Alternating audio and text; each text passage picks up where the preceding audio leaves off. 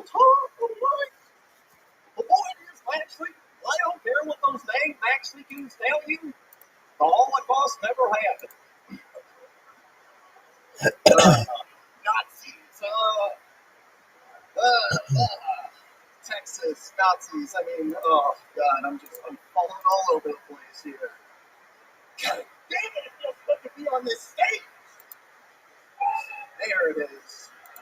Julian Hemmendinger. Is that your real name, Hemmendinger? That is my real name, Julian Hemmendinger. Hell yeah, man. Where are you from? I am from Washington, D.C. Oh, welcome. What brings you here to Texas? Comedy, and I have a lot of friends out here. I've come through a couple times. I love Austin. Okay.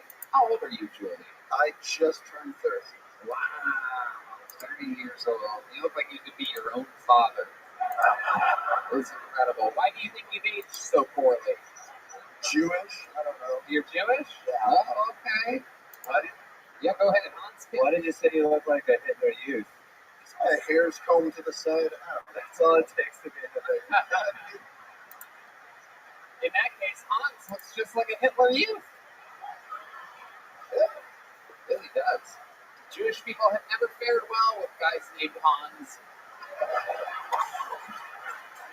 Yep, it continues. Another Jew roasted by a Hans, everybody. All right, that's enough. Even I think that's a little too racist. So cold. I love it. So you're born and raised in Washington, D.C.? Yes, sir. What do you do for a living? How do you make money? I actually stream on Twitch. I make just enough that I can do that. What are you streaming? What do you do on I play video games, and I have puppets that yell at me. One of them's a prostitute. You have puppets? Yeah, one of them's named Misty Fisty. The other one's One-Eyed Willie. Wow. I'm a really lame, guys. I'm sorry. Oh my God! Holy shit! What do you keep in your backpack? I actually have a gun for just a mass shoot. No, I'm kidding. That's not funny. I have There's no Jewish mass shooters, everybody. Relax. That's a wasted bullet. Yeah, they're too expensive. I actually normally for my set I have juggling balls, and I have a Diablo that I use. Really? You have juggling balls? Yeah. Will you juggle a little bit more? Can we get some juggling music, guys? Hey! Time to juggle, motherfuckers! Oh, yeah, this is still. Oh, he's horrible at it. Oh. Wow.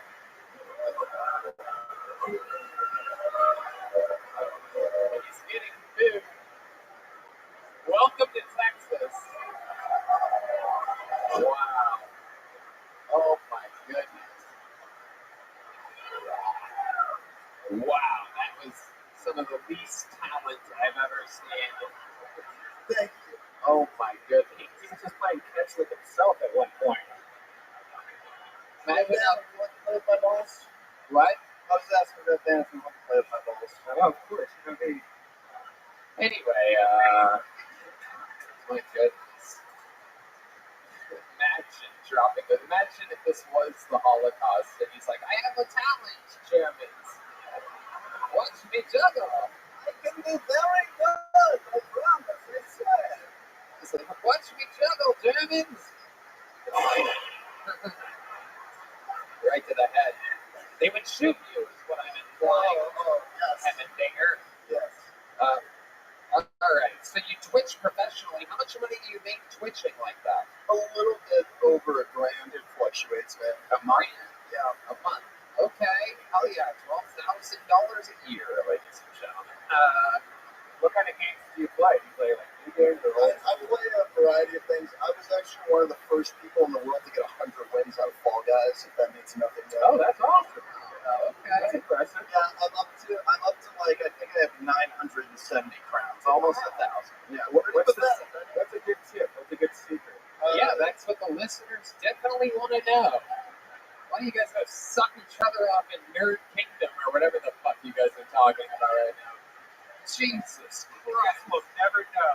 Oh my God, you fucking twitchy motherfuckers. Hemmendinger, what's your love life like? Are you getting your balls juggled at all? mean, I'm single, but I've been doing all right since I moved to Austin. Yeah? Wait, you moved here? Yes, How long ago did you move here? 2 months ago. And how good are you doing? What is that to you? I've gone on a couple dates, and one of them said they wanted to go on another one, but then later on got off on rejecting me, I think. And then I went on like 2 or 3 dates. Okay. I've got laid. Did he stay?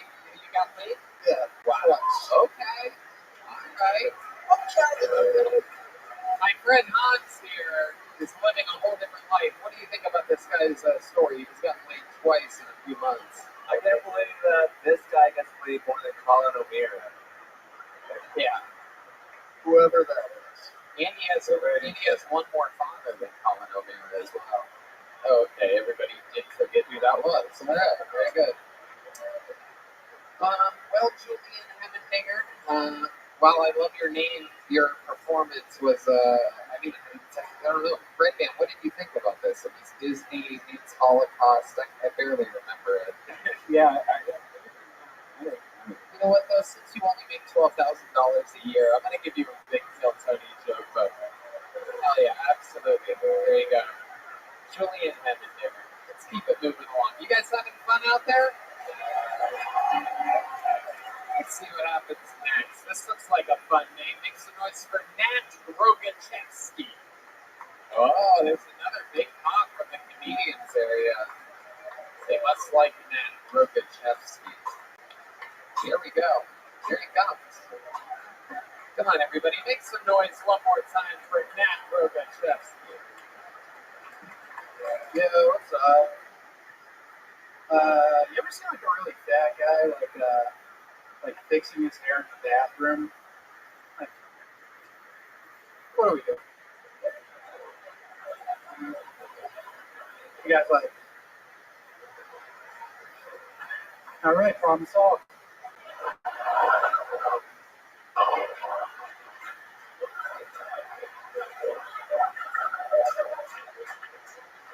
Now they won't know I'm fat as fuck.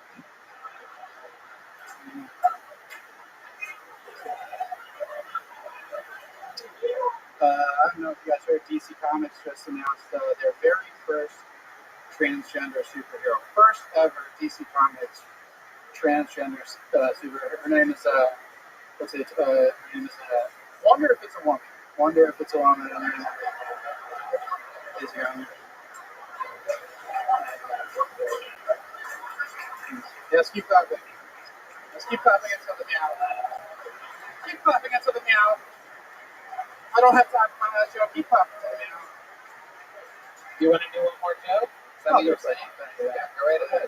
So I was at HEB the other day. I was getting helped out by a person who was right there. It was a transgender person. Their name was Alex, but they spelled their name Alyks. And I was like, look, man, you already changed your name. You don't have to change the name. Nat Rogachevsky. Wow. Very, very, very good. Nat Rogachevsky. Welcome to the show. A fantastic performance. How long have you been doing stand-up comedy? Just over 6 months. Oh, wow. That's really good. Really, really good. I love your fat guy fixing his hair joke. What I love about that is you're almost too fat to be able to do that joke. You're like 10 pounds away from being the guy getting that joke. When I was writing that joke, I was like looking in the mirror. I was like, I don't know, dude. It's close. Yeah. Where are you from? You from Austin, Texas? Boston, Massachusetts. Boston, Massachusetts. Wow, what the fuck? I just keep pulling people from Boston since I performed in the Mecca there this weekend. That's incredible. Dave is my. Did you know that I performed in the Boston Garden this weekend? He did it with Joe Rogan. 16,000 people. No kidding. Yeah. In the Boston Garden? Yeah. That sounds about right. Hell yeah. Trans superheroes. I believe we had one of those on the show earlier tonight. That's hilarious. Yeah. He's laughing over there. It's all good, folks. Yeah. Nat, what do you do for work? I'm gainfully unemployed currently. Okay. What's the last job that you had? Drug dealer. Really? Yeah. Molly and acid and Wow. Is that? There's some fans of Molly in the room. yeah, these are fucking losers. And everyone's like, yeah, dude, yeah, It's hard just drugs. Texas absolutely fucking loves drugs. Yeah, they do. They do. Did you just move here? Yeah, a month ago. Okay. What do you love so far about Austin, Texas? What are your favorite things about this city? You can do like a gay joke on stage and not get in trouble. Wow. You get in trouble in Boston, Massachusetts? So bad. Are you kidding me? No, this dude, I did this joke at like this super dumb mic in Boston, and it was like a dumb black joke that I was just trying to work out. I wasn't married. When you say dumb, No. are you saying The that joke- they're dumb or the joke is The okay? joke was dumb, and I walk this lady, and I go outside, and she starts to yell at me about the joke at an open mic, and she was like, "Can you imagine doing that joke for a crowd in Atlanta?" And the only other time I tried that joke, when I tried to debut it, was in front of a black crowd, and it worked. And I was like, "Yeah, it actually works." And she goes, "That doesn't matter." And I was like, "Lady, like, you think you know better than they do?" Yeah.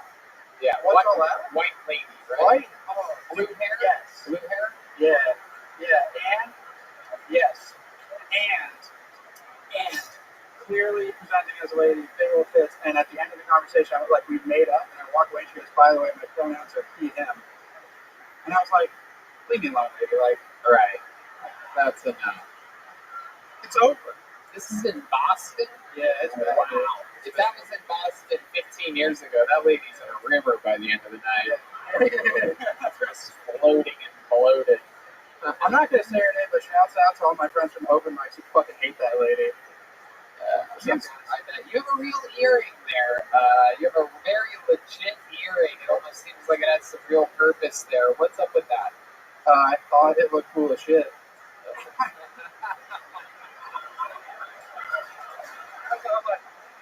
You're a funny guy. Nat Robichevsky is a funny man. I like this guy. Hans, what do you think about Nat Robichevsky? I didn't know you could make a paperclip into an earring. Yeah, that thing is. What are now that I see that earring, I gotta ask you, what are your pronouns? No, I'm kidding. You seem so comfortable on stage. Like for 6 months, that doesn't seem possible. Do you have any reason why, or is it just the drugs? I'm a sober guy. I used to do like heroin, so now I just don't care about anything. Wow. That's what it is. Former drug addicts are always some of the funniest people. We've seen this before. Tim Dillon, Theo Vaughn. There's a lot of newly sober people that end up being able to obtain a level of funny that is just absolutely incredible. So that's where you get your swagger from. How long were you hooked on heroin for? Like 5 years. Wow. Yeah. My goodness. Shooting it up or snorting? Shooting it up. Oh, wow. Yeah.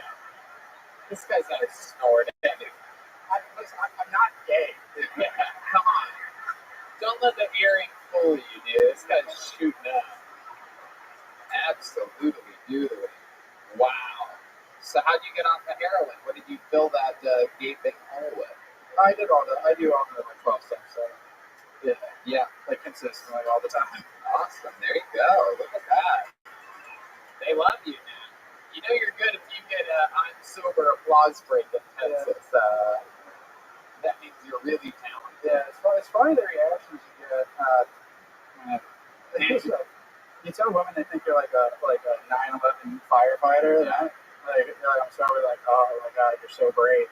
Yeah. You know what's braver actually is never having done heroin. I would say for my money. And it's also like being a 9/11 fireman because you both have to deal with black tar. Yeah. Very good. Very good. Yeah, that was a good one. I don't need your laughter. I know, because I'm smart, how good that one was. It deserved much more than in the moment heroin 9/11 firefighter hybrid super joke. But rewind it for those of you listening to the podcast. Go back 30 seconds and watch me load up and do it again. Just kidding, it wasn't that great. Matt, do you have any special skills or talents? The last guy had juggling balls. No. You sing or anything like that? that? I wouldn't care to. Really? How many do you think Nat should sing us a little song? These people love you, man. What do you know how to sing? The band can do anything. These guys are monsters. Yeah, I don't know that dumb song. Can you freestyle? No, I can't freestyle. I don't know. Keep yelling. Keep yelling. What's that? What are you doing? What is this? The Price is Right? Yeah. It's weird. Now I'm nervous. Well, luckily for you, we have some fresh heroin we're going to shoot in your veins right now. Yes. Yes. Oh, yeah, okay.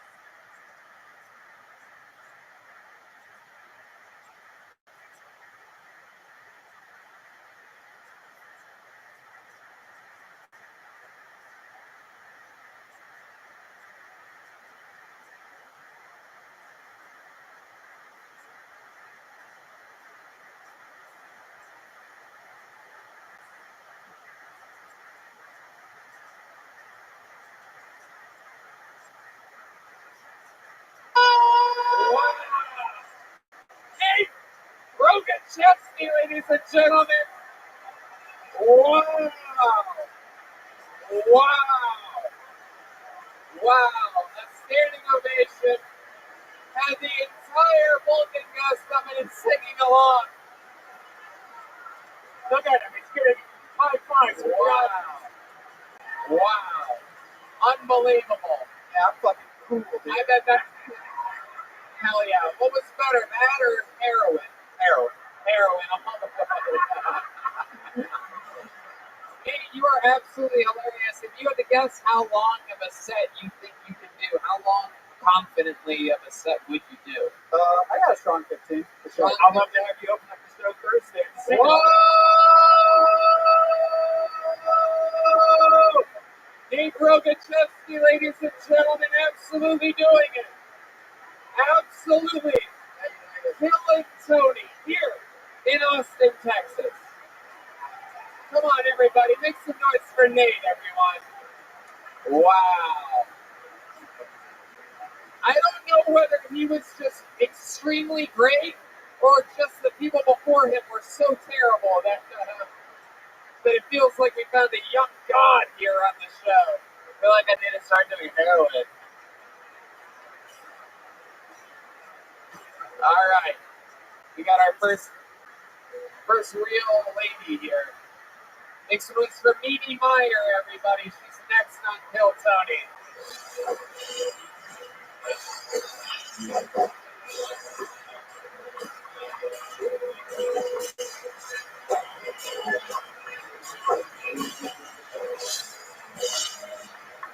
Hi. Come on, one more time for Mimi Meyer, everybody. Come on.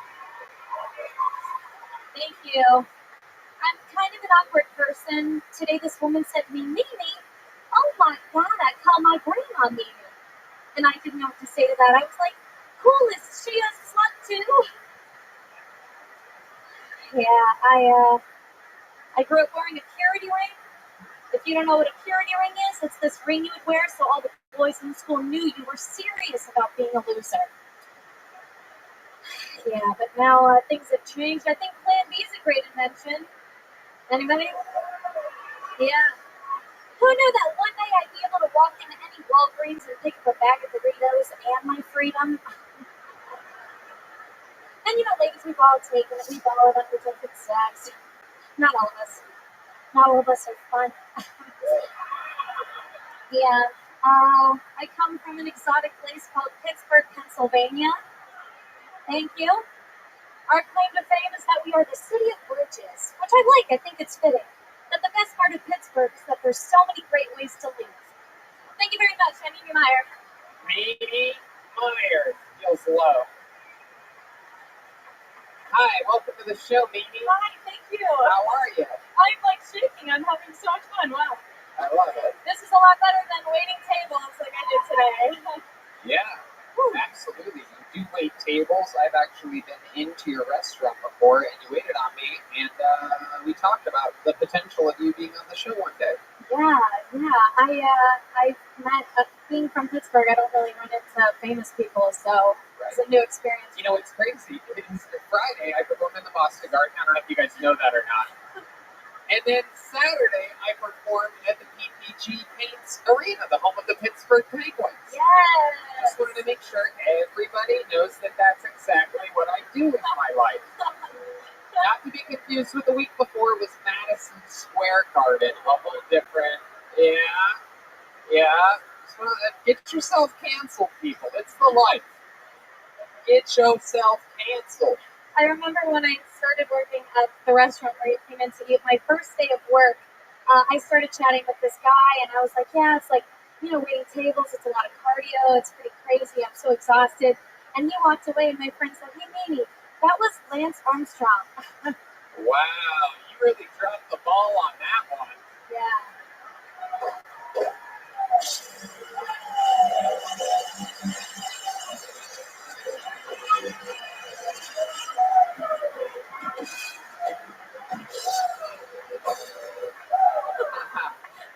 God, I'm so good at this. Jesus Christ. Mimi, you seem like a wild, wild girl. You're somewhere between like super dork, but you also seem a little bit freaky. Am I correct? A little bit. You referenced unprotected sex at some point in your set. Is that you talking about you, that you have unprotected sex with people? I used to work on a cruise ship, so it got kind of weird. Oh, shit. Hell yeah. Hell yeah. Okay. We talking about what? Carnival cruises or Norwegian? I worked for Disney Cruise. Whoa!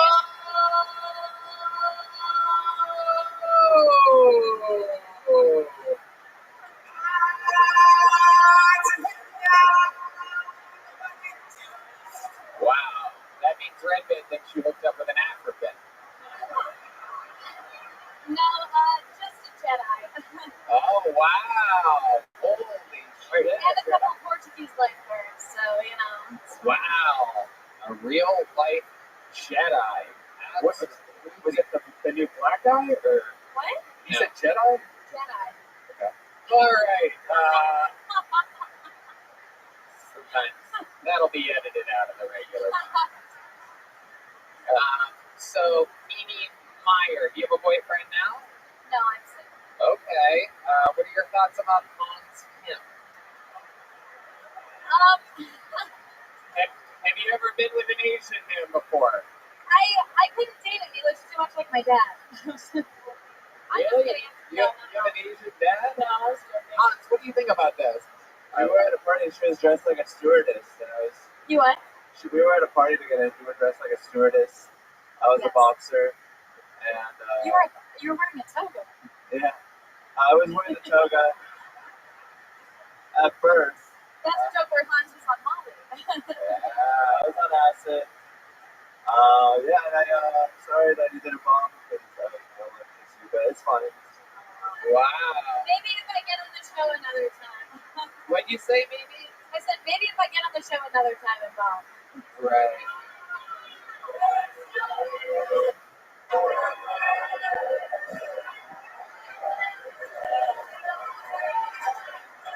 I think they want me to kiss you.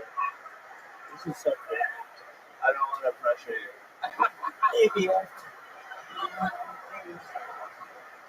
I'll ask for consent. We can film it and put it on TikTok. I can film it and put on TikTok? After the show. If you want to do it now, yeah, sorry, I'm, okay. Turn it down again. Turn it down. Wow.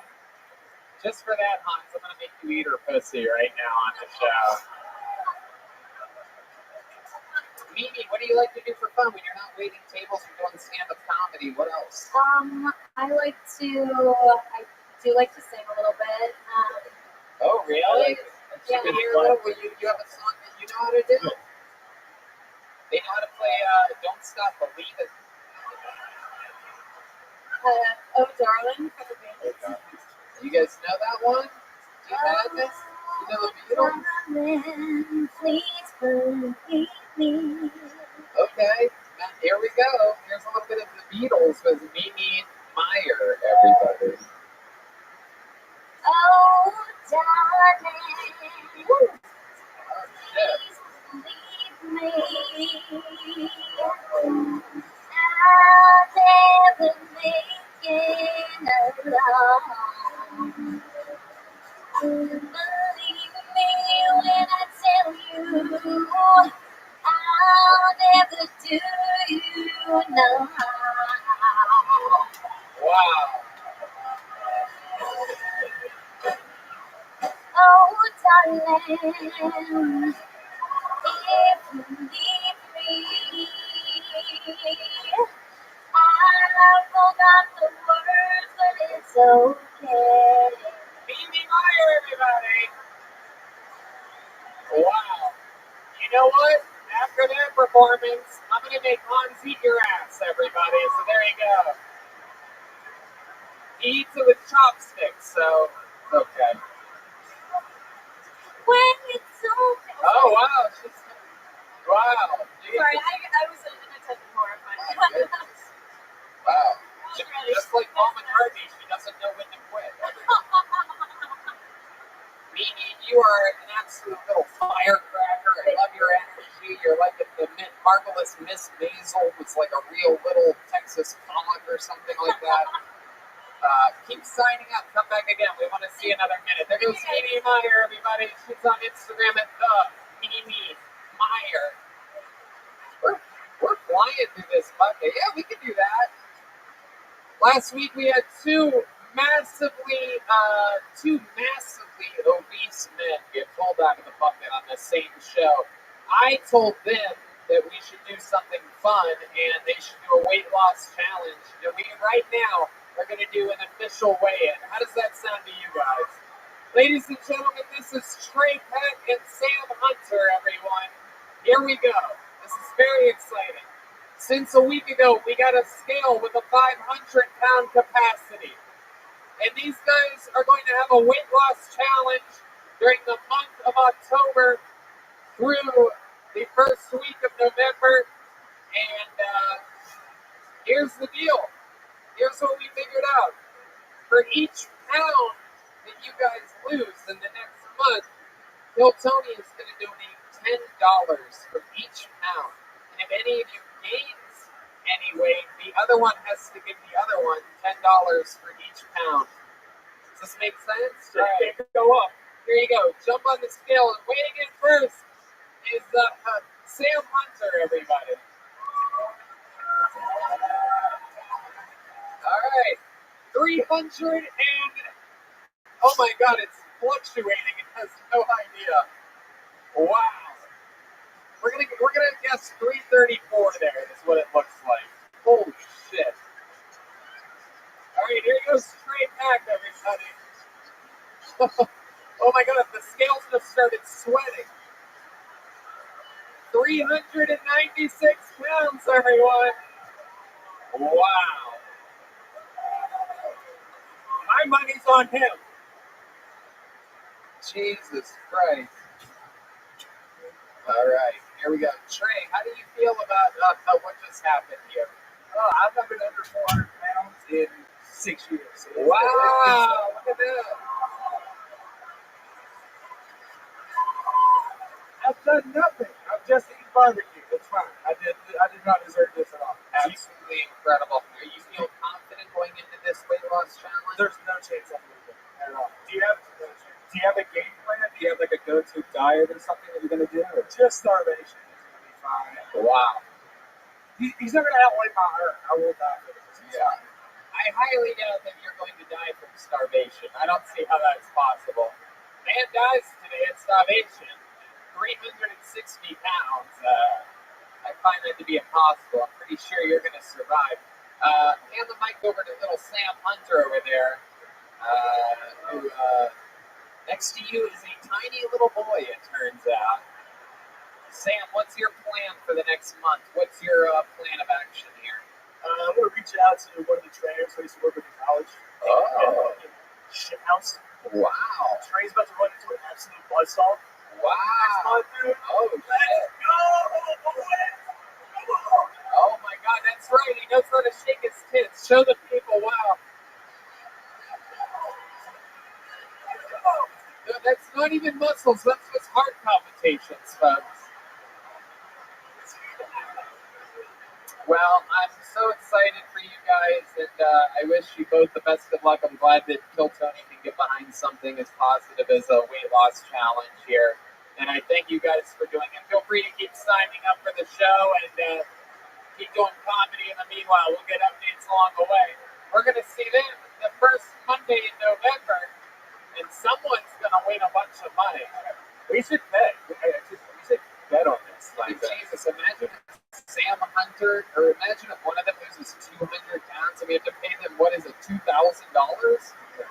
Jesus Christ. Well, one dude weighs a lot more than the other guy, so he's probably going to lose more, but at least the other guy's the trainer. Like, that's, I don't know about that. Anything can happen. We're going to see. There's going to be a lot of fucking, a lot of missed meals between the two of them. Your next comedian is Mason Smith. Back to the fucking we go. Let's meet another stranger together. Mason Smith is next on Kill Tony in Austin, motherfucking Texas. Here comes Mason.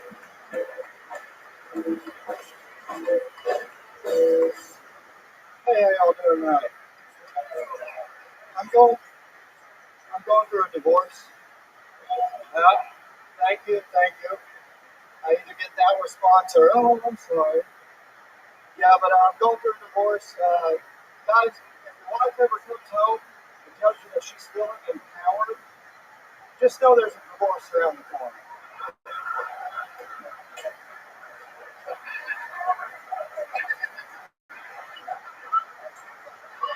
I'll tell you, it all went to hell after she started going to therapy. She actually, she started getting mad at me about certain things that she's never gotten mad at me before. Like, she got mad at me one night. She said, how come you never give me head scratches and foot rubs without trying to touch my vagina?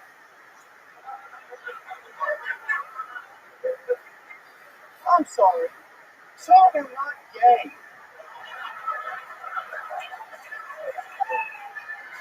Mason Smith, hell yeah.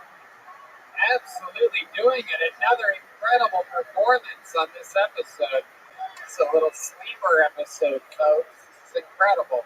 Mason, how long have you been doing stand-up? Very, very good set. Thank you very much. 3 years next month. 3 years. Where were you doing it at? Where are you from? I've lived in Boston for the last 8 years. You see them? What the fuck is This going is on? what I did. This is how the universe works. I fucked that city up so fucking good on Friday night that it's following me. I'm telling you. I don't know if you know this. I performed in Boston Garden on Friday. I think what It's considered one of the mecca arenas of the United States of America. I had heard that. Absolutely. So Mason, what do you do for work? You seem like a real fucking man. Yeah, so I've been a welder for the last 11 years. You're a welder. Wow. I told myself when I moved here, though, I'm never welding again. Okay, so you've given up the. Fucking right, I never want to touch a welder again. All right, so what are you gonna do? I'm trying to do comedy, but right now I'm just gonna fucking. This is how people end up underneath bridges, Mason. I I swear to God, I'm making Texas. I'm never gonna do what I was professionally trained to do ever again. No, I'm gonna get a couple part-time jobs for the daytime, you know. Okay. I got no problem with it. What do you think? What's a real man like you thinking about doing a part-time job? I used to work at a liquor store when I first moved to Boston, and that was pretty fun, pretty easy. Anything's easy after welding for 11 years. Right. Yeah, that's real fucking tough work. Yeah, You get like sparks in your eyes. Oh, I've had flash burn. I got burn marks all over me. Yeah. You ever think to like stick with the weld and think it might become something like a seamstress or something? Like something That's fabric. that's a lot. It's not as dangerous as welding, but you're putting two things together. It might be good for you. Jesus fucking Christ. Mason.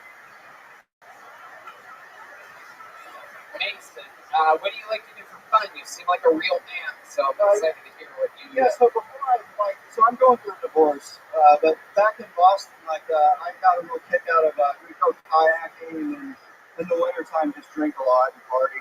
Okay. I really like just having fun and hanging out. Okay. You know, take drugs every now and again. What kind of drugs are we talking about? I got an acid tattooed on my arm. Whoa! Wow! Look at that. Meet my friends in the Nether Hour. Percy, why don't you come up here real quick? Put your hands together for my friend Percy. This is the bass player for one of my favorite local bands, the Nether Hour. This is it's very interesting. This is my friend Percy, everybody.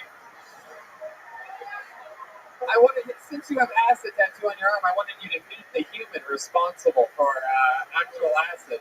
This is what acid looks like, everybody. Percy. And this is also what acid sounds like. Percy, why do you say hi to these people? Hey, what's up, dudes? Fuck yeah.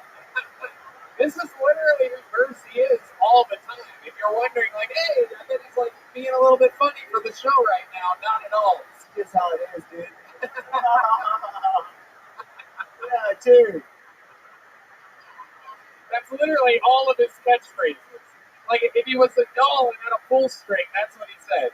He says, cheers, this is what I do. It's fuck yeah.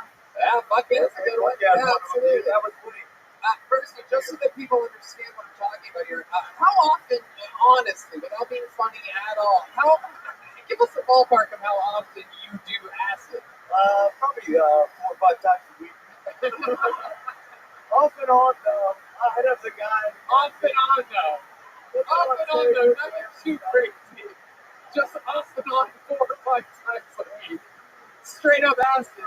Which lasts, what, 8, 10, 12 hours or something like that? The microdose might just last like 4 or 5 hours. Most of the another hours that lasts, you know. What's the party afterwards? So I love it. I just wanted you to come say hi. Make some noise for my friend Percy, everybody. I love you, Tony. You're running the red band. Love you guys. Cheers, dude. Yep. He held on to the mic a little bit long there. Typical acid trip lasts longer than you want it to. You know what I mean? I love it. So you got to meet what acid looks like there, since you have it tattooed on your arm. Wow. His relationship stuff was so real. Like the realistic, like where the start complaining about things you never did. Like, that hit close to home. I think with a lot of people in this album. Yeah. What does she do for work? She's a nurse, and she just graduated from grad school to be a nurse practitioner. Oh, okay. Yeah, doctor dick in her. Yeah, I don't know.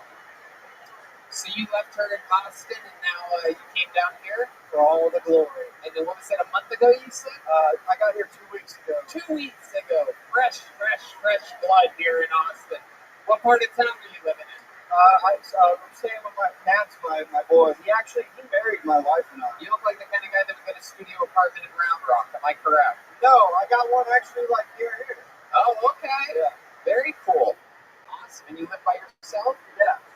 Very good. Do you think you're going to lose any money in the whole Hots camp? What do you think about this? I think that he sells some good acid. I actually took tab of his acid. Really? Wow. You weren't supposed to tell people. It always surprises me how many drugs Hans actually does.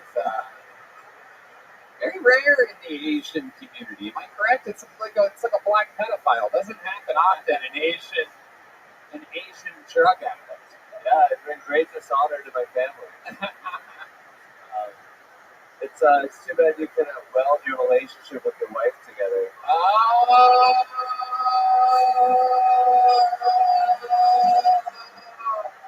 my boy. my greatest creation.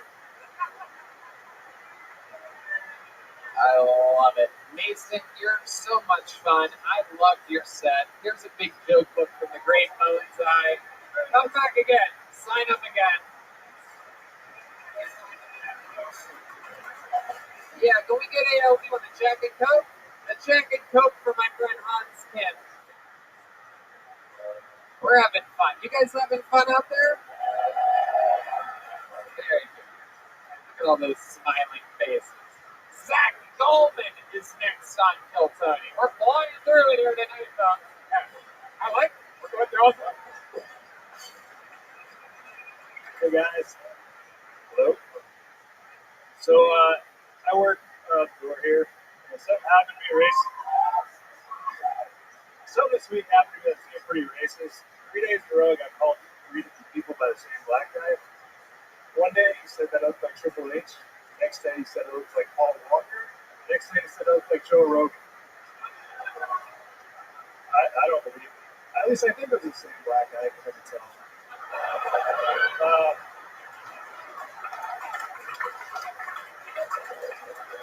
I've been going to therapy a lot, and I like it, but I feel like they don't let me take the blame for a lot of things. Like, pretty sure my dad had nothing to do with me getting drunk and shit in my ex-girlfriend's front porch.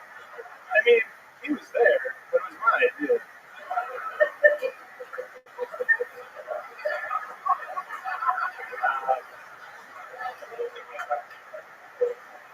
That's all I got, guys. There you go. Opinion from Zach Goldman, door guy here at Vulcan Gas Company. A very, very, very good set. You're originally from Columbus, Ohio. You've been on this show before. You're a strong man, ridiculously strong. And we found this out. Is Cody here? Is Cody here? He's not. He's not here tonight. No Cody. God damn it! Because every time you lifted a midget, you lifted more every time. Yeah, I got the record now, 10. What? Oh shit! One of the strippers talked for a second. Confusing gibberish. Zach. Yes. So what's been happening since you've been on Kill Tony? Give us all an update of the last few weeks since we've seen you last. What's going on in your world? I work pretty much 6-7 days a week, and then trying to hit mics. And I'm recognized as a guy who presses midgets. That's right. And also I'm funny. Yeah. So that's fun. I just been working. That's really it. You been going to the gym at all? You've been staying strong? I actually haven't been. I've been trying to get in, but all my time is dedicated to other stuff right now. Can't fit through the door? Yeah, pretty much. I've actually down like 30 pounds since I've been down here. Yeah. Wow. I'll be skinny now. No, I love it. I love it, Zach. What have you been doing for fun when not working or performing? Something? Did you go to ACL or anything like that? Or No. AFC or anything? Really, I'm just trying to stay in and save money. And I play guitar on my off time. Really? You play guitar? Have we ever had you play guitar on the show? You know how to play guitar? Matt, what do you think? Should we give this guy a shot? Let's see what happens here. Very rarely do you get a fat boy playing guitar. This is a rare treat. Very rare. Again, like an Asian drug addict or like a black pedophile. This is a fat guitar player. Normally, all right. Can't think really any fat guitar jokes right now, but John Hopper. all right, here we go. Wow.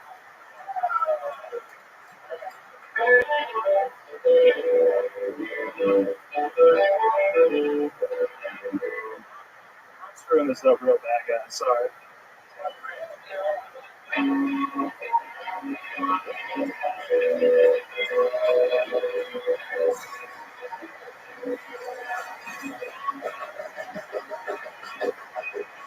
She calls me the lions and I wear the deadly mask. Yes, the stones are coming too fast for her now. I'd like to believe I can bring up the past. All the stones that have thrown are built up a wall.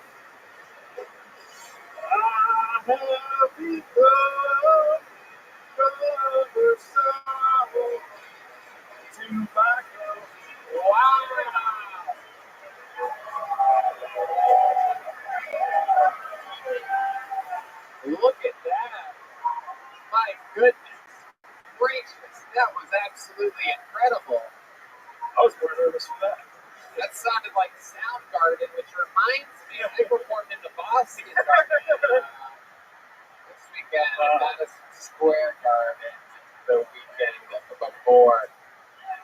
Catch a lot of the comedians you saw tonight performing in actual gardens. Yeah, that was great. How long have you been playing guitar for? 25 years. Wow. Look at that. That's incredible.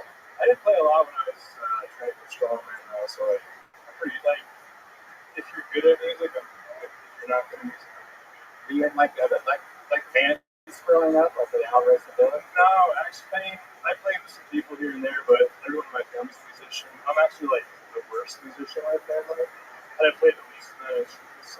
But you can beat them up. Yeah, exactly. So. That's true. That's all that matters. I'm also the tallest and biggest, so yeah. Woo! You're shredded and you shred. And Zach, I love it. You've been on the show quite a few times. You always do good. You already have a joke book, right? Yes, I do. All right. Well, then there you go. Another great performance by Zach Allman. Let's keep going through it. Let's get another one up here. He's a big guy, but his hair is thin. All right, Kit Hudson. This looks like a new name. This should be exciting. Kit Hudson. Let's see what happens here. Here he is, Kit Hudson.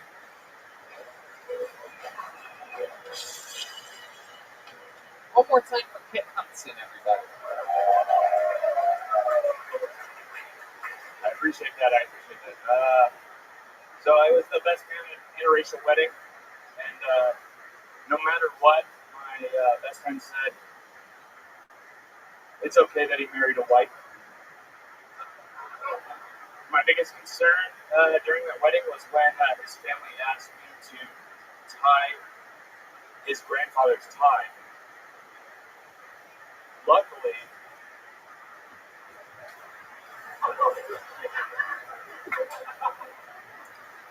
he said that it was the most pleasant experience he had out of the times a white man has tied a knot around his neck.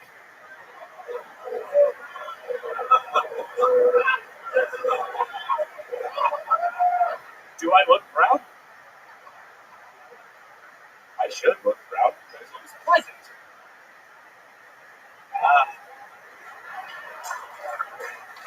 Kit Hudson. Really? Really? That all sounds true. 100% true. Wasn't necessarily as funny as it was brutally honest.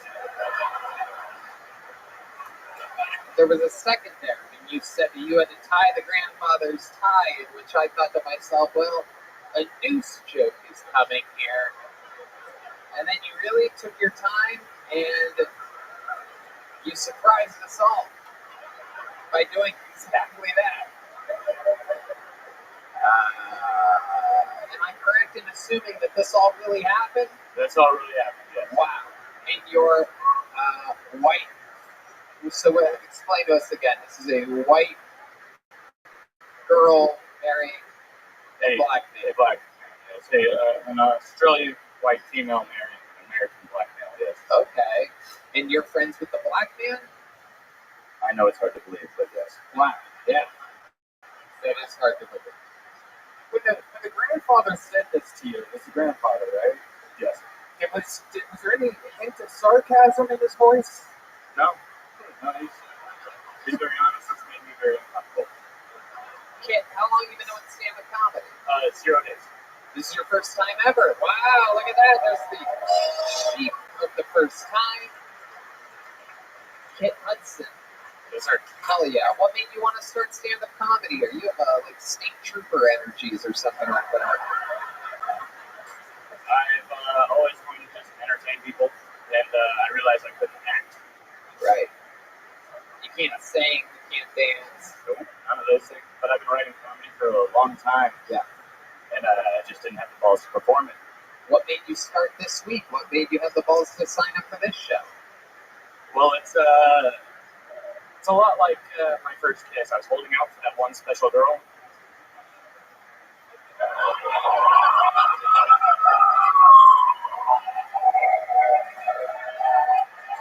everything. It's really. How dedicated are you to comedy? Tony is that one special girl that I wanted to do stand-up for the very first time. So That me. yes, Thank you very much. Yes. Thank you. There you go. Again, I saw that coming 40 seconds away, much like you have a very special delivery style, Kit. All right. So you just started stand-up. What have you been doing for work up until this point? I've been in the Army for the last 11 years. Oh, wow. An American hero, everybody. What do you do in the Army? During active duty, I was dropping bombs. Right. Where at? I was in Oahu, Hawaii. You're dropping bombs in Hawaii? I was. Jesus Christ. What army are you Which fighting for? The Japanese, apparently. My goodness. No, that's where I was stationed. I went to Afghanistan. Okay. All right. Well, you see how that ended up. My bad. So, Kit, what's your love life like? You seem like a good-looking guy for someone that loves the flavor of water.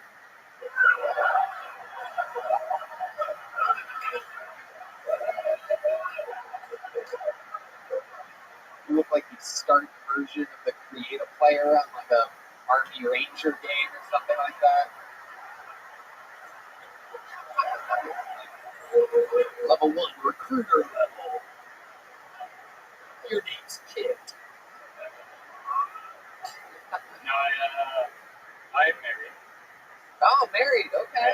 I asked my wife whether or not I should go out tonight with this. She said, well, I haven't seen her hair that short without it, so no, I don't want you to go out with a shaved testicle. So I was like, What does your wife do for work?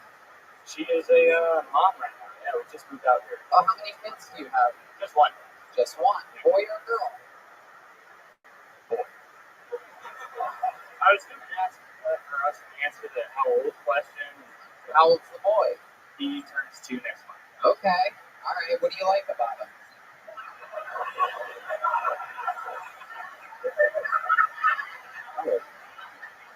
What's his pronouns? That's a good question.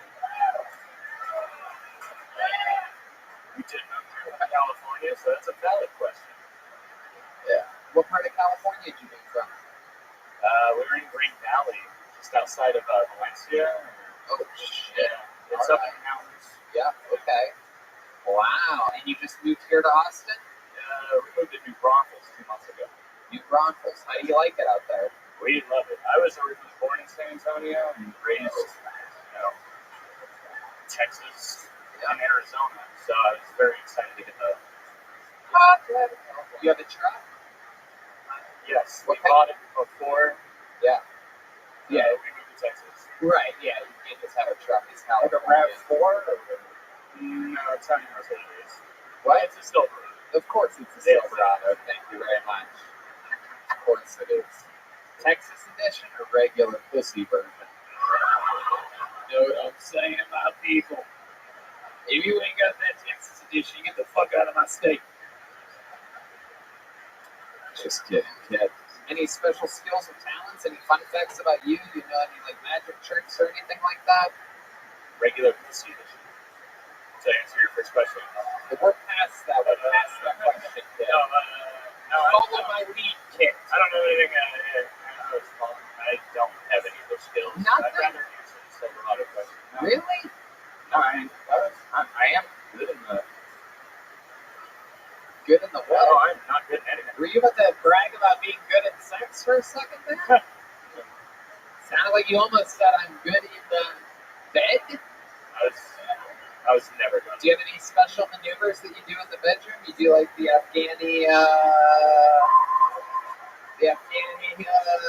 sex trick where you wrap your girlfriend in a sheet and then fuck her? Yes. All right. If you guys are going to groan about Afghani jokes, then I'm getting out of here. I'm going to end the show early tonight. That was. You ever just fuck her and throw a handful of sand at her face?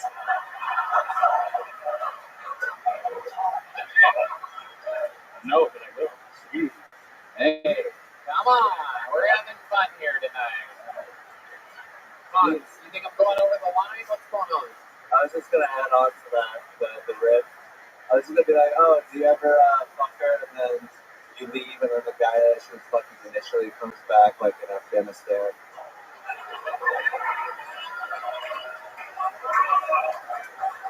By the way, Hans, pro tip, you don't have to say I was going to make the rip and then say the rip. You just say the rip. I'm really nervous right now. Thank you for having me. This is an honor. ROTHSCHILD, ladies and gentlemen.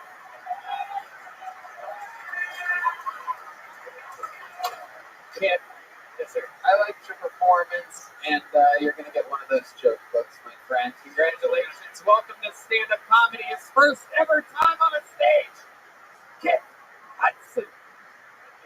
What do you guys think? Should I pull one more name out of this bucket? Okay. I'm going to go deep in here. Really. Mix it up. Let's see what happens here. Guilty. Let's see what happens. Oh, Arlene Hayes, everyone. This is another new name for sure. I know a real new name when I see one, and I would remember in Arlene Hayes. Here comes Arlene, everybody. Come on, it's your final bucket full of the night. Make some noise for Arlene, everybody. So I just flew in. I took Spirit. Yeah. Hell yeah. $70 round trip. Anybody with me? That's right. So I'm convinced that Spirit Airlines is the only company where if you fail the competency test, you're guaranteed the job. So today I went on a walk around the place I'm staying and I came back and there was a very insightful news article talking about how there's a lack of women that are firefighters.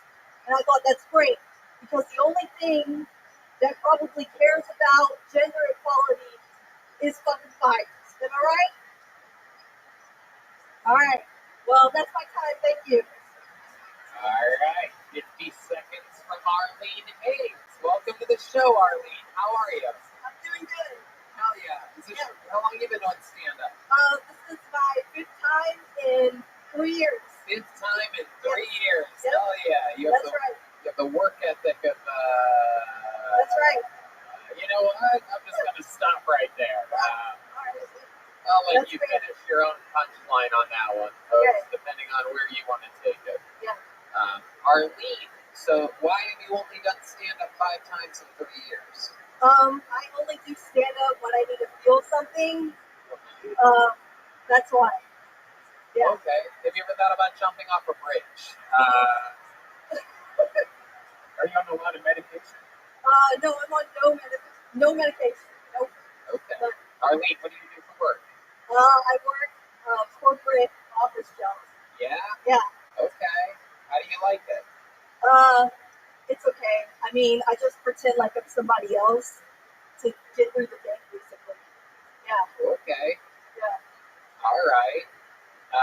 What do you do at the office job? I market insurance. Yes. That's Wow. right. Holy shit. Have you ever thought about going on medication? There you go. No. I would never. No. I'm good. Okay. What do you like to do for fun? Go to the dog park and talk to the other dog people. Okie dokie. Red Band, do you have a question for her? Yeah. You talk to the dog people? Yeah, the dog owners. Okay. Do you have a dog yourself, or are you just so lonely? Have we I have a dog. How many do you think we found the world's loneliest woman here today? Arlene, how would it make you feel to make out with Hans Kim right now on the show?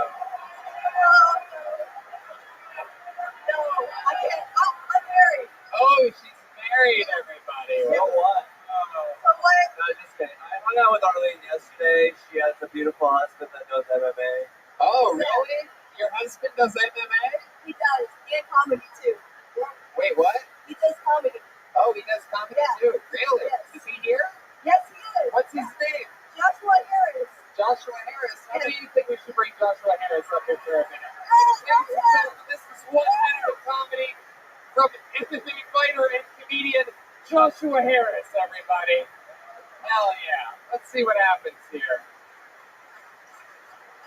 Oh, wait, what? Ladies and gentlemen, here's a minute from Joshua Harris. Stay on the stage, Arlene. Sorry, stay on the stage, Arlene. This is a minute of comedy. One more time for Joshua Harris, everybody.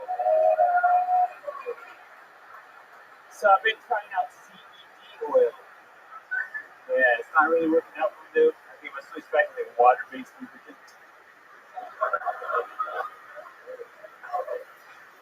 You guys think that porno sets unrealistic expectations? I do. The first time I ever had sex, I was like, where the fuck is the camera?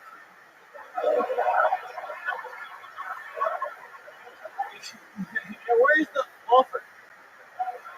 I need a fluffer. All right, next joke.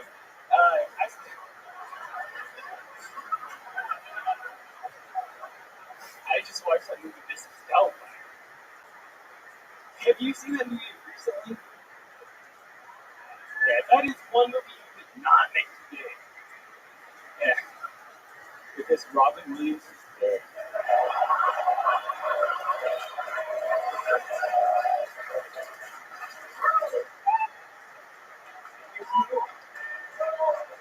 There's a minute from Joshua Harris. Welcome to the show, Joshua.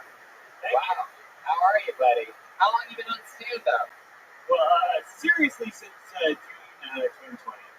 First time ever, January 2018. Okay. And MMA, she was just completely lying about that, right? What's that? Unless her MMA stands for math, marriage, and academics, I don't think. Yeah, what is that? The wilting weight? You think I do academics? What? You think I do academics? What? Do you think I do academics? You look like you can. That's why the thing got all out. So, I kicked Constantine's ass yesterday, so. You what? I kicked Constantine's ass yesterday. Is this true, Hans? No, not at all. Why is your shirt tucked in the front, but not the back? Yeah, dude. Oh, his wife liked that one. Hans is asking the tough questions. My wife told me to do this. She said this is the look. Wow. Maybe don't get your advice from your suicidal corporate office working wife. Did she tell you that, or did one of her friends at the dog park tell her that?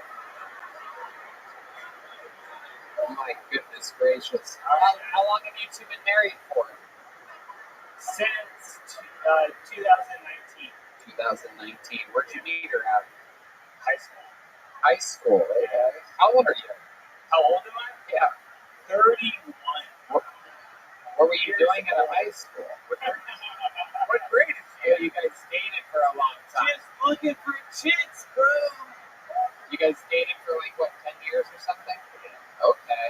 That's adorable. Wow. Yeah, man. Is that the only girl you ever had sex with? Is this going to be on the internet?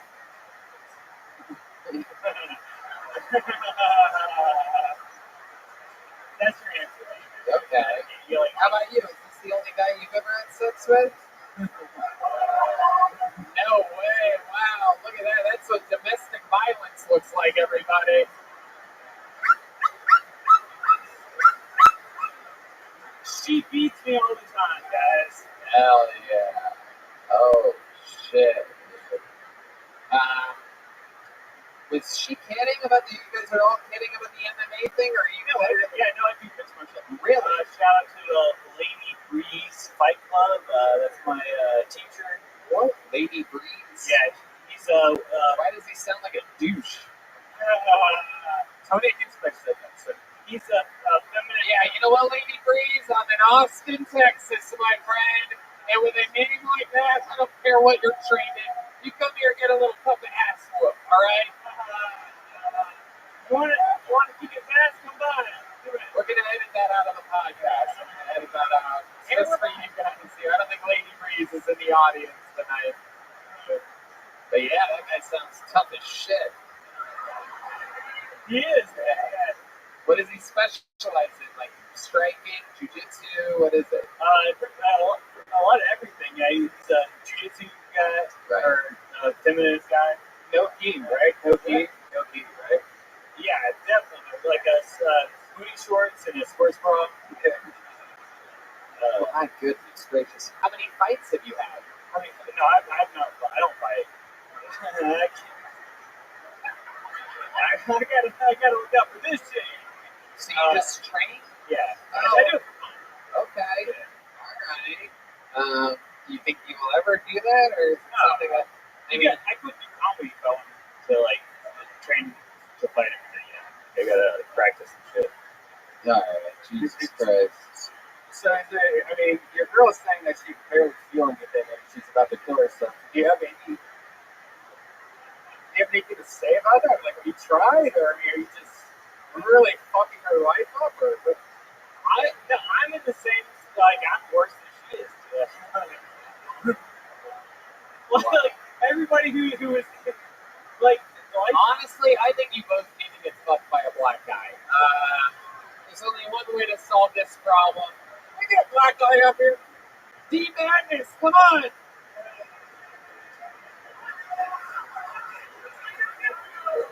I am not used to doing comedy in front of this many white people, by the way. All right. Joshua Harris and Arlene Hayes. Why do you guys have different names? Because of feminism. All right, there you go. Joshua Harris and Arlene Hayes, everybody. New minute from this power couple. There you go. These are a couple little stocking stuffers for you. There you go. Tell Lady Breeze I said hello. Lady Breeze. Why do I feel like they're not really American Breeze? I don't know what's going on there. Something's up, though. Something's a little rotten in Denmark over there. You guys ready to bring this thing to a big close here, huh? Ladies and gentlemen, your final comedian of the night. One of the longest standing regulars, the longest standing regular in the history of the show, an absolute legend, undefeated, undisputed champion of regulars, the Big Red Machine, William Montgomery! Wow, a standing ovation upon arrival. This crowd is hot. I don't know who's running this fucking place, but I'm just trapped in the goddamn walk-in freezer for 20 minutes. I'm freezing cold.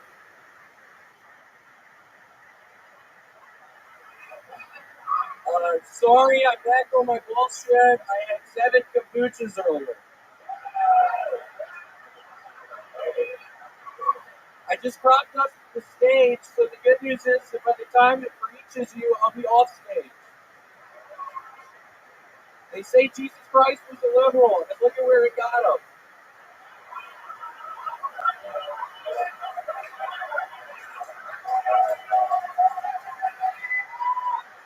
Let's give it up for Jesus Christ! Let's give it up for Yahweh! Give it up for the Son of Man! Do you know who I really feel sorry for? The butthole surfers' parents. California just passed a new law requiring gender-neutral toys. I'm just trying to figure out where the fuck I'm supposed to buy balls now.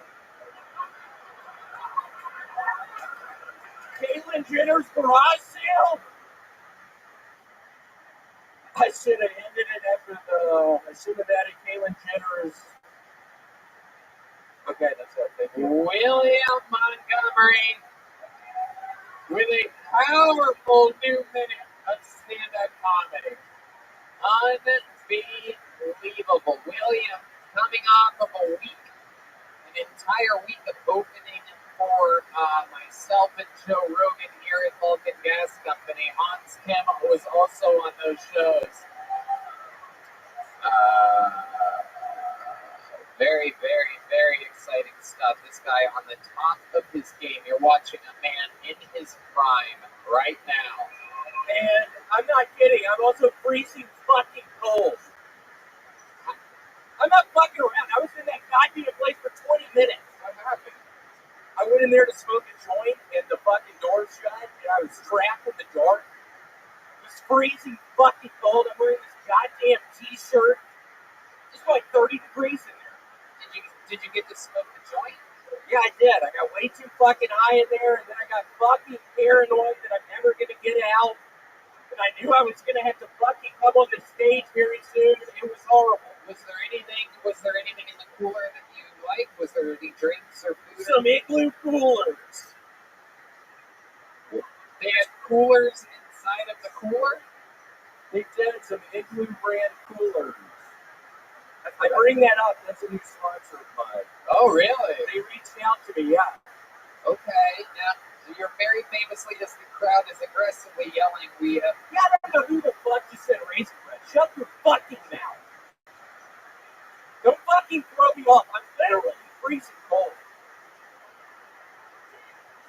How much raisin bread have you had this week? We found out you're newly addicted to raisin bread after gaining sobriety a few months ago. How much raisin bread did we get through this It's like week? 3.5 loaves. Since Thursday. Since Thursday? Oh my goodness, that is a loaf a day, basically. Pretty much. Wow. That math works. Yeah, it's about a loaf a day. I can't quit fucking eating it. So, like, do you toast it? Do you put butter on it? Do you make sandwiches? Or do you just go one slice at a time raw dog? Sometimes if I'm feeling pretty down, I will just eat it a slice at a time.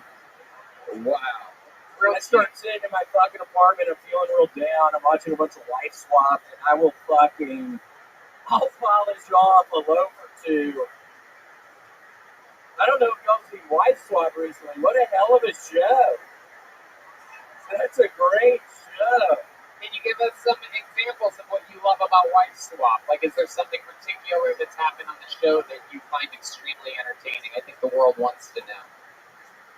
Oh, man. You caught me. I haven't been watching Wife Swap. Oh. No. The rare lie from William Montgomery. Oh, no. Everything else he said was completely honest. Everything else is true. No, I haven't been watching it. Oh, my goodness. Wow.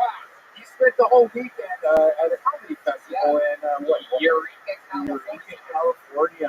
2 years in a row, you going out and headlining Eureka. How was that? It was fun. Okay. Yeah, it was fun. Anything interesting happen out there? I was able to smuggle probably an ounce of weed back in my baggage. I felt cool doing that. Wow. You did? I did, yeah. I have it in my apartment. Where'd you put it in your bag? Did you put it like in a sock or something special? Did you try it all to hide it, or like? I didn't at all. I just put the bag in there. I was feeling pretty down. I had been eating a bunch of fucking raisin bread. My sets were honestly a fucking disaster up there. You didn't turn into a nightmare. It turned into a what am I fucking doing with my life? This has turned into a giant fucking mistake. I was up there trying to make people fucking laugh. I wasn't able to do it. It was sort of a time of soul searching for me. I think I've made a horrible mistake. And then I get fucking trapped in the goddamn freezer. I start freezing. I'm hot as shit in there. Wait, that happened in California as well? Yeah, I got trapped in a fucking freezer up there as well. Oh my god. You should really stop going inside a freezer. I don't think I'm gonna fucking stop. I love it in there. A nice fucking black freezer! It's freezing cold! I love how that feels! I love being cold! I love being cold! Nobody's gonna stop me in there! Ain't nobody stop me in the freezer! I promise you that! I stay in the freezer! Get up here, blue! Wow. Nobody does it like this guy. This is, without a doubt, peak performance. I mean, the crowd. I trying to get one from Igloo! I need that Igloo one! I'm really close to living on the street! I'm about to be homeless! We're supposed to cheer at that party. God! Sometimes I wonder what it's like if somebody brought like their girlfriend to this show for the first time or something. You did? You brought her? This is your first time seeing the show? What do you think about this moment right now, lady? Get out of here! I'm kidding. William, you're an absolute fucking saint. You're on top of the world. You're out. You're headlining. You're selling out shows. You're opening for Joe Rogan. You're on the best shows in the city. And he's a product of here, Austin, Texas, everybody. Come on, make some noise for William, everyone. How loud can this place get for our guest tonight? His first time on panel, Hans Tim, everybody.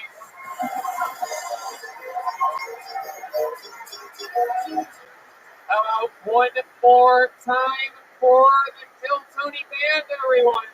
Screwball, Peanut Butter Whiskey, Michael Gonzalez, Deep Madness, Matt Mueling, and the great John Bees on the keys. Make sure you follow all those guys on social media. They are the Screwball Peanut Butter Whiskey Kill Tony Band. The drawing for Ryan J. E-Belt is in. It is absolutely incredible. It's Hans Tim with a machete. And me and Red Band. Very cool stuff. Go to RyanJEbelt.com for all these Kill Tony prints. It's absolutely amazing. What appears to be the Liquid Death after party. Following Liquid Death? Yeah, following. I fucking love Liquid Death. Immediately following this show, right here, right now, at Vulcan Gas Company. Unlock your phones, hang out, have another drink, mingle, have fun. Thank you so much for coming out, everybody. Good night, everyone. Thank you.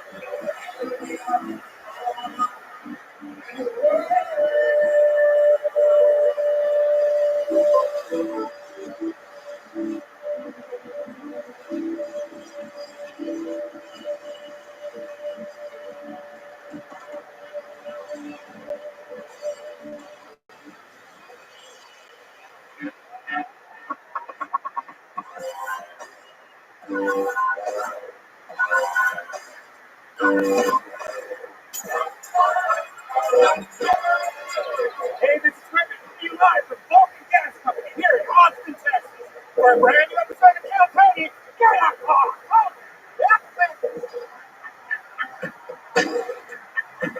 Come on, it's Monday night in Austin, Texas. You guys can make more fucking noise than that. You guys ready?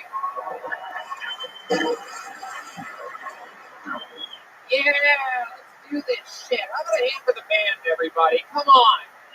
That's the goddamn Screwball Peanut Butter Whiskey Band. Sounded goddamn good tonight. It's a great Matt Mueling on guitar, everybody. That is Michael Gonzalez on the drums. And my friend D-Matt is on the bass guitar. Great Red Band's here. Very exciting stuff. This is another episode of Kill Tony live in Austin, Texas, brought to you by the Red Rose and the Yellow Rose, the two best strip clubs in the world. that just so happen to be here in Austin. Fun stuff. Good looking audience we have tonight out here. A bunch of fucking scramblers coming in. I like it like this. Fun week. Let's do this shit. Before we start tonight's episode, here's a little bit more about the amazing sponsors that made tonight's episode available for you right now. There are some things in life that I like to pick out myself, so that I know I've got the one that's best for me. Like a cut of steak, or a mattress, or a crop gun. What if you could do the same thing for hiring? Choose your ideal candidate before they even apply. That's where ZipRecruiter's invite to apply comes in. It gives you, as the hiring manager, the power to pick your favorites from top candidates. And right now, you can try it for free at ZipRecruiter.com/KillTony. How does invite to apply work? Well, you post a job on ZipRecruiter, they send you the most qualified people for your job, then you easily review the candidates and invite your top choices to apply for your job. Lauren Webb, SVP of Talent Acquisition of Medulla Health, raves about ZipRecruiter's invite to apply. She says, I love that feature because we have a much higher follow-through rate if I invite candidates. It's easy for me and it's easy for them. In fact, according to ZipRecruiter's internal data, jobs where employers use ZipRecruiter's invite to apply get, on average, 2.5 times more candidates, which helps make for a faster hiring process. Ooh, that's right. See for yourself. Just go to this exclusive web address, ZipRecruiter.com/KILLTONY to try ZipRecruiter for free. That's ZipRecruiter.com/KillTony. ZipRecruiter, the smartest way to hire. You guys ready to start tonight's show or what? All right. We're all filled up on CM Smokehouse. Thanks to our friend Cade and Yoni over there at CM Smokehouse in Bolden Acres. Ladies and gentlemen, this is so exciting. Every single week I have one of the funniest comedians in the world on this show. This week, no different. You're going to remember that you were here when this man was a guest on this show here tonight. It's Kill Tony's own, the longest standing regular in the history of the show. The Big Red Machine, William Montgomery, everybody. Oh, shit. Wow. It's the real William Montgomery. Looks a lot like Quentin Tarantino when we had him on a couple months ago, but it is William Lights Out, the Vanilla Gorilla, the Big Red Machine, the Slumdog Billionaire. So nice to be here. It's hard. I am one of the top comedians in the world, so I was able to get it right in my schedule to be here. I'm very excited to be here tonight. Absolutely. We've been sipping on Cantina, but you're sober now. You are addicted to raisin bread. Yeah, I'm just eating the shit out of raisin bread now. I've had 2 loaves since Sunday. There you go. Today's Monday, so you can guess. Yeah, do the math on that one. I'm eating a shit ton of that fucking bread. He's addicted to raisin bread. He's 3 months sober. He's a heavy drinker, and now he's heavy raisin bread. We're going to have fun tonight. How's your bathrooms with that much raisin bread? Like, how's my what? Your bathrooms? Is it just coming like just raisins and they get thick? It's sweet calling my bathrooms. For those of you watching the video, why not subscribe to our YouTube channel? That's what everybody's telling me to say every week. Yeah, smash that like button. Subscribe, boys and girls. I have a bunch of joke books made here by the great Adrian Cavazos at Boneside. We're going to be handing those out tonight. Another amazing local artist, the great Ryan J. Ebel, drawing tonight's episode from Los Angeles, California. You guys know how this show works. It's a bunch of people that get the opportunity to do stand-up comedy on this stage. I pull their name out. They get 60 seconds uninterrupted to do stand-up comedy. You know their time is up when you hear the sound of a kitten. That means wrap it up then, or else they're going to bring out the angry West Hollywood Bear. That's how that works. And I interview them afterwards, and we talk to them about their lives and find out more about them. Are you guys ready to start tonight's fucking show? Let's do it. Your first comedian is a regular on the show, much like William has been for years. We have always maintained a cool group of comedians that write and perform a brand new 60 seconds every single week. You get to watch them grow. This guy has been opening up for Joe Rogan because of his appearances here on Kill Tony. He is the only regular that was made a regular here in Austin, Texas. The very own Hans Kim, everybody. everybody. Here we go. Oh, shit. Here we go. Hey, what's up, guys? My name is Hans Kim, and I'm not a racist. I'm a minority. How could I be? Impossible. I don't even see race. I only smell it, especially in the Ubers.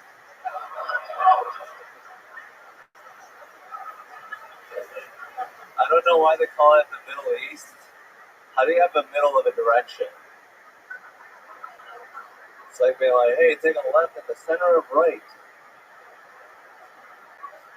Maybe that's why they're so mad all the time. Where are we? I think having white pride is a great thing, but a lot of people do it incorrectly. They're always into like the Nazis or the Confederate flag. They're never into building a castle or yodeling. That's not white pride, that's racism. You don't have to be white to hate the Jews. I can do that too. Thank you. Hans Kim, getting tonight's show started. Always so much fun. Hans rocking a brand new pea coat we've never seen before. Yes. There's so many people with a pea coat that live in a van that you pull it off, my friend. I got it. Get this thing. Is this new? This is from my mother. She bought it for me. I've had it for like 3 years. It hangs in my van. I get to bust it out. You know, you gotta be the first one to bust out the winter gear. You know, you have an advantage. Yeah, absolutely. That thing looks like it's been through a lot, huh? How many seasons of Squid Games did you play with that jacket on? What did you think this was? Have you watched Squid Games? Yes. You love that shit, huh? That's like your American Idol or something like that, isn't it? It's like you're fucking everything, huh? It's an allegory. It's a great cinematic narrative. You know, it's like, it's got sex. You're a horny dude, Hans. How's that been going for you? We found out last week that you broke up with your girlfriend, and here we are tonight. New pea coat. What's shaking? You know, Fun fact: a pea coat was also R. Kelly's favorite kind of coat. During the winter time, that's what he would wear. Sometimes he'd wear a hoop coat as well. Depends on what he was into. That a black one. Okie dokie, Red Band. Red Band did a shot at Screwball Peanut Butter Whiskey before the show, so anything can happen here. I'm back with Paige again. She's visiting. Wait, you're back with this broad again? Every week. Off again, on again, like that fucking jacket. I didn't realize how weird it looked in the light. In the dark, this is like a in the dark jacket. I guess you could say that about any shitty clothes, huh? This is more like dark wear, you know. It's really meant to be seen. It's up. I'm back with Paige again. She's a beautiful lady. She put her finger in my butthole recently. Whoa! Oh shit! Holy shit! Talk about Squid Games. Oh my god!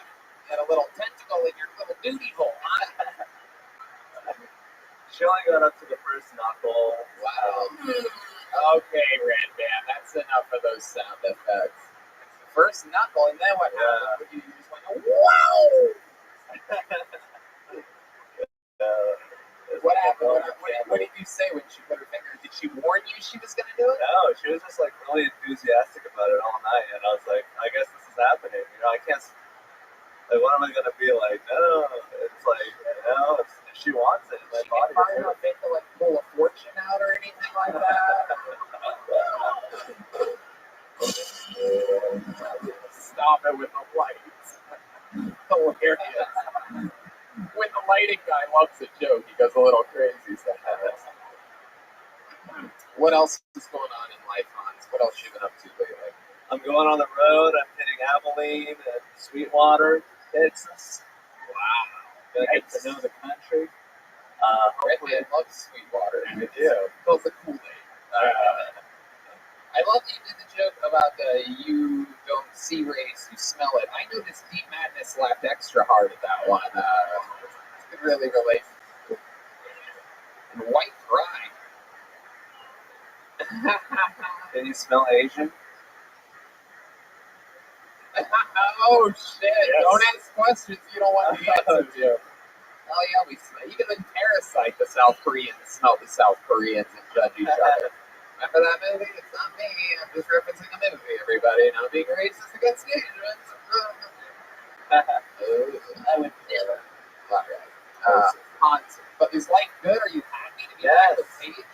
Yes, it's the first day back together, but I'm just gonna keep my hands off of her. First day is today, and she's already got one knuckle in on you, dude. Jesus Christ! Isn't that mentally draining now, going back and forth with the same girl over and over every week? You don't know if you're together or back, but you could just be fucking tons of strangers.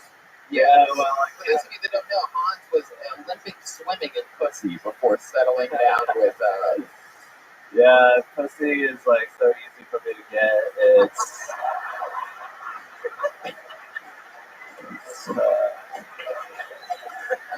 Oh, you are the best, dude. You are the very best. Hans is autistic, for those of you that can't tell. Brilliantly hilarious. That doesn't mean he's not autistic. He's super autistic, especially off stage. You do anything, so that people understand, you do anything extra autistic recently? autistic. I played Settlers of Catan and won $20 from my bros who I'll bet. I beat them in a game of wit and intellect.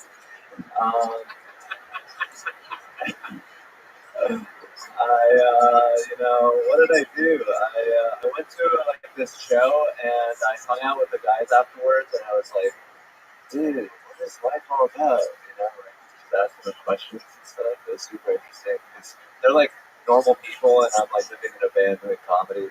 So, right. William, you know Hans. You've seen him many times. Leaving about his performance here. Well, it was interesting that you said that, Hans. You're a self-proclaimed atheist. I think we need to start reading the Bible together or something. Jesus is real. I'm worried about your soul. You have the atheist jokes. I'm always cringy when you say it. You just lay off of that shit. Please, Well, church. Would you go to church with William? Yeah, we can start going to church. Do a podcast. Yeah, we can do a podcast in the church. I would love that. But I know, science is pretty, like, really convincing. This is a man that beat his friends just yesterday in a game of intellect and wit. Hans, another amazing performance here. You're an absolute bloody murder. We all love you. Thank you so much. See you next Monday. The great Hans Kim, everybody. All right, now I'm going to pull a name out of the bucket. This is where anything can happen. Perhaps you signed up tonight. Perhaps it's someone's first time. Perhaps, no matter what, it's someone that either really wants to or really regrets signing up for the show. So it's always exciting. It begins now as I pull out the first name, which is Stephen Hairston. Stephen Hairston is the first comedian tonight on Kill Tony. Here he comes, everyone. Come on, everybody. Put your hands together for Stephen Hairston. What's going on, everybody? Hey, so y'all heard of the saying, drunk as a skunk, right? Man, skunks are not fucking drunk. You ever smelled a skunk? That motherfucker just took a fat-ass long whip right in your backyard. That motherfucker smelled like weed all the time. And fucking...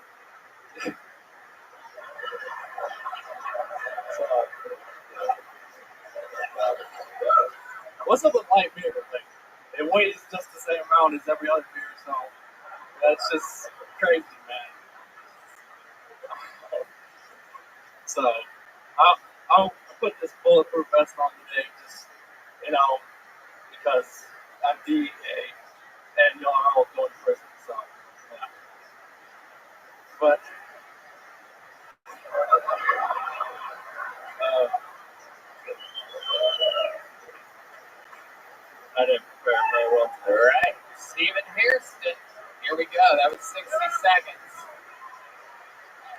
from Stephen Hairston. This is a very special look you have, Stephen. You look like Cabbage Patch Kid Rock. You look like you should be looking for Brian Laundrie right now. Hey, Tony Hitchcliff, he looks like one Jeff Dunham's puppets come to life. Oh, you fucking got me good, dude. Trying to start an insurrection up in here? Why are you dressed like that? Why are you wearing a bulletproof vest? Bulletproof vests don't protect against bombing. I don't know if you know that. That would be a bomb suit. Perhaps a bomb suit, ladies and gentlemen, would have been more fitting. I love it, though. It's good. What's going on? You trying to hunt with Joe Rogan? What did you think was happening? Oh, yeah. Why are you dressed like this? Is this your new look? Yeah, Go on a lot of stages like this, or is this a one-night only thing? What's going on? No, it's like Warzone and, playing video games. So I was like, bulletproof vests are cool. So I bought one. I got a bulletproof mask. William, what do you think about this guy? I think you better keep playing fucking video games because that was a fucking nightmare. What the fuck did I just witness? Is that scared you have a fucking gun somewhere or something? Oh, man. Whoa. You've been on this show before, am I correct? Yeah, so just on the Joe Rogan and Bert Kreischer and Don Mario. With his parents. Remember his parents? Oh, it's all coming back to me. So this is like your second time ever on stage, right? Yeah. Wow. Look at you. You're already trying to be a fucking character over here. He's big on TikTok, so I feel like that's some TikTok shit right there. Wow. I don't ever want those words big on TikTok. Never spoken in succession on this show ever again. I will never want to know when someone's big on TikTok, by the way. Ever again. That is this show's N-word. I'm saying it right now. I don't want to hear it. Anybody that says it, I'm going to beat them up. Sorry, black people. We're just using the N-word. All right, forget it. I made it weird. What is your story, dude? Remind us all of what made you want to start stand-up comedy a couple weeks ago. Well, this show honestly inspired me a whole lot just because I saw the opportunity that I could perform in front of What am I doing? What have I done? Giving these people hopes and dreams. Good job, Tony. Jesus Christ! This is the target audience. Everyone said. All right. Why is there a monkey right there? TikTok monkey? No. Okay. Stop saying fucking TikTok on the show. Dead. Of course he's big on TikTok. This is how lame TikTok people are. This guy's big on TikTok. Fuck yeah, a bunch of daydreaming idiots watching this guy dance in a circle or something gay like that. What do you do on TikTok? You ever thought about killing yourself on it? Because I think the video would be good. I think it would, right? I'd probably get taken down. Just avoid the bulletproof vest if you shoot yourself. Aim for the face. I have said it really sucks if you're like, I'm going to do a couple shots to the chest and end it all. All right. Well, Steven, what did you think was going to happen here tonight with the act that you prepared for 60 seconds? Honestly, I just had written some stuff down in the new Kill Tony book. Okay. Are you on drugs or anything? Did you do something special today? Did you go day I drinking? smoked a big ass blunt before this. Okay. And if people want to join me, I'm doing it after the show, so, No one wants to smoke weed with you at all. Yeah. And everybody here basically smokes weed, and they would all smoke weed with each other, and no one wants to smoke with you. That's the vibe in the room right now. I know there's a lot of people watching on the internet. You can't really get a vibe. It might not be translating through the YouTube, but creepy. Like to follow on Kill Tony, like to follow. All right, there you go. Stephen Hairston, everybody. We're going to pull another name out of the bucket. Wild. We need a metal detector for next week. Braden Paul is the next comedian. Anything can happen here, people. We've had homeless people sign up. We found unbelievable talent. Here he is, Braden Paul. My best friend's baby just died from severe diaper rash. She's gonna have him cremated, which I think is kind of ironic because a little bit of baby powder could have saved this whole thing.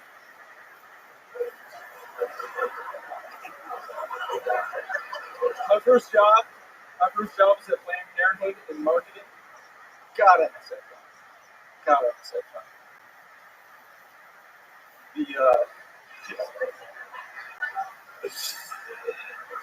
I'm not even a doctor, and I killed it at Planned Parenthood.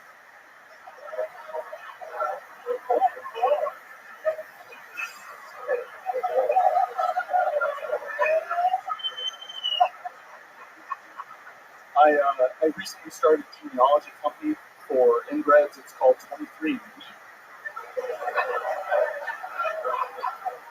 It's way better than my last idea. Also a genealogy company. It was targeted at people with extra chromosomes. That one was called 47 and Gonna Be Dead Before You Turn 11. Jesus Christ. Braden Hall, everybody. 60 seconds of stand-up comedy from Braden Hall. Hell yeah, dude. From one school shooter to the next. Look at us, just churning them out in here. Just everyone. Could be any one of these fucking mugshots walking up. I love it. Braden, how are you? This is your first time on the show, right? First time ever doing stand-up. Wow, first time ever doing stand-up. That's great. My legs like fucking shaky right Your now. legs are shaking. I forgot all my shit. So we can tell. We know. Yeah, that's good. That's good. You had a good idea. The baby powder joke would have been funny if you're just like, if you cremate a baby, is that how you make baby powder? Like, you have a good idea, but it took you, I think, 45 seconds to get to. It was supposed to be a lot quicker. This diaper rash. You can't really die from diaper rash, right? I looked it up and no, you cannot. Right, exactly. You start your set. Yeah, well, if you get an infection, I tried to make it plausible, but then I decided I didn't really care that. But when you say it's your friend's baby, you immediately put this like feeling out to the audience, like, oh god, yeah, you get away from. You know, have you ever thought about maybe opening up your set, just bring a baby in and smash its head on the stage, because that would get people's attention. No one else do that. There's no like Gallagher smashing babies up here. Love it. What do you do for work? I'm in insurance. I'm a quality auditor, so I listen to. Well, obviously you're not auditing your set. Jesus. This is your first time doing stand-up. What made you want to start now? Big fan of the show. I write all the time, and just figured I'd give it a go, see if it works. What's It really didn't. No, I wouldn't say that. Thanks, William. I really like it. So. William is my favorite comedian. All right, shut the fuck up, dude. Jesus Christ. I paid him to say that. Guy. All right. Tell us something fun or interesting about your life. You come from like a weird family or a weird place. Anything fun that you can do? It's tragically normal, unfortunately. I used to be big into cliff jumping, so into water, not concrete, which I wish I didn't. I was actually going to recommend you jump off a cliff after seeing your set. I think we all thought the same thing there, but no, I'm kidding. Where were you saying? Cliff jumping and then what? Yeah, I used to cliff jump a lot, and the biggest cliff was like 9 feet into like 8 feet of water. All right, well, what else? What else, Braden? Anything else interesting about you? What's your love life like? I got a fiance, so shout out Hannah, love you. Oh, okay. Wow, that was adorable. Damn. You really do insurance quality auditing. Look at you, you fucking romantic. What does Hannah do? Hannah waits tables. She's going to school now. So. Oh, okay. All right. Is she young? Is this Hannah Montana we're talking about? What's she going to school for? Occupational therapy. Okay. What do those people do? It's kind of like, from my understanding, like physical therapy, but a little bit different. Fuck yeah. It sounds like you're really good at listening to her when she's... I go in and out. Alright, well, I don't know. Can you imagine like being younger and like, I want to be an doctor, whatever that therapist is. I want to be a brain surgeon. want to be a heart doctor. I want to be an occupational therapist. Who does that? Great. You seem like a fit guy. You work out a lot? Fuck no. I'm naturally skinny, but I'm starting to get beer gut because I have a kegerator at home, so I'm just pounding beer all the time. How old are you? 26, right? 26 years old. Absolutely. I'm ready. Remember when kegerators used to be the cool thing in college? You're like, man, we'll never get a kegerator. Nope. Nope. Red band's old. Remember when the locomotive used to bring the alcohol? Remember the times of the prohibition? No, Red Band. No, I'm really kidding. Yeah, of course, there were kegs. Yes, there's still kegs at every time. No, kegerator, where it's like a tap, where you have like at the bar. That's what a kegerator is. But, never mind. All right, well, what else? What else about you, Braden? I feel like there's something. I feel like there's a question I could ask you that could blow the whole fucking roof off. You seem more boring than anything that I've ever. I got something for you. Like literally like a glass of water. Yeah, I don't even know what you're like, dude. Salt water or something. When I was in college, sophomore year, You remind me of saline solution. I've never told anyone that before. I've been doing the show almost 9 years. You remind me of saline. thank you. Okay. What were you gonna say? When I was in college, sophomore year, a girl I sort of knew gave birth to a baby, a live baby, in a fucking dorm shower. So, yeah, shout out Becca and Adam. All right, we don't need their names for it. Wow. Did you get to watch it? Did you see it? I did not see it. Heard secondhand. Wish I could have been there to welcome the little guy into the world. But Wow. at least it wasn't a toilet baby. Okay, there we go. All right, Braden. Well, fun times. Congratulations on getting picked. Here's a little joke book for you, Braden. Welcome to stand-up comedy. His first time ever on a stage. He had the balls to do it. The courage that it takes to sign up for a show like this. All right, it's a one-word name. These are usually pretty good. Make some noise for strategy. Strategy. This should be interesting. Maybe I'm wrong though. Strategy. A one-word name. Next on Phil Tony. Here he is, everybody. Make some noise for strategy, everyone. So I feel like the toughest part about being in a relationship is staying loyal. And I don't know if you really know about loyalty until you date a girl who thinks she's down for a threesome. Loyalty is waking up your girlfriend while you're getting blown by the hot Puerto Rican chick that you guys brought home together earlier that night.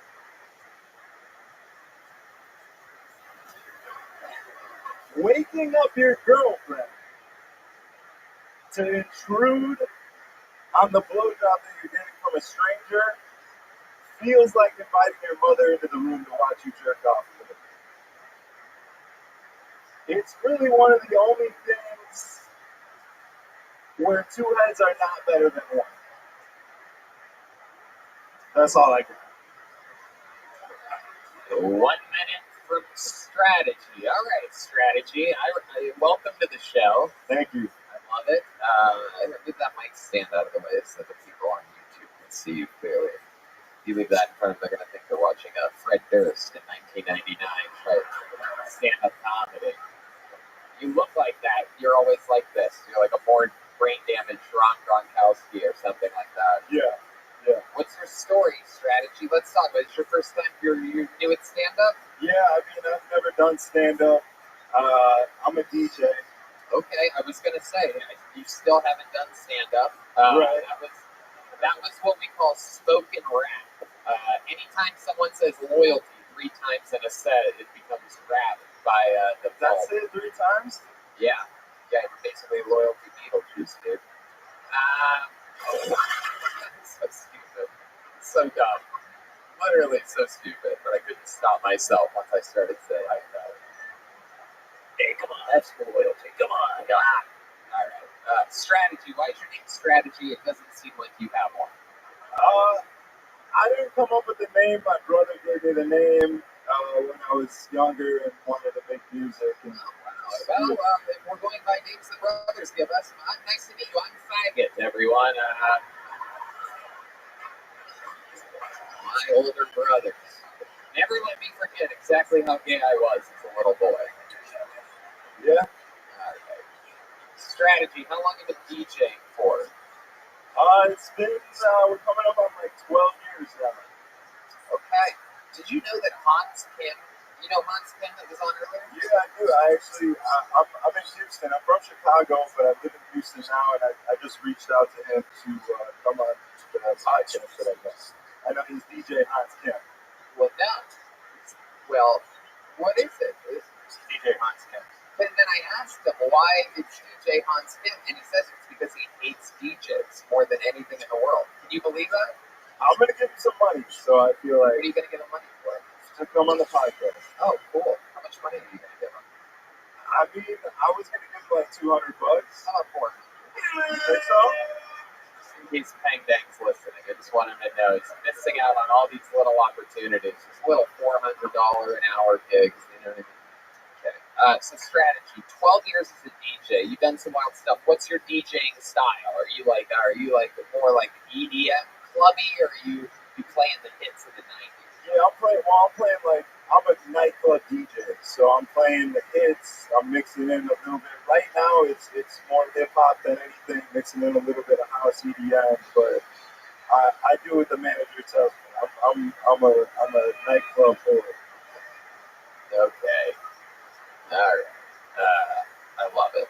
So now you just go there. You do like private parties and stuff like that? Yeah. Yeah. You get hired for a lot of those? Yeah, I just did actually a art show with the homies that I'm here with. You would make all your money just from DJing? I make every dollar that I make from DJing. Wow, that's not easy to do. That's not easy to do. Strategy. You were talking about threesomes up here. You have a lot of girlfriends? Not a lot of girlfriends, but probably more threesomes than girlfriends. More threesomes than girlfriends. He's had more threesomes than actually having girlfriends. So he's Oh, a wow. slut. Yeah. Yeah, he's a slut in Club Applebee's or whatever. You're a dirty little boy. How many threesomes are we talking about here? Do double blowjobs count as a threesome? Double blowjobs. Now that is, I'm guessing that is two girls giving you a blowjob at the same time? Yeah. Like mouth to mouth? Like, how does that work? Aren't they just really taking turns?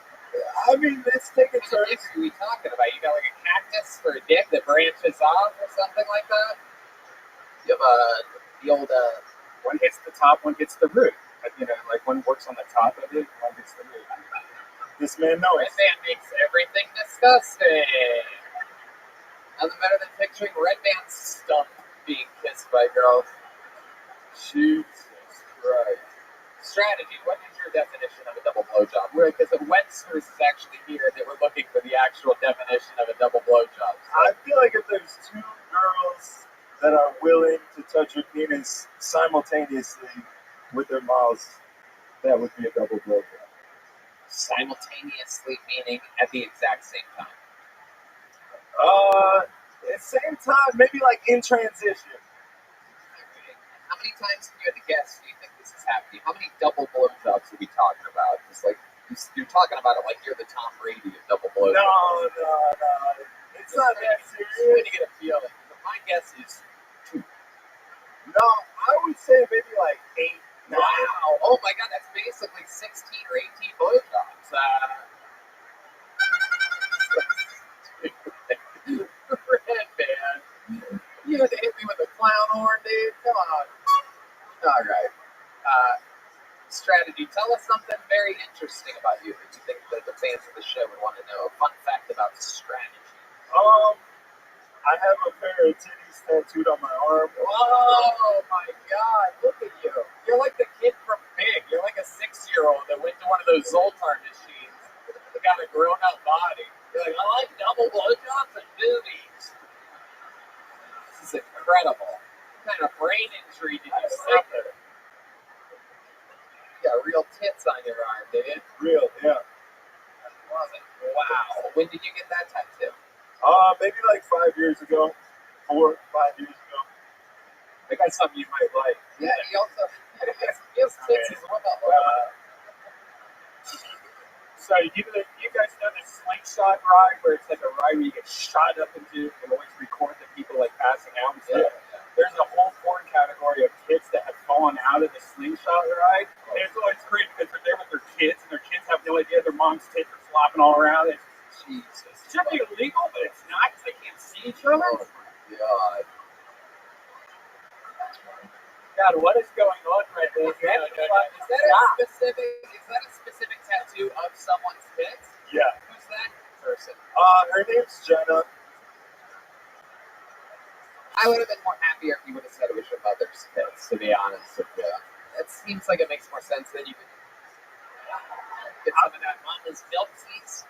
So I got it on the underside of my arm because I didn't really want it to be super visible, but it actually works out really well that somebody could put their head right on top. And if you take a picture where you cut off the bottom, it just looks like that person's showing their titties. All right, we're finally figuring out how you make your money. You charge people to take pictures with their head above their heads. With really big HGH heads. Like they're going to be like bobbleheads. Yeah, it's a funny picture. Strategy. I love it, man. You definitely dress like a DJ. You act like a DJ. You do stand up like a DJ. I'm in it, 100%. Absolutely. I moved to Houston because I was ready to die for the shit during COVID. But wait, what were you ready to die for? DJ. Oh my God, really? 100%. Wow. Well, you technically died on stage tonight, so that's what I came up here for. Strategy. You get a little Kill Tony joke book from the Bones Eye, Adrian Camazo. Thank you. Anything else for strategy? Yeah, we're good. Keep up the good work. I really like them. You like them. That's pretty good. William loves strategy. That was really good. He's got a special strategy to fix the mic stand. DJ strategy. That's silly. Imagine. What would your DJ name be, Tony? This is interesting. It would be this guy's name. My DJ name would be. This guy is currently, well, we'll talk about it with him. Ladies and gentlemen, Trey Pack is your next comedian. Trey Pack. DJ Pony. Here he is. This guy famously part of the weight loss challenge currently happening. Make some noise for Trey Pack, everyone. I woke up this morning and my nipples were hard, which can only mean one thing. It is Girl Scout cookie season time again, ladies and gentlemen. It's here, y'all. Hell yeah. I tried to walk into the store today and they had these soldiers out there and whatever. Girls were out there. You guys laugh, but that's what they call themselves. The troops or whatever. The girls are out there, okay? The troop mom is talking to this little girl, right? The troop mom, she looks up, she sees me. She went back to the little girl, and I read her lips. She said, big spender.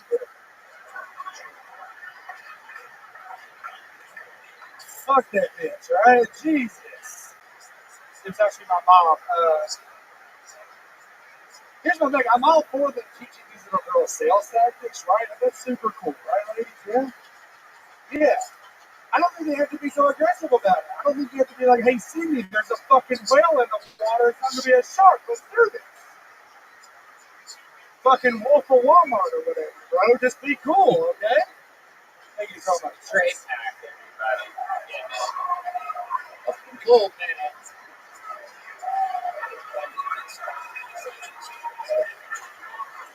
Using all of his time and then some extra. Very good, Trey. What is your favorite kind of cookie? That's what everybody wants to know. Samoa. That's the only kind of Okay. Yeah. Oh, yeah. Yeah, that's the only. Yep. They're all good. I have to be honest with you. It's a real problem. I took you for more of a not so thin mint kind of guy. Talking about Girl Scout cookies here. Trey, that was an unbelievable minute, by the way. Congratulations. Really changing the tone here. A lot of first timers and people up here. You're something special. Remind us again, how long have you been doing stand-up? Consistently about 4 years. Where are you from? Knoxville, Tennessee. And now you live here. Yes, sir. What do you do for work? I work bar security at home, so I'm just kind of trying to figure stand-up out right now. So. Okay. You work bar security out Yeah, that's about it. Okay. Yep. You saved a bunch of money. Yes, sort of. I guess something like How that. are you surviving out here if you don't have a job? I mean, I'm just kind of waiting on Rogan's Club to open. I'm gonna go try to door guys. Okay. Yeah. All right. So you're just basically hibernating until then. That's Choosing your reserves. I've done some like side security stuff, like some more awesome stuff. What do you like to do for fun? What else about you? I do stand up every single day of the week. So What else? This is it. Yeah. I love working as a bouncer. I mean, that's really what I can imagine doing anything else other than this. You love it. I love it. It's the most fun job in the world other than this. Okay. If you were gonna kick this guy right here out of a bar, if he kept grabbing guys' asses or something like that, like how would you handle that exactly? I'm more of a talker. Well, yeah, well, show us. That's what I'm asking you. What would you say to him? But he's gonna yell at me, and I'm not. Hey, all right, real fucking. You go to UCB or Second City? This is brilliant. What's going on right now? Why don't you just fucking try what I'm telling you to do? Okay, let's fucking fight with it. Let's go. Okay, that's not how you were. Yeah, I don't think you fucking said that. Jesus Christ.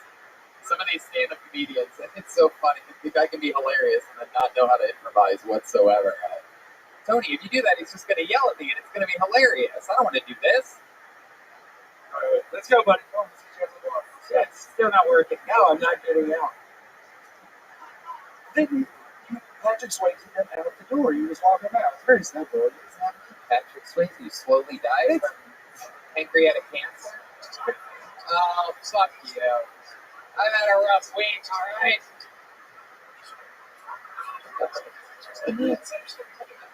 Straight Pat, has there ever been a time where you bounced somebody else and things go awry? I broke this kid's dick one time. You broke a dick?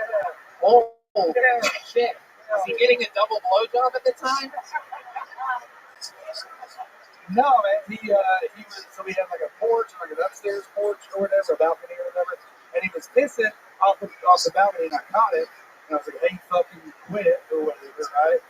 And he flipped me off, so I was pissed off. So I went up, when he got him out of the bar, got him downstairs, get him to the door, and somewhere in the mix, his dicker got hard. I don't know what that was about. Are you serious? I swear to God. And I had him. It was out and it was hard. Yeah. Or it's in his pants. No, it was out. I had no idea. This guy was peeing with a boner? I think he got the boner in the mix. I don't know. Again, that's between him and Jesus. I don't know. So I had him like a full Nelson, and he kept trying to fight me, which was weird. Wait, you had him, he's hard as a rock, and you are behind him with your arms. For those of you who don't know what a full Nelson is, it's basically what you wouldn't want to do to a guy that's hard as a rock. You can put your arms behind his arms, and then you can really get the back motion in there, right? Full Nelson. I'm just happy he's in front of me, not facing me. But no, so then he's looking and he's spit in my ear. I mean, technically, I don't think it's boner. The way you're built, if you guys were face to face and you bear hug him with your belly, I don't think he hit. Yeah, probably. You sure it was spit? Man, I don't want his dick touching me anyway. All right, so how'd you break his dick? So he's hard, he spits in my ear, I get pissed off, and it was like this high, and I just kicked his feet out from under him and threw him on his chest, but he hit dick first. Oh, shit. And that shit was like, I mean, it was crooked. It's crooked as fuck. But it was something. Dick hurts. Holy shit, the new stand-up special by Trey Pat, Dick hurts. This guy lands dick first, and then what happens? He just starts crying for his life? No, so the cops show up, and that's what you have to do. You break Cops down, and they just put their fucking knee on it for 8 minutes or whatever like that. So, trying to end this guy's boner. And so he immediately gets soft? No, he put it back in his pants when the cops come. He's like, "This guy broke my dick, dude. Like, what?" And they arrested the guy. He's an idiot. So, Was his dick like crooked, like it had like an elbow? it looked like my finger. I mean, it was broken as fuck. Yeah. Oh my god. And you saw it before, it wasn't broken before. He I'm broken. So it could have been like an insurance claim situation, but he said I was. Wow. I mean, that's what anybody with a broken dick would say, though. They don't want to get that shit covered. That's absolutely incredible. I love it. William, what do you think about this guy? I love that. Same. Those are I love you. Go bald. I got my Curtis T-shirt on tonight. Trey, we did a thing last week. We weighed you in. You and Sam Hunter apparently, just out of the kindness of our hearts, in a weight loss challenge because we pulled two obnoxiously fat people out of the bucket back to back on an episode a couple weeks ago. It's been a week since your weigh-in. Remind these people what you weighed in at. I weighed in at 398. Yeah, absolutely. You did. And how do you think it's going so far? I weighed in this morning and I'm down to 382. Whoa! Wow!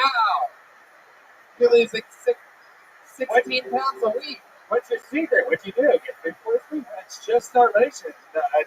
I literally just stopped drinking like 2 liters of Mountain Dew a day. It's really easy. It's not that crazy. Yeah, yeah. Thirsty. It's probably diabetes, right? Who knows? God damn. Out there just fucking breaking dicks and... Alright. Trey, fun times. I'm excited to see how the whole thing goes. Congratulations, 16 pounds lighter in 1 week. Trey, do you already have a joke book? You already have one of these. No? There you go. You deserve it. A big one from Boneside.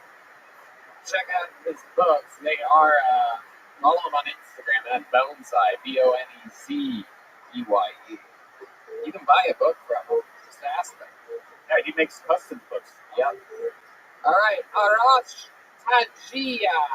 Arash Tajin or Tajil. There could be a lot of things at the end here. Arash or Arash. There it is. Arash Tajila.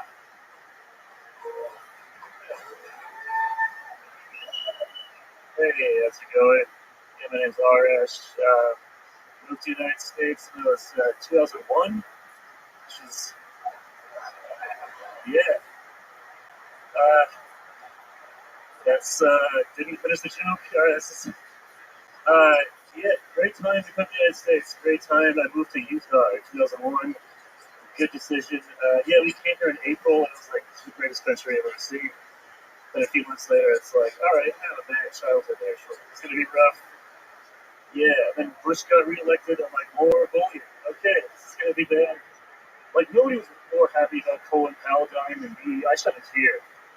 I was like, how many fucking wedgies I got? Fucking Fallujah back there. It's terrible. So anyway, rest in peace. Yeah. Well, glad it ended here. Almost ended there. Thanks. Okay, 58 seconds from Arash. Am I saying that right? Yeah, Arash. Yeah. Arash. Yeah. Okay. What kind of Middle Eastern are you? I'm from Iran. Oh. Yeah. That's a good one. Uh-huh. Yeah. Wow. Yeah. No, we're not that. Yeah. Yeah, that's what they all say now. I would say that's more Pakistani than anything. Or Saudi Arabia. There's all really all works, all your neighboring countries. So, Arash, tell us more about you. What do your parents do for work? Oh, did they come here with you, or did they? Yeah, we all just moved. We moved a lot. Like they're chemists. So yeah, they were students. Jesus, Iranian. I know. Yeah. I didn't realize how bad that sounded until now. That's really bad. Right. They're literally our worst nightmares. Yeah. I should not have said my name here. Bad idea. Yeah. Then they were students, so like they moved to like Turkey, and they went to Australia, and they came here. There's a lot of. Okay. Yeah. All right. How about you? How old are you? I'm 28. What do you do for work? I'm a programmer. Yeah. Also very typical. So it's good. Yeah. Good stuff. Yeah. What are you programming exactly? Oh, I work in video games. Oh, nice. Yeah. Any fun ones? I can't say. I have like NDAs. Oh, yeah. Yeah. Of course. That makes sense. Yeah. That's good that you're in it. You're in it. Yeah. How long have you been doing stand-up? About 5 years. 5 years? Yeah. Wow. And you've been doing it all here in Austin? No, I just moved here. I was in Salt Lake City first. Yeah. Oh, wow. Yeah. That is real. You really lived in Salt Lake City. Why? Why there? Well, my dad got a job, so I was like, you gotta go. And then I thought it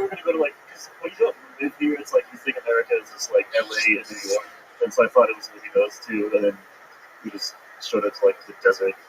So yeah, it kind of sucked. It was not Felt fun. like home, huh? It actually, yes, it's the exact same climate as Tyrell. It's nice. Yeah. No, What do you like to do for fun? What are you into when you're not playing Dude, video games or doing stand-up? pathetically, this I have no. I mean, I have a girlfriend. So that's nice. Okay. Yeah. What ethnicity is she? She's also Iranian. Oh, Yeah, you found her in Salt Lake City? Jesus No, Christ. she's from Texas. Yeah. Oh. It's like, yeah, you're not gonna find anyone who's Utah. It's just, it's bad. No offense to white people or anything, but yeah, it's not. Yeah, but it's not the same. Yeah. That's interesting. We can't. So you found an Iranian. What are Iranians like known for? Because I'm guessing a lot of pubic hair. What I like Yeah. yeah. I mean, it's nice. It's all matches. You know, it's cool. But like, I would say we're like Latino adjacent. So it's like if you dated Mexican, probably same thing. So, yeah. But, Really? yeah, like I used to date Mexicans like off brand. So I'll go for it. Yeah. Wow. Okay. It's like Now we're getting somewhere. 80% of the way there. Yeah. That makes sense. That'll hold you over for a little bit, right? Yeah, exactly. That's why I moved here. It's like I can't do this anymore. Yeah. You guys they both like PETA or something like that? Yeah. We got our own brands. Like, everyone thinks they invented the same shit. Like, there's like 8 euros and shit. What does she do? What does your Iranian girlfriend do? Oh, dude, she's a dentist. She's very accomplished. She's, yeah. Wow. Yeah, dude. Okay. Yeah. Okay. Look at you out there drilling dentists for a change. Yeah, I thought, damn it. I never came up with that joke either. That's really good. Yeah. How long have you been with her? Oh, not that long. Like 5 months? Yeah. That's good. Yeah. She ever let you sit in the dentist chair and give you a double blowjob or anything like that? No, I mean, I'm just not as cool as a DJ dude. I just don't get that kind of puss. What kind of music do you like to listen to? Honestly, like, I go from like hip hop to this like Middle Eastern songs. Oh, okay. Yeah. Do you have any favorite Middle Eastern artists coming up, like Keith Turbin or anything like that? Or... It's like that's the thing. It's like I don't know. I mean, like It's the lighting guy on that one, huh?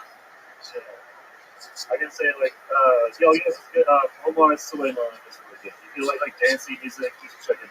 Will you do a little Middle Eastern dance for us? How many do you think we should have this guy do a little Middle Eastern dance? There it is. I feel like this is already really humiliating. I don't need more. Yeah. Okay. I don't want to. If it's cool if I could not dance, that'd be nice. Do you dance? Do you know how to dance? No, I don't dance. What do you know how to do? Let's have you do something. You know how to do like a magic trick or anything like that? These all sound very serious. There we go. No. Oh shit, dude, they want it. Whoa, the lighting guy's in on it. You can basically do anything right now, and the crowd will go wild. I just feel like the only Persian guys who dance will get kicked out of clubs and they like wear a lot of cologne. It's gonna suck. So I can't be like those guys. It's just, yeah. I'm sorry. I mean, it's already embarrassing that I do comedy. I can't do dancing. That's how bad. You know, it's not. Yeah, no. Sorry. Not Egyptian. All right. That's enough. Not Egyptian at all. No. So, total different country. I love it. You close with your parents? What do they say about you doing stand-up comedy? I just don't tell them anything. Yeah, it goes along. Yeah. I mean, they're vaguely. They're happy to have a picture. What's the longest set? Oh, an hour. Hour? Wow. Yeah. I'd love to have you on the Secret Show Thursday. Oh, unbelievable. Here you go, take a notebook. Arash Tajiri, everybody. Very exciting. He's got a real stand-up gig out of it. William, how do you feel about that guy? I know you're not big on on immigrants. No, I'm kidding. Historically, I'm not. I think he could have just stopped and said at the beginning with the, I moved here in 2001. That was the funniest part. It's true. It all went downhill from there. Much like the World Trade Centers did because of those types of people. Gabe K is the next comedian here on Tell Tony. Gabe K. live in Austin, Texas. Here he is.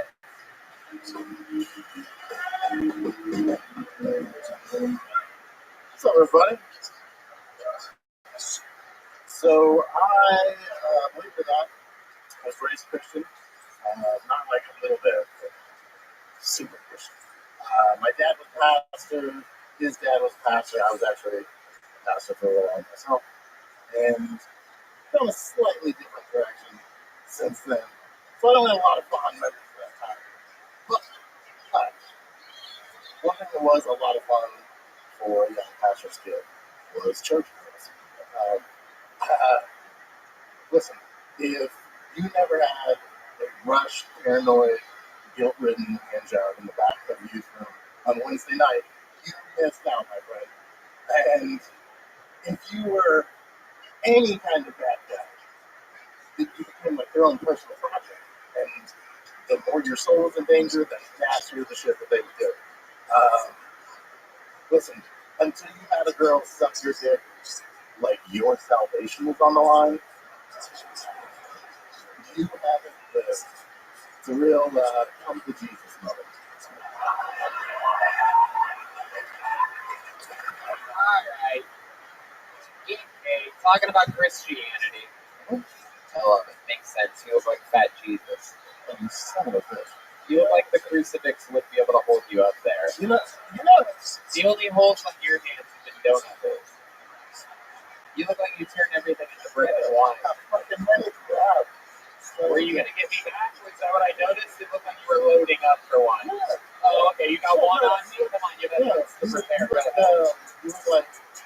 Somebody's puppet, you faggot? Come on. Oh, son of a bitch.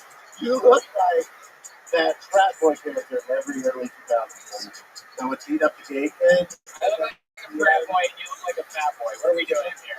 You don't want to try to roast me back. You don't roast me back. You can't do that. But the empty madness leaving now. He's disappointed. He thinks the show's over. Righty madness. Alright, okay. Remind us all, you've been doing stand-up for how long? 2 years. All been here in Austin, Texas? No, I just haven't felt it. You moved here? I broke it. Yeah, 1 second ago. Yeah, what am I, a couch? You broke me for a second. San Jose. But now you live here. Yes. Right. With your, you and your wife, then a lady, and joined your relationship. Yeah, we broke up. We're talking. Wow, look at you. I didn't realize this is like the new thing. Disgusting is the new hot or something like that. I can't believe that there's girls just lining up to, Where do you find these girls? Like, is this like a Craigslist thing, or is this like for the No, there's apps for it. There's apps for it. hell yeah. What is it? Fucking 3 5. what is it? 3 5. Really? Yeah. Number 3 in the word fun? Yeah, right on the notes. Yeah. And you can find threesomes. Yeah. Have you ever gotten, I have to ask, I know everyone knows where I'm going with this, but we all learned about the double blowjob for the first time. Yeah. Yeah, it's good shit. Yeah. Oh, you know about Oh, it. yeah. Can you even see them when they're doing it? Doesn't it just look Yeah. like, I have my phone. got a little selfie stick down there. I love it. Hey, what do you do for work? This. You do stand-up Full time. full time. Wow. How do you, okay, 2 years of stand-up comedy. So how are you making money doing it? Not making a lot. Right. Yeah. How do you make a My little wife bit? makes fucking money. What? But my wife makes money. Oh, okay. What does she do? She's an engineer. She's an engineer? Yeah. Yeah. We see where's the pants in this fucking relationship. You're dressed like a giant baby. I love it. You seem comfortable though. Are you comfortable? Yeah, very much. Yeah. You seem like the most comfortable comedian on stage all night. You seem super fucking cozy. Hell yeah. I love this. Alright. Tell us something else. What else haven't we talked about? You've been on the show a bunch of times before, months ago. And it's been a while. Yeah, it's been Any new developments in life? I got COVID. Oh, you did? Wow. Okay. It was my second time. What were your symptoms? I couldn't smell that. I didn't lose my smell. Okay. But I did the right shit. What'd you do exactly? Huh? Pretend like you're Joe Rogan and rattle off the things that I didn't get to the like you did extra pancakes and waffles or something like Son that. of a bitch. Son of a bitch. Hell yeah. Those are Has anyone ever told you that you look like if Jason Momoa was a bloated corpse on a river? Like if he drowned and was found months later.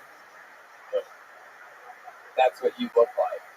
I'm just trying to describe it for D Madness. He hasn't been here. He's always wondering what the people look like. So this is my way. You're welcome, dude. I love it. Well, alright. We're doing it here. Anything else, Gabe?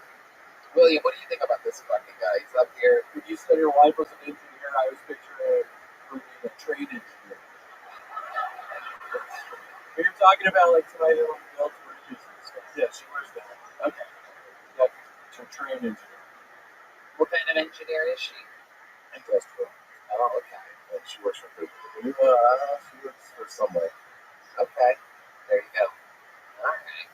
Like, what's like the last gig you did where you made money doing stand-up? What was that like? It was like a month ago. In Florida. Okay. Hell yeah, that's Red Band's territory. Oh yeah. Red Band set up shop in an old Pflugerville, everyone. Nothing more exciting than a 30-minute drive home. Is that where you live, Pflugerville? No. Further north? How far north? Wow, what's the name of your city? Belton. Hell yeah. So if I go to 3 Fun and I see someone's in Belton, I'm going to know that it's you. I'm going to come up there and fucking suck your cock. How about that? Okay. I don't know what's going on here tonight. I'm an animal tonight. Alright, so it's for Game of Day, everyone. Hey, do you have a joke book yet? You do? Okay, there you go. Alright, we're having fun here. We're going to keep flying through it. You know the real big guy that was just up?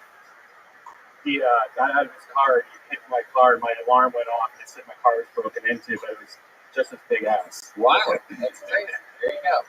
Reevy Wonder. Reevy Wonder. That's a cool name. I have high hopes for this one. Everybody clap your hands for Reevy Wonder. These people, I know we're getting later in the show, but these people, they wait. There we go. This is Reevy Wonder. One more time for Reevy, everybody. What's up, y'all? What's up? How y'all feeling? I was raised by a single mother, so I feel like I picked up some feminine qualities on accident. I had to jump with his pants on today.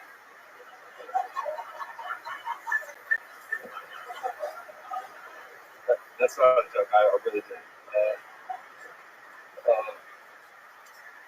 I'm really nervous, so I'm forgetting this one. Actually, I put my hair up in a towel as well when I get out of the shower. I say yes, queen, after drinking a little bit of wine and taking pictures.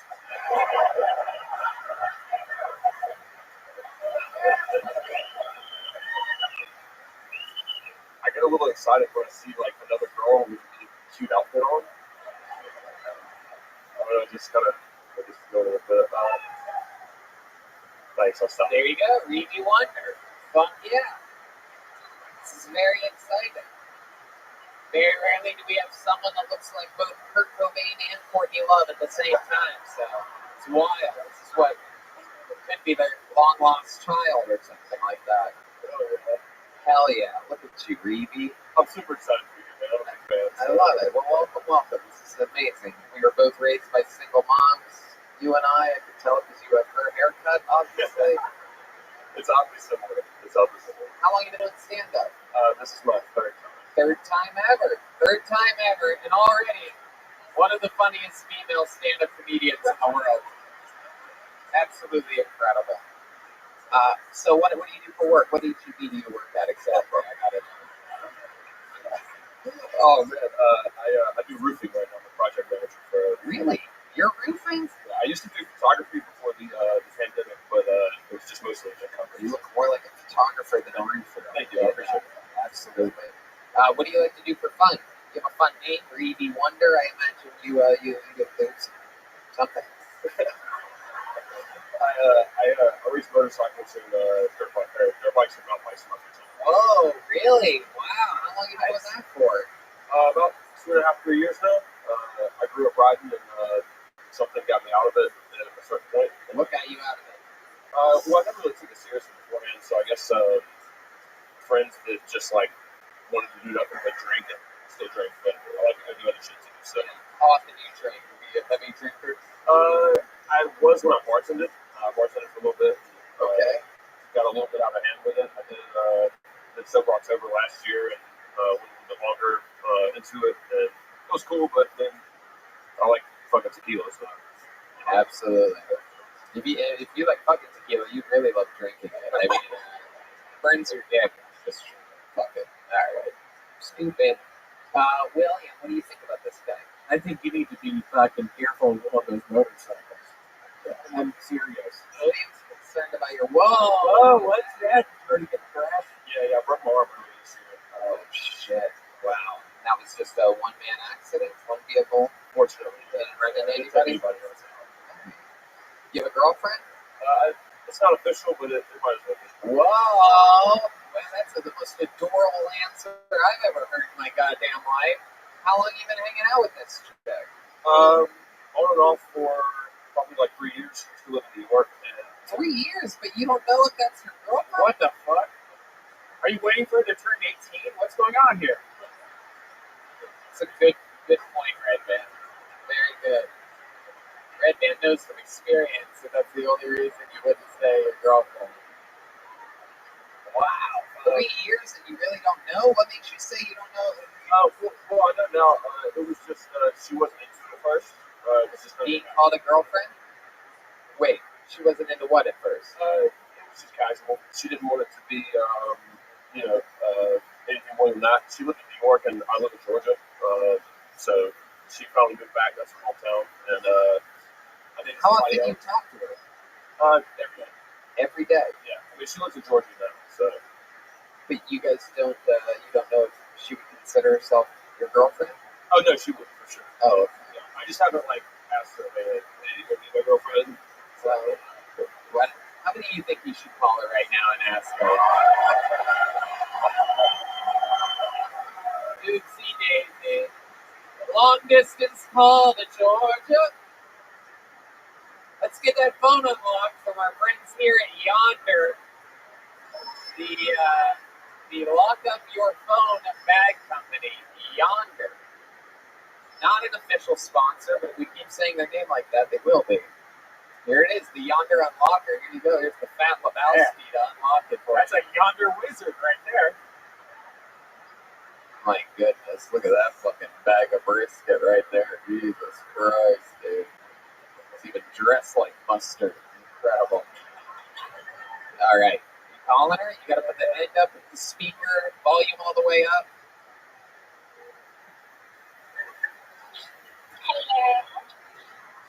Hi. I'm on Kiltony right now.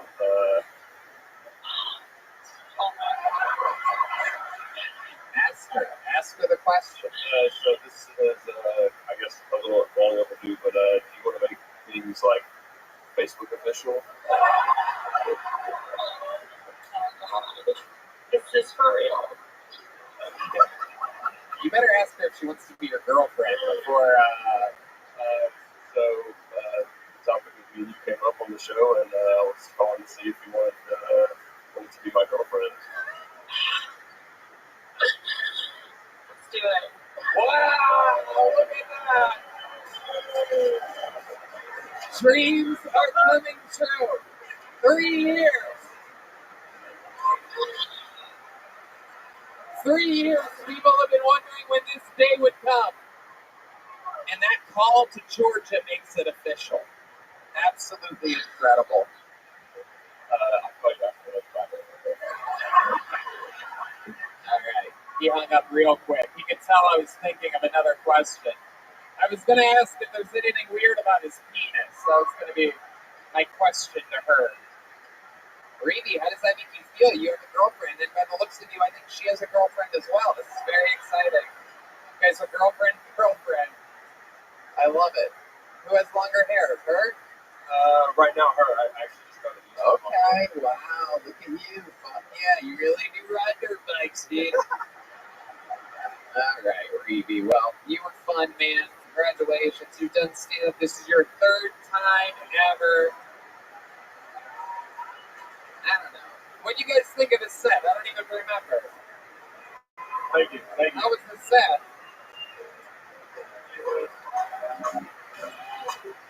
Greedy. Here, take one of these. Keep going that way. Go that way. Right there. All right. I'm going to pull another name out. Let's see what happens here. Mike Ivy. You guys having fun out there? Mike Ivy is next. Here he comes. He's got a steady pace coming to the stage. All right. One more time for Mike Ivy, everyone. Oh, hey, how's it going? Hey. I'm a weird black guy. Like Wu-Tang Clan and Japanese animation. Big fan of that stuff. My favorite television show of all time, a little show called Game of Thrones. You ever seen Game of Thrones? A couple nerds of you. If you haven't seen it, it's a show with swords, dragons, and stuff. I'm kind of a nerdy guy, so I end up doing it in public. I promote the show. We died today, brothers. We died bleeding from 100 wounds. With arrows in our necks, and spears in our guts. They will sing about the battle of Winterfell until the Iron Islands have slipped beneath the waves.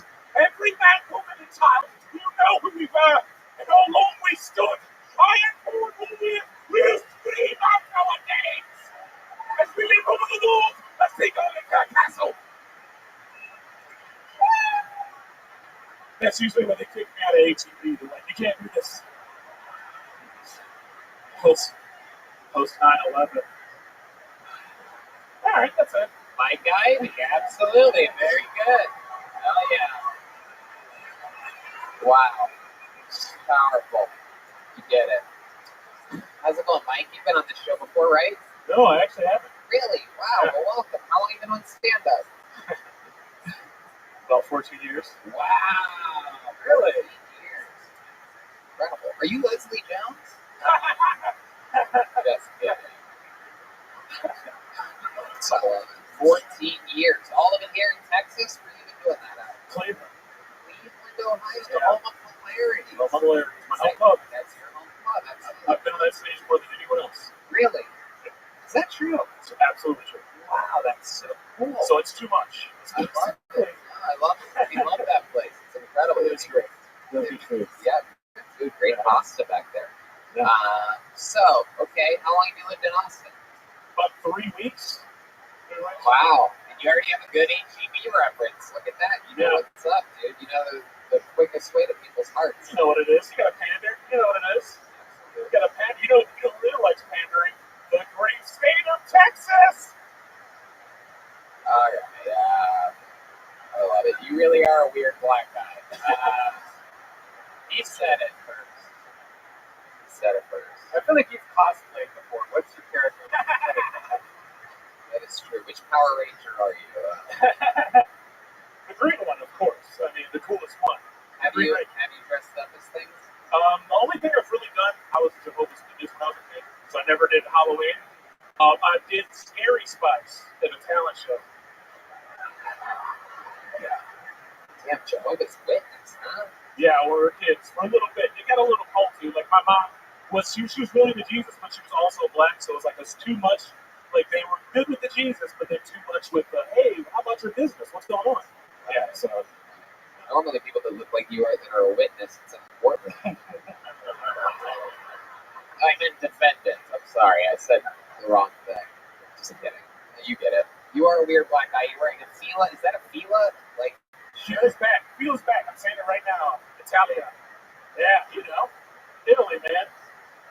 and the bandana around your neck. What's going on there exactly? So during the pandemic, when they government shit. Like I was in the punk rock when I was a kid. I was in the real hip hop. I like Okay. looking like a ninja. I like looking like a ninja, so I'm cool with that. Blazing Saddles. Okay. Occupy Wall Street, something like that. All right, Mike. What do you like to do for fun? What else? Tell us some interesting shit about you. I'm a classically trained chef.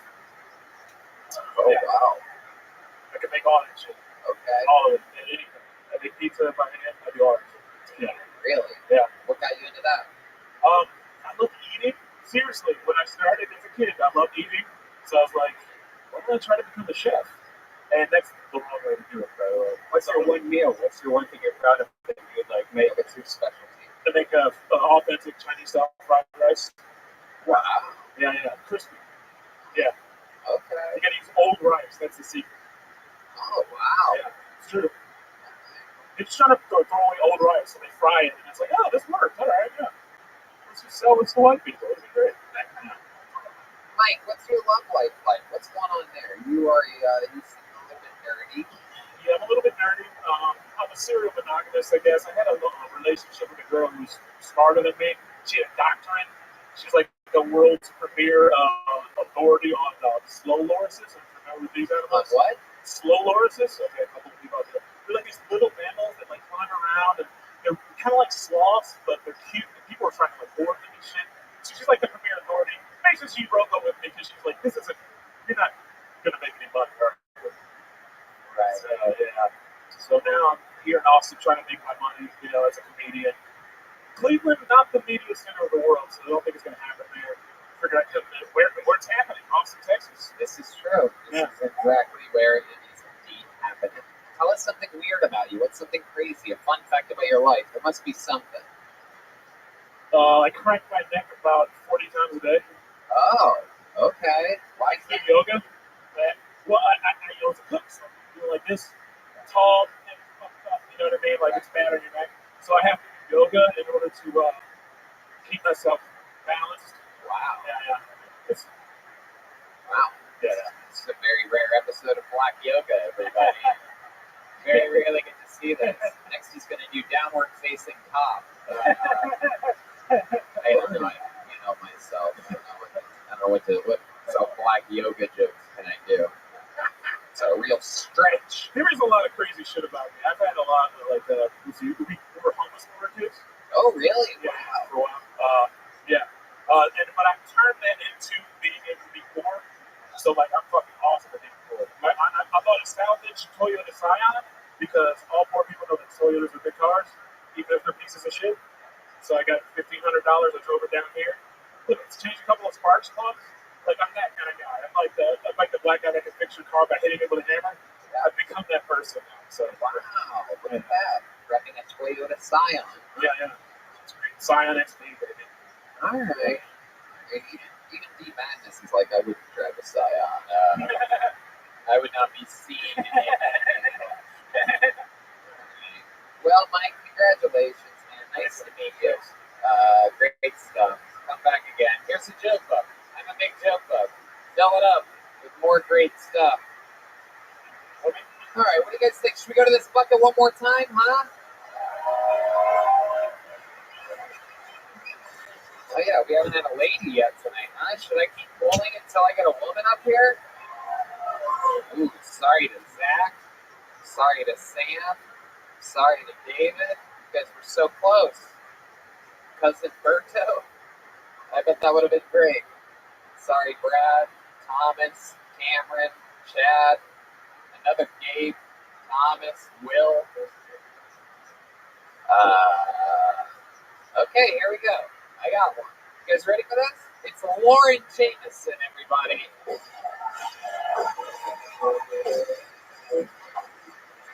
Lauren Jameson. One more time for Lauren Jameson, everybody. Hey, y'all. I love how Governor Abbott recently barricaded the Texas border with miles of state trooper vehicles in order to keep the Haitians out. What a dumb idea. It's not like those immigrants are going to have hot water for those. I'm a big Disney fan. I'm really excited about the remakes that are coming out. Cinderella. This time around, she's going to be a Mexican, which makes sense because she is a maid.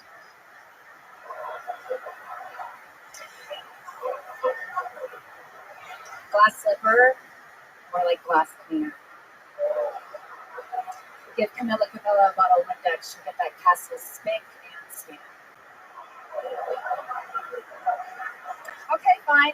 Little Mermaid's my favorite too. All right. She's coming out with a new one. Yeah, this time Ariel's going to be black.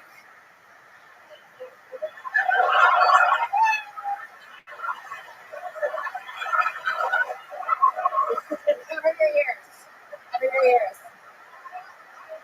I just don't think I'm going to watch it.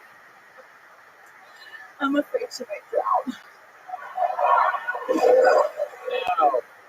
Oh, God. Lauren Jameson. Almost knocked D-Madness under the sea by even acknowledging that there's going to be a black Ariel. Wow. A couple slurs in there, but who am I to judge? Perfect platform. Lauren, welcome. Welcome to the show. Have you been on before? In LA? San Diego. Okay. With Tahiti. Yeah. Oh, yeah. A while back. What did I say about you back then? Do you remember any of the things that I made fun of you about? Did I tell you that you look like the corpse of John Benet Ramsey? That is amazing. You should use that. I mean, that would be my now opening that joke.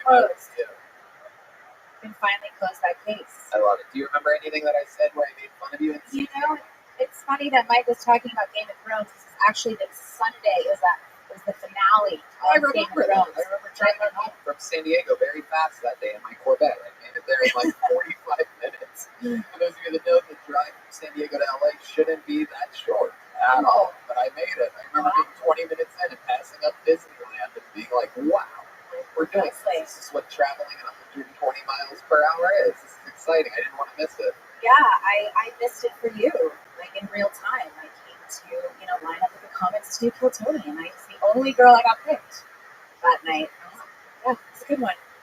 I came back to redeem myself. Don't look it up. Oh, you buried it. You bombed harder than you did here tonight. Oh, boy. Was that redemption? We're just kidding. Lauren, how long have you been on stand-up? Are you smoking a cig in here? Is that allowed? Yeah. We are back in Texas. I just got from California. So Lauren, why don't you take your liberal mentality? No! I love it!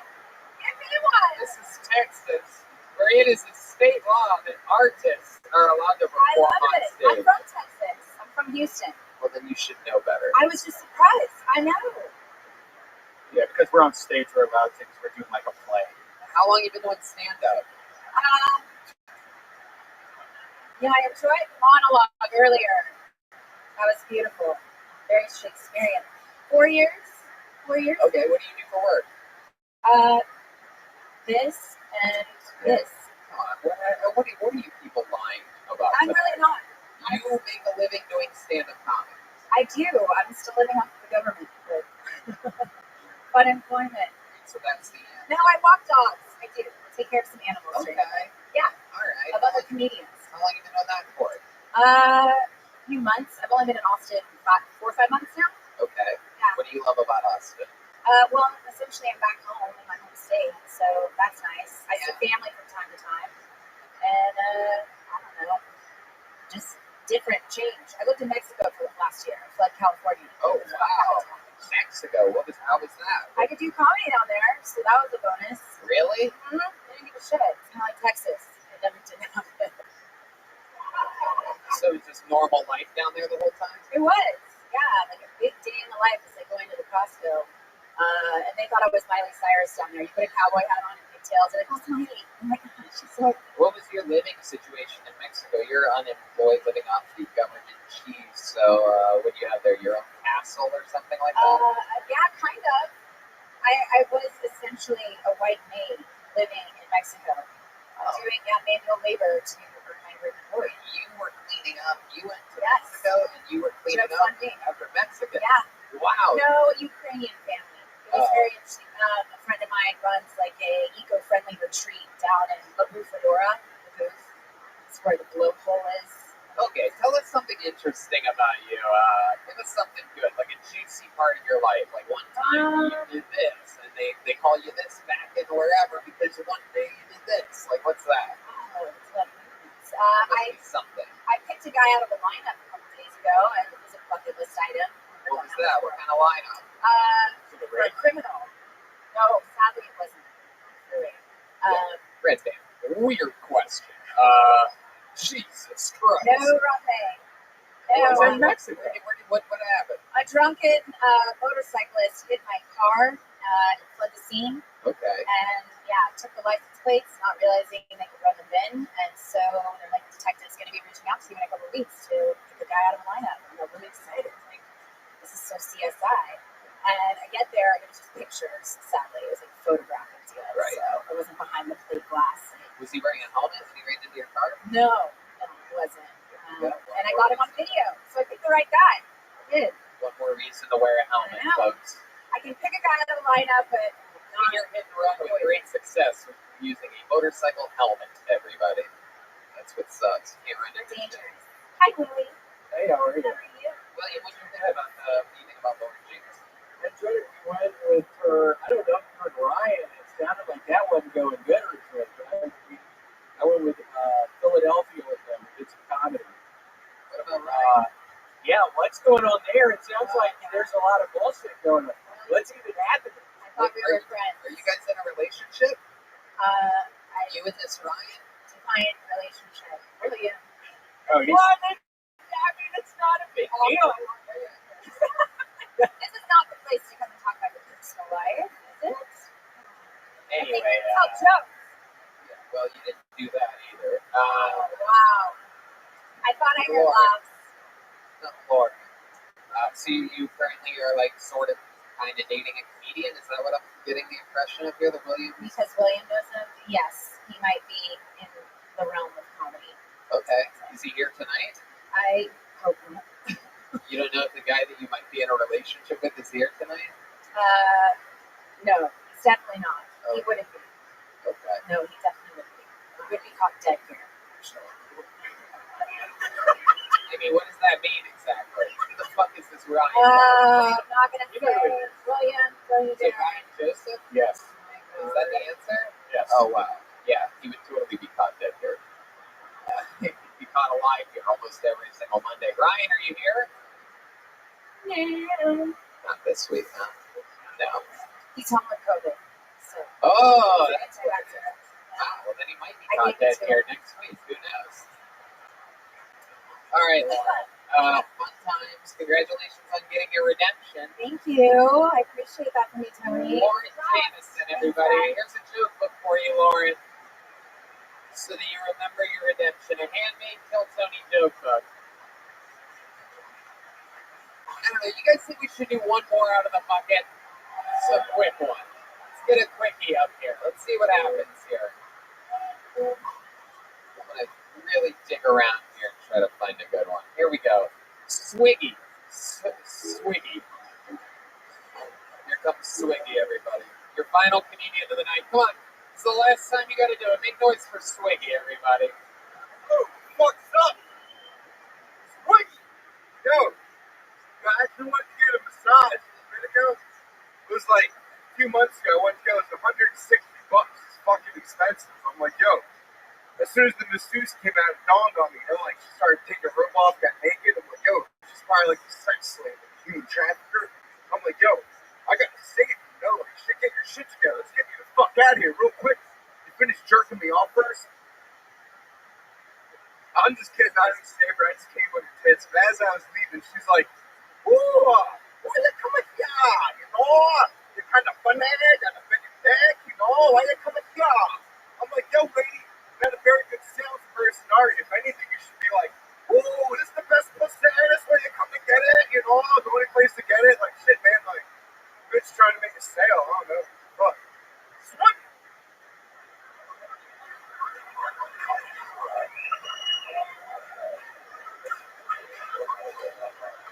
All right. Okay, here we go. For those of you wondering what would happen if you smoked pot that had fentanyl in it, here we are. You get swiggy, everyone. What a special treat you are. Look at you. What the fuck are you, dude? I'm like, oh, I ate 2 hits of acid at 3 o'clock, so I'm chilling right now. What? I ate 2 hits of LSD at like 3 o'clock. So Okay. or 2:30. Hell yeah. Sounds like an awesome trip.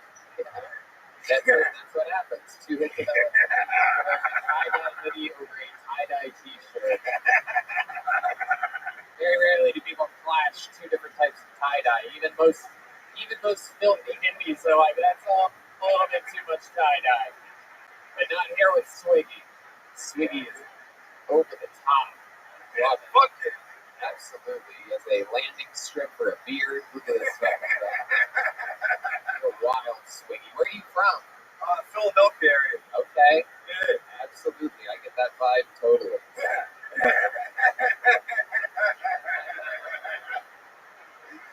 What do you do for work, Swiggy? I work at Terry Black's. Whoa! Holy shit! What the fuck are you doing at Terry Black? I work cashier. They want me to do like a meat cutter, so they got every now and then I'll cut meat and stuff, but most of I've been doing cashier, so I'll eventually be doing that. Wow, how long did you work there? Since like May when I moved down here. How did you get a job? You just walked in, applied? Fuck yeah, dude. Yo, fuck yeah. Yo, I walked in there and applied, got that shit, man. Start through the application. Yeah, Swiggy. yeah, dude. Fuck yeah. I told him I'm gonna open up my own Swiggy Whites. What? Open up the Swiggy Whites. I thought it'd be funny. Got Terry Black's and Swiggy Whites. Why that laugh? That laugh is something else. Swiggy is so goddamn charismatic. We've had so many fucking glasses of water on this show tonight. I forgot humans could be this alive as you are. I bet you answer all these questions good. What do you like to do for fun when you're not doing acid? Like, what else? What else about Swiggy? You know, like smoke weed, like hang out with friends. Yeah. You know. What do you like to do with your friends? What do you guys do? You play laser tag or something like that? I mean, like fuck around, tell jokes, or hang out. All right. Absolutely. That makes sense. How old are you? You could be any 33. I just turned 33. So I think about that. 33 years old. Cashiering at Terry Black's, 2 hits of acid deep on a Monday. Fuck yeah, dude. Yeah.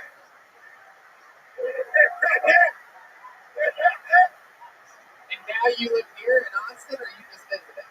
No, I live here. Yeah. I moved here in May or whatever. Right, that's right. I knew that actually. Yeah. I actually got a show coming up at the Green Jay like tomorrow night at 9 o'clock. Show coming? Yeah, doing 10 minutes. It's like the best of Houston. I've never even been to Houston. Somehow I'm on the best of Houston. Oh no, I've never been there. I'm lying. He must be struggling tremendous. What? Oh shit, there it is. That's what everybody wants. Tony, how did you... He opened up his set by saying Swiggy, and I leaned over to Red Band in the middle of it, and I said that he's going to say Swiggy after all of his punchlines. I didn't know you were only going to do one punchline, but You called that shit. I did. And here's how I know is because I started with a guy that has the exact same energy that you have, Swiggy. His name, I swear to God, was Skeezy. And he would literally go on stage and say, Skeezy. The audience would be like, what? Like, they'd start laughing because, well, why the fuck would anyone do that? And then he would get a bunch of great jokes. And after each quick, short, great joke, he'd go, Skeezy. The crowd would lose their shit. It really worked. Have you ever heard of Skeezy? Shane Skeezy? No, I've never. Where did you get that then? Why do you say that? I don't know. I've been called Swiggy since I've been like middle school, and then like for a little while I used to rap with my buddies. Swiggy. My last name is Pearl Swig. Pearl Swig? Yeah, it's Jewish. It's weird. Wow. It's one of them kite names. I don't know. Wow, Pearl Swig. Your parents must be disappointed with the fuck. Dropped the mic, held the beer though the whole time. Fuck yeah! Swiggy. What? Swiggy, what do your Jewish parents do for a living? That's Well, why. my dad's Jewish. My mom's like Irish and Catholic. Alright, what do your dad do? My dad, he works for like a painting company in like Philadelphia. Yeah. Okay. How about mom? What does she do? I don't know, man. She like collecting unemployment or something. I don't know. Alright. She's a little crazy. I don't know. I think she like thinks she's a psychic or something. She's a little. Really? She's one out there. Like, what is she? Has she ever done any psychic readings for you? Like, what has she said? Like, what makes you say I don't know, that? man. It's weird. I think it's all like very weird to me. What's your answer what she says about you? Swiggy, what's your love life like? Does Swiggy have a little piggy at home waiting for him? I'm pretty single. I was banging this chick that was like 48 that was working at the Terry Blacks. She got fired. Yeah. She got fired.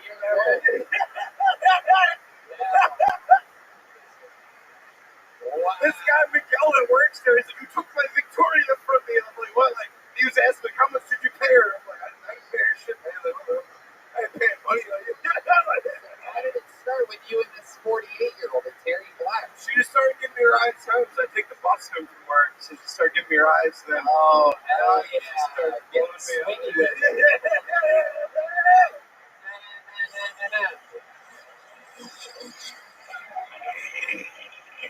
Gives you a ride home. There you guys are just using fucking barbecue sauce for Lugo. Love it. Why do you say she's 48? Does she seem 48? Did you feel like She told me she was 48.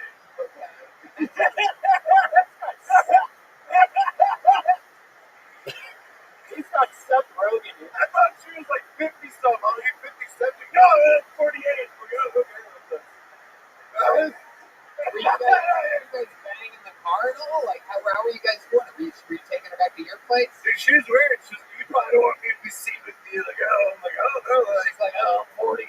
Yeah, whatever it has. We gotta go out to this crowbar. Like, oh, we go out to the crowbar. I'm like, "Oh, we just hang out here." So you just want to fuck me, don't want to go out. And I was like, "Yeah, I don't know." Like, okay.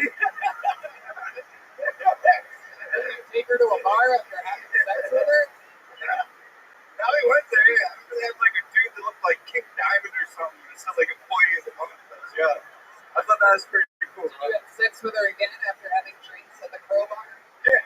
Okay. Before and after.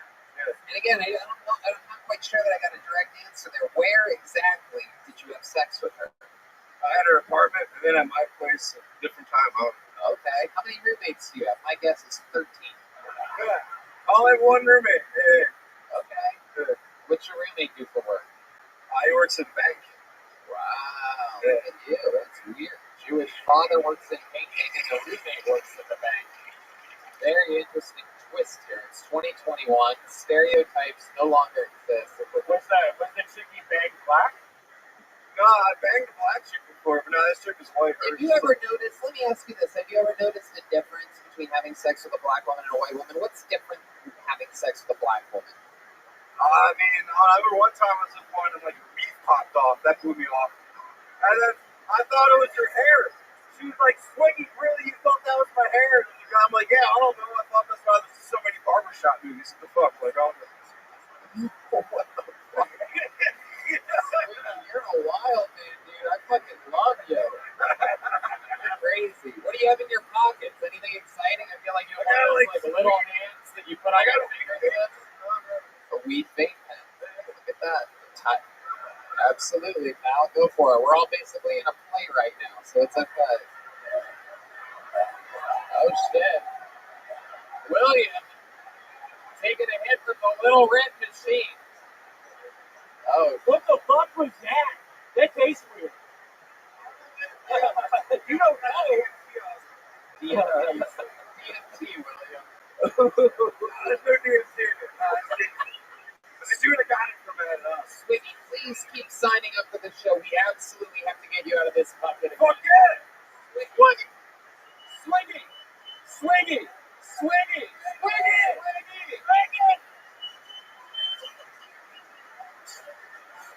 Fuck yeah, dude. Very hard fist bump from Swiggy. Very aggressive fist bump. Ladies and gentlemen, your final comedian of the night.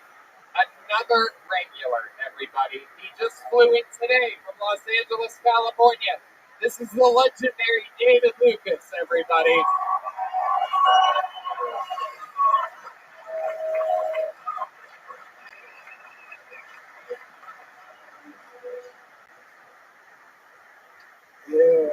for sure. They finally got my dog R. Kelly, man. R. Kelly is gone. R. Kelly. I knew R. Kelly was going to prison when they brought that gay nigga out to testify. He was like, God damn, man, I said I'm fucking guilty. What the fuck? Y'all brought Latrell out? I don't know, man. Like, I'm not canceling R. Kelly, man. Like, so what? He beat on some bitches, you know? Women pee on men and call that shit squirt. You know? Why the fuck should I cancel R. Kelly for doing the same shit y'all do to us? Like, nigga, I would sacrifice my mama for the remix to the ignition. You know what I'm saying? I'm not canceling no goddamn R. If we cancel R. Kelly, what the fuck we gonna step in the name of at a wedding? That's what I want to know.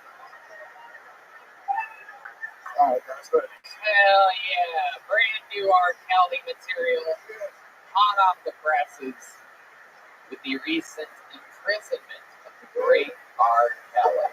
I ain't seen you in like 3 weeks, bro. You got rid of that cowboy shit. No, I'm just taking the night off today. And you came dressed like a gay Harry Potter today. Oh, no, you didn't. Oh my god. Harry Potter and the Sorcerer's Dildo. Oh my god.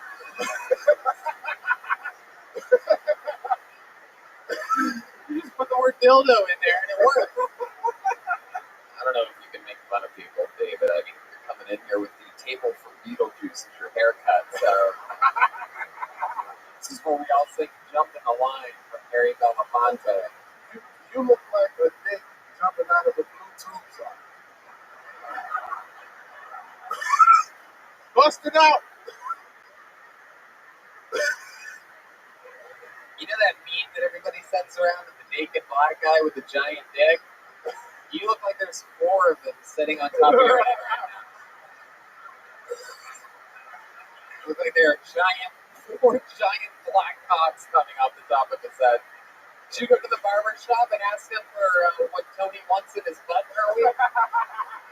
Oh, he flipped the gay joke on himself, folks. He just jujitsu. I said, give me 4 Tony sex toys. But you know the person who got that black guy saying that was real life. That's true. That is my home screen. Is my good friend. Yeah, bro. I love it. What have you been up to? Where you been? Denver, Brea, 11th through 13th in November at Arlington Improv. Okay. Tomorrow at Rogan. Oh, nice. Thursday, Secret Show. Hell yeah.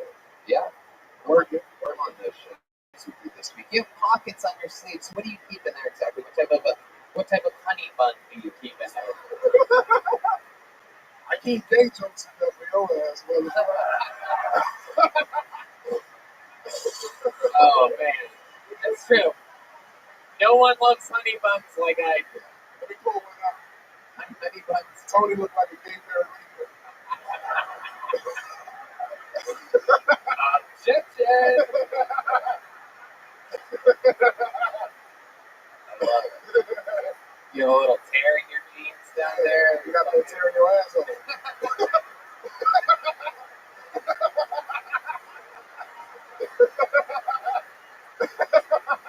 It's been 3 weeks, man. I got some shit for your ass. That is true. It has been 3 weeks. I love it. Yeah, that nigga said with a cosmopolitan. Yeah, that's supposed to be a black folks shirt. What are those? What are these shoes that you have? Are these new orthopedics that we're talking about here? These are Travis Scott, bro. You wouldn't know about this. I love it. I didn't even realize you were wearing shoes. I thought the green was just the diabetes taking over. It's the only gang that David's ever been in is gang green. Those pockets on your sleeves, what are those, hot pockets? You got a stripe on your arm for every time you say no when it gets fucking.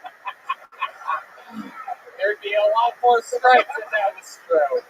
I like saying no. I gotta keep that inward out. I'm trying to get this. We'll get it. We'll get rid of it. We'll get rid of it. Yeah, movie again, dog. This shit turned me off. You used to do a podcast with William, famously Brothers in Cursive. Helped launch both of your careers, William. Your brother in Cursive, David Lucas. Well, So nice to see you. I'm glad of all of your successes. My life is starting to turn into a nightmare. So I'm glad somebody's doing good. nah, bro, you doing good, dog. You sold what? 200 tickets and Philly where you go? That was a made-up story. After you told me all the places you were opening, I had to make that up. So, Nah, bro. you here first. We need somebody to put me and Will on a co-headliner tour. That'll sell out all over America, dog. Yeah, absolutely. That'll sell out, bro. Like, hey, last time I asked my manager, I got one. Where agent at? Oh, there you go. Yeah, That's how it happens. Yeah, that's how it happens. Absolutely. That's what a big Hollywood agent out there right now. I'm going to sign the guy with cat poop on his head. Does look like cat poop. That's like leopard poop. Yeah, bro. If they'll sign the stand-in for Woody on Toy Story, they'll sign me. You know? Fuck. It's a Toy Story joke? Yeah. I said you were the stand-in for Woody on Toy Story. Oh, okay. But is it Woody that you look If you were in Toy Story, you'd be Buzz Heavier.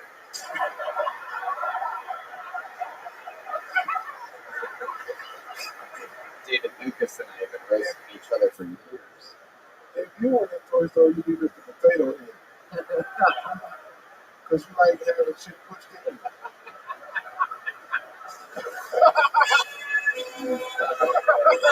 You son of a bitch. You son of a bitch. God damn it. You got me good. You got me good on that one. I You can't had think of one fucking Toy Story character to save my life right now. You had only Mr. Potato Head with a hole in the ass for you to.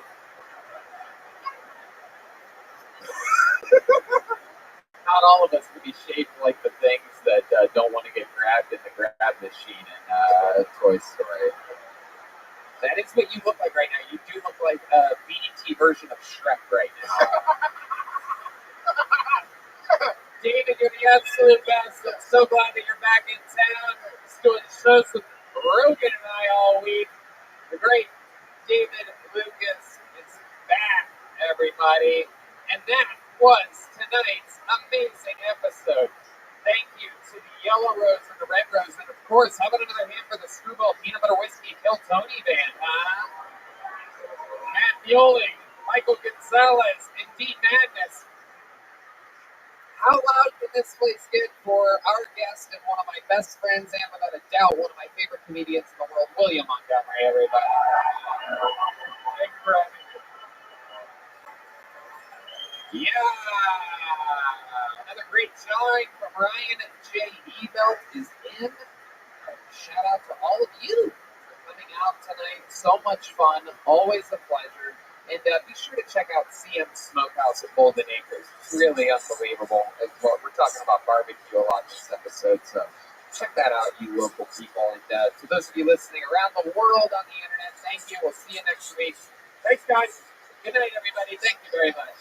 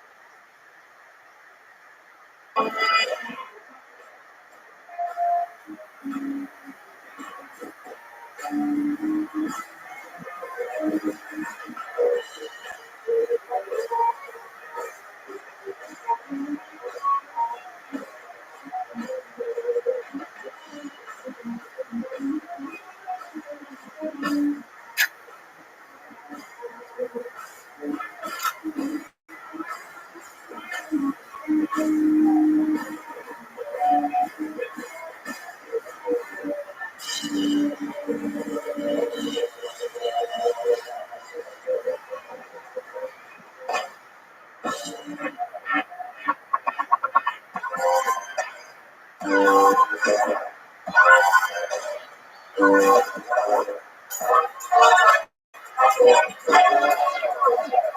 Rabbi coming live from Austin, Texas, here at the Podcast Company for a brand new episode of Kill Tony. Get up for Tony Expert.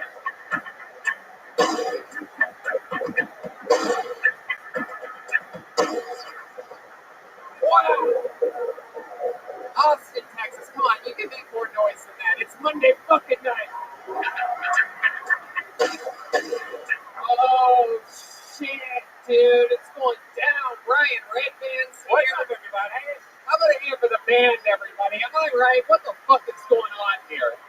Nobody does Mondays quite like we do. The #1 live podcast in the world, and this is the Screwball Peanut Butter Whiskey Kill Tony Band, everybody. The great Matt Mueling on guitar. We got Devin on drums tonight, his first time joining us, while the great Michael Gonzalez is out touring with some huge musicians. And of course, we have our staple, the main man holding it down, D Madness, everybody, here on bass guitar. This is Kill Tony, brought to you by the Yellow Rose and the Red Rose. Of course, like I said, the Screwball Peanut Butter Whiskey Band, Canteen and Cantina, that's vodka soda and tequila soda. Northern Lights vodka soda, playing us you tonight's show. The great Ryan J. Ebelt is drawing it all the way from Los Angeles, California. If you're watching this on YouTube, why not subscribe? That's what the kids are saying. And we're all stuffed up on delicious food by Sam's Smokehouse at Golden Acres. Shout out to our friend Taik, the best barbecue in town. Crunch Wrap Supreme, check it out. Yeah. Bunch of good shit over there. And follow our friend Yoni, the producer of the show at Best BBQ. And let's do it, right? But before we start tonight's show, here's a little bit more about the amazing sponsors that make tonight's episode available for you here, right now. You know, when the moment for intimacy arrives, you need to be ready. Roman ready. Whether you've been in a relationship for years or just getting started, having the confidence that comes from preparation means you're free to enjoy the moment when the moment comes. Even though you are far from ordinary, the truth is that ED is really common. In fact, 52% of guys aged 40 to 70 experience some form of erectile dysfunction. Go to GetRoman.com/Tony now to speak to a U.S. licensed healthcare professional about erectile dysfunction and get $15 off your first month of treatment. You know, Red Band, ED is more common than most people think. In fact, 52% of men between ages 40 and 70 will experience some form of ED. We're two people. You're that 50%, aren't you? I'm in that age range for sure. The benefits of ED treatment can help you reconnect with your partner, rediscover the joy of sex. Roman's system is completely confidential and totally discreet. No big logos or labels on the packages, so when you get it delivered, no one knows. With Roman, you can get a free online evaluation and ongoing care for erectile dysfunction, all from the comfort and privacy of your home. A U.S. licensed healthcare professional will work with you to find the best treatment plan, and if medication is appropriate, it ships to you with free 2-day shipping. The whole process is straightforward, convenient, and discreet. Getting started is simple. Just go to GetRoman.com/Tony, Tony, and complete an online visit. Yeah, take care of your ED without leaving your home. Complete an online visit today to connect with a U.S. licensed healthcare professional and take care of it. Stand-up comedy is hard, and you should be too. Go to GetRoman.com/Tony today, and if you're prescribed, get $15 off your first month of ED treatment. Make sure you're ready to have confidence and control this fall. Roman ready. I'm telling you, the weather's finally dying down here. The heat of Texas is lessening, showing some mercy. However, I still want to stay super hydrated with liquid IV. Flu season is in full swing. Proper hydration and vitamins can help support a strong immune system. Making it a priority helps us feel healthier on a day-to-day basis and fuels us to be our highest potential. One stick of liquid IV and 16 ounces of water hydrates faster and more efficiently than water alone. Not only that, the product tastes great with flavors like watermelon, strawberry, and my favorite, lemon lime.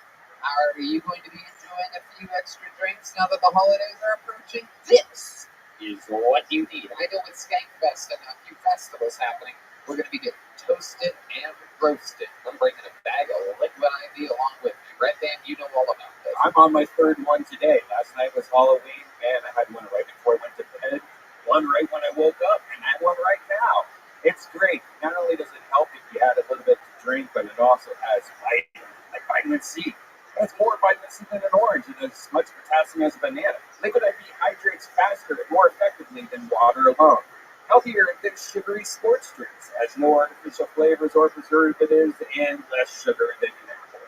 Made with clean ingredients, non-GMO, vegan, free of gluten, dairy, and soy.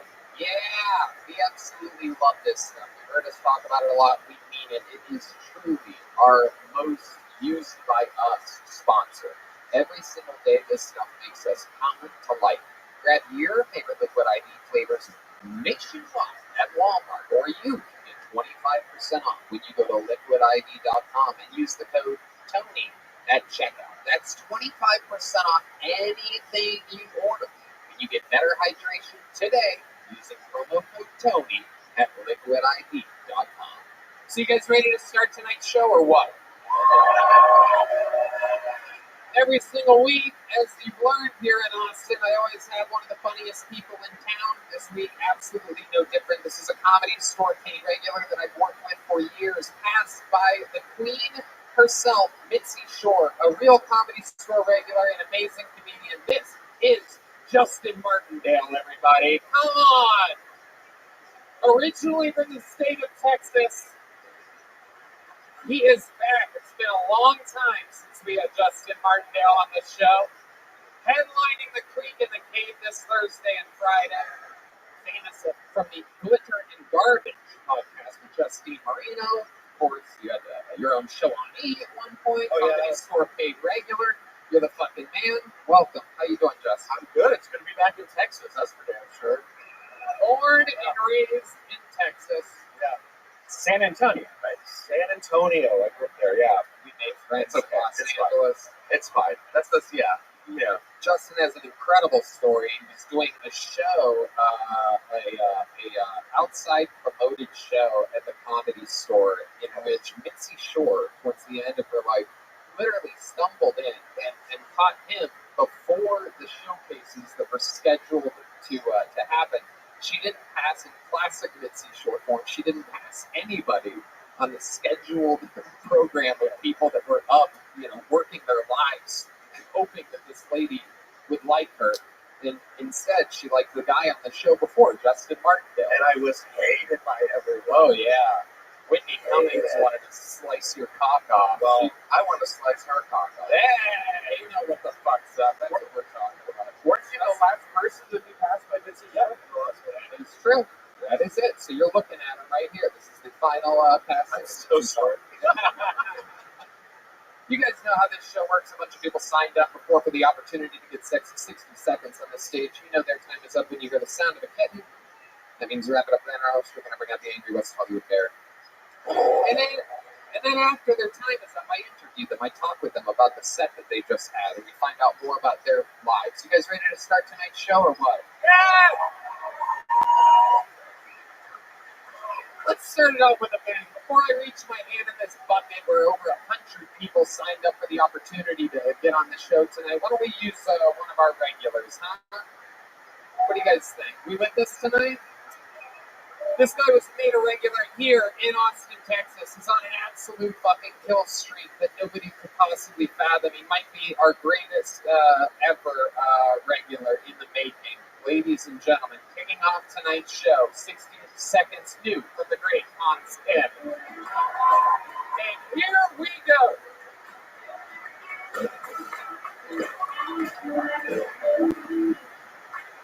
Hey, what's up, guys? I love you. I hate it when people call me autistic. It makes you want to break eye contact and have a song quietly to myself. I'm in a long-distance relationship right now, which is the worst, because that's the worst place to have a girlfriend, is far away. It's like owning a star.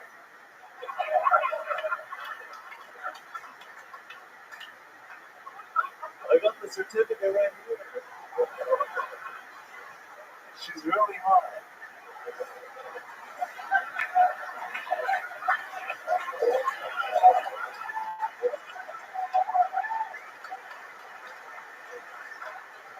It's like an African child that I send a dick pic to every now and then. It's like having a cheeseburger in Europe. I can't touch it or smell it or taste it, but some European guy has it all over his mouth right now. Thank you. Wow, he does it again. It continues. The great Hans Kim reigns supreme. Thank you. The audience kind of laughed after my first tag. It's like I have 2 more. Yeah, good problems to have. When the audience is laughing too much at your first tag. You're like, God damn it, will you people shut up so that I can get to this other material? Good problems to have, as we'll see when my hand reaches a name out of that bucket. You'll see people later on. You'll be like, wow, this guy doesn't seem to have that problem at all. But Hans, jokes on jokes on jokes. It's all true. You are autistic. Are you really in a long-term relationship or long distance? No, not really. But that joke was amazing. I mean, it was. If you're going to lie, that's what it's all about. Make it funny. Fuck yeah. What else is going on, Hans? I completed a comedy tour recently. Stuck with my feature, Riley Gilmore, in the same hotel bed. Did you try to dry hump her? Did you try to do anything? That's a guy. That's what Riley is a man. Doesn't matter. Doesn't matter. People don't know who Riley Gilmore is. It's not a famous name, so you'd have to explain that. Yeah. He's a good friend of mine. I call him by his full name. In bed? Riley Gilmore. So you did a tour. How many nights? What cities? 3 nights, 2 nights, 1 night in Abilene, 1 night in Sweetwater, Texas. Got to know the people in Texas. You made Sweetwater sweet and sour water. I don't know, people. We're just getting warmed up here, you know what I'm saying? So how did these shows go for you? How long of a set did you do? Were you headlining? Yeah, I was headlining. I did 40 minutes. Yeah! Yes! A little baby boy is all grown up, so look at you. I can't wait to do it more. I would love to be booked. Please book me. I can do child's parties. Oh, hell yeah. Was that the longest set you've ever done? I did 45 before, but it's the longest set I've done recently after the pandemic. Okay. All right. Very good. What else is going on? You're single now? Yes. Oh. There's a pause there. Well, yeah, because he's in this on-again, off-again relationship with this white girl. And he's autistic. Yeah. He thinks the feeling he feels is love. But what we know is it's just that little fucking South Korean egg roll just fucking getting wild down there. It gets a little hard. It goes from a spring roll to an egg roll real quick. You know what I'm saying? It's hard. All right, forget it. So what's going on? You hooked up with anyone new or anything? No, I got recognized at the Abilene Zoo by a dude. Oh, that makes sense. That tracks. I was hoping you were going to name an animal of some kind, just an elephant. That's it. I'm a big fan. Listen to me on Kill Tony. That's what he said. What did the fan at the zoo say? He said, "You're hilarious." Bye. Wow. Someone more autistic than you. Hard to do. Hard to pull off. But at a zoo is where you find these people. Hans, what else is happening? We found out you can sing. We found out you can play guitar. Are there any more special talents that you haven't shared with us yet? I mean, I can try freestyle. Oh, yes, absolutely. South Korean freestyle, nothing like it, people. Absolutely. I used to do it a lot. Really? Yeah, we're just comedians, but I'm kind of rusty. But I sang Mulan at karaoke. I'm pretty good at Mulan. I want to hear you. How many do you think we should have Hans freestyle right now? You want to give us a little Just a little something there, Tevin, or D Madness. Let's see what happens here. Give us a little beat. Oh, shit. Yo. Here on Kill Tony, freestyling like I'm phony, but don't worry, cause I'm made of money. Don't worry, I'll steal your honey. Don't worry, I'm kind of funny. Cause that's what I'm all about. I'm Kill Tony, I sing Mulan at karaoke. Kill your bitch, she owes me a fee. Watch out, cause I'll pee on her, and she'll like it. Cause that's what she's all about. She'll like it when I take a shit on her. She'll like it when I purr. Like on Kill Tony, being real phony. Watch out, I'm made of money. Oh, shit, okay. I mean, it's got a chorus. He does have a chorus to his freestyle rap. You don't see that very often. I'm on Kill Tony, I'm not bony, I'm made of money. I take shit on women? Yeah, I think true words have never been spoken. Yeah. That is a wild freestyle rap. I didn't realize you were made of money, huh? I thought you lived in your van. Mulan would be proud, I think. It's funny, in the rap world, that's what you can do. You can pretty much say anything about money, even if you owe the IRS a bunch of it. Do you pay taxes, Hans? Yeah, my dad does it for me. Yeah, that's an Asian stereotype right there. They always pay their taxes. I specialize in Asian stereotypes, for those of you that don't know. Yeah, I've heard about that. I got to study. Yeah. I have a degree in, all right. Have you ever dated an Asian girl, Hans? No, I haven't. it's like looking in a mirror. He doesn't like it very much. He likes white, as he's described, Nordic women. Oh, yes. The pure whiteness. I love defiling pure whiteness. So like an Elsa. So, yeah. But you didn't get laid after any of these shows. You're out there headlining. Yeah, no, I mean, it didn't happen, but, it's fine. There weren't that many women at these shows. I tend to draw a large male audience. Were you at a gay bar? Yeah. Do Asian butch lesbians exist, or are they just like one of the guys? Like, Yeah, they exist. They're slightly more masculine than me. Oh. All right. Okay. Well, Hans, another unbelievable new minute. Great times always talking with you. Kill Tony is not bony. Money is Hans Kim, ladies and gentlemen. Let's go to this bucket. Let's see what happens here. This is where the shit really gets crazy. Could be somebody that is not well. Could be an amazing local talent. The first name that I pull out of the bucket, 60 seconds uninterrupted, goes to Ryan Westover. Ryan Westover is first on Kill Tony.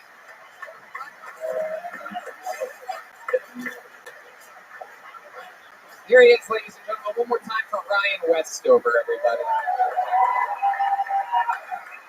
Hello, everyone. I'm very insecure. I always have been. Like, even when I was little, I used to hang out with pedophiles to seek reassurance, It helped me out. It did. Landed them a sentence, but it made me feel like I was worth something, Sitting in the back of that van, like, you know what, John? I am a confident young man. I'll take my pants off now,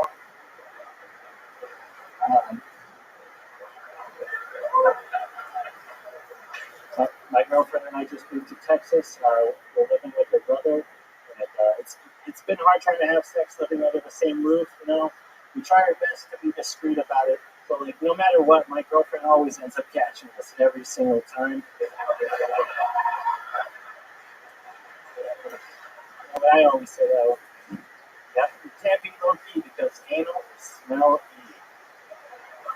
I'm sorry I said that last part. Thanks. Ryan Westover, closing with a little apology. Welcome to the show, Ryan. Thank you. How long have you been on stand-up? Almost a year and a half. Almost a year and a half. Where at? Utah, Salt Lake City. Salt Lake City, Utah. Absolutely. the kind of white people that Hans Kim loves the most. Welcome. Is this true? You live with your girlfriend? Yeah, we live at her parents' house. Okay. My brother's there too. So All right. I like it. What do you do for a living? I work at a burger biscuit. I work make sandwiches. Okay. Yeah, just got the job. All right. Yeah. Okay. So you basically are like a sandwich artist. I am. I try to be. All right. I'm good at it. Okay. What level of education do you have? I have a high school diploma. That's right. You will be making sandwiches for the rest of your life. That's right. That's life. Welcome to life. It's not easy. That's it. I'm learning that. This is what the world has come to now. Good white people like Ryan out here making sandwiches for better white people. That's just what the world is. That's how it works. Nothing. It's not all glitz and glam out here. And Someone's got to do it. show business. Ryan, what does your girlfriend do for work?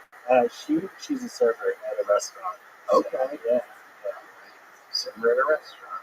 What about you, Ryan? What else about you? Like, what do you do for fun? What's something you'd be surprised to know? I like to drink. It's a good hobby. Basically, yeah. And then I just do this very, very simple life. Yeah. What about when you drink? Do you do anything? Do you feel like fun? Are you like a pinball wizard or anything like that? No, not at all. I just get drunk and really sad. Really? Yeah. It's the sandwiches. Yeah. I Just crying into sandwiches. I just talked to my girlfriend later. I'm like, am I funny? You think I'm funny? That's basically that. Wow. Jesus Christ. Oh my god. He's gonna cut later. Yeah. A sandwich in half. Am I right? All right. Wow. There must be something we're missing here. How about during the day? Any weird habits or things that you do? I jerked off a bunch today. Why do you jerk off if your girlfriend's there? No, she wasn't there all day. She was working. Oh, I had okay. the day off.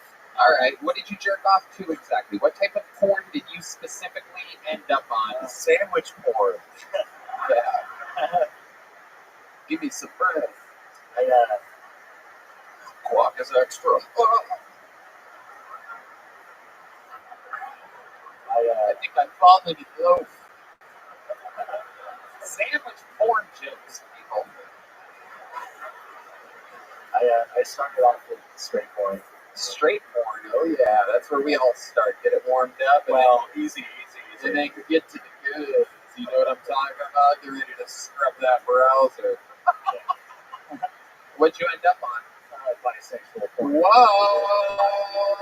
I get points for honesty, everybody. A little bit. How bisexual are we talking about? Like, enough to talk to you guys about it, but not enough.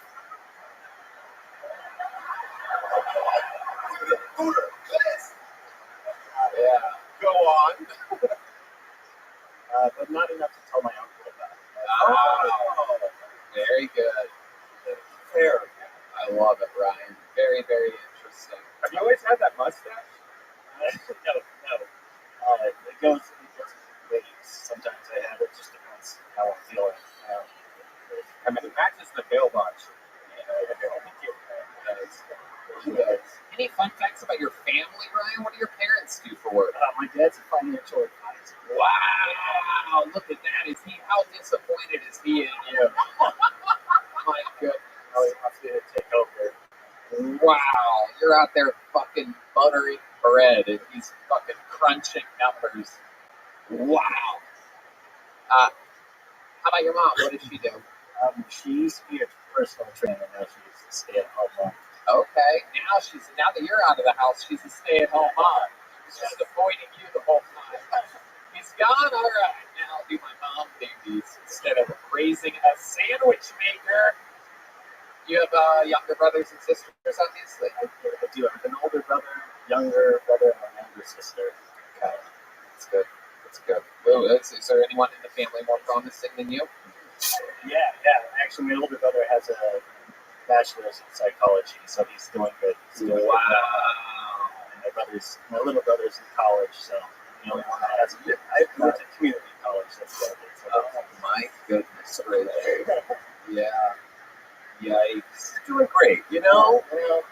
old are you? How old are you, Ryan? I'm 23. 23 years old. I love it. You're doing a good job. You're going to be just fine. You're making sandwiches today.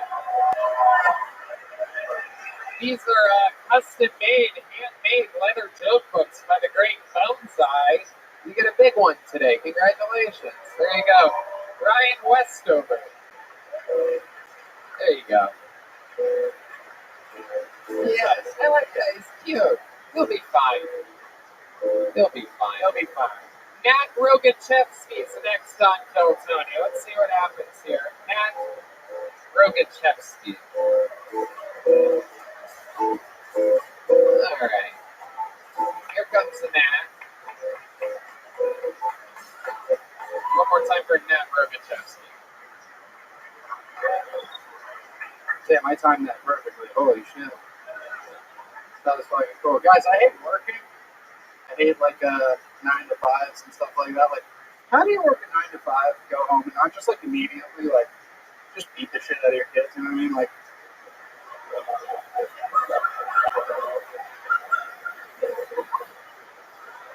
my mom used to work a 9 to 5.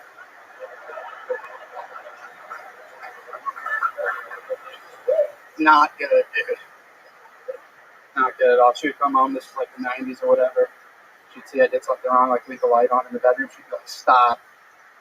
Hammer time. And I'd be like, oh.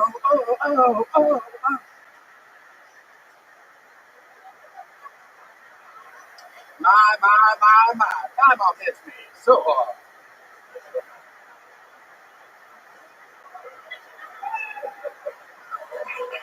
Andrew Pachevsky.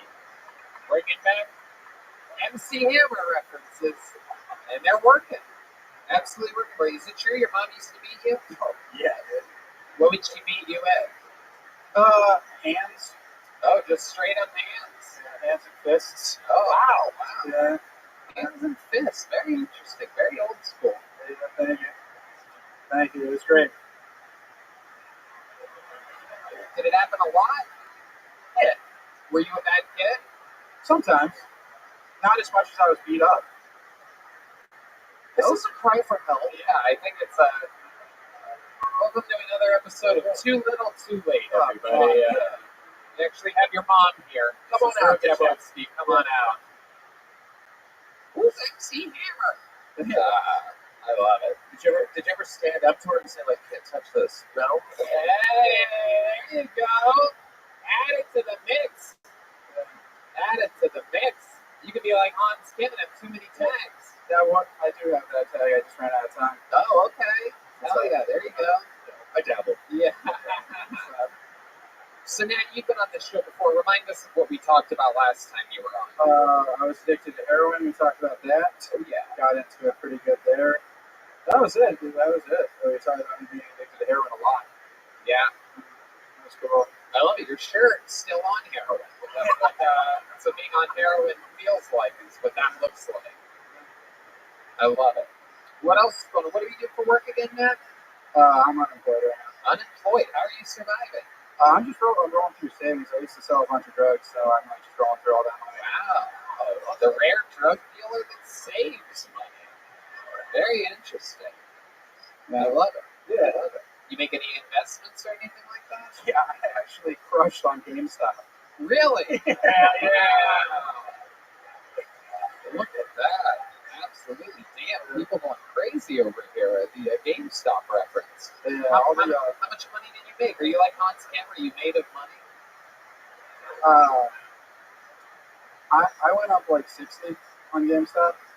60,000? Yeah. Wow, that's very good. That's good for a comedian. That's good for a heroin addict. That's good for somebody that used to get beaten by their mother. A lot better than the fucking lazy ass sandwich maker we had up here a second ago. Yeah. Quit your job, sell drugs. I know. Way better. Making sandwiches. Jesus fucking Christ. I love it. What do you like to do for fun, Nat, now that you're not on heroin anymore? I like going to movies. I like to work out, believe it or not. I like to I really enjoy doing it. Must be lower body workout. Yes. Another feet games. Only Special leg. Every day is leg day. Yeah. Yeah, only legs. I mean, I hang out with all my comic friends out here. The comic homies are the best here in Austin. They're the coolest dudes. It is. It's a real scene. A lot of people saying the comedy capital of the world. That's rocking. So that's fun. And what do you love about Austin? How long have you lived here? Just over a month and a half. Yeah, what do you love about it so far? HEB? HEB's the best. Yeah. We love HEB. HEB does rip. I love HEB. What are some of your favorite HEB brand products that you get from HEB? Yeah, they have the best almond butter. Yeah, they do. What is the deal with HEB almond butter? It really is nuts. Anyway, I love it. No, it is good. They do it. They have a special almond going on over there because they're chocolate covered almonds. Unbelievable. That's a trend. Even D Madness knows what the fuck is up with the chocolate covered almonds. Of course, sometimes it's just like nuts and bolts that he ends up eating, but.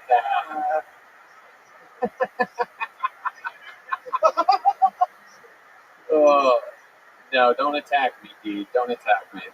D just jumps at one of the speakers thinking that he's going to get me. I know where that sound's coming from. These are funny because D Madness is blind, believe it or not. Oh, I know, you just thought he was the world's sleepiest bass player back there, but can't see anything. has your mom ever apologized for beating the fuck out of you, or It's a lot better now. But don't you notice that moms sort of play it down like they didn't really beat you up as much as you quite remember? Yeah, they like to the way they like to talk about it. They're like, man, back then was crazy, huh? Yeah, my mom used to beat the shit out of me, but I don't ever play the victim card in public, so I can't really relate to it. But I'm pretty sure it's why I became wildly successful. It is weird too that she apologized and then you did heroin. Like my mom would kick the shit out of me if I did heroin. Do you beat girls now because of it? Maybe she beat them up like karma, like it happened before. Like maybe she knew she's beating you up for doing heroin. Yeah, that was way later. Right, but maybe she knew mother's instinct. Yeah. She was trying to beat the heroin addiction out of you before. Yeah. That's well, she failed. Right. Yeah. Exactly. She wanted to hit you with a belt. You're like, tie it around. Nat, you did it again. Did you get a joke book last time you were on? He's already got a big joke book. This guy's walking on water. Another great set. Nat Rogachevsky, everybody. We're going to keep it moving. He's on Instagram at nat.comedian. I'm going to pull another name out of this bucket. Yeah, with an ashtray. Oh, this is very exciting. This guy's a buddy of ours. He just moved here, very new to stand-up comedy. I'm excited to see what happens here. This is Yonder, everybody. Yonder, one of the newest residents of Austin, Texas. Very fun gentleman. Yonder Wizard. Here he comes from this side over here. Come on, put your hands together one more time for our friend Yonder, everybody. Let's see what happens here.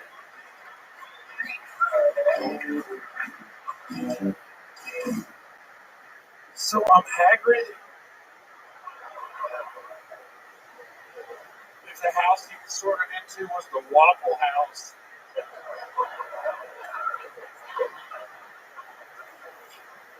I want to start a Christmas music festival.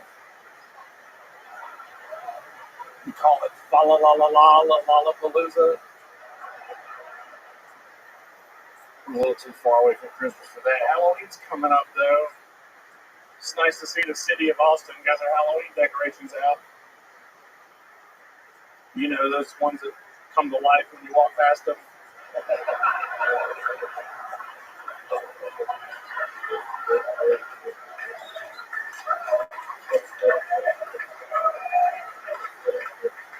Except they only say, hey man, you got a cigarette?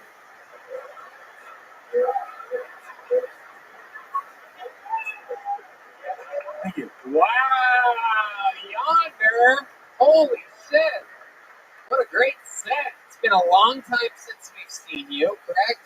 Yeah, man. When's the last time you were on the show? That place that shall not be named. Oh, that's right. That shithole on 5th Street down there. That's the one. Right between the Russian House and Eddie V's. It's a shame I can't remember what the fuck it's called. Anyway, I love it. So Yonder, incredible. I do believe, I think you would agree that was a great set for you. You're new at stand-up comedy, correct? Yeah, pretty new within the last year or so. Yep, absolutely. That's to us, that's new as shit. Yeah. I love it, man. Look at you. You are just really something else, huh? I've never seen it. You remind me of like the type of guy that would grow out of a tree or something like that. Like a tree growing out of you. I picture you being like a peaceful, happy tree at the root, the bark. I can see, like, I feel like when you come, you always say, "What's up?" Yeah, how do you do it? I feel like he doesn't ever come. Am I right? You seem like the kind of guy that's held on to your nut for quite a long time. Dude, all this is backed up cum. If I blow, I'll be your size, right? Oh, shit. Man, I love it. I had a feeling. I have good instincts for things like that. I always know the last time a guy comes. I have a real knack for it. Yonder, what is your love life like? You seem like you kind of look like who you might end up with if you drink too much tequila. Like you wake up. Yeah. It seems like you would wake up next to someone that looks like you. I keep a mirror by me at all times. Well, yeah, I don't really care. I don't try to fuck. I just don't care. You're like a nerd, right? I'm kind of a nerd. Well, I mean, so this is kind of funny. I actually had to explain my first sexual experience to a lot of people. Go on. I got a blowjob from my 8th grade teacher when I was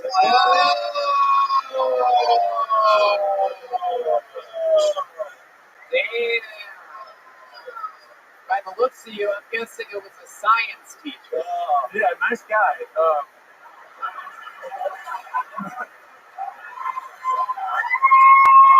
Wow, they love it. Austin's going wild for Yonder Wizard tonight. It was actually at a Christian school. It was one of those, Yeah. We'll teach you all the subjects. Spoiler alert, we're not surprised. Yeah.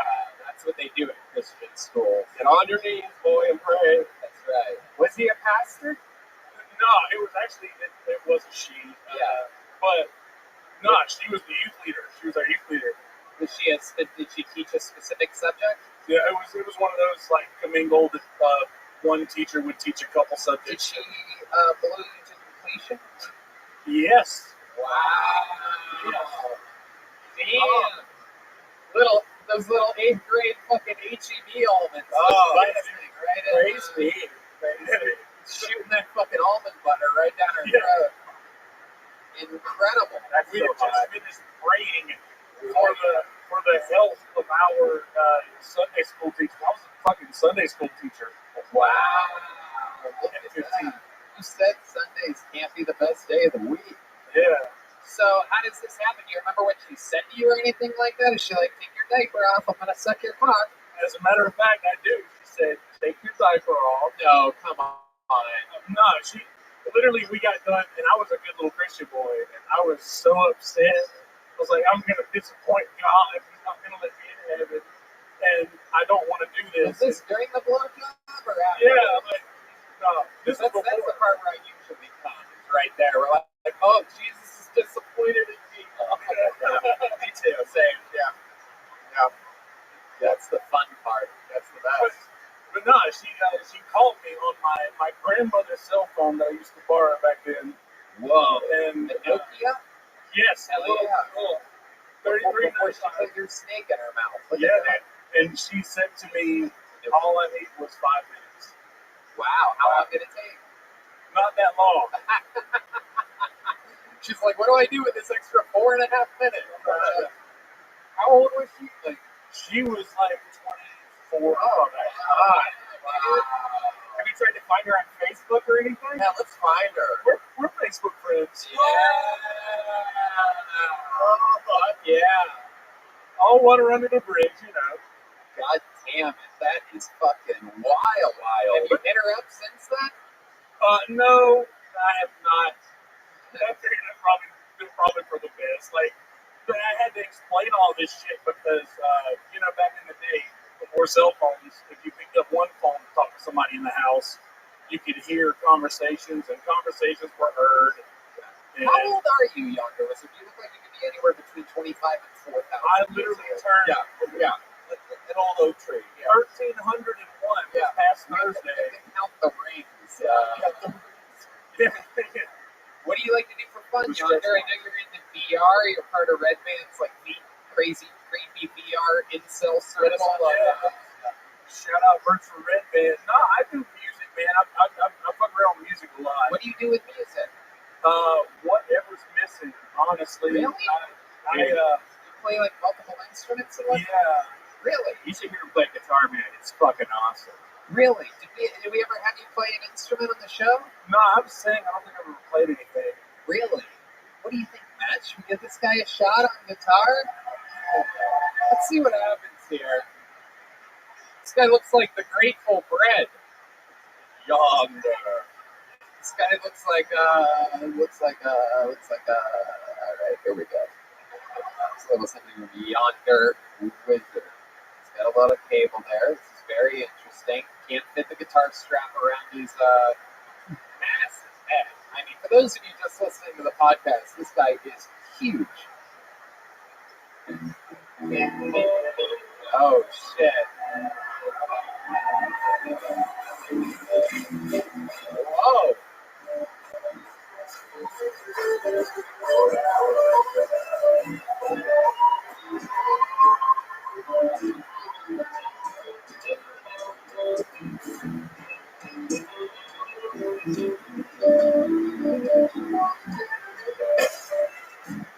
Wow.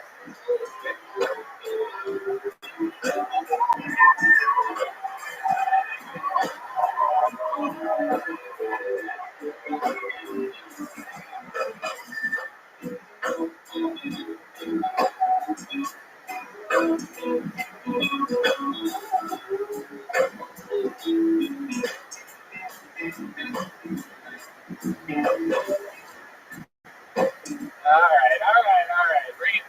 Here we go. Hell yeah. Fuck yeah. Jamming over here. Wow. That's good. Wow. Keep your eye on me, dude. It's like if fish had carbs in it. Fish fillet. Yeah. Bro, that's the one. It's like cheese. It's like if Nickelback went to Outback. Yeah.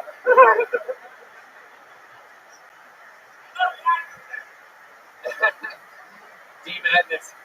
No idea where he is right now. Very exciting. Wow. Hell yeah. Ribbon and blue cheese, something like that? Yeah. Something else I was thinking. You know, Yonder, if you're free on Halloween, I would love to have you at the Secret Show Halloween show. Whoa! And you know what? Fuck yeah, dude. And you know what? You don't even have to dress up. You're already won best costume at the Halloween. Have you got one of these joke books before? I do. I got a giant joke book. He actually ordered a custom one. Straight to Boneseye, the great Adrian Cavazos, which anybody can do if you're listening. Get a custom-made joke book for yourself by going to hitting up Boneseye on Instagram, BONEZBYE.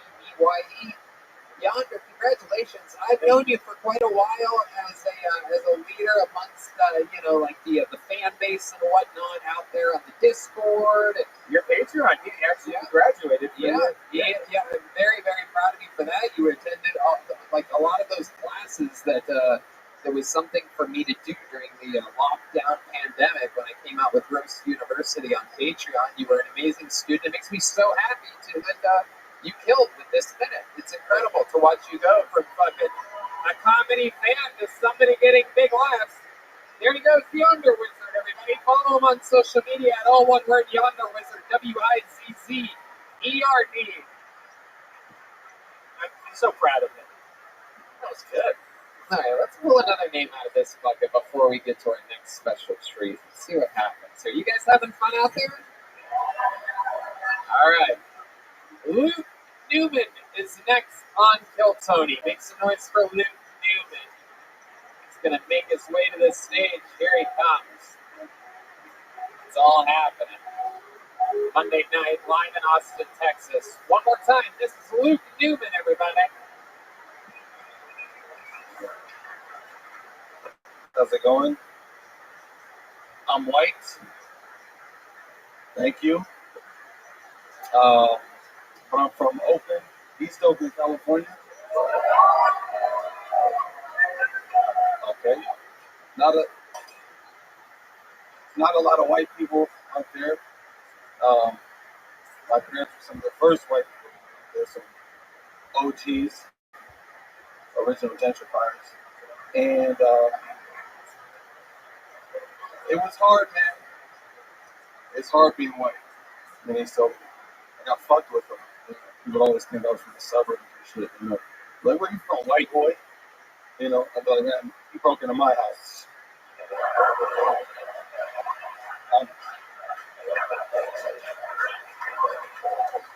I'm from my house. Well, Absolutely. Luke Newman. Welcome, welcome. Great set. Love the joke. I, too, born and raised in an all-black neighborhood. Is that where you were born in Oakland? Born and raised. Wow. Incredible. Yeah. How long have you just visiting Austin? yeah, for a week or so. Okay. When did you get here? Today. Wow. You flew in today from Oakland. Yeah. Southwest. Southwest, Of course, yeah, Southwest, direct to Oakland. I know, I've been on the road a long time, people. I mean, now I fly on jets and shit with Joe Rogan, but I mean, I remember the old routes. I remember the old days before. Get yourself canceled, people. It's a good life. Okay, so Luke Newman, what do you do for work? You seem like you have a real job. You have the beard of a man that has a real job. You're not out there making fucking sandwiches. I make pizza. Oh, okie dokie. What are you gonna do? Sometimes they're just not right. So that's next level shit. Yeah, it really is. It's one up from sandwich. Absolutely. Absolutely. You had to go to college for at least a few months to get the pizza. Yeah, you gotta drop out. Yeah, absolutely. All right. How long have you been making pizzas for? For a few years. I used to deliver. Oh, promoted. Yeah, absolutely. Is this like a real pizza place or like Papa John's? It's complicated. It's like a pasta factory. You make a bunch of stuff around the pizza. Okay. All right. You get paid well? No. Exactly. But I get free pizza and pasta. Absolutely. It works out. Absolutely. I know a lot of people that would work just for that alone. Pizza and pasta. Ah. I love it. What's your love life like? Pretty dry. Yeah. Your voice cracked and everything. Yeah. Absolutely incredible. Have you ever taken pizza dough and made love to it? Yes. No. The old stuffed crust, you know what I'm talking about? The old fucking Mama John's, the old fucking. It feels like skin. It might work out. It might be good. If you put enough olive oil in there.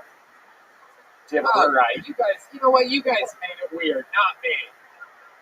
Well, I mean, Do you have a big or a little Caesar? yeah. There's some chicken in there. You ever think about putting a bun in the oven? You know what I'm talking about? All right. Pizza slut. It's a sex jokes. I love it. What's your best kind of pizza that you made? I make. You have a special pizza that you make? Yeah, I got to put some serranos on there. Oh, hell yeah. You see the hand movement there? How he said serranos? How he fucking threw it like Godfather pizza. Red onions. Red Man thinks serrano peppers are Italian. Yeah. That's. Hey, Tony Serrano. Didn't they just get a movie about those guys, the Serranos? I swear to God. Serranos. I did put some Thanks, Doug. Hell yeah. Oh, All right, yeah. so the love life's struggling. What do you like to do for fun? You have any special skills or talents? I play a little music. What type of music do you play? I used to be like a rapper or whatever. Get the fuck out of here. On this very special episode of Unsuspecting Rappers, wow. I've heard of 8 Mile. Welcome to 6th Street, everybody.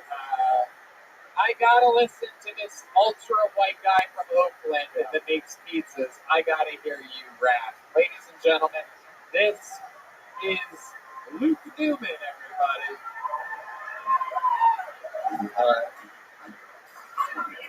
Please slow down a little bit. Oh, yeah. There you go. I like He's in full control. All right. Got that bourbon virus, trying to earn my Irish. Stand swivel head, I be spitting lead. Talking gasoline, you on the practice team. Trying to filibuster, boy, I'm killing custom. Out on the Vegas strip, Detroit playing shit. Watch me dip downtown on surround sound. Got a couple broken ankles, God know I'm thankful. And I forgot the rest. Hell yeah, absolutely.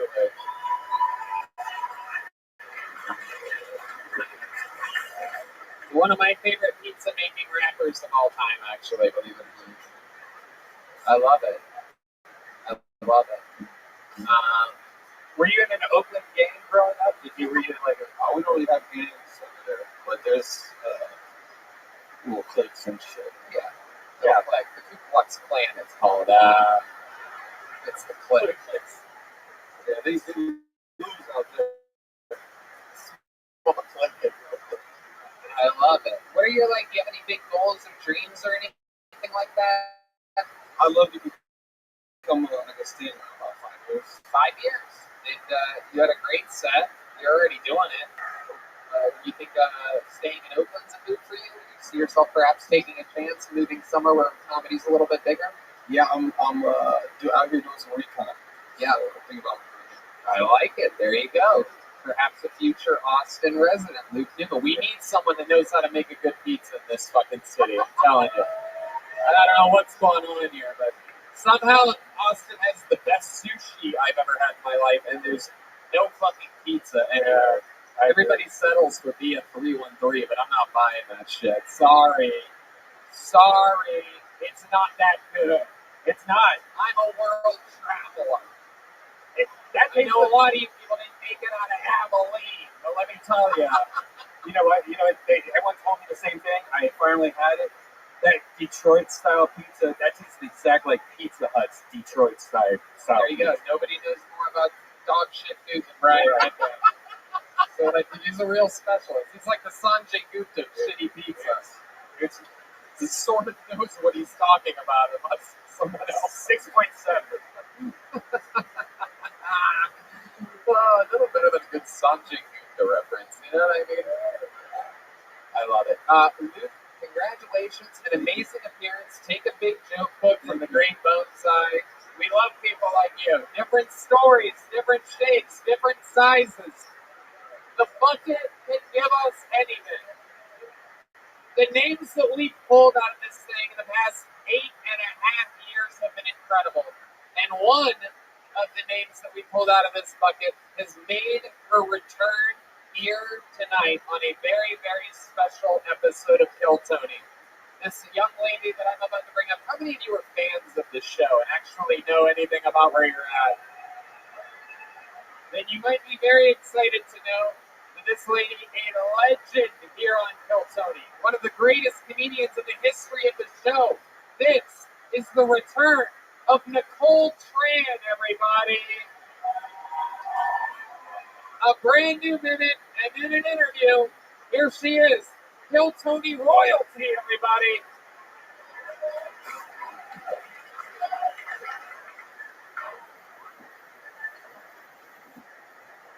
This is what happened when nothing from another tree.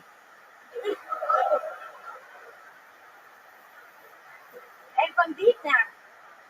Last week, I went to a black comedy club in Auckland. All the sisters looked at me like, uh-oh, somebody forgot to pay the bills at the nail salon.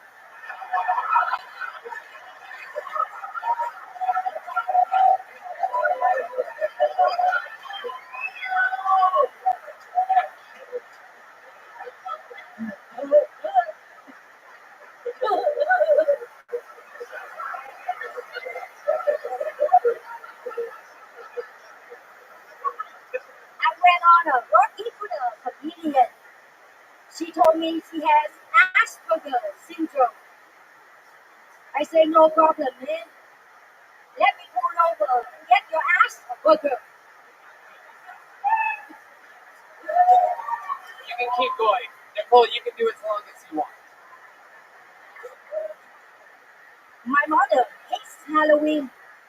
She makes us turn off the lights and hide under the bed. It would be easier just to buy a bag of sneaker bars. The first thing we were here for trick or treat, she gave each kid a spoonful of sticky rice.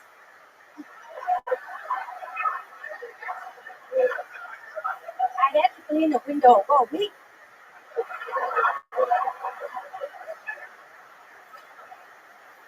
I went to a pumpkin patch in Houston. I saw a 2,000-pound pumpkin. In Vietnam, we would carve that pumpkin, then move it.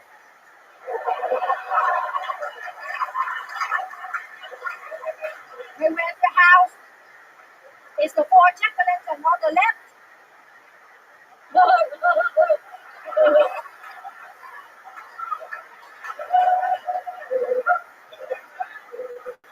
I paid my mother to do my daily chores for $25. She does my laundry. For $15, she cleans my room. I pay her $10 an hour to surf the internet for blue-eyed white guys.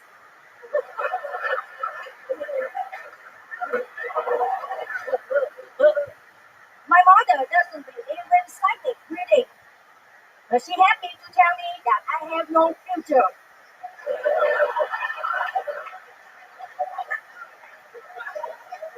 If she hears me sing, someday my dreams will come.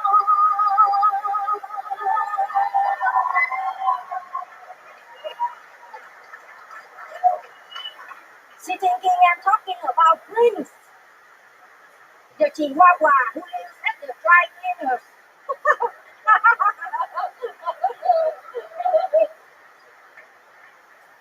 My little sister is my bookkeeper. With all the money I make him stand up, she not very busy. 2 hour lunch, no problem, man.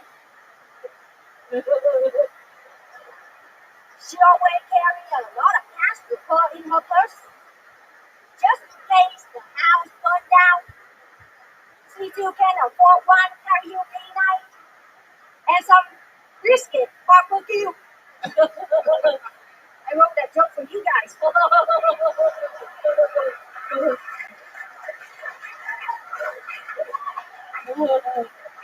Nicole, what do you think? You got more? You're at 4.5 minutes right now.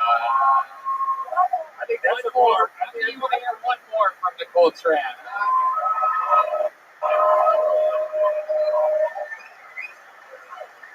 Toby, recently I found out I'm allergic to alcohol. I took one sip of tequila. I sneezed for 10 minutes in Spanish.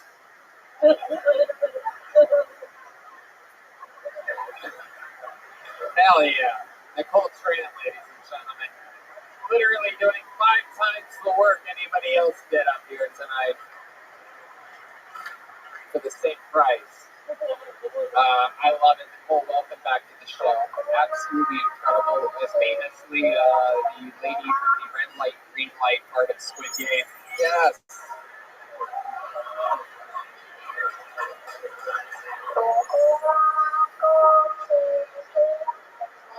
You watch Squid Game? We actually have there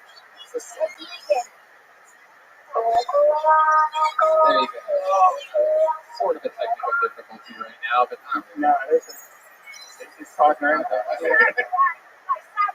Can you turn around real quick and then it's all right. It's all right. Forget it. There you go. It's all good. Nicole, welcome back to the show. You are indeed Kill Tony royalty every single time you're on. It's unbelievable. There is an aggressive innocence to your style. You are adorable. You're so sweet. Justin, this is your first time seeing her, right? Yeah, you're a star. Seriously, you're just adorable, and your jokes were solid and hot. So yeah, they're great. I love white guys. Yeah, she does. You're not the only one. So does Justin, actually. It is my curse. Yeah. I love it. You did reference blue-eyed white guys. How's that been going for you? Have you taken any down lately? Oh, yeah. I just recently dated a blue-eyed white guy. He worked at the racetrack. I always looking for a man with a stable job.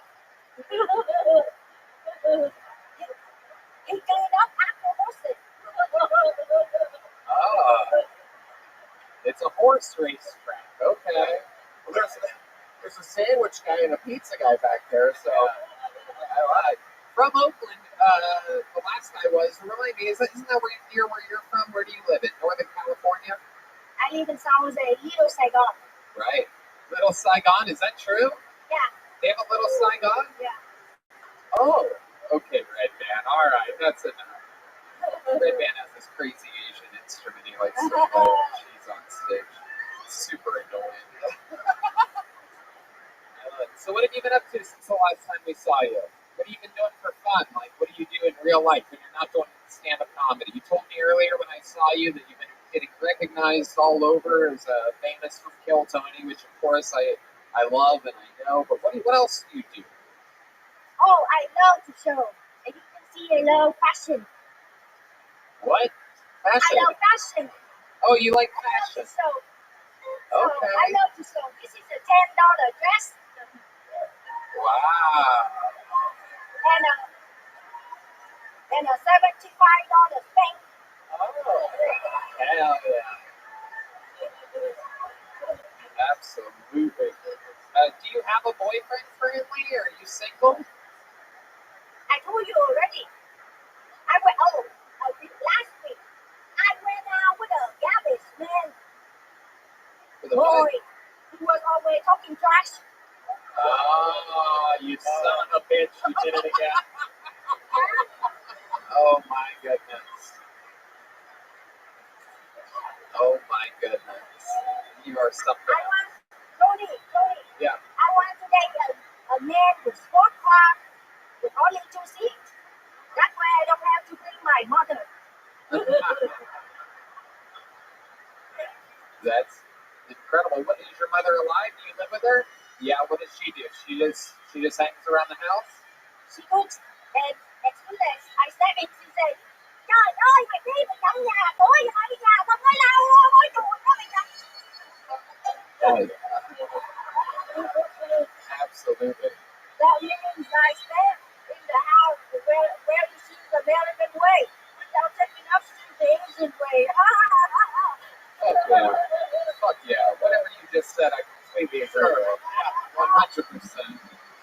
It's a shame I can't turn on the subtitles. I'm trying right now.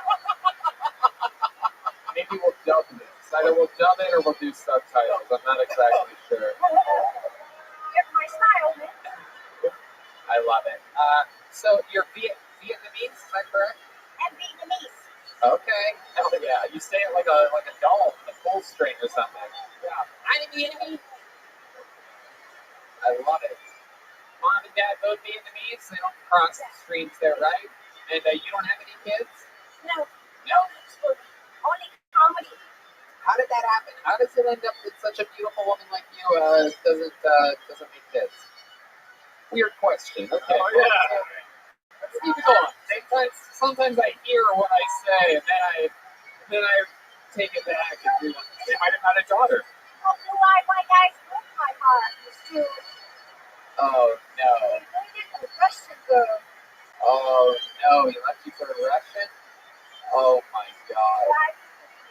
So before the show, I put a lot of makeup on, just in case the blue-eyed white guy wants to marry me.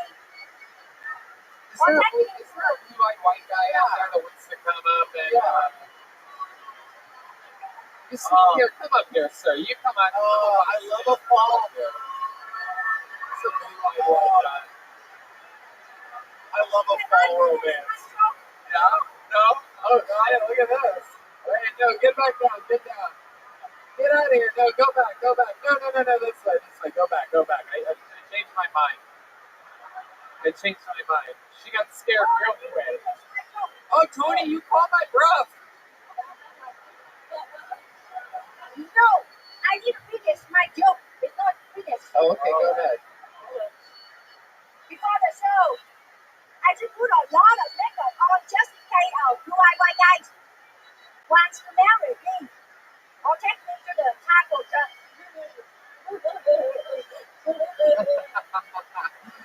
What the fuck?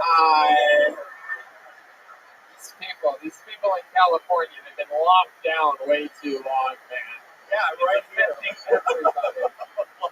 Even Am I on what's Nicole Tran. You are the very best. You're the sweetest thing in the history of the show. You have anything else? What? I bet you fucking will. This isn't like a, I bet you will. Jesus Christ, like a relax. stockyard. I'll take her. Yeah. What about These people. These people. All right. Do you have anything else for us? Anything else? You want to do a song? She famously sang the national anthem at Miltoni Mania. She's sang songs many times before. Beautiful voice on her. Ladies and gentlemen, this is, and you do this a cappella, is that right?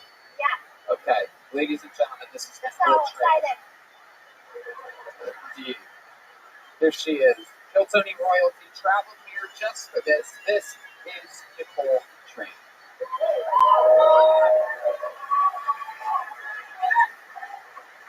Also, can I have a crown and coke whenever you get a chance? Thank you. This is Nicole Tran, everyone. Hello, darkness, my old friend. I come to Texas once again. I love Tony, I got on the plan. I know he's dating, but my heart is sad. I hope this husband found a child with a green light. Then told him by the whispering sound of insult.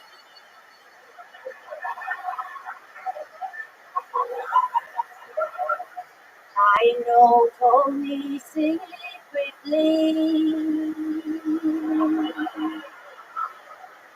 love Asians very much.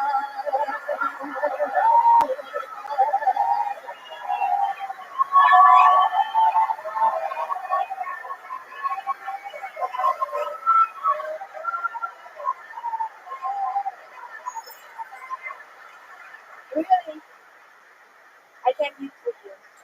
I'm a very well-educated person, so I think Tony really support the meanings of diverse culture. That is absolutely true. And you know what? Just for that, Nicole, I have blue eyes. I'm white. I'm going to get you pregnant tonight. Let's do this. Oh, no, I'm going to do it. I'm going to get an America's revenge on Vietnam on you tonight. Take one down for the red, white, and blues. You know what I'm saying? Right. Tony, if you don't stop heckling me, I get my brother to eat your dog. Oh, no, don't do that. Yeah. Oh, no. My poor dog.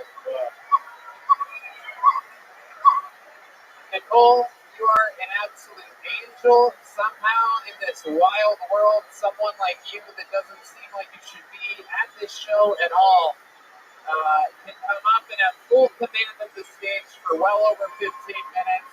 We love you. Austin, Texas loves you. How about one more time for Nicole Tran, everybody? Legend. Oh, she's still here. She's still here. Got something to say. Oh, God. Typical Vietnam, just like the war lasted a little bit longer than you needed to, but yeah. A long time and then some. Thank you so much for coming to support live comedy and support the Tony show. I think it's a great show. And by the way, I don't have a green card. You do not carry everybody that you saw me here tonight. Hell yeah, Nicole Tran, ladies and gentlemen. Unbelievable. You're just unbelievable. Catch her November 12th through the 14th at the Santa Monica Playhouse Theater for those of you still in Los Angeles. She'll also be on the Secret Show Sunday. Oh yeah, she'll be here doing stand-up comedy on Sunday as well. So for those of you in the house, you don't have anything to do on Halloween, come see a real stand-up comedy show. It's different than the podcast. And she's going to be in cosplay. Ooh la la. All right, hold another name out of the bucket. Your next comedian, Doug Allen, everybody. Doug Allen has the pleasure of following the isolator, Nicole Tran. Here he is. Come on, it's a follow. One more time for Doug Allen, everybody. Hey, yeah, awesome to be here. Thank you for calling me. Fuck, dude. I recently got interested in van life, but not for like the travel and the free spiritedness, just because like I want to kill my girlfriend.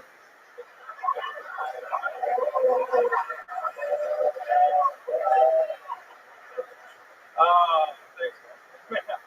I do look like this. I look like a cop, and only the ones that sing about the YMCA. Like, black man, get down on the ground. I said, black man.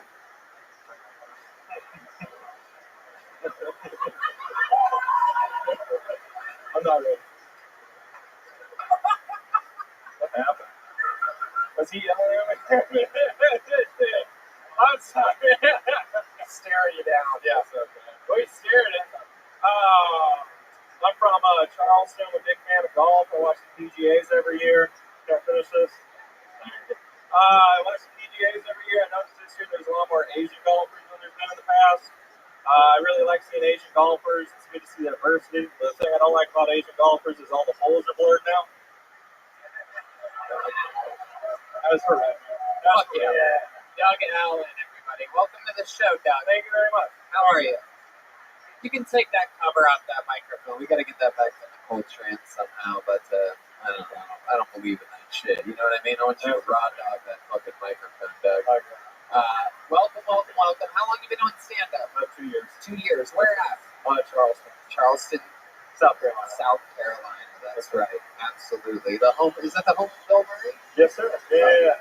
Owns the River Dogs. All right. Baseball. The River Dogs? Yeah. Damn, Nicole Tran is starving right now. And are you just visiting Austin? I moved down here about like 2 months ago. Okay. What do you love about Austin so far? Dude. I just haven't hit mics. I really haven't been out. Homeless people. My windshield's clean every stoplight. That's wild. Okay, what do you do for work? I'm unemployed right now. Okay. I was selling carriage tour tickets back in Charleston. So, what kind of tickets? Carriage tour. We had horses pull people around town. Oh, God. Beat the shit out of them. Jesus. We're good. We're good to the horses. All right. Okay. Wow. So you just do stand-up. You're unemployed. How much money did you save working at the carriage? Dogecoin got me. I didn't make as much as Nat.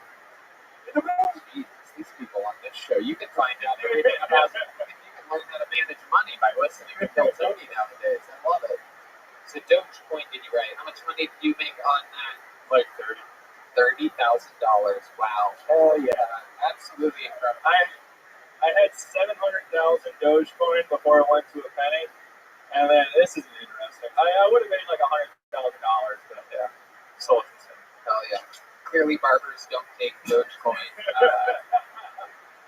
What else, Doug? You must have something interesting about your life. Any fun facts about you as growing up, or as I used to live in a van. I've been to Vietnam before. Really? Yeah. Wow, you're like everything that's happened in the show so far tonight. What did you do in Vietnam? Backpack around, travel, candies, all that. Your parents have money? No. They're all right. I never fucked with. Right. Ex-Navy. This was the part I was so worried about. Yeah, me too. How about your love life? What's your love life like? There must be something there. I dated a chick like 2 years ago. I've been single for a while. What happened with with that relationship? Why'd that end? I went to Skankfest with her, and Why would you ever do that? I like half-heartedly invited her to it. She's like, yeah, sure. I wanted her breaking up the entire time. It's like 3 days, God. Yeah. It is the interesting. D-Madness is back, everybody. D-Madness. This is the part of the show where we all make sure he makes it back.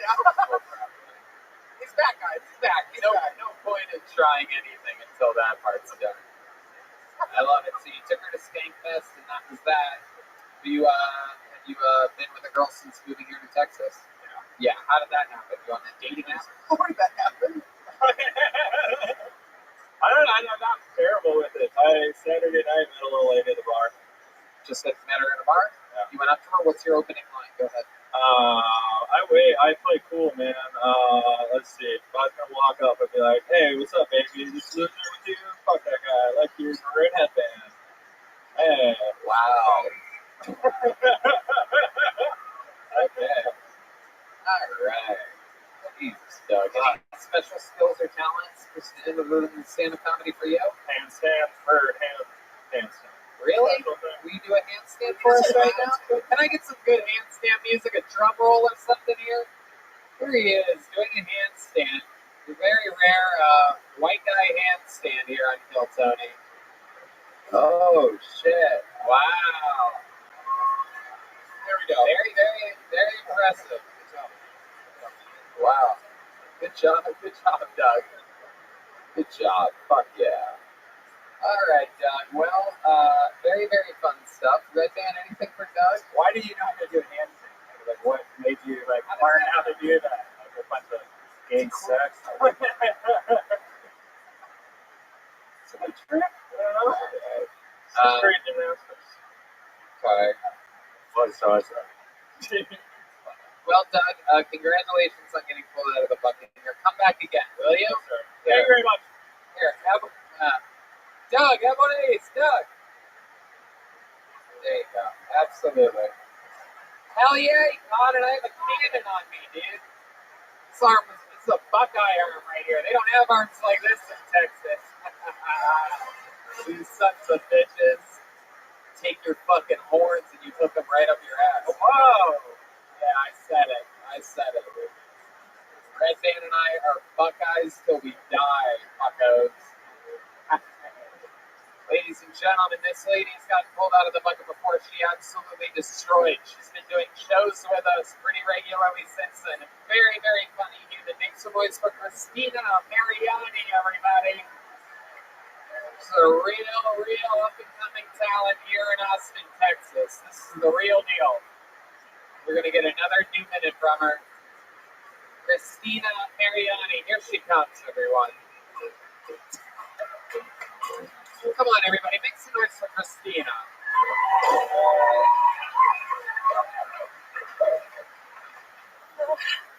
Hi. I've been having a hard time dating. Well, at least getting laid's a little bit easier, you know. I've been trying some pickup lines. So far, the one that's got me the most action has been no.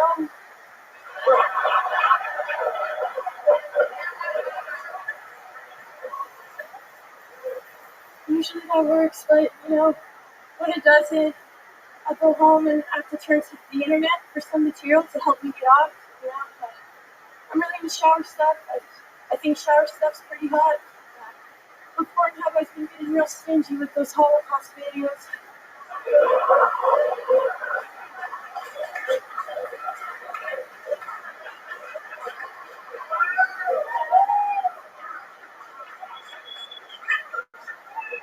I guess I'm like a sucker for guy uniform or whatever.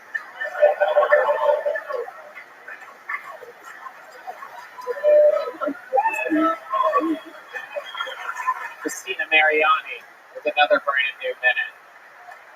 Hell yeah. Welcome back to the show, Christina. I don't know. How's it going? Pull on it. You got it. Fuck yeah, absolutely. You got this shit. Powerful. Another great set. Good stuff. I love it. Absolutely great. You were on the Secret Show here on Thursday? Yeah, she's been killing it on the Secret First of all, how long have you been doing stand-up comedy again? Like 6 months now, I think, maybe 7. Yeah. Okay, 6 months, maybe 7, and absolutely doing fantastic. All these sets, you have a very obviously awkward, shy style to you, which works well. You have the look of a young Howard Stern, which is, I get that. It's a good vibe. W-A-N-B-C. W-A-N-B-C. All right, Christina. You are a very, very charismatic young lady. What's your love life like? Do you have a boyfriend? No. Did you have a boyfriend last time you were on the show? No, I didn't. Oh, okay. All right. Sorry, I didn't realize this was like the beginning of a rom-com or something like that. No, I didn't tell you he takes the glasses off. Oh, she's a different person. Wow, incredible. How do you stay single? These comedians, I'd imagine, I know what it's like being out there on the circuit. I've been there. These guys are all very aggressive. How do you stay single? I focus on comedy pretty much. Right. Absolutely. That's a good way to do it. What do you like to do for fun when you're not doing stand-up comedy specifically? I like playing the accordion. I can do that. Holy shit, you have an accordion? Yeah. Do you have one here with you? No, not with Is it in your car? Do you have a car? Do I have a car? Yeah. Yes, but it's not in It's not in the car. It's at home. Yeah. God damn it. Bring the fucking accordion next time. That's one thing we haven't had in 8.5 years. Bring your own accordion. Yeah. Let's do it. Absolutely. How long have you been playing accordion for? For a while, since I was a kid. Oh, wow. Does your dad play? No, we just had one lying around. Oh, same, yeah. You know. Yeah. That's how it works. Yeah. Do you play like a lot of folk music, or do you just... Yeah, a lot of polka music, you know, some rap. I actually can rap too. Really? Oh, God, here we go. Here we go. If you really can rap, you'd be the first person all night that can actually rap. So that would be impressive. Not get through half memorized shit. But you can't rap? Is that what you're saying? Oh, my God. Okay, Christina, that's fun. So you play accordion. What else? Well, I work. What do you do for work? I work at an insurance company. You like answer the phone there or something? No, I'm an underwriter, so I underwrite insurance and then I sell it. It's very exciting. Hell yeah. My goodness. I don't even know what that means. I don't know if you've ever listened to tonight's show, but I only know about making pizza and sandwiches. Very simple jobs. Mostly unemployed seems to be the theme of tonight's show. An underwriter for insurance. What exactly do you do? So I get applications and then I decide on pricing based on different factors, and it's so boring. I get so bored talking about it. It's incredible. Absolutely incredible. It's a shame Jake from State Farm doesn't look like you, or else everybody would just have State Farm. And you go, I need Jake immediately. Is that true? Do you ever look at porn on the internet? Do I look at porn on the internet? Yeah. Sometimes, but it's Holocaust porn. I believe that. Oh, I bet if you dig deep enough, yeah. Schindler's List. That's true. That is true. It's out there. Oh, it's out there. That is true. Asswitz is one. Yeah. That is yeah. Oh, wait. Wait. Diddler on the Roof. Oh, shit. Jewish porn. Yeah. Jew Girls 1 Cup. What else is there? This bagel is Better than my Schindler? All right. Anyway, all right. And Seinfeld.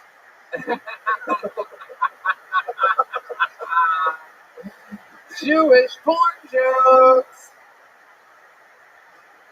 1 in the bank, 2 in the stank. What are we talking about here? Okie dokie. We're going to keep moving forward. What kind of porn do you like? When you do search the porn once in a while, I'm straight, but I like lesbian porn. Oh, yeah. Just a bunch of women camping. I just feel like they're gentle with each other, you know? They like each other. I don't know. I never get that vibe from the guys. Hell yeah. Listen to all the unsatisfied women out there whooping and hollering, everybody.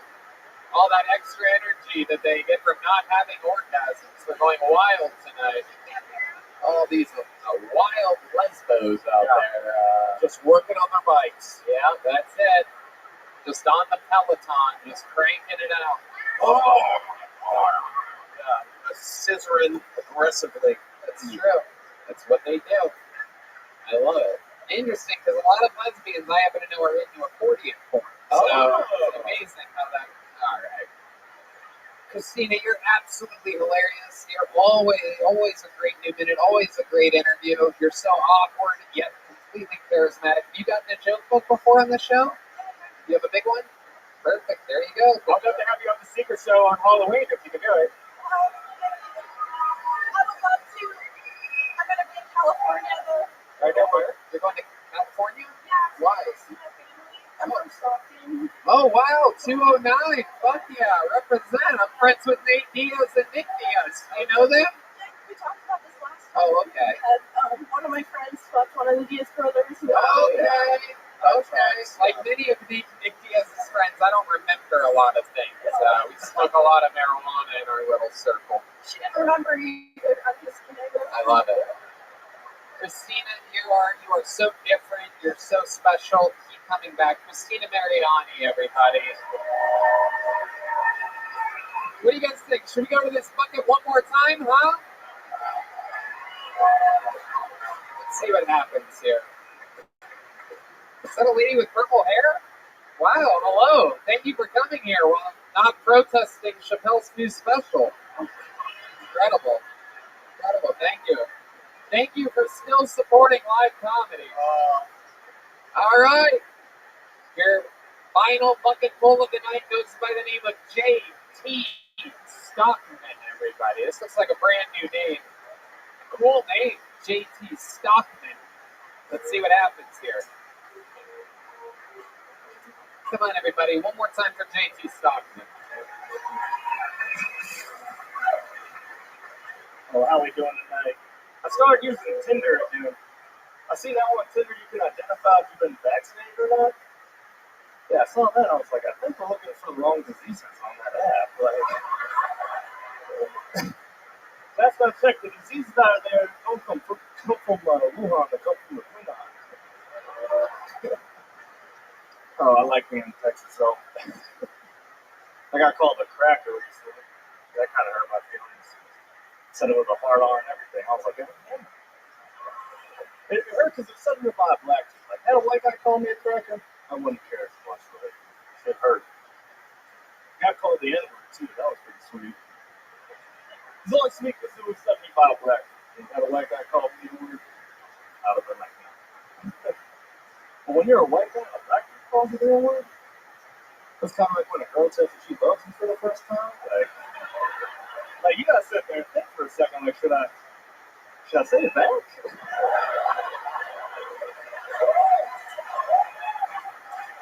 J.T. Stockman. Welcome to the show, sir. This is your first time here, right? No, actually, I was over. I met you after the freeze over at the other place. You know what I'm talking about? Oh, okay. Yeah. All right, after the freeze. What did we find out last time you were on the show? February. I was dyslexic. Oh, okay. Still a problem. All right. I can see that. The end of your set was a lot better than the beginning of your set. You did that sort of backwards. You would have had that momentum in the beginning. You could have carried it throughout, but you do things backwards. So that's a little bit. What do you do for work? Well, actually, it's my 1 year anniversary of starting my own business with my buddy from the Navy. Oh, wow. What business is it? We install mini split AC units with veterans and mainly with a lot of hot farmers too.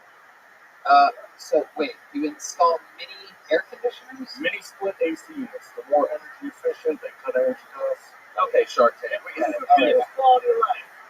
Yeah, they kind of did they cool your place down? Actually, they do shit. It's so you can have like air conditioning. Christ, what the fuck? I know. Where'd you see that? Fucking ghost over here. Jesus. If they can have one say split air conditioning. Nobody knows about air conditioning more than the fat. Oh yeah. Well, let me just tell you guys, that's fantastic. It's so you can separate your house in different zones, so you don't have to have air conditioning your whole house. Wow. Did you hook Red Man up with your fucking No, I shit? didn't. Insanity Enterprises.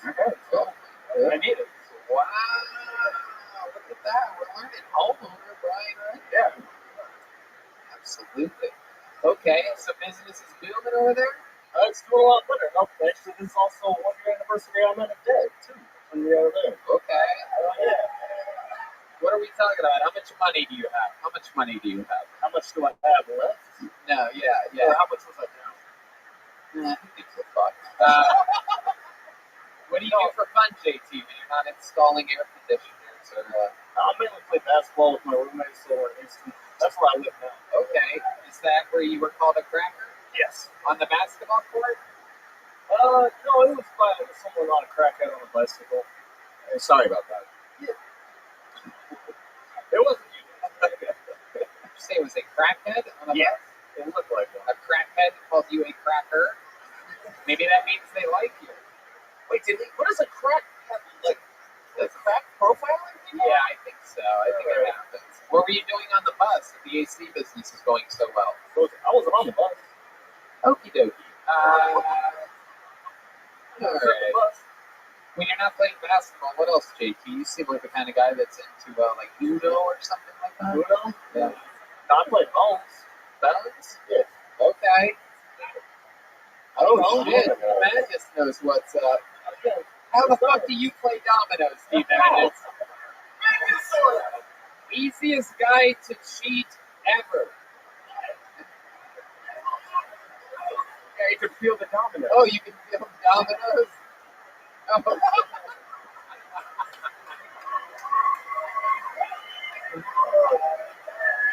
Son of a bitch.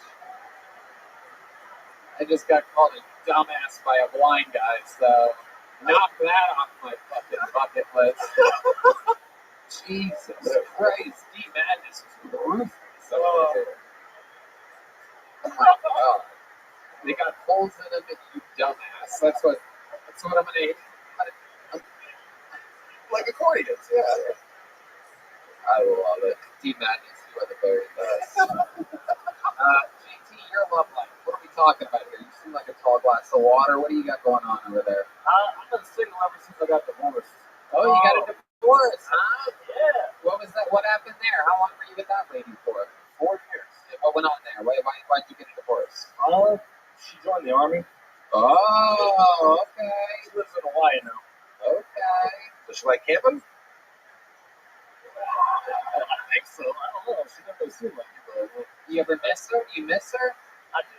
Yeah, that must have been weird that she left you to go to the army. We got married when I was in the Navy, too. Wow. Okay. So why do you think she did that? Why do you think she went to the army? She always wanted to do it. She went as a medvac, so she wanted to help people more. And it's just an opportunity for her. Okay. Not buying it. Not buying it. We grew up buying it. What do you think? I don't know. I think there's a dude. No, she's Get definitely, Hawaii. she's definitely getting fucking. She's like, I want to join the army, damn it. No. I mean, that's Getting my face. any woman that's like, I want a divorce and go into the army and just wants to get gangbanged. Yeah, pretty much. yeah. So, Yeah. it's just a bunch of soldiers. Fucking, Yeah, she's squirting all over that mess hole. Yeah, absolutely. It's like one of those Hawaiian volcanoes. Just So, yeah, I do miss her, but yeah. incredible. So what's it like ever since your divorce? What's going on with you? Nothing real steady, just on and off with different. Yeah, you really on Tinder? I am, but not really that much. It's weird on there. Yeah, why is it weird? It's just kind of dead, I guess. I don't know. I have a profile, but I don't really use it. Yeah, what does your profile say? What's your description? Hi, I'm JT, and my wife left me to go to the army, so I'm sure you'll have a fucking blast. Is that what it says? Yeah, I'm in the ballpark, I guess. I'm kind of guessing that, like, any girl that's on Tinder nowadays, that's kind of gross, right? Like, they would even be. You're gross, right, Justin? Yeah, women on there that have their age, and then they have their Tinder age on there, so, What? like how long they've been on Tinder, like a 34-year-old that's 27. What's a fun fact about your life that you think makes you different than everybody else? Must be something, JT Stockman. Where are you originally from? Minnesota. Ugh. Yeah, I know, right? The Canada of America. The deep south of Canada. I got the fuck out of there. My God. Yeah, no, it's not that great. Yeah. had to leave. But any fun facts about you or your family or anything like that? Your great grandfather was. No, not really. My mom was a sociologist. My dad's a truck driver. And that's it. Really? Yeah. Truck driver. Was he around a lot during your childhood? Oh, yeah, 50-50. Usually no. Jesus Christ. Good thing about having a truck driver is that at least he can't leave you go to Hawaii. Can't drive to Hawaii, people. All right, JT. Fun times, my friend. JT Stockman, everybody. You want a joke book? JT, take one of those. There you go. All right.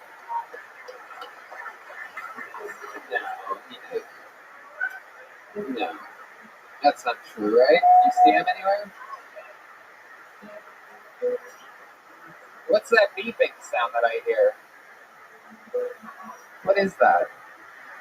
Does someone want to come up over there? You want to come up, make an appearance? You do? Hey, let's get a couple of the boys over here to help my friend. This guy, a former regular on the show, famously retired a couple months ago. Yeah. This is going to be very cool. This is completely unplanned, completely improvised. I didn't think this day was going to come this soon or here right now, but I'm very excited about it. Ladies and gentlemen, this is former Kill Tony regular legend all the way. Lives here now, but followed the show all the way from Los Angeles, California. This is the return of Michael Lair, everybody. Holy shit! Wow! Abso-fucking-lutely. Kill Tony royalty. Legend of the game. Over 100 new minutes of material we've seen this man provide. A legend. Soaking it in. He got a standing ovation. He's still soaking it in even though they're not clapping anymore. Ladies and gentlemen, one more time, this is the return of Michael Lair, everybody. Fucking thing's sitting there tight tonight, huh? Yank that out of there for him. This fucking mic is in there deep.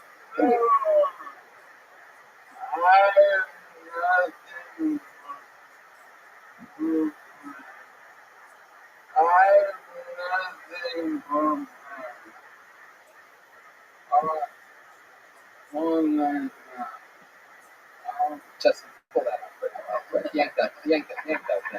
Not the first time Justin's pulled it out for another man. Yeah, it's nothing prepared, he said. How about one more time for Michael Lair, everybody? He's famously diagnosed with ALS a few years ago. One of the worst diseases that a human being can possibly have. Meanwhile, this guy fights the good fight all the time. We live in the same area. We have coffee together a couple times a week or so. At least we try. And it seems as though he's just staring down the barrel of the camera. I think he's going to try to walk for the first time. We've never seen this before. It's a miracle. Something's happening. Hell yeah. Oh, fuck yeah. An unstoppable force. Michael lights out Lair.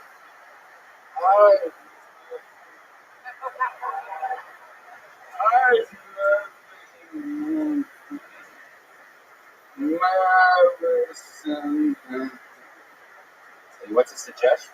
Oh, what's a suggestion from the audience? Why don't you guys, one of you normal people, yell something out at a genius? What?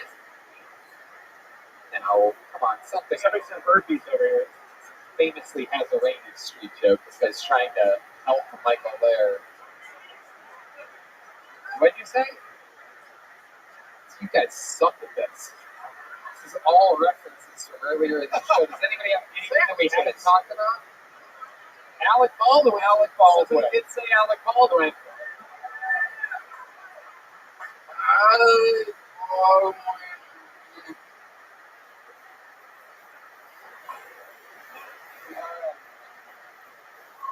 It's okay. Oh, your foot's on it. It's your foot, Michael. You got this shit. Is a famous theater actor. And Edgar Glenworth on Broadway. He's an always good person. And one of my words always killed me to what I did.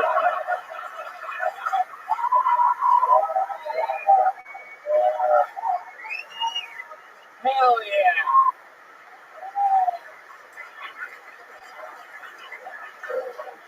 Our woman is one of the rare white people. There are a lot of white people in this audience, but no one ever has ever met anyone else named Taik.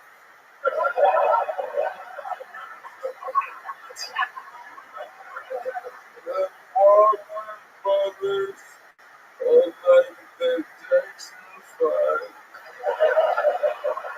without the molestation.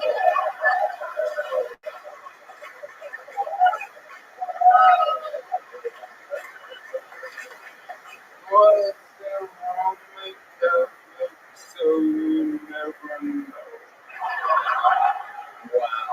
I mean, look how easy he makes it look. Still fucking got it, this guy. What are you doing tonight? You're just hanging out? Just came to hang with some old friends? I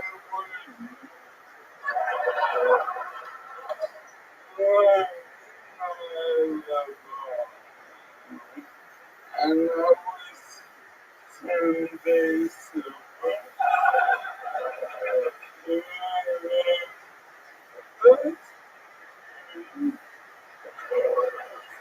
Well,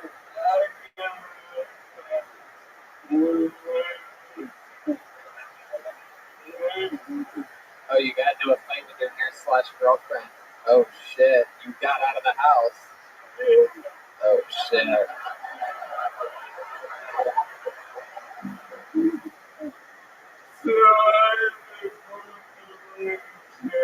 Oh, Voodoo Ranger, for those of you that don't know, is a tall boy of extremely alcohol-infused beer. it's the first, never seen that before, but and you can get it.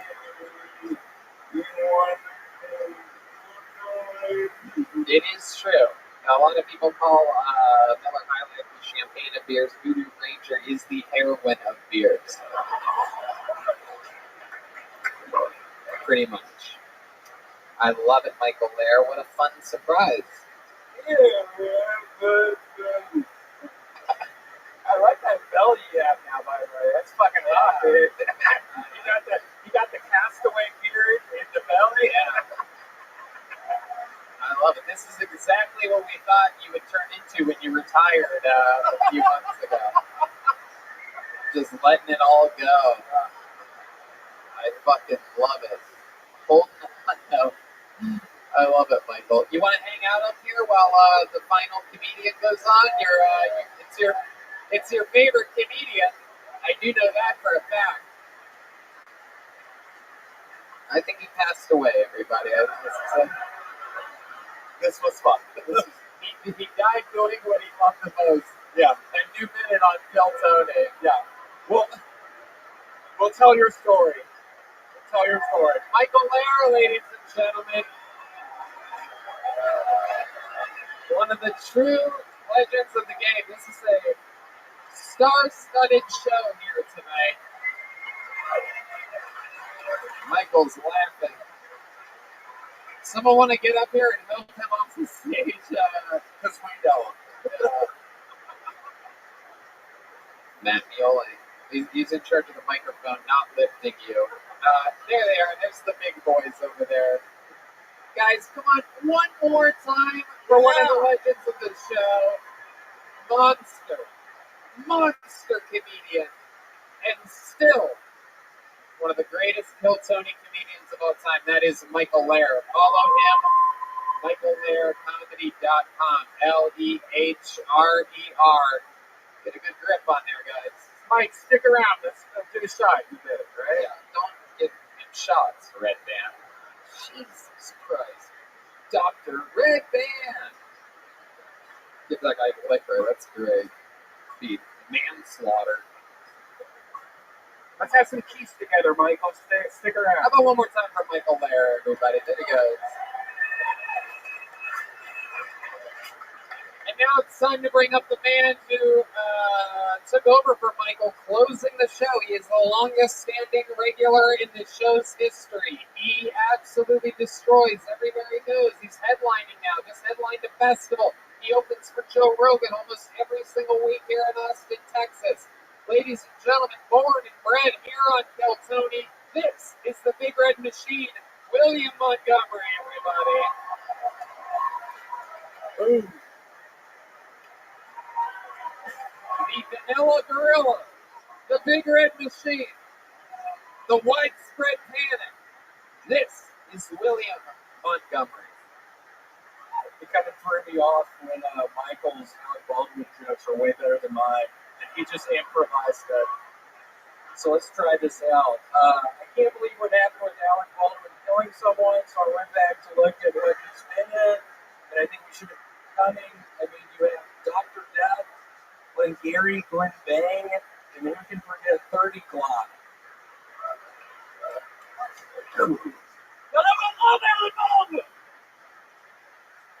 I bet after Fight Club came out, the Pixies were like, just what we needed, more downloads. Yo, no, I love the Pixies! Very unhappy to announce, I ran over a guy earlier today. I was looking up at a billboard trying to figure out what it said, and the dumbass walked right in front of my car. It turns out the billboard said, please be careful, pedestrian deaths are on the rise. Y'all know I love running over all those people. Y'all can make all the Alec Baldwin jokes you want, but if you were to do stand-up, you would kill. Y'all know I've killed all those people before. Just ding the fucking thing, Red Man. What are you doing? You should say that you're done. Thank you. Thank you. That's my time. Thank you. That's my time. Yeah. William Montgomery. My name's William Montgomery. Thank you so much. That's my time. As good as he is, he's at the peak of his career, and somehow he doesn't really end his sets. That was my time. Thank you all so much. My name is William Montgomery. That was my time. Thank you all so much. It was a real pleasure. That was my time. My name is William Montgomery. Thank you all so much for being here. Thank you for driving so far. That was actually my time. Y'all are so sweet. Y'all came from such far distances. It was William Montgomery. That was my time. You're getting good at it. It's good practice for you. That was my time. William, how's it going? You just got back from Los Angeles, I California? did. It was honestly a fucking nightmare. I go to Six Flags. The second day I'm there, my phone gets sucked out of my pocket on the X2 roller coaster. All my fucking Chick-fil-A points were connected to that phone on that app. I had like 5,000 fucking Chick-fil-A points. I spent probably $500 this year there. Now it's all fucking gone. So my week was honestly awful. Wow. You lost your Chick-fil-A points. Have you gotten a new phone since then? I did. Have you re-downloaded your Chick-fil-A app? Yeah, but it was on like another email that I can't remember the password to, so I was unable to access the Chick-fil-A app. Did you go to forgot password? I did. I honestly did not click on that. That'll send an email to your, that'll send a link to your email. Yeah, but I'm not logged in that email, and it's a whole fucking mess. Who just fucking said that? I have a fucking gun in my car. No, I'm not fucking. I have a gun in my car. I will bring it back in here. I don't think this is the week to talk about. We have a prop gun here on Hiltonian, actually, but stupid. Ours, we keep a flag jammed into it so that nobody can possibly do anything stupid. Shit up in the fucking dark. Yeah, that's how it works. So did Alec Welcome Baldwin. to cartoon Kill Tony, where the dart flies out. William, I love this style. You've been dressing up a lot lately, and then tonight you did this. You did abusive grandfather or something like that. Yeah. I'm not kidding when I say when I lost those fucking points, my week literally was a disaster. I started drinking again. No, I'm fucking drunk as fuck right now. no, you didn't. Shut the fuck up, you pussies! I'm drinking again! William, I'm doing blue tonight! William, someone just threw raisin bread on the stage at you. They're trying to get you back on the. I'm not eating this shit anymore! Get the hell out of my face! The raisin bread just hit an old Vietnam veteran on the lap, right on his dick. Oh shit! They're throwing it back on the stage again. This is like when a Yankee. You fucking broke that! You have a really weak arm, William. It's something else. Your raisin bread just hit the purple-haired lady on the head. You fucking broke that! Oh, he got it! Oh, look at that! Absolutely incredible, sir. You get that autographed after the show, the official Kill Tony after party where the great band Nether Hour will be playing. We have fun here. We hang out after the show. You can unlock your phones and hang out if you want. I also did a set at the Comedy Store on Saturday night, and some lady, probably 5 minutes into it, said, "You're not funny." And I called her a bitch, and then she got up. She's like, "What'd you just call me a bitch?" And I was like, "Yeah, you bitch." And then they had to escort her out. Really? She was the best. Wow. I was fucking playing that night. Wow. And so then what happened? Did you hang out at the Comedy Store till late? What's the Comedy Store like right now? Give us a report. It was fun. A lot of people were wearing orange for some reason. It's fall. It's fall. Yeah, it's because they want to make sure Alec Baldwin sees them. Yeah. That's. Why did I say a bunch of people were wearing orange? What the fuck was I thinking that was going to happen? Why did I say that? Set me up for a joke. William, do you ever go hunting or anything like that? Do you ever do any outdoorsy things? Because you look like a lumberjack. Yeah, you look like the guy that like comes out of a cuckoo clock or something like that. I went hunting one time with my Uncle Lance in Mississippi, and we shot someone. Oh. We were hunting people at a convenience store. Oh. Right. Somebody owed my uncle a bunch of money. I was only 6 years old. Uncle Lance fucking shot him through the chest. It was horribly gory. But yeah, that was one time I went. Did you try to save the person at all?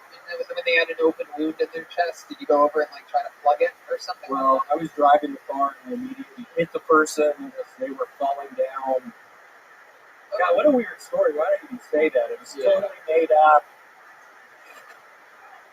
Well, are you kidding about starting drinking again, or is this true? No, I'm kidding. Well, in that case, I'll ask you. A lot of you might not know, William, famously a heavy drinker, quit drinking, got addicted to raisin bread. How much raisin bread have you eaten since the last episode a week ago? Well, since last Thursday, I've had 4 of those. Wow, last Thursday. Since this past fucking Thursday, That is I a loaf today. Did you eat a loaf today? Yeah. All right. Earlier today. That's why I didn't want to fucking see that because I don't want to be tested. That's right. You're already at your limit for raisin bread. What's your favorite kind of raisin bread, William? You fucking said blueberry. I mean, I have a fucking gun in my trunk. I swear to God, I'll bring it back in here. I swear to God. Some lady that does not know how raisin bread works. Those are the words of a lady that has only looked at raisin bread and not eaten it or read the bag. Oh, look at that blueberry bread. What a monster. I can't believe I don't know how to read. Or eat the bread. Blueberry raisin bread. Well, that's why there'll never be a female president right there. Because people like that yelling out will never be a female president. Look at the table with the purple-haired lady is the only lady's giving me the finger right now. What are the odds of that, huh? Yeah, why don't you guys go pick it or something, huh? Go make some signs and be all loud about it. Oh my God. Yeah, what the fuck are y'all even doing? What the fuck are y'all trying to prove? Seriously, what the fuck are you trying to prove? Get out of here. You don't have to leave. You don't have to leave. Oh, Willie, did you what's this? Yeah, I'm pissed right now. My fucking phone came out on the X2. Did you ask the people at the Yeah, they collect the phones every night. You get them like. Well, I talked to the people, but no, I got an email the other day and they don't have it. So it's gone. Wow. My goodness. To think there's It's someone gone. that there's someone out there eating all that Chick-fil-A right now. Shit. I haven't even thought about that. Yeah. I know. Oh my God. I wonder what piece of shit is eating all my fucking. I didn't even think about that one, bro. Yeah. Oh my It's a God. crazy time. A lot of people right now investing in Tesla and Apple, and you saved up all those Chick-fil-A points. And I always thought if I ever went homeless or something like that, I would at least be able to eat Chick-fil-A for like a month. Well, I got my legs back under me. So that's what I was collecting the points. I'm curious. if people were to send you Chick-fil-A gift cards, where would they send those to? Maybe here? Yeah, here works for sure. Yeah, I think I need some. Look up the address to Vulcan Gas Company. Attention, William Montgomery. Yeah, attention William Montgomery at Vulcan Gas Company. And we'll see if we can get you some Chick-fil-A. Please do, that'd be Does great. that sound good? That sounds really good. You love Chick-fil-A, don't you? I love it. How much do you love I Chick-fil-A? fucking love Chick-fil-A. I swear to God. Tell these people how much you love. What do you It's love? my favorite fucking place. What do you like to get there? What do you like to get there, William? Couple Chick-fil-A chicken sandwiches. Hold the pickles. Oh, What are y'all doing in that shit? Oh, hold on a second. Hold the pickles. Texas does not fuck around. They are moving the Hold fucking pickles. Shut the fuck up. Wow. There's no way. This is what I hate fucking pickles. There's no way I'll eat all the pickles. There's no way. There's no way. There's no way. I feel like I'm in a nightmare right now. Yeah. I cannot believe it. The crowd is turned on William Montgomery. Yeah, what the fuck happened? This is a pro pickle audience. That's The bullshit. lady with purple hair just pulled one out of her vagina. I refuse to fucking believe that. That many people like fucking pickles. That's unbelievable. How many of you love pickles out there? Real loose. It's fucking bullshit. There's no way. How many of you love dill pickles? That's the worst kind. There's no way. There's no way. I refuse to believe what's going on. What the fuck are you doing with your hands? I'm gonna get my gun. Oh, shit. I think that's tonight's episode of Kill Tony. How about another hand for William Montgomery, everybody? We did it again. Good stuff, William. Guys, listen to the Glitter and Garbage podcast with Justin Martindale and Justine Marino. He's at the Creek in the Cave this Thursday and Friday. How about one more time for our friend Justin Martindale, huh? Yes. How about a hand for the Kill Tony band, the Screwball Peanut Butter Whiskey Band, Matt Mueling on guitar, Tevin on drums, and one more time for the great D Madness on the bass guitar, everybody. Tonight's drawing from Ryan J. Ebelt, unbelievable. Me, Redman, and the great Justin Martindale, right down the barrel. All those prints are available at RyanJEbelt.com, including the new Kill Tony Bingo card set, where you can play live Kill Tony Bingo along with the episode. I do believe there's going to be some Kill Tony merch for sale, perhaps immediately after the show at the official Kill Tony after party. You guys are free now to unlock your phones and hang out and drink more. How about a hand for the amazing staff here at Vulcan Gas Company? Thanks a lot, guys. It's fun every Monday. And thank you to the live audience. We love you. We'll see you next week, everybody. Good night. Thank you.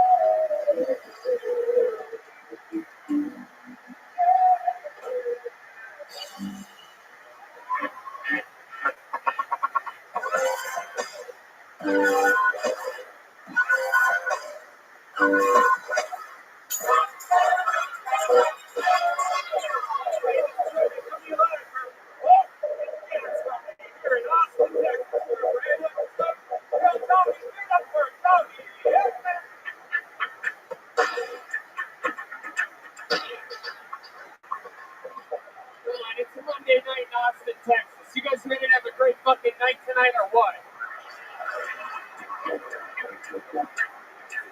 Yeah, here we fucking go. It's Brian Redman, everybody. We're here for another taping of the #1 live podcast in the world. Are you guys fucking excited or what? How about a hand for the band, everybody? That's the Kill Tony Band. The Screwball Peanut Butter Whiskey presents the Kill Tony Band. Fuck yeah. That's Michael Gonzalez on the drums, everybody. Great Matt Mueling on guitar. And that's our good friend D Madness on the bass, everybody. Nice. Fuck yeah. Brought to you by the Yellow Rose and the Red Rose. Very exciting stuff. Northern Lights Vodka Seltzer drink. CM Smokehouse, the best damn barbecue joint in Austin, Texas. Follow our friend FS Barbecue at CM Smokehouse. They're at Golden Acres. You gotta check them out. They're the absolute best. At Double Dog Area. And our friend Boatside made handmade real Texas leather Kill Tony Jocos. Big ones for the ones we like, and small ones for the people that tried their absolute best. We're going to have fun here tonight, but before we start tonight's episode, here's a little bit more from the amazing sponsors that made tonight's episode available for you, here, right now. Did you know that there are over 10 million job openings, but only 7.6 million unemployed job seekers? And this issue is being worsened due to a mismatch of employers and qualified talent. So employers are having to go above and beyond to entice people to want to work for them. Some of them are providing discount programs, offering legal services, providing identity theft protection. If you can relate to any of these challenges of growing your team, then you need to try ZipRecruiter. And right now, you can try it for free at ZipRecruiter.com/Hilltone.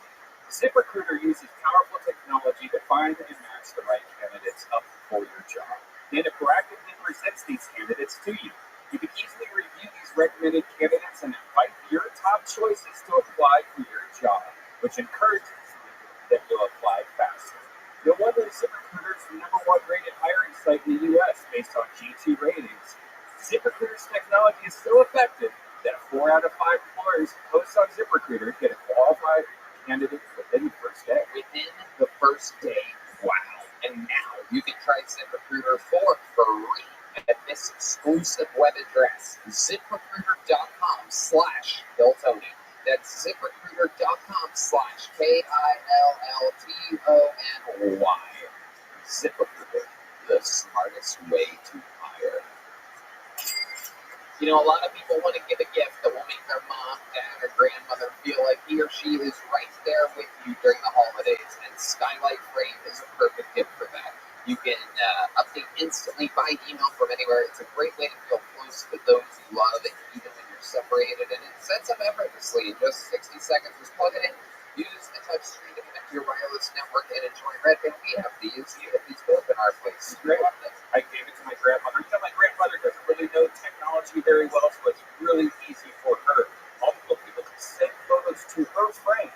So it's a great way to keep large networks of friends and family in touch. Has a black frame and a white mat, so it looks like a real photo frame that adds a beautiful touch to your home. Skylight Frame has a gorgeous 10-inch touchscreen. You can swipe through photos with your finger and even tap to thank the person who took the photo. It's 100% satisfaction guaranteed. If you don't love your Skylight, then we'll offer you a full refund. You can preload it with your favorite photos for a personalized gift, so you can preload it and then give it to them as a gift, so it already has the photos in there. You can import pictures of you and your significant others. Look, Redband's right. It's so simple that even my non-tech-savvy mom and dad can set it up and use it. They're old, beat up. They don't know what they're doing. This stuff's easy. Now, as a special offer, you get $10 off your purchase of a Skylight Frame when you go to skylightframe.com and enter the code TONY. That's right, you get $10 off your purchase of a Skylight Frame. Just go to skylightframe.com and enter the code TONY. That's SKYLIGHTFRAME.com. Promo code TONY. Hey there, auto mechanics and super cool do-it-yourself guys who work on their own cars. I want to tell you about RockAuto.com, the online store with every auto part and the best prices. This is your one-stop shop for everything auto parts. RockAuto.com has been in business for 20 years, and they make it easy to find the parts you need at the best possible prices. You know about this, Red Man. You know, I actually grew up and I used to work on my own cars. We'd go to junkyards, we'd go to all the miscellaneous stores just to find one part. No more talking to counter guys who need to order your parts. You're not really sure what you're looking for. Never have quite what you need and all that hassle, and they still charge you storefront markups. At RockAuto.com, you can easily find everything you need, and whether you're a mechanic, an auto shop, or just working on your own car, everyone has access to the same incredible pricing at RockAuto.com. Yeah, so if you're a car guy right now, go to RockAuto.com and check out all the parts available for your car. You're going to have so much fun looking at car parts. I mean, I know I'm a car guy. I got myself a little American Muse. That's right. So once more, go to RockAuto.com. No promo code needed, as their pricing is already that good. But you make sure to tell RockAuto.com that you've heard about them on Kill Tony. Again, that's RockAuto, RockAuto.com. Back to the show. You guys ready to start tonight's episode?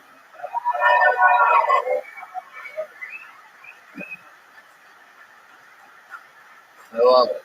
Ladies and gentlemen, every single week we have two of the best comedians in the world on this show to sit along with us and talk to people.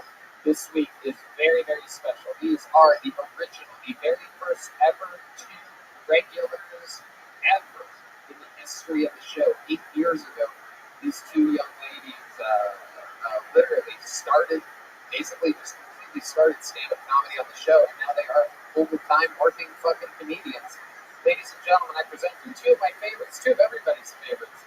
They're in town this week. Make some noise for the great Sarah Weinshank and Kim Condon, everybody. Holy shit. Oh, shit. Oh, shit. Gangsters of Kill Tony. On the Mount Rushmore of Kill Tony. The two young ladies have had the courageous, almost impossible job at the time of writing a brand new minute every single week to start their young comedy careers. And look at them now. Wow, thank you so much. How you guys doing? So good. We got so hot. Weird. Got so high they ended up matching sunglasses somehow. That's cool. Rose-colored glasses, which reminds me, the red rose and the yellow rose are sponsors of the show. Welcome, ladies. You guys are at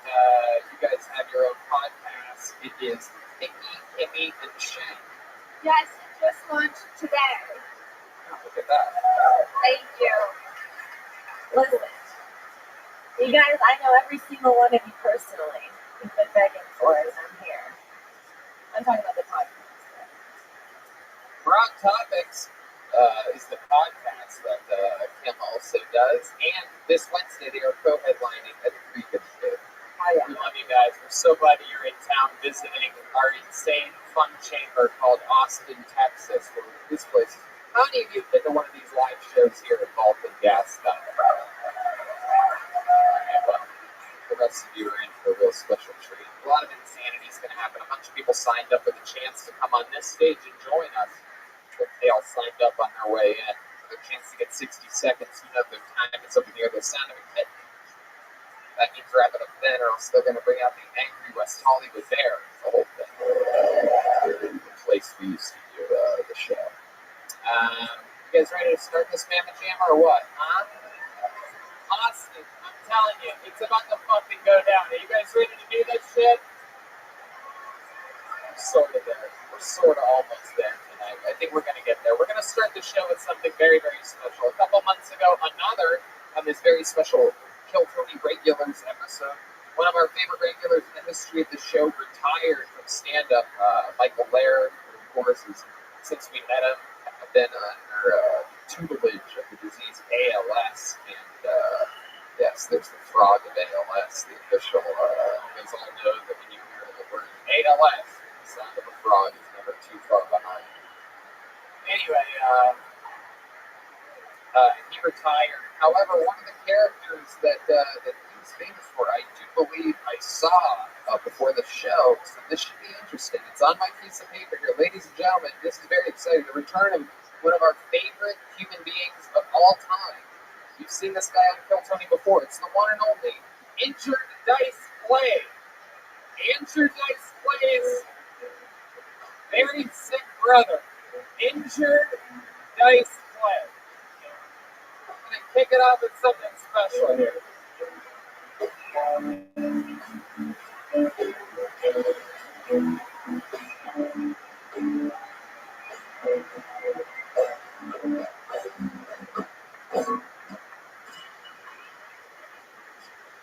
One more time for the great and powerful Injured Dice Clay, everybody. Come on.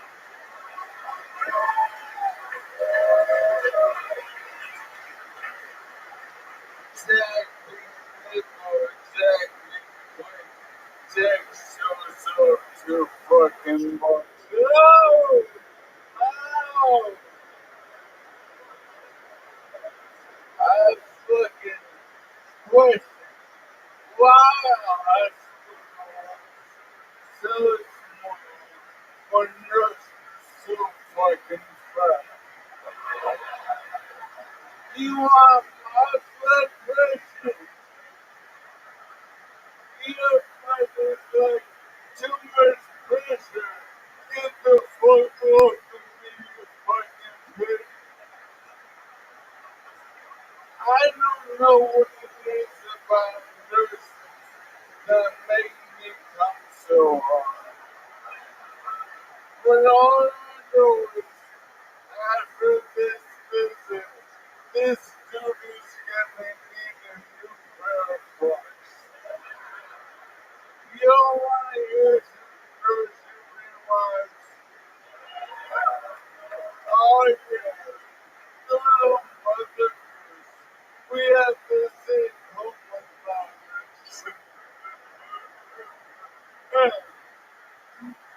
Humpty Dumpty sat on the wall. He was trying to get across the border to get his baby out of the cage. Little Bo Peep lost her sheep to COVID disease. Now Bo Peep is really good because she refused the sheep vaccine. Mary had a new man and a syndrome known as Downs. She had the strength of 100 men and trouble keeping off the pounds. Oh!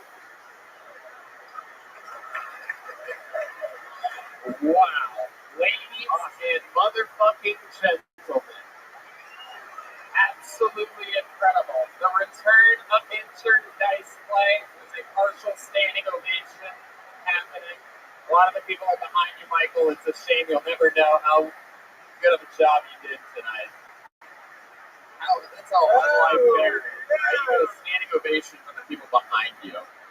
That's just, well, that's the universe for you. No one gets injured dice play. Oh, what a bunch of bullshit. I love it. Injured, I gotta tell you, first of all, I do believe that this will be played back in slow motion. You will see that for the first time in the history of almost 9 years we've been doing this show, my true first spit take happened on your very first joke. Because you guys didn't notice you were facing that way. Some of it may have gotten on you. It was in your general direction. I thought Michael had puke on you. I just saw a bunch of water flying. It's gross. It was very, very bizarre. But you got me right from the beginning. Your timing is unbelievable. You have the timing of a guy that spent over 20 years in the Chicago Second City system, but it's crazy to think that you're just Andrew Dice Clay's injured brother. Oh, my first shit. Yeah, that's fucking me. I'm trying to think of we're not the ones who have that are real funny. I forgot now. Oh, I got it. Oh, my doctor is such a fucking fool. He's like, Dice, you have the body of a 70-year-old woman being double penetrated that distributes motorcycle rallies. Fucking Obamacare. God damn it. My doctor is like, Dad, you can, if you have trouble swallowing, you can eat your pills with applesauce.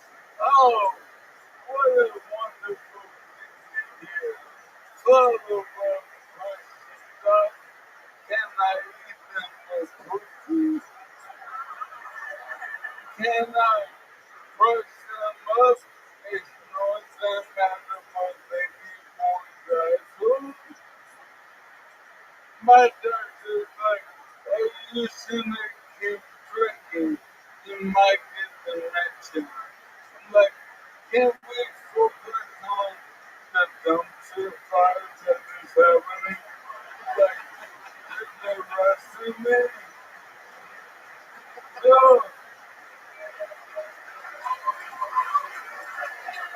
Yeah. Oh, it's the ALS crowd. No. It would be funny if I had dementia and drag out that can walk, and it would be fun in this I stand up and just fall to the ground. So how is ALS been? Has it been like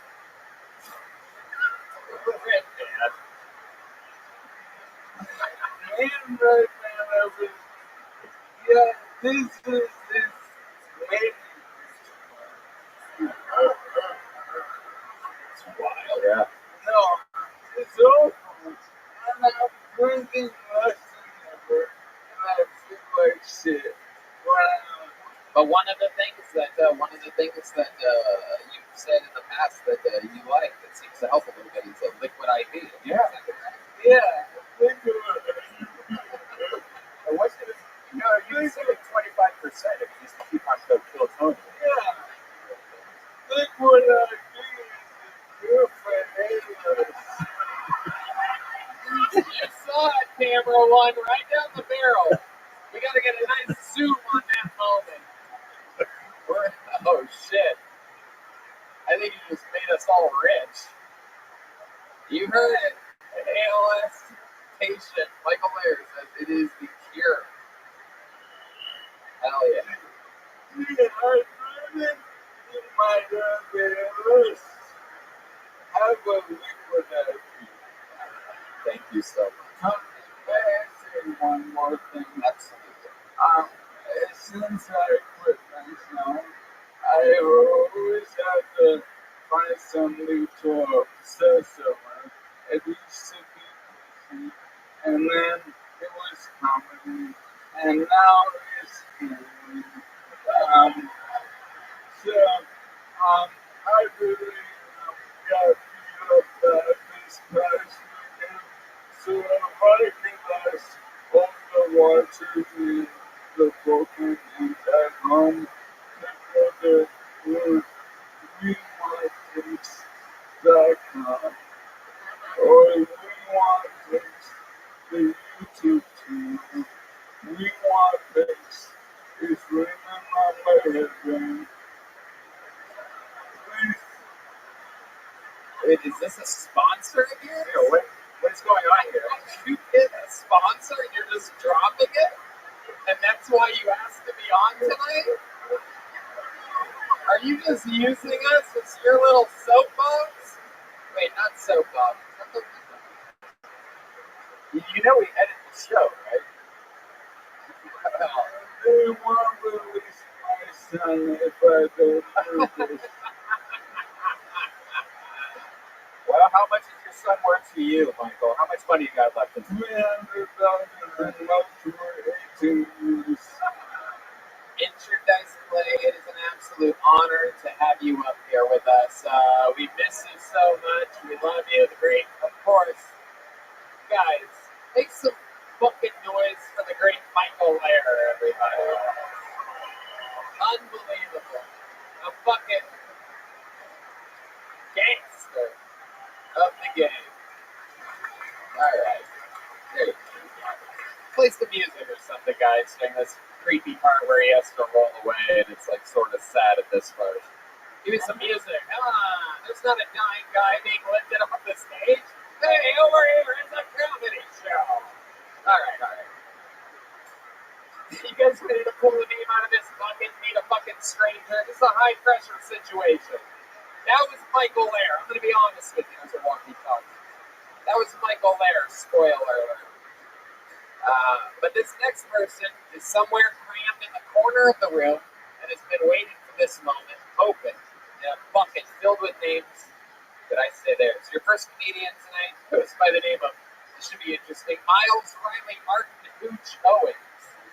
Wonder if this is a real person. This seems too good to be true. Hopefully it's not a shit story. Okay, here comes the person. Miles Riley Martin Hooch Owens. Come on, put your hands together for Miles Riley Martin Hooch Owens.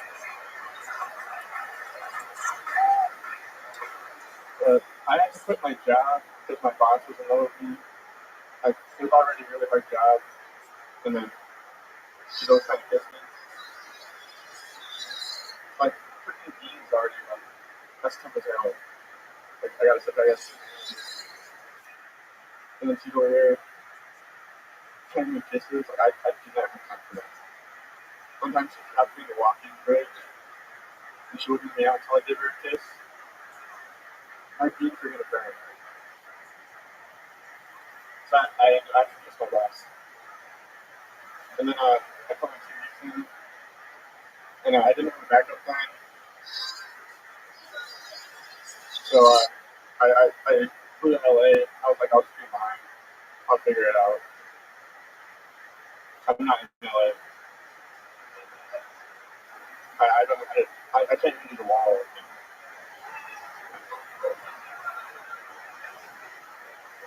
Okay, but yeah. All right, that's a minute from Miles Riley Martin Hooch Owens. Is that your name? Oh, yeah. Wow, you have more names than you have jokes. It's incredible. What the fuck was that, dude? What was that? What were you trying to say that whole time? 2 people came on the stage and only one of them was dying. I can't believe it. Yeah. It sounded like you were writing it as you were saying it. Like, and then I kissed her. Like, who the fuck? What are you talking about? I don't know. Is this a job that you have? Yeah, I cook beans. You cook beans. All right. He's like my iPhone when it's on 1%.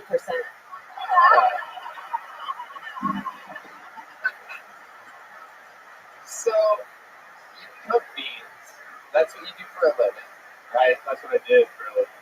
So I quit. Now I see why your act stinks, by the way, around beans all day. Beans farting jokes, everybody. This is what I'm up to nowadays. So, your boss is a woman that wanted to kiss you? Yeah, she was, this was like 4 years ago. And she wanted to kiss me out. Wow. You're like, someone took all the testosterone out of Edward Norton.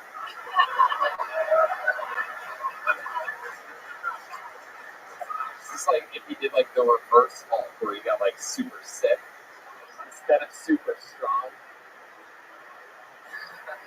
Young Edward Norton. Okay.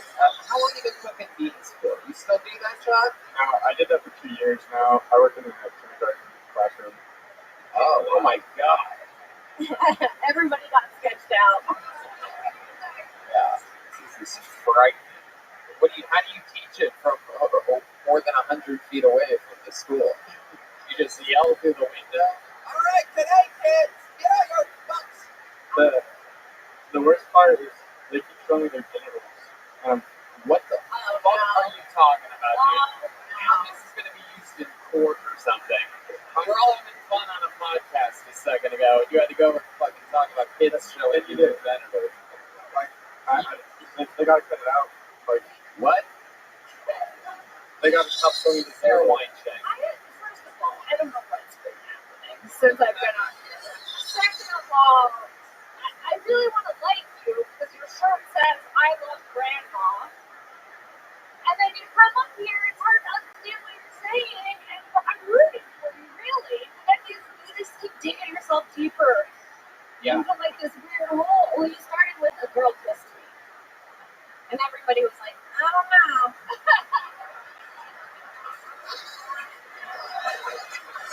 I saw that too when he came up, the I Love Grandma shirt, and the more that I listened to him, I'm like, oh my God, he made that shirt after murdering his grandmother. Like, this is like a weird way for him to separate himself from the crime. Like, well, if they see me on the podcast, they'll know that I always love my grandma. Couldn't have been me. I don't know where she went.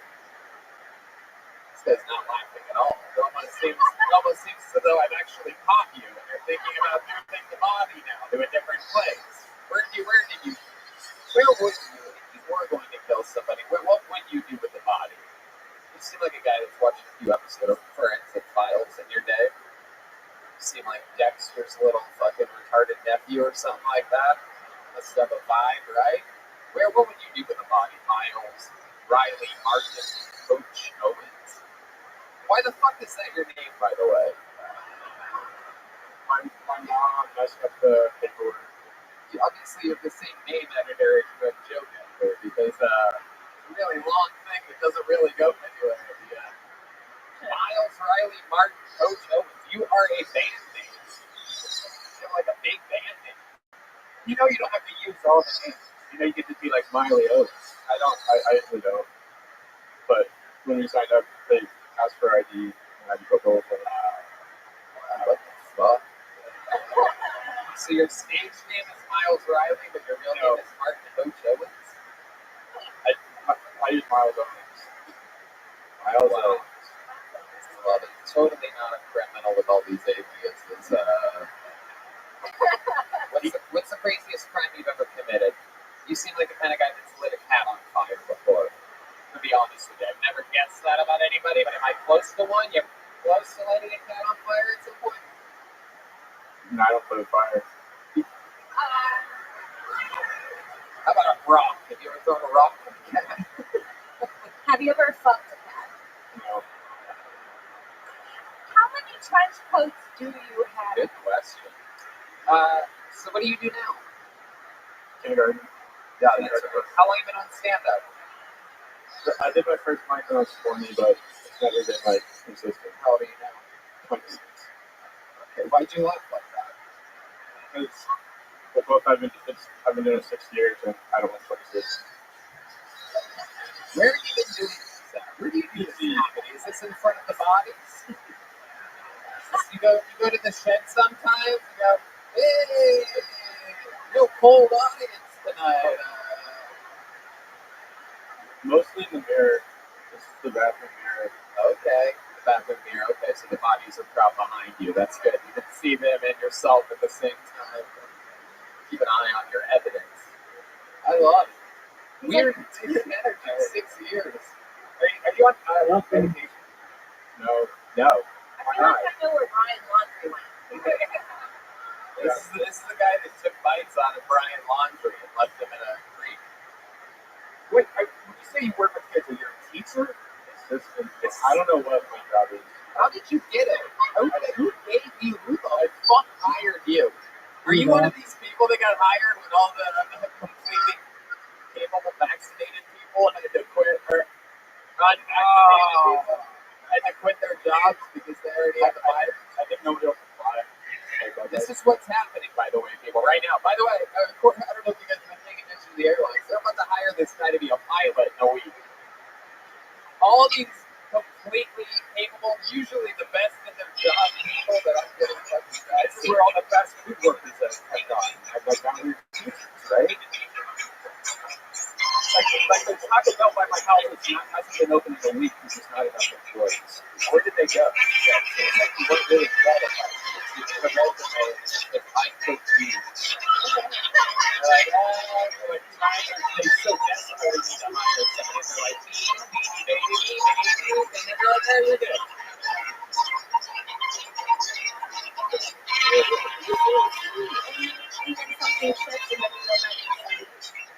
It's good. You look up what's wrong with sexual relationships or using like the pseudo. Yeah, I think I'm gonna What makes you say that? Describe that more for us. sometimes I'll do things like I feel like as a tourist, like a human being tourist. What kinds of things? Keep describing. Just talking to people. I'll go to concerts and I'll just stand there. I don't even dance. I just watch. Oh my God. This is like the real Anthony Jeselnik right here. This is like, if he was just himself on stage, this is what it would be like. Where are you from? You're from Texas or DC? DC. Oh, that makes sense. Oh, yeah, you could be an alien. What else do you do? This is good. I think we're actually finding your real comedic voice here. Is you talking about the creepy shit that you do. Like, tell us why else you're an alien. Just keep describing it to us. After work, I go to Chick-fil-A and I call something in the parking lot. That's literally the funniest thing he said. This is your new opener. Do you understand that? That's good. Why the Chick-fil-A parking lot? Do you eat there or do you just go there to sleep? I go there every day, and then I eat so much food I just go into a coma for a few hours. And I wake up and I do mics. Wow. Which location Chick-fil-A is this? So that we all know to never go there. I switch it up because I don't want them to know that. Whoa. Wow. That's the reason for all the names. That's it. That makes sense. Miles Riley was at the one on 270. That's a freeway in Columbus. There's not even a 270 there. Circle. It is the circle around Columbus. Wait. Yeah. I'm sorry. Did Yeah. you say you go Chick-fil-A hopping? Like you rotate Chick-fil-A? It started when I left Chipotle. I worked at Chick-fil-A. I would eat there, and then I was still hungry, but I didn't want to eat there again, so I would go to another Chick-fil-A, and then I just never stopped eating Chick-fil-A every day. Jesus Christ, you might be able to fucking. Oh my God. Did you ever like have a traumatic brain injury or something like that? I'm trying to figure out what's going on here. I don't believe so. Have you had the breakfast at Chick-fil-A? Okay. Red Band.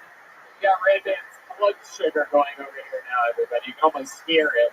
Ooh, I could use a biscuit right now. Good. Simple. All right, Miles Riley, Martin and Hope Show. And congratulations, your first time on Kill Tony. 6 years in the game. Here, take one of these. There you go. It's a real Kill Tony leather notebook made by the great Downside. Let's get someone else out of this bucket. Jesus Christ. That was fucking weird. That guy seems like he did a fucking line of lithium before coming. Yeah. And they all showed me his dick. All right, your next comedian goes by the name of Isabella Carrozza. Yeah.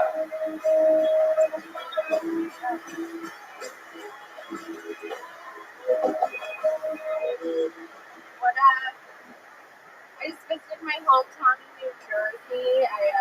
I had to tell my Italian Catholic mother that I'm a stripper. She was like, Isabella, you're selling your soul. I was like, Mom, it's not what I'm selling. I don't know. My friends from high school are like engaged to be married right now. You know, it's not where I thought I would be. The guys I date are like, oh, she's crazy, but like, I tell them from the first date, I'm Italian, I'm from New Jersey, I'm a stripper, I'm trying to become a comedian before my knees give out. And still they act confused. Like, who slashed my tires? They ask me dumb questions like, what that mouth do? Ruin your life. That's it. That's all I'm gonna do. All right, 52 seconds from Isabella Carrozza. Am I saying that right? Are you Italian? Yeah. Okay. All right. Is it true you're really a stripper? Yeah. Wow, I didn't realize they had that at the chocolate factory. Well, good. You look like if Selena didn't have a dad. Dude. So, I was Selena for Halloween this year, so that actually hit. son of a bitch. All right. Isabella, how long have you been doing stand-up comedy? About a year. Okay. You like it? Yeah. All right. It's true. You really strip to pay the bills? Yeah. Wow. Okay. Where at? Palacios? Okay. We're gonna edit that out. Yeah, I know. We're gonna put in subtitles and the deaf voice stuff because it's the yellow rose and the red rose. Dude, I lost my social security card, so I can't work at the Yellow Rose or Red Rose. Oh, wow. You only take force girls to show them their social security card. That's just what they tell the girls they don't want to hire. Like, oh, yeah. Totally need a social security card. Oh, yeah. Oh, you got that? We're going to need a birth certificate, 2 forms of ID, 4 credit cards. All the things strippers lose. Oh, shit. Isabella. All right. I love it. Where are you originally from? From New Jersey. I was going to guess that. That's so interesting. You seem like that. Yeah. Have you seen him any things in Newark? What? Nothing. What part of Jersey? Morristown? So like North. Okay. You don't have an accent at all. How's that possible? Thank God. I don't know. Sort of a little Fran Drescher. Yeah. Fran Drescher troll doll or something like that. How classy is the strip club you work at? Like, is there a back room? What? I've never been to a class. I've never been to a strip club looking for the refrigerator. The chicken tenders are good cold. Alright. It's nice. It's like super like high end. All the customers just assume I'm the busboy. Any wild nights there? Any of these guys? I always wonder what that's like. Are there any like rich guys that like fall in love with you and tell you they, like want to do something crazy that night? How does that work? How many roses? I gave DMX a lap dance. Really? That's what killed him. Oh no! Oh shit! Oh shit! Oh shit! Really funny. Was it DMX or was it just a dog? I swear I heard him. He was like, oh. It's ridiculous. Anybody else other than DMX? No, that was about the extent. It was DMX right before he died. Wow, how soon before he died? Like 2 weeks. Oh no! Oh my God, this is the saddest thing about DMX is finding out that this was his last lap dance. Everybody. Is there anything more depressing than finding out this is a Kill Tony exclusive? Breaking news. We found the girl that did DMX's last lap dance. Oh my God. Yeah, It's just in. We got her. She goes by the name of Isabella Carosa. She's been identified. I want to know more about the lap dance. Tell us more about it. So what happened? Hey, what's up, girl? He ended up getting freaked out. He got freaked out. He went down his dick, and I was like, no, DMX, no. Oh, shit. And I was like, no. And then he was like, huh? And then the bouncers came and like, no. Wait a second. Hold on. Let's slow it down. So, DMX pulls out his dick. Let me ask you this. Does his dick make a noise? Is it like... I'm pretty sure it was the one doing the barking.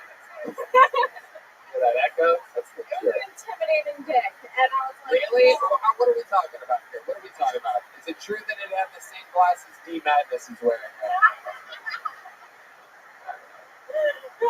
DMX book. So did you tell on DMX?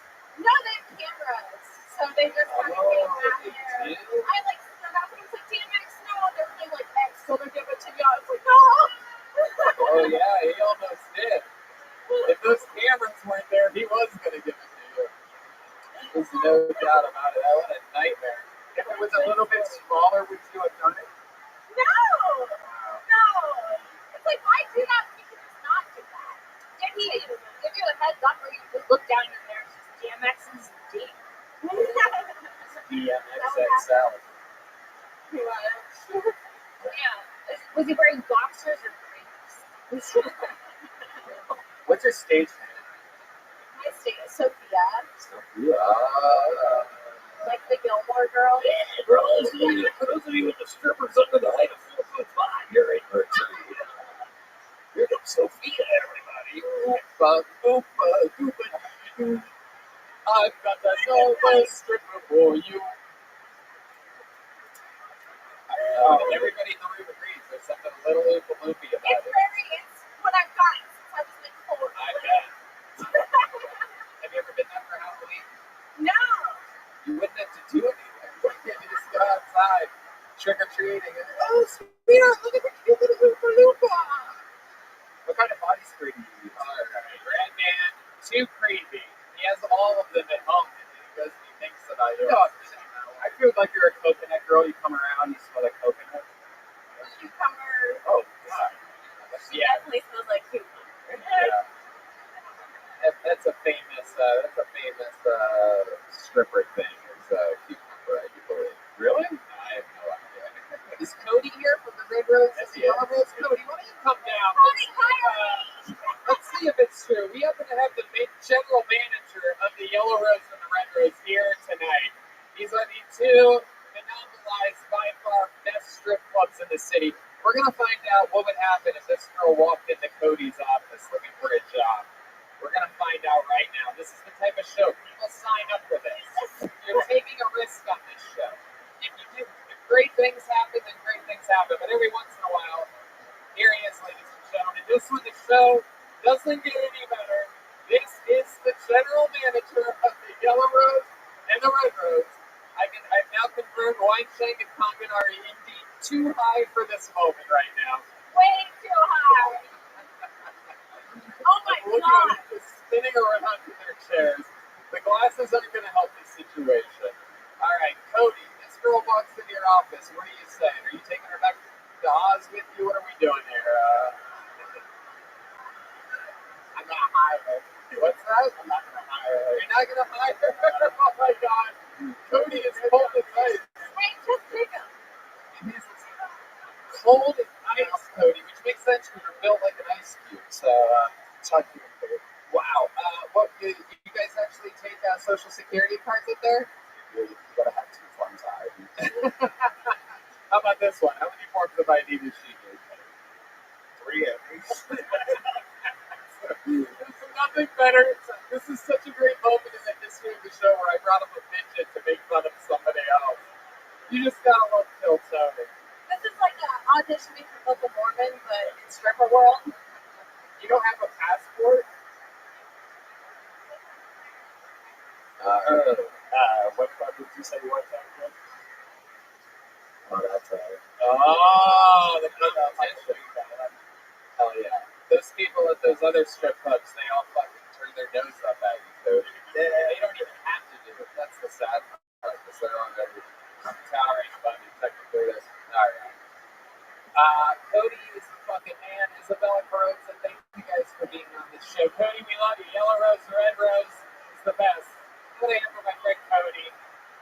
Here you go, Isabella. Take a joke book. Do you have one of those already?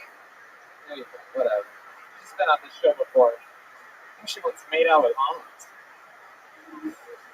Yeah, maybe we should do that, huh? Mm-hmm. Yeah, let's wait a beat. Let's get one more person out of here. Okay, make some noise for your next comedian. It is Hunter Geo, everyone.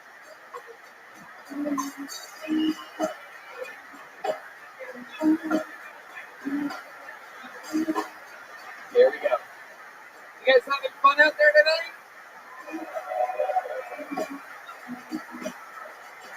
Somebody coming? I don't see any movement. Is that a human coming? Alright, no. Oh, okay. British John is next. Look at that. Alright, everybody. One more time for Hunter Geo. Clap your hands for Hunter, everybody. It's a real wide show. Do I start now? Yeah? Okay. This is my first time doing stand-up, so it sucks. Hey, put the mic in. Put the mic up there. Put it like this. Mic up to your mouth. We're going to start it over one more time, everybody. One more time for Hunter Geo, everybody. My time's over already. I sound like a dying cat. That's fine. But yeah, no. So I'm kind of new to the area, and I've been to 6th Street before, and I'm sure a lot of you have as well. And people are really weird on 6th Street. Like, some guy came up to me on 6th Street, and he was talking to me, and he was like, yo, so my sister's in town, and, you know, when my sister's in town, we get to hook up and stuff. And I was like, okay, that's cool. And then he kept on going, and he was like, no, you don't understand, like, she's DTF, like, she goes all the way. And that's kind of a weird thing to kind of just bring up to someone, let alone a stranger, just talking about, like, you know, your sibling, right? It's a really weird thing to bring up. So that got me thinking, like, how common is that for people to kind of, you know, point their siblings or relatives? And, yeah, I looked into it, and it's like 15%. Like, every single study, it's like 10 to 15%. So if we're looking around the room here, that means probably like, you know, 10 or 20 of you probably have, you know, hooked up with your relatives or to some extent or another. So, Jesus fucking Christ. Hunter Geo, everybody, making his Kill Tony debut. This could perhaps very well be his first time ever being outside of his house, everybody. I work remotely, so you picked up on that. Wow, I love it. This is Jason Voorhees when he takes the mask off, everybody. This is great. I have glasses. I just got LASIK too. All right, no one gets a fuck. Are you sure about that? What do you think? We're playing a wacky improv game right now, you son of a bitch? Hunter, how old are you? 25. 25 years old. Where are you from? I'm from Jersey as well. Not where that hobbit's from. Whoa, you just called her a hobbit, dude? You could be 5 forms of ID, bro. How dare you? I don't know. If I was a chick, I think black men would love that. Like, God, you have the confidence of somebody that's actually funny. Like, the way you say things is wildly confident, and there's just nothing there whatsoever. I have an ass. Hunter, focus over here.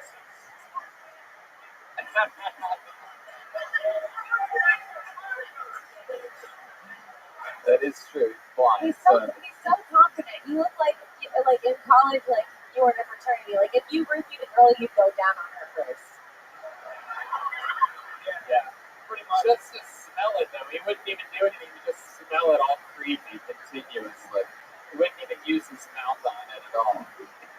Seems like a real sniffer, this guy. You know what I mean? Hunter, have you ever been with a woman before? Does porn count? Have you ever done porn? Jesus. Welcome to a very special brain-damaged episode of Kill Tony. Do I know? Do they know each other? The other guy? Do you know the other guy that was up earlier? Are you talking about Riley? Miles Riley Britain Hotel? Yeah. Maybe you guys just have a gas leak. Are they like, yeah. There is something going on. You seem like you're having the time of your life, though, up here right now. You seem so happy. I'm shaking. I'm so nervous. It's the first time doing stand-up ever. Yeah. You ever do karaoke or anything like that? You ever had a microphone in front of your face? No. nurse was trying to keep it for a long time. And then, what made you want to do this? Did somebody tell you you're funny at the ice cream parlor or something like that? What the fuck happened here? How does this happen? Just seemed like something to do in Austin. Something to do in Austin. Jesus Christ, man. The crazy part about this night is you still somehow had the second best set of the night, according to my notes. That's how bad the show's been tonight. Where's the cowboy hat? What the fuck did you just say to me? Where's your cowboy hat? Wherever the fuck I want it to be. What are you asking me right now? Where's your fucking cowboy It's hat? at home. Jesus, do you really have a cowboy hat? That's it, guys. Wow, $300. how do you have $300? I don't. It's not good on that. Jesus, you're real. You're like a Jim Carrey wasn't funny. Just a not funny, like Down syndrome Jim Carrey.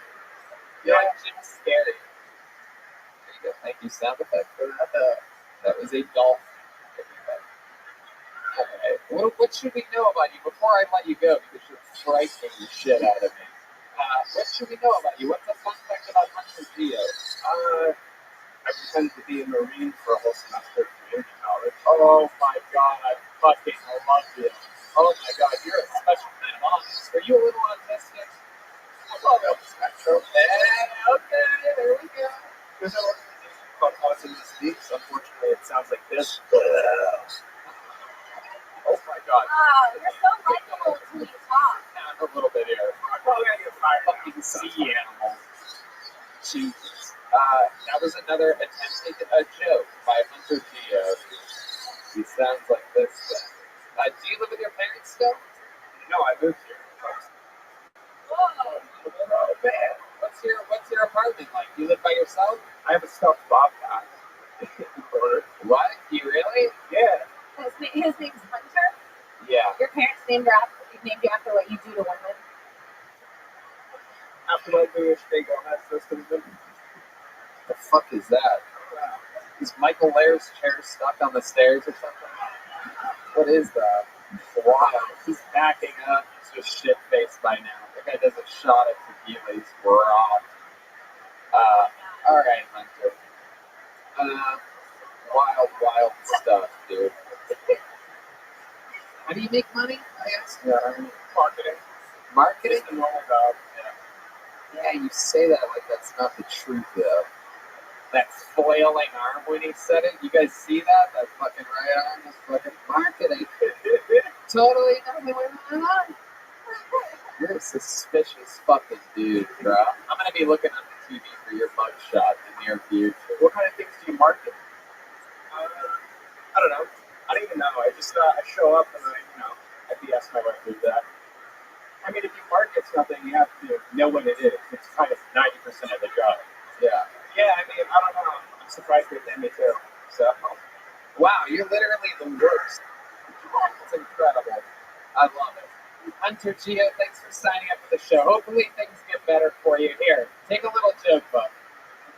It's a tough business, bro. A lot of these people prepare. They prepare for months, years. Hunter Geo's like, I just want a fun thing to do in Austin. I'm going to go bomb. All right, let's get a regular up here, everybody. Let's get someone up here that we know is going to make the best of this moment. This guy is a regular here on Kiltone. He was made a regular here in Austin, Texas. And he's been on a complete kill streak ever since. This is the one, the only, a brand new minute from the great and powerful Hans Kim, everyone. Here we go. Oh.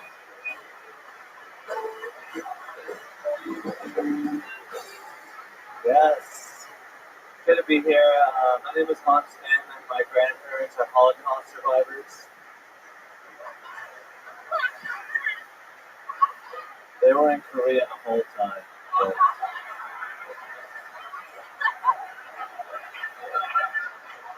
They avoided it completely.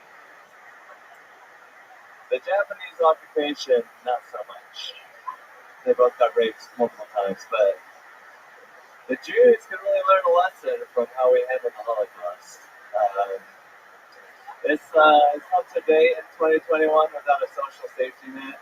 It's like they aren't looking for a good time. They're looking for a retirement plan, healthcare, and dental and vision. It's like, I think you're looking for Bernie Sanders. Why don't you go vote? You know, if you don't go to Bernie Sanders for an orgasm, don't come to me for basic human rights. But I love you guys. Thank you. Exactly a minute, in and out. Genius, the brilliant, the great Hans Kim. Welcome back, Hans. Thank you, Tony. Indeed, Hans. I loved it. Loved it, Hans. You look like one of the kids from the Magic School Bus. Thank you. Yes. You're really funny. Thank you. You might also recognize him. He plays 30 of the characters in Squid Games. He's like the Eddie Murphy of that movie. Just playing all these different roles. I am your grandmother. Alright, there's not even a grandma in that fucking show. I don't know why I said that. Anyway, Hans, what's going on in the world? You out there fucking slaying it? Yeah, I'm doing pretty good. Going on Instagram Live, talked to a couple of my followers. And, Literally a couple? Yeah. A couple, 3 of them at once. It's just a good time, chill vibes. Alright, Instagram Live, super exciting. Is this something you just found out about? Like you're just sitting there talking to people? Yeah, Oh shit, dude. I can't believe I can do it. Are you lonely? A little bit. What's been going on with your love life? Absolutely zero. You know, it's like women don't even watch Kill Tony anymore. Women don't watch Kill Tony anymore? Is that what he said? I meant like I'm not attractive, probably. What the fuck just happened there? Did you just insult the show and then insulted yourself to save the show? Is that what just happened? Is that what I just witnessed? He's a genius. Yeah. Wow. So sorry, Tony. Genuine. How many days this week have you been single? About 5. 5 of the 7 days this week. What happened the other 2 days? I broke up with Paige again. I took her table and she let me. You live in a van. What do you need a table for? It was for my friend Riley. It was like I was in between. I went down to get a table and break up with Paige and then came back. Okay, well, you got a table. Yeah, I got the table. That's nice. Damn, it doesn't take 4 legs to be a woman. It's a breakup with your girl and a table joke at the same time. That's why it didn't work, and I'll never do it again. I promise everybody. A one-time only. You know, we might even. How many of you think we should edit that out of it? I'm kidding. Just joking. They all get to hear this part. They're like, why are they talking about editing stuff, and then we don't even do it? Hans, if you could edit one thing out of the history of this podcast, what would it be? Oh, I almost knew the first thing that you thought of that you're not going to say. Did your brain scrambles for the second? I was going to say every time Paige is on. But that's Oh, she really has your heart a little broken, huh? What do you want to do? You need to feel extra special tonight? You want to kiss a girl? Yeah. Every once in a while, we do a thing where a random, beautiful woman in the audience comes up and gives Hans Kim a big smooch on the lips. Famously, girls, when they come up here, they really never go for a peck. They always shove their tongue down his throat. The crowd goes wild. Is there a woman out there that wants to come give Hans Kim a big kiss? He's a good boy. He's Asian American. They went through a lot this year, it turns out. So I've heard. I think if nobody does it, it's a hate crime. Yeah, that's true. Come on, everybody. We're only 7 months away from Asian Awareness Month. Come on, let's celebrate it by kissing Hans Kim. It's in May. I know that shit. Trust me. I'll never forget that. Asian Awareness Month. May. Don't do those jokes in May. All right. Up June through April. Let's go. I'm kidding. All right. Shut the fuck up, dude. Stop being creepy. This Chucky doll's come to life over here. Jesus Christ. Don't touch anybody. Look at this fucking carrot bottom over here. Look at this guy. Hans, what else is going on? You want to do a song or something? It seems like you have like a bunch of pent-up energy. Nobody wants to kiss you.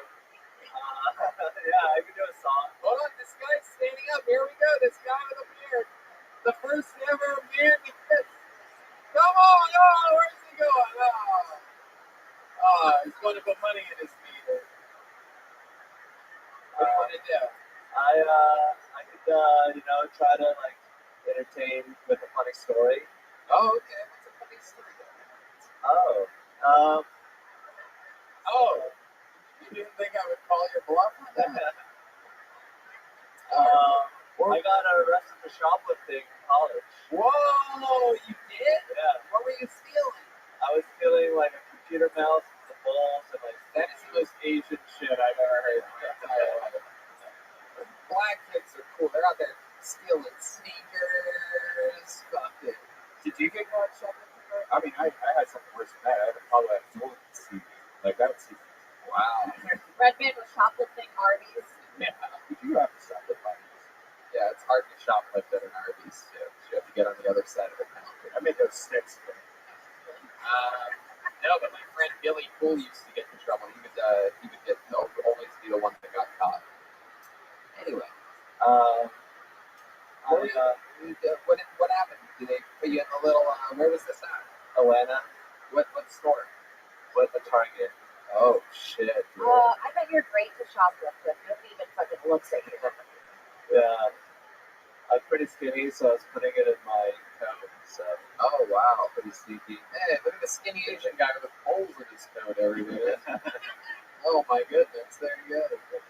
So what did you say when they caught you? How did they catch you? Did the security guard come up to you or capture you? They were watching me on the camera and they saw I had a little knife, so they called the police because they have to. And the police was like, "Don't reach in your pocket or I'll fucking punch you in the face." Wow. So then I started taking my glasses off because they don't want him to punch me with my glasses on. By the shape of your face, I'm guessing he punched you really hard. Cody, you can't say that. Did it again. Britney's free, everybody. All right. Anyway, Did your parents find out? Yeah, they paid for my lawyer. that's the second most Asian thing I've ever heard in my life. Absolutely incredible. Wait, you had a lawyer? Like, I mean, that's just like a ticket, isn't it? Yeah, I just did community service. What did you have to do? What kind of community service? I helped set up chairs at a church.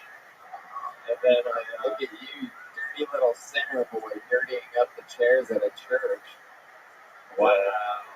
Absolutely incredible. Any crazy church things ever happen with you? They make you wear like an orange jumpsuit or something? I did church for my community service. Yeah. I was like a peon.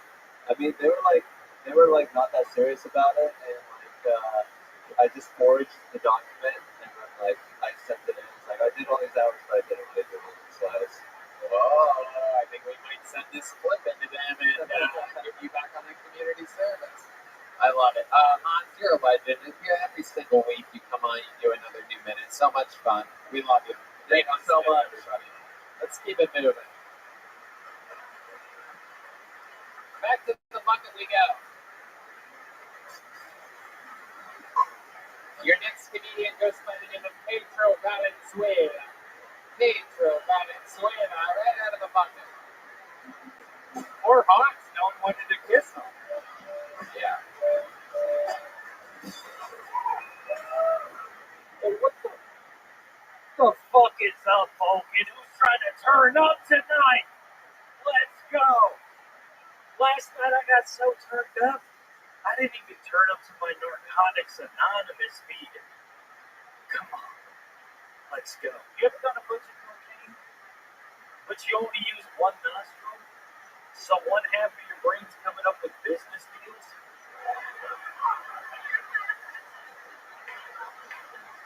And the other half's just killing the fucking vibe? Let's go! Wow. What all this white girl on me? You would think I was Elsa from Frozen. What? Let's go. Hey, man, I just find a drug dealer just because, like, he always had drugs I didn't even know I wanted. You know, like, he had ecstasy. I was like, oh, good, bro. He was like, hey, bro, this shit, this will put the tits back on Ellen Page. I was like, all right. All right, thank you guys. All right, Patriot Balance. Wait, all right. Patriot, grab that microphone. I'm going to talk to you. How do you look like a grandmother and a grandson at the same time? First of all, it's very tricky to cover generations and genders like you do. It's incredible. You look like if Napoleon Dynamite went off. What kind of dynamite? Tell me. Dude, I do. People try to tag or play along. Why was it in Napoleon Dynamite? That dynamite joke is Great. Is that from the movie? no, that's a great joke. Oh, okay. Thank you. Yes, I know. I know that my jokes are great. Okay, thank you so much. I literally didn't know what you were talking about. Thank you for the validation. Okay, so let's talk about it, Patriot. You've been on the show before. Remind us of what we know about you. I was on the show before. Yeah. Okay. Are you in the freestyle rap right now? Is that what's going on? I was on the show before. Knocking at the door. I knew you wanted more. If you were a rapper, your name would be Fenty Walk. Anybody got some bennies though? God, I sort of hate you.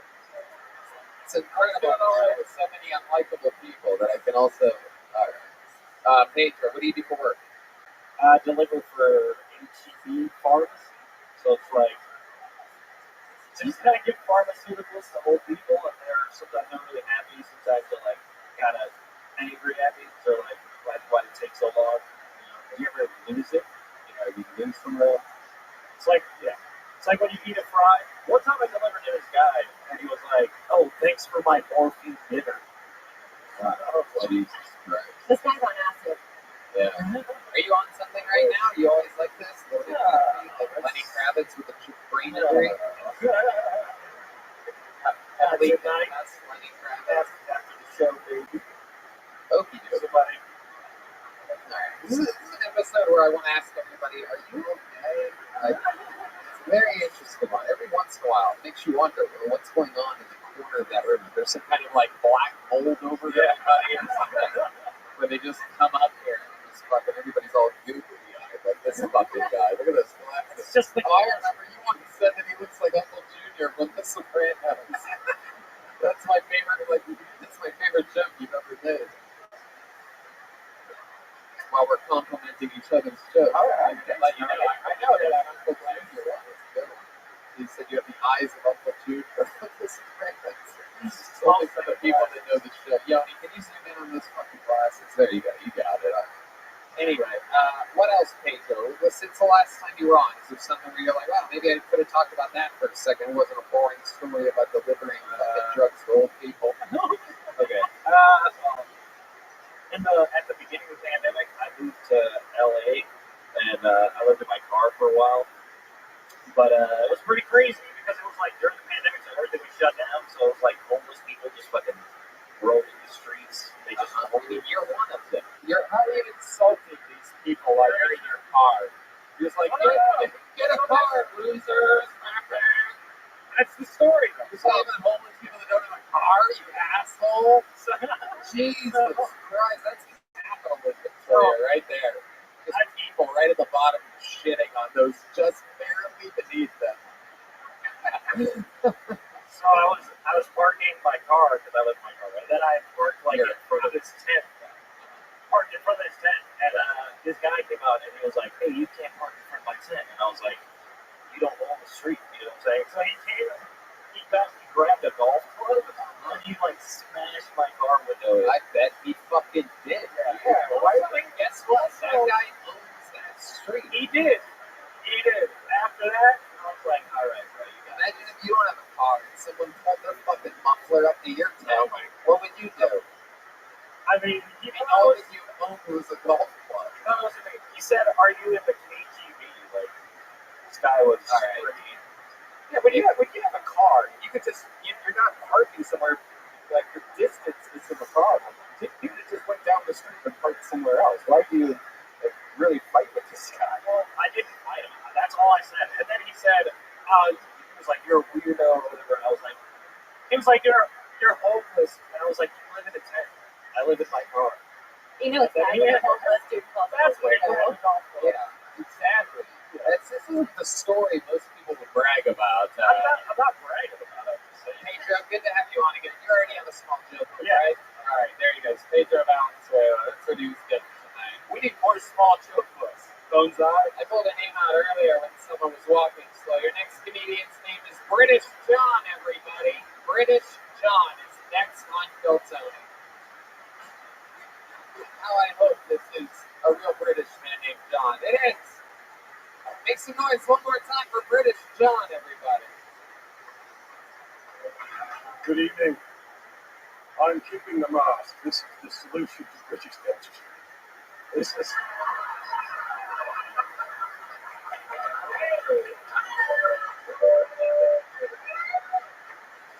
I'm not that great. This is the accent you could have had, but you decided to go with a slightly gay John Wayne holding avocado toast. You're not going to get an empire, but I like what you got.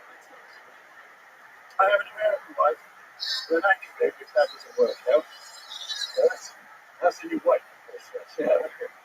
We're taking that as well. No, I am truly blessed. I would apologize for my appearance. There's some horrible creases in my shirt, but you're the ones that make wire hangers illegal, so fuck you.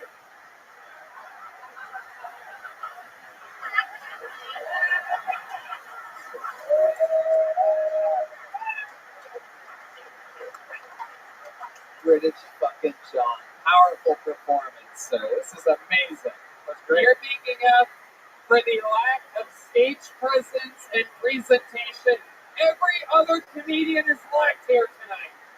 This is absolutely incredible. You're dressed like you're here for America's Got Talent or something like that.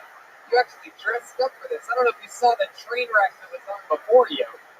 Those thick, dirty glasses he had on. But you are a class act, sir. He could have been my father. Wait, why would he be your father? He played away. He was good at it. He had a good game. That must be some of the wacky British jokes that we don't get. Some of this stuff doesn't translate over. What kind of car do you live in, sir? I live in a Rolls Royce, my friend. British power.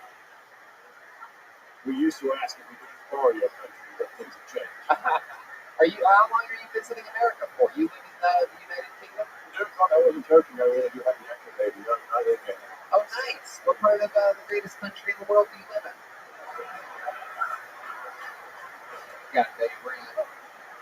Don't you ever fucking forget it. I'm from a How's this sound for gay John Wayne, you son of a bitch? You be careful. I got my prop guns from Alec Baldwin, alright?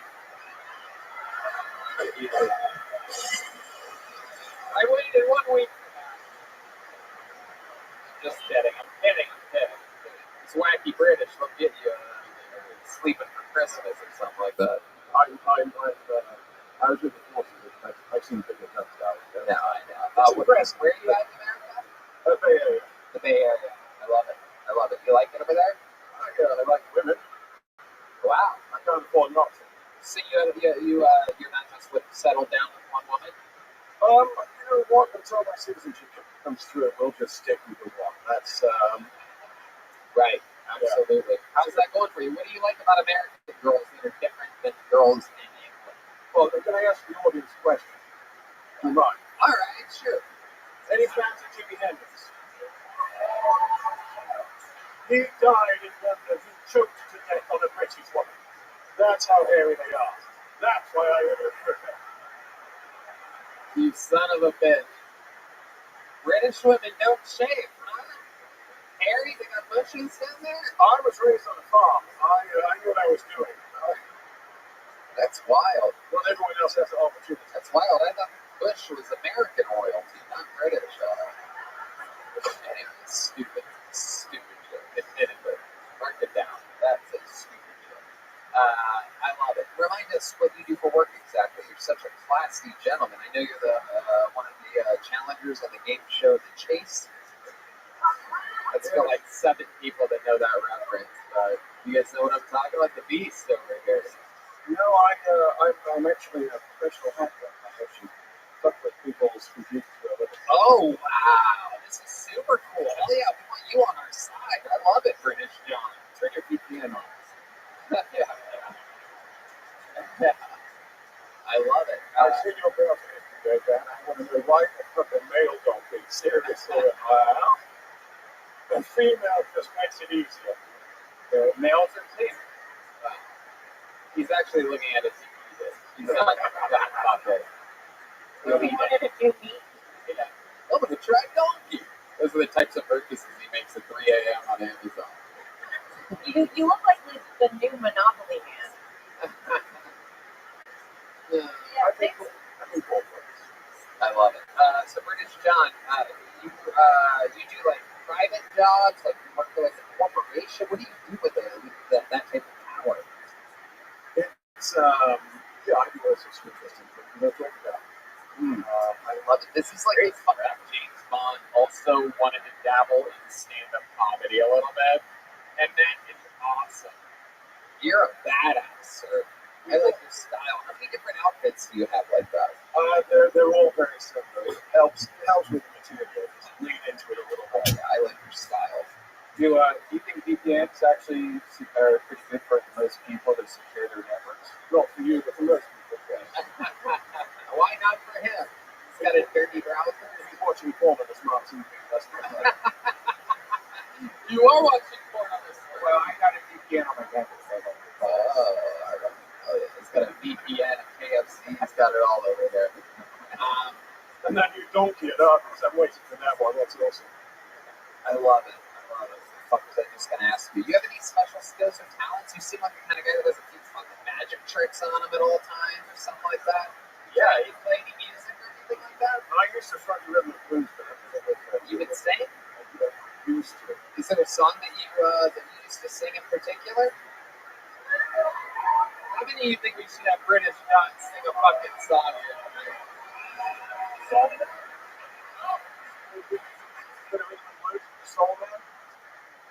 Oh shit, here we go. The British are coming, everybody. The British are coming. My favorite blackface. British John putting it together here. It's like an Elton John slayed American Puss, this fucking guy. It makes sense that he's British because he's shaped like a teacup. Hey, I like that. This is the full 34th cut, I'll be honest with you. Oh shit, look at that. That's just fucking crumpets right there. This guy's made of crumpets. You guys gonna play a little something? Alright, here we go.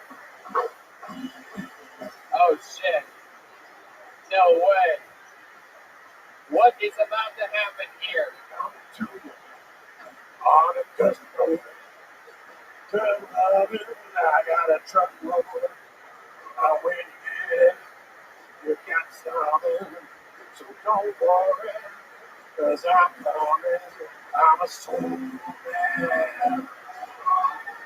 I'm a soul man. I'm a soul man.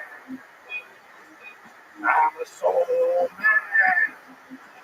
Fuck yeah! Wow, British John. Incredible. God bless the Queen. Holy shit. That was amazing.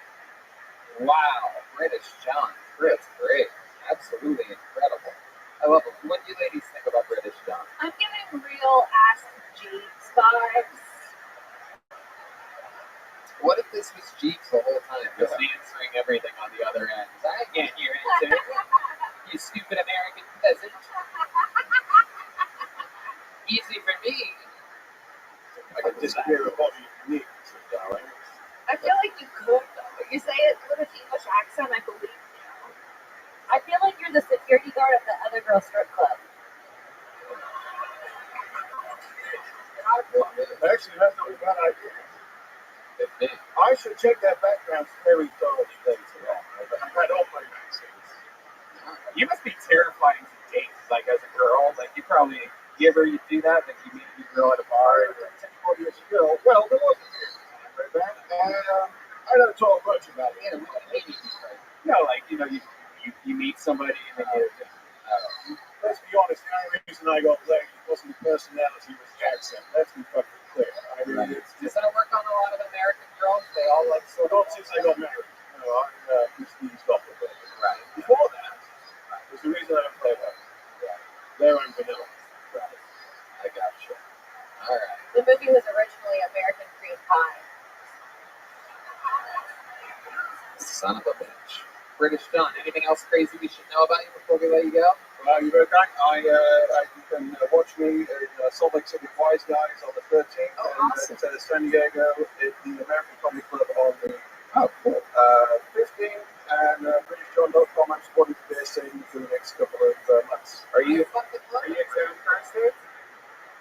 Damn it, you go in this. I would love to have you on the Sneaker Show, man. You want to Hell yeah, British John joining us, getting a big joke book, handmade leather Hilltony joke book. Very fun. All right, the tide is turning. Back to the bucket we go. British John. All right, let's see what happens now. It's Ellis H, everyone. Ellis H. Ooh, I heard like a groan from the comedian circle. That's interesting. Straight up running, everybody. One more time for Ellis H, everyone.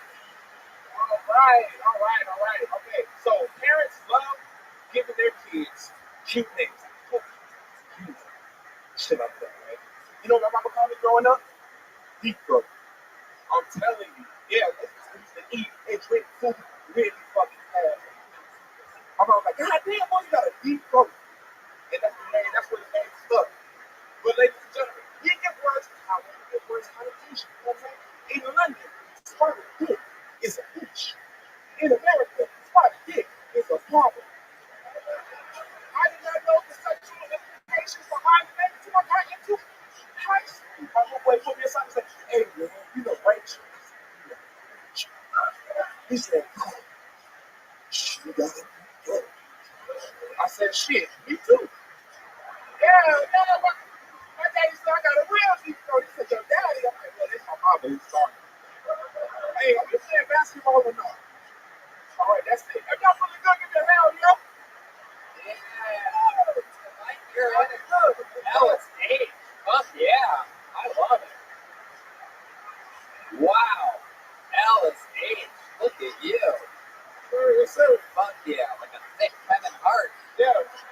Hey, Kevin Hart failure, right? You know what I'm saying? Look. Love it. Absolutely. Welcome to the show, Ellis. This is your first time on Kill Tony, correct? Yes, sir. How long have you been on stand-up? 3 years, sir. Where at? In San Antonio and St. Marcos. Nice. Is that where you're from? Yeah, but I had trouble with my chick. She's up in Vegas. Oh, okay. How long were you with her for? 4 years, bro. She's married and have a baby now. Oh my goodness. Yeah, that bitch ain't shit. Wow. Damn. I'm out here working my ass off for this one. Is it your baby? No, it ain't mine. Okie dokie. How recently did you break up with her? December of last year. December of last year. Okay, you had me nervous there for a second because I'm doing the math on 9 months. And all right, December of last year. Why did you break up with her? Well, she's like, Because she got pregnant from somebody else. no, you know what's crazy? Like, women don't believe you when you say, like, I'm an actor and I do stand up. And she thought it was cute in the beginning, but when I was still doing it, she's like, okay, so you really serious about this shit. Right. Because you weren't spending a lot of time with her, is what you're saying, right? Yeah, man. But you loved her. No. Oh, okay. She a dirty ass bitch.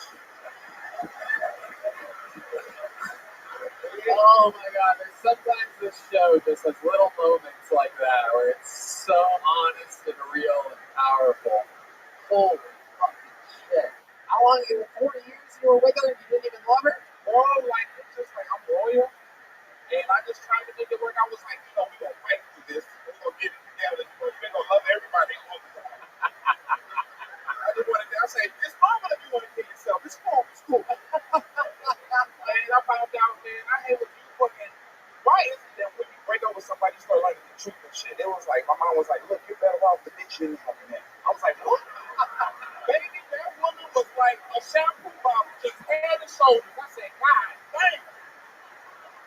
My daddy said that she looked like a Batman villain. I'm upset. I'm like, oh, like Catwoman? No. Oh, Poison Ivy? No. Other people.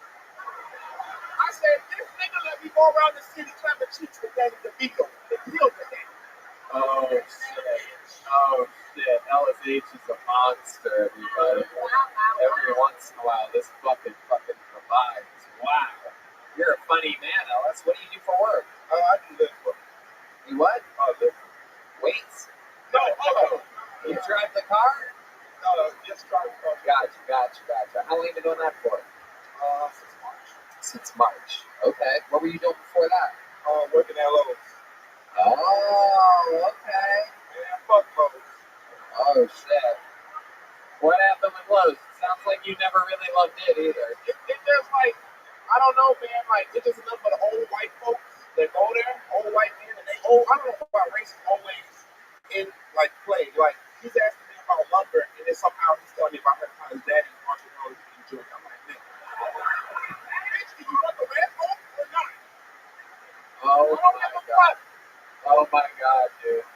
I've seen this before. This is a fucking star. What a star. It really is. You're one of those guys. This is very exciting. Very exciting moment. I love it, Alex. So 3 years, you've been going real hard at this, huh? Yes, sir. You said you act as well. Have you been in anything or done anything? Or you just... Well, Lord willing, I was in we did a show. Our feature is named called Hierarchy. It's coming out summer 22. Maybe not. I don't know. So if you don't see it, I said maybe not. God damn it, you are by far the most talented Lyft driver I've ever had on this show. You're in the top 3 Uber drivers, but you're the best Lyft driver we've ever had. Hey, let's go. Yeah, you're gonna be famous. Hey, thank you, ma'am. I appreciate you. You look like. Oh, Okay, shit. if you're the ice cube, She slips on her words only when she wants to fuck the guy.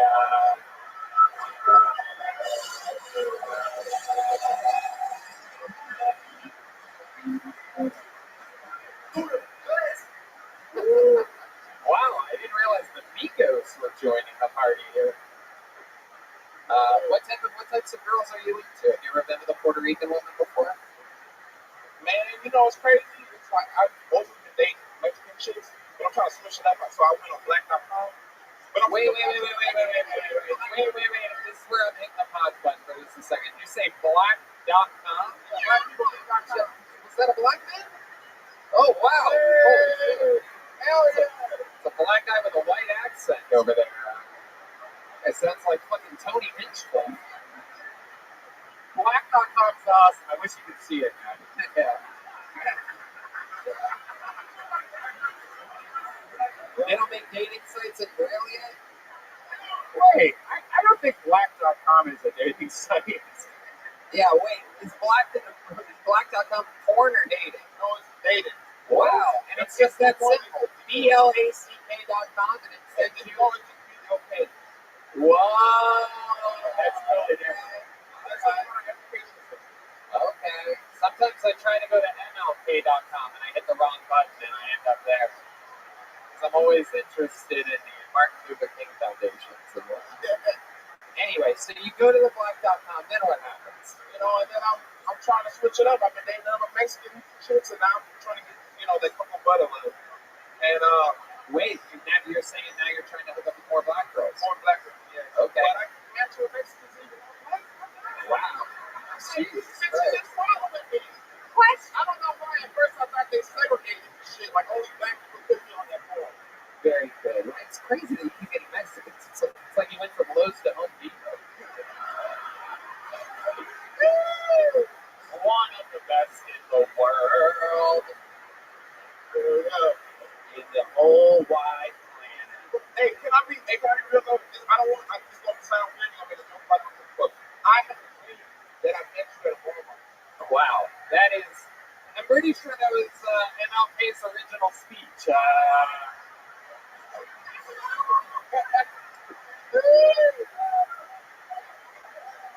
have a dream that I met you in a Walmart. What was was I doing in this Walmart? I love it. I love that only my fantasy version is there ever. That's crazy, man. Yeah, you were just shopping and shit, and I said, hey, man, I'm going to do Kill Tony. He was like, okay, well, go for it, then.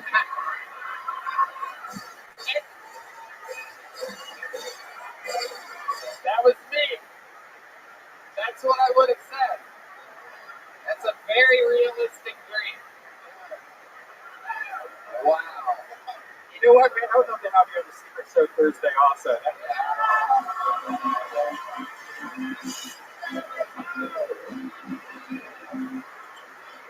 Thank you. Are you in town on Wednesday night? Are you in town on Wednesday night? I'm going to be just doing, I don't have a show, but you want to hang out? yeah. Oh, shit. Oh, shit. Oh, my God. He's going to hang out with his first Puerto Rican. She's going to teach him how to swim, everybody.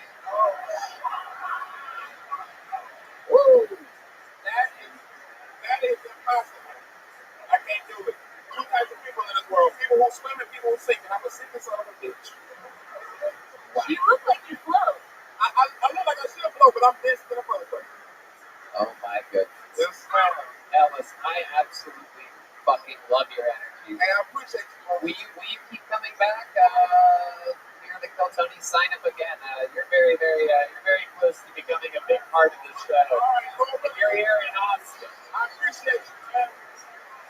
Unbelievable energy. Take one of these big joke books as well. There you go. This guy literally living his dreams. 1 second he's at Walmart talking to me. He wakes up, realizes he has to drive Lyft that day. And then, boom, he comes up, absolutely kills him. Gets booked on a show. Gets booked on a date in Compton. I'm going to get fucked, too. Sarah and I actually just wanted to open for us at the Creek in the Cave. But Oh, there you go. But you guys also, wait, what? Oh, yeah, that's right. We have a special treat, everybody. This young lady, Kill Tony Legend the game. Turns out she's in town 2 weeks in a row. Very special treat for you. Kill Tony Legend. We found her out of the bucket. It's the one and only Nicole Tran, everyone. Here we go. A new minute from Kill Tony icon, Nicole Tran.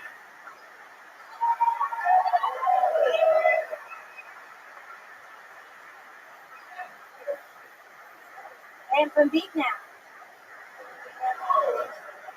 Will you excuse me the way I speak? There are some letters in the English language I cannot pronounce.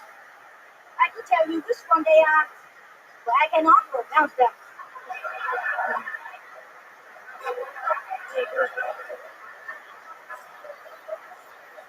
When I was a kid, we played ding dong ditch. We did not have doorbell. We just ditched our friend ding dong.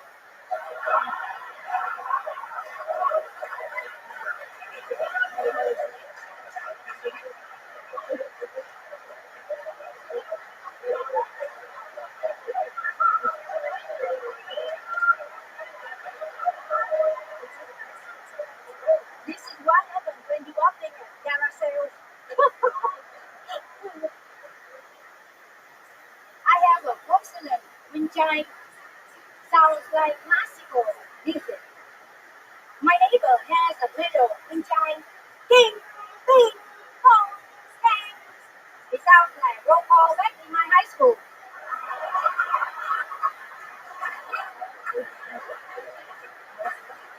When I was a kid,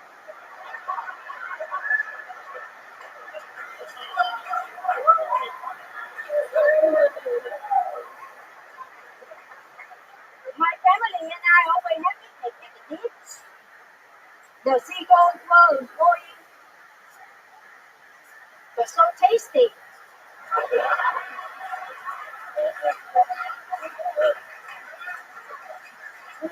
Wow. Nicole Tran, ladies and gentlemen. I believe she. If I don't stop her, I'm pretty sure she'll just go all night. Incredible. I wrote down some of my favorite jokes here. The seagull were annoying.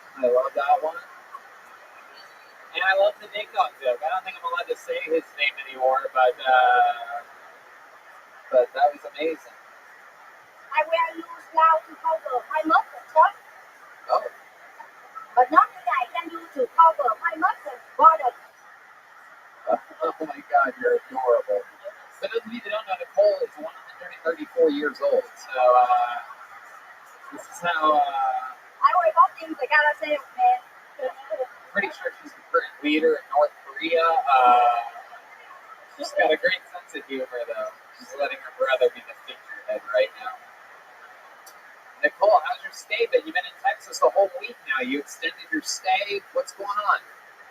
So I'm extending the stay just to make you all laugh. This is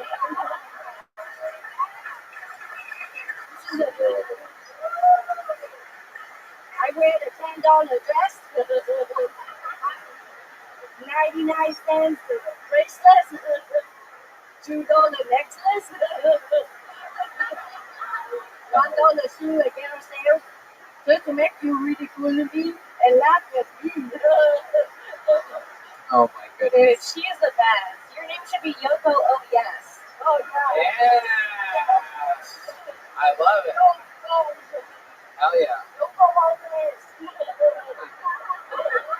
Very good, yes. Say it just like that. We need subtitles.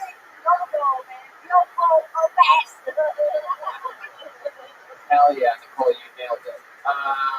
So tell us, what else you've been doing this week while in town? What have you been doing? What Texas stuff have you done? Did you go to a rodeo or perhaps an HEB or anything like that? Oh, I went to eat. Went to eat I went to eat at the restaurant at the restaurant. named Bak Bak. Oh shit. That's exactly what I ordered. Bak Bak. Wait, And a glass of food. Jesus, wow. Christ. This is either an Asian woman or a Down syndrome boy on mushrooms. Not exactly sure what's happening right now. Your commentary is hilarious. I'm trying to keep up. With the Bak, is that the name of an actual place? Yeah, the specialty is falafel. I tried one.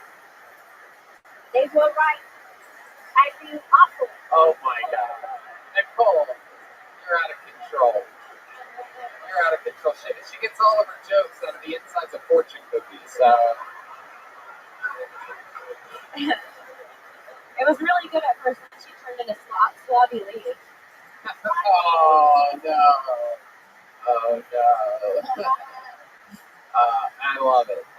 Nicole, I mean, you're on 2 weeks in a row. Is there anything else crazy we should know about? You're going back to the San Francisco Bay Area, correct? Yeah. Right after the show, man. Hell yeah. Are you flying Jet Yellow? What airline are you, oh, shut up. Shut the fuck up. I don't know what you're talking about, man. I fly out Delta, man. Okay. Let's not do anything for coronavirus. Absolutely. Did you hit somebody's DMT then before coming up here? Why the empty? Someone give you ketamine? That's what they do here in Texas. Have you done ketamine before? No. Okay. How about She's in a K-Town hole. Hey! Roast battle royalty and condoms. Nicole, it's so much fun. You're on 2 weeks in a row. You're an absolute legend. Come visit us again soon, okay? Nicole, wait, what? Hold on. Wait, it's never over. What? I have a song. You want to do a song? Okay. How many of you want to hear Nicole Tran do a song? All right. Here it is, everybody. You may have heard of it before. It's a song called Soul Man. Okay. No, I'm kidding. Ladies and gentlemen. All my exes live in Texas. Okay, here she is. Ladies and gentlemen, Nicole Tran, everybody. Everything's lost and last in Austin. Bang, bang, bang, bang. I got a room for 27.95. Bang, bang, bang, bang. They got the plantations of red.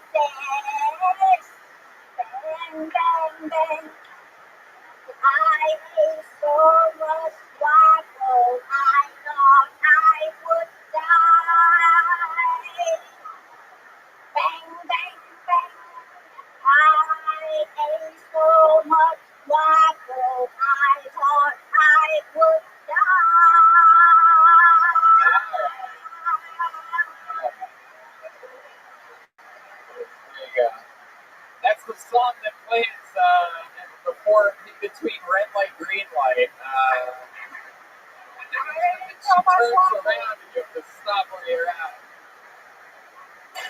I thought I would die. Now I know what I'm going to see in my nightmares tonight, so that's exciting. It's just Nicole Tran over my bed at Walmart. I saw my... You are absolutely adorable, Nicole. Thank you so much for being such an amazing part of Tony. All different shapes and sizes of people here on this show. Nicole's got to go back to the bag. Nicole, put the microphone back in the mic stand. You got to. You will be back? Yeah. All right. Will you be back? Yeah. All right. Nicole Tran. That's all blue-eyed going, man. That's me. I'm blue-eyed. I don't think she's going to walk off. Leave it up to an Asian to run the light.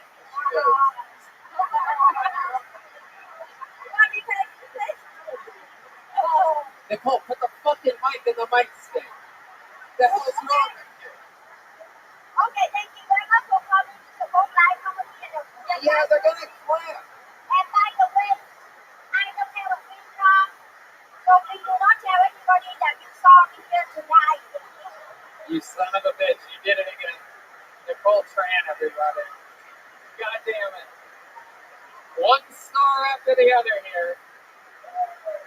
I spent a lot of time with a lot of people. Can we get one more bucket point thing? We can do it, right? You guys want to do one more? Alright. It's a tough act to follow, but we're going to try it anyway. We've had a lot of fucking home runs tonight. Have you had a bucket woman yet? Yeah, we have. We had Isabella Carrozza. Alright, your final comedian out of the bucket, it appears, goes by the name of Tyler Hoperes. Tyler Hoperes. Or Hoperes? Hoperes? Tyler. Is the movement back there? Someone coming? Somebody moving? Is that Tyler? Alright. Here he is, everybody. One more time for Tyler Hoperes, everyone.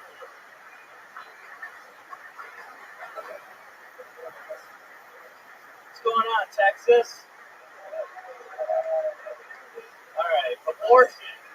Abortion is a pretty hot topic here. I kind of think we need it. Perspective is everything. Okay, we got a 16-year-old girl, West Virginia, Appalachian Mountain, smoking 2 packs of Cowboy Killers a day. Taking enough fentanyl to kill Michael K. Alright, she's getting the sister blister routine from the old brother. Alright, shit's not looking too good. Okay, if we can do anything, we can abort this baby. I'm telling you people, I grew up in enough trailer parks. We're not raising the next Elon Musk here. The world doesn't need any more messed up truck drivers.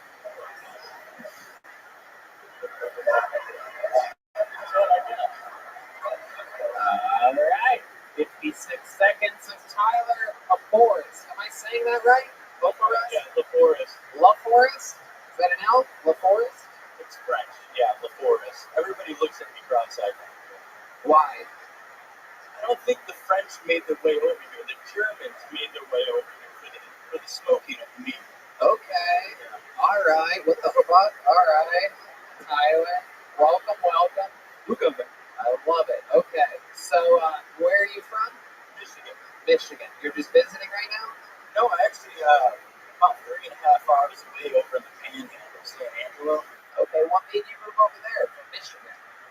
Money, man. I started working in the oil field, actually. I got a GED. Right. I know, you're from Michigan. I get it. Trust me. We know. We're from Ohio. We know what that's like. Fuck Ohio State. Oh, how dare you. How dare you. Andy, you be careful, dude. I have a new surge gun here with new gel pellets that shoot gel water pellets. Yeah. Hit me with one of those. Oh, you want to? Wait, I have to turn it off. Hey, where's the film director of Rust when you need it, right? Oh wow, look at that. That shoots a bunch at once. And then this way, Yeah. you get it. It's the new gel blaster, a new gun that I have from the great people over at Surge. You can go to, what is it, gelblaster.com? Yep, go to gelblaster.com. And it doesn't hurt, and it's just water. There you go, it's got just breaks right on the live podcast. No, I'm kidding. No, Red Dead, don't. No. Jesus Christ. Okie dokie. So Tyler, welcome to the show. Tell us about your life. Why are you the way that you are exactly? Your father's a preacher up in Michigan. Your mother's a school teacher. Am I correct? My dad went to Jacksonville prison. Man, So I'm pretty close. Believes in religion. yeah. Deeply religious. Yeah, super religious. Right. What's the deal with your mom? Single mom? Yeah, single mom, raised 2 kids in the trailer park, What'd your dad go to prison for? selling firearms out of the back of his truck. Wow. And you were raised in the real trailer park. Yeah, and a couple of them. Okay. I'm starting to really like you. Thank you. So now you live in an oil field. What do you do for fun out there? Man, I work and then exercise to try not to Do drugs. I do drugs. I'm just trying not to get What better, kind of but, drugs do you do? What do you do an average month? Well, I took a trip out to Vegas. Took a bunch of MDMA. Vegas? That's just the gayer Vegas. I went to Vegas. What the fuck is that? Are you trying to say Vegas? Yeah, Vegas. Oh, What? what the fuck? Wow, you really, they didn't teach you this in GED school? Oh man, an alternative school. Oh my god, wow. What's the capital of California? Oh shit, this is great. Give me some trivia music. Let's ask them super easy questions. And let's see what this guy actually does. Oh, the band's got it. They got it. Let them play. I like this. Okay. Yeah, that's a good idea. Kim, that's a good idea. She says to make you spell things. We're going to have you spell the word whiskey. This famous drink. WHISKEY. Whoa! Very good. Incredible. Okay. Red Band wants you to spell Mississippi. Mississippi. Yeah. MISSIPPI. Whoa! Mississippi! Take a trip to Mississippi, direct from August. Oh my god. Oh my god, I love this. Hold on a second. Hold on. Shut up. Shut the fuck up. What's 9 divided by 3? 9 divided by 3 is 3. Oh! It's fun to see what you know and what you don't know. Okay. All right. 9 times 7. 9 times 7? Yeah. Fuck, dude. Welcome to Retarded Jeopardy, everybody. What it is. This is. Oh my god. Sometimes I just think that I'm the biggest genius of all time. To have moments like this, I noticed how stupid you were so fast. And look at the fun we're able to have. This is the first ever reverse trivia that I've ever seen before. In trivia, they always have smart people. I like it like this. I like stupid people trivia. We all know the answers. You have to try your hardest not to fucking yell it. All right. Do you know anything about the arts at all? Do you know anything about movies and TV shows? Did you probably didn't have a very good satellite on your trailer? You could. Yeah, I watch a lot of movies. Really? Okay. You could trick women into thinking you're really smart. You're conventionally hot enough. Whoa. Women, don't you think he's hot? He's pretty good looking, right? Yeah. It's like a good looking guy. That's Vegas. Yeah. My pussy has never been I drier. want to take you somewhere romantic, like August. Or perhaps we could travel internationally to Taik. What the fuck? Your geography is really boggles my mind. LA? What? California, not knowing the capital. Did you say LA? Is that your final answer? Do you want to lock that in? Do you want to fucking lock that shit in? Los Angeles, a big city. It seems like a good bet. How many of you think you should lock in Los Angeles? You guys are assholes. It's fun for me to get a barometer on how many of you are dicks as well out there. Look at all you people going wild. You want to lock it in? LA, final answer, capital California. These people all clap. There's some people screaming no for that. They don't want you to go down this road. Say no, Tony. All right, so you're going to say no. All right, you want to give it a second guess?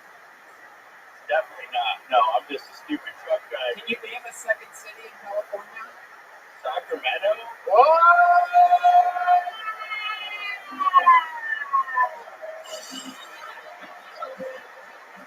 I never give up.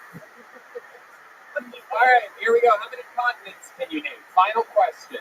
We're going to do continent naming. Here we go. Come on, give me a little something. He's going to rattle them off. If you name every continent right now, I will give you $100 cash. You will.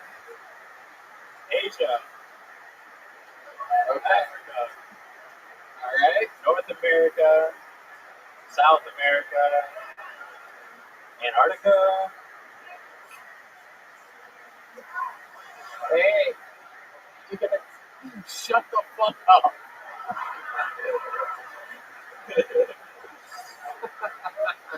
Come on, we'll give you some time here. It's harder to think up here. Okay, don't judge me.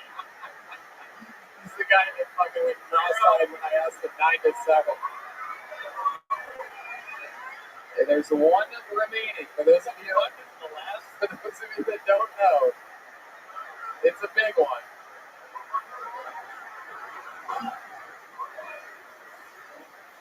Someone just yelled oysters from the audience, just to show you the median education level of Kill Tony fans. Someone yelled an appetizer, everybody. Australia? Wow.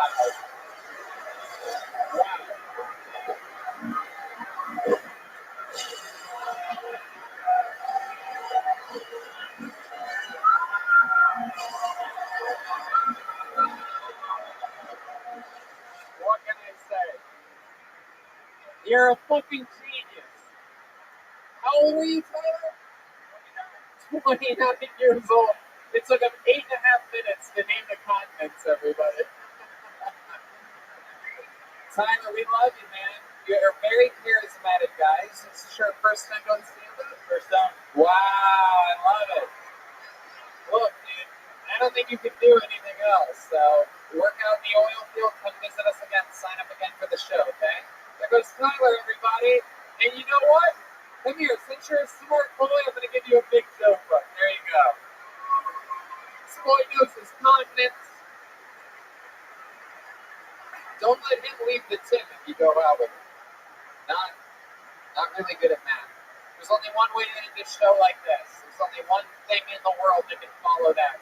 As I said earlier, him and Weinshank, absolute courageous warriors for writing a new minute every single week at the very beginning of their careers. This young man you're about to see right now has been a regular longer than anybody has ever been a regular in the history of the show. We watched him run the gambit from being a relatively unknown comedian from Memphis, Tennessee, to currently opening for Joe Rogan and Tony Hinchcliffe and other great comedians. Ladies and gentlemen, headlining his own shows now, doing his own stuff, a monster, the only man that could close the show. It's the Big Red Machine, William Montgomery, everybody. Wow, here he is, live in the flesh, the real deal, the vanilla gorilla.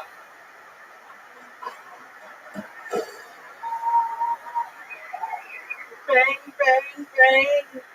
That's what Nicole Train and I were doing in our hotel room last night. At this point, I'm not sure if Wes Anderson is making new films for sure he's just splicing together deleted scenes. And also, Wes Anderson, can I be in one of those deleted scenes? What does it take? I look interesting. I can dress funky and listen to the Kinks and the Velvet Underground and be casually racist. It can't be that hard. Just have me say something neurotic and pseudo-intellectual, and goddamn it, Wes Anderson, I'm right here. I cost 8% of Adium Brody. Goddamn, I screwed that part up. I cost 8% of Adrian. Man. Adrian Brody's salary. Let me on a deleted scene. I'm in love with my sister and play tennis and slice my wrists. I'll make documentary films in the ocean. I ride a train and work in a hotel and give me claymation fonts. I don't give a shit. Man, y'all really don't know who Wes Anderson is. This was a fucking, wow, horrible nightmare. Oh my God. But on a serious note, did they ever find that plane from Lost?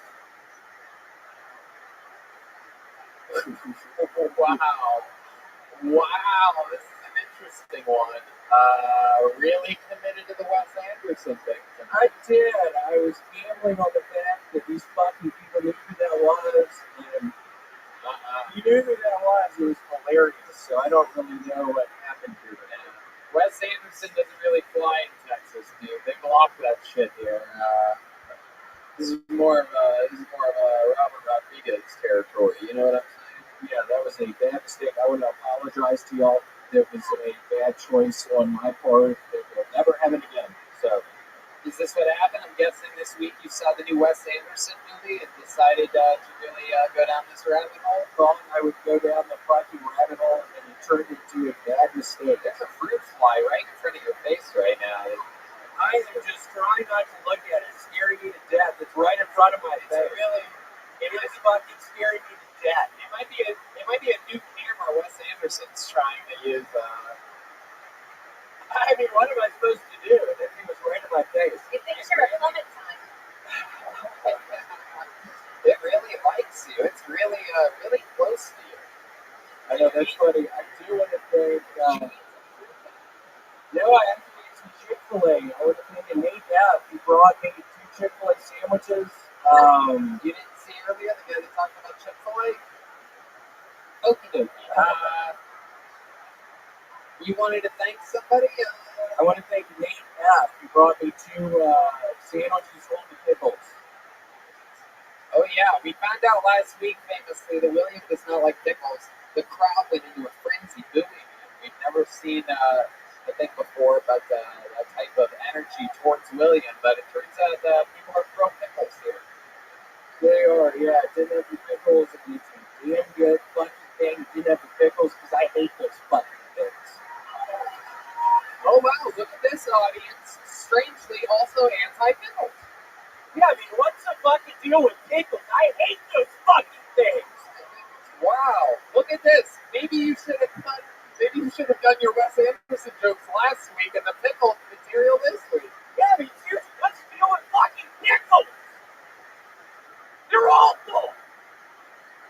They taste weird. Tell us more about your hatred for pickles. I don't know. I think it was since I was a little boy.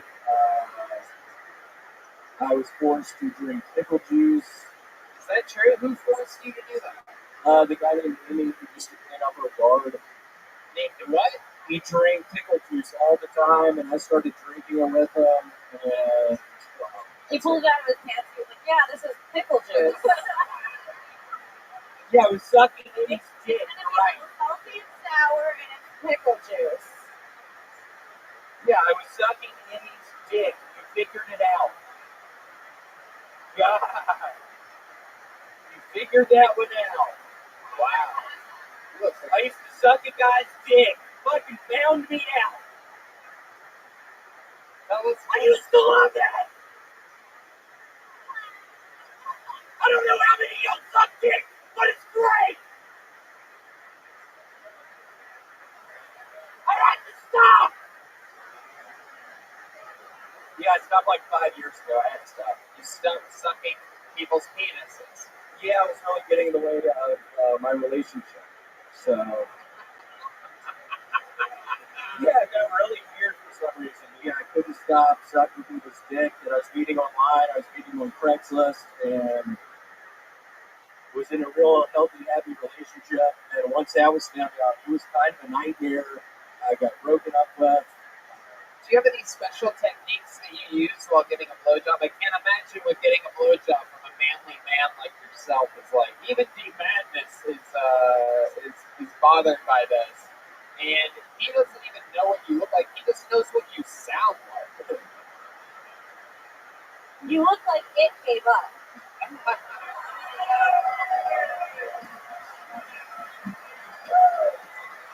My God. Gross battle box. No, with D Madness, I have a very fit, white, redheaded, William, don't go near him. Don't go near him. super fit. Did you have any special techniques while getting blowjobs? I'm interested to know if you get the. I mainly just put my hands behind my back. Whoa, look at that. That's why they call that the William Montgomery. I've always known this. You put your hands behind your back. With the William Montgomery, y'all remember that one. When you like lock your hands behind your back, or you do sort of like a Houdini? I would put handcuffs on. Wow. You would put them on yourself. Yes. And then how would you get out of them? Sometimes I wouldn't. Sometimes I wouldn't. I was in a fucking rental room in Phoenix, Arizona, and I was literally trapped in the fucking rental room in Arizona for, I don't know, 36 hours. I couldn't fucking get out. I was starving. What'd you end up doing? I eventually got out. The lady came to clean up the room, and I was in there naked, with handcuffs, very emaciated. Wait, you get naked for the blowjobs that you get? Yeah, you have to. Wait, what do you mean you have to? I mean, you have to. Those were always the rules I was going by. Would you sometimes give these blowjobs with your butthole? I don't know what you're getting at with that question. Would you sometimes use things other than your mouth to pleasure another man? Why are you shaking your fucking head yes right now? Why the fuck are you doing that? He does. Yeah, you seen it. Shut the fuck up. You have seen it one time. Shut the fuck up, Rick. Just shut up. You like been having a good time? You like to hear your mouth just fucking so you have seen it. Shut the fuck up. You're being mean. This is like Louis C.K. defending himself. Boom. Now you gotta fucking stop that. Boom. Grand slams over here. William, do you like cucumbers? Do what? Do you like cucumbers? Why do you ask that? Why do you ask that? Well, I mean, you don't like pickles. What a dumbass question. Why'd you just fucking ask me that? William, you're such a legend. It's incredible how quickly you can improvise and bring energy. Meanwhile, you went with that weird Wes Anderson set tonight. It's crazy. You can literally make anything funny, and you're like, this is what's going on the paper. I made a fucking mistake. I already apologized to y'all. I already said I'm sorry. How many fucking times do I have to say I'm sorry? Seriously, how many times do I have to fucking say I'm sorry? Maybe if you scream it, it'll get through. How many fucking times do I have to say I'm sorry? Ladies and gentlemen, that's William Montgomery, and that's another episode of Kill Tony. We did it again, brought to you by the Yellow Rose and the Red Rose. The drawing is in for Brian J. E. Belt, all the way in Los Angeles, who just drew tonight's episode featuring. How about one more time for the great Kim Condon and Sarah Weinstein, everybody.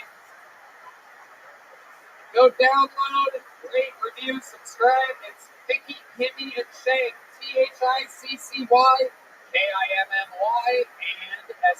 and SHENK. Listen to Broad Topics. They're co-headlining with each other Wednesday at the Creek in the Cave. Thank you so much. How about one more time for the band, everybody? The Kill Tony After Party begins now, featuring Nether Hour and a bunch of other special treats. So stick around, have fun, enjoy yourselves. Right, band? See you guys later. Thanks, everybody. Good night.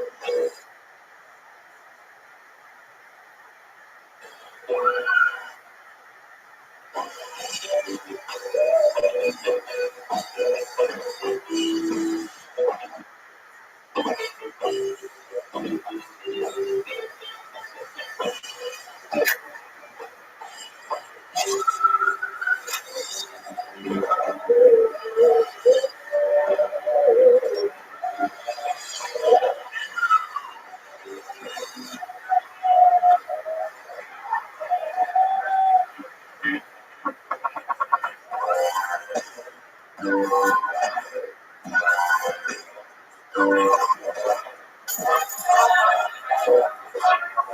is Rabbi coming to you live from Vulcan Gas Company here in Austin, Texas. For a brand new episode of Kill Tony and Aqua Tony. Let's make this.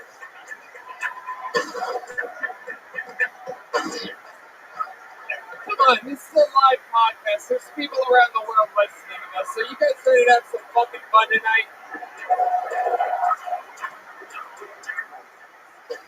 Yeah! Great, right? Red Band's here, everybody. How about a hand for the band? Oh, come on. Wow. Austin just does it a little bit fucking differently, doesn't it? It's the great Michael Gonzalez on the drums. The great Matt Muelling on guitar. And D Madness on the bass guitar, everybody.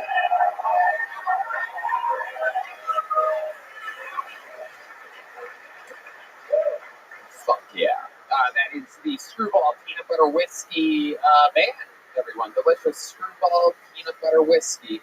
How many of you like whiskey out there? Make some goddamn noise if you like peanut butter. Fuck! I say mix them together. Screwball Peanut Butter Whiskey, it's delicious. You can mix it with shit. Tastes like peanut butter. Don't try that at home. Don't try to just put peanut butter in like Jack Daniels. That's fucking disgusting. Nah, try it. Also brought to you tonight, of course, by our longtime sponsors with us through thick and thin, the Yellow Rose and the Red Rose, everyone, the best strip clubs in the world here in Austin, Texas. Shout out to Blue North or Vodka Seltzer, available here for sale tonight.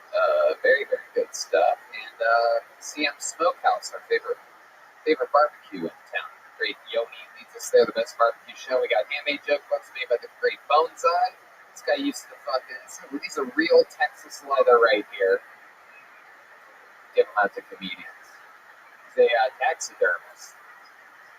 The guy that makes these really fucking stuffs animals. Real Texas shit. You guys know what it is. Before we start tonight's show, here's a little bit more from the amazing sponsors that made tonight's episode available for you here, right now. Hey y'all, the holiday season is here, and with it come the yearly questions of what do I wear to non-ugly sweater parties, and how do I maximize my time savoring holiday moments and minimize my time shopping for gifts? Fear not, weary holiday wanderer. Mac Weldon has all the answers. Whether it's an office party, a party with family or friends, or just a holiday party of you, your couch, and a game on TV, Mac Weldon has all the essentials to keep you stylish and comfortable throughout the season. And their innovative daily wear system has taken the hard work out of outfit planning with pieces designed to work together for any occasion, saving you time and sparing you any holiday stress. We're talking about top-notch tops, best-selling bottoms, like me, and underwear and accessories that will please even the scroogiest guys on your list. With Mac Weldon, your holiday heavy lifting will be complete within minutes. I got a lot of their stuff. I love it. I know you're into it too, Red Band. Yeah, Mac Weldon's Ace sweatshirts and sweatpants are some of the most comfortable clothes I've ever worn. Definitely would make some amazing gifts. As somebody that hates, going shopping and stuff, you can just go online, order it all together at once. As something of a stickler when it comes to comfortable sweatpants and sweatshirts, I was initially skeptical. But when I heard the hype around Mac Weldon's Ace collection, I was on board. I'm not going to lie, I'm not a fan of the cold. Feeling like a walking popsicle just doesn't suit me. But with Mac Weldon's Warm Kit collection that features shirts, vests, pajama pants, and more, my chilly winter days are behind me. Using innovative technology that uses your own body heat to keep you at the perfect temperature. These products from Mac Weldon have me saying something I never thought I would. I'm ready for the cold. Ooh, what a concept. One gift that holds many gifts inside. And no one is doing better gift sets this holiday season than Mac Weldon. With limited edition color drops and a bevy of new releases, their holiday gift sets are the perfect present for any guy on your list. So, for 20% off your first order, visit MacWeldon.com/Tony and enter promo code Tony. That's MacWeldon.com/Tony. Promo code Tony for 20% off. MacWeldon. Mac Weldon. Get it right this holiday season. You guys guys ready to start tonight's episode or what? Huh? All right. Look, sometimes we have 2 comedian guests on the show. Sometimes we've even in the past we've had 3. You know what this chaos is. Tonight, I like this. Fucking 1 guest, Texas gentleman, literally one of the greatest comedians of all time. You know him. You love him from everything. The Blue Collar Comedy Tour, everything. It's the great and powerful Ron White, everyone. Wow. Oh, shit. One of the best to ever do it. Austin Soap. Ron White. This is the man that convinced me to move to Texas in November of the year 2020. And here we are. He was selling me on it a year ago today. And here we are, almost a 1-year anniversary of me living here. And my pal, the great Ron White, is here, everybody. Thank you. I'm telling you, it's been a year. That's very cool. That's crazy, right? We had all taken a long break from stand-up. The pandemic shut us all down, and I came in town to do a show, and I could not. It was right here at Baltic Gas Company, that one-night stand-up show that I did, and you, Joe Rogan, opened for me that night, and it was so fucking cool. And you hadn't done stand-up in 8 months, and he hadn't done stand-up since moving to Austin, and It was fucking awkward. it was unbelievable. It was unbelievable. People falling over the balconies. It was chaos. It happened here at Baltic, where I couldn't believe that a dirty little electronic dance club could ever become a comedy fucking hub. But here we are. Everything's just normal now. Ron, we're going to have fun. You guys all know what it is. A bunch of people signed up for the chance to do 60 seconds uninterrupted on this stage. You guys know their time is up when you hear the sound of a kid. That means they have to wrap it up then, or else we're going to bring out the Angry West Hollywood Bear. That's a big trouble. That's what that sounds like when that happens. And yeah, and then we talk to them afterwards about their set and their life and whatever else might be interesting about them. Anything can happen. A lot of wild people sign up for this show. It's fucking crazy. Are you guys ready to start this thing or what? Great. Let's do it. But before I go to that bucket, what do you guys think? Should we start with a regular here tonight?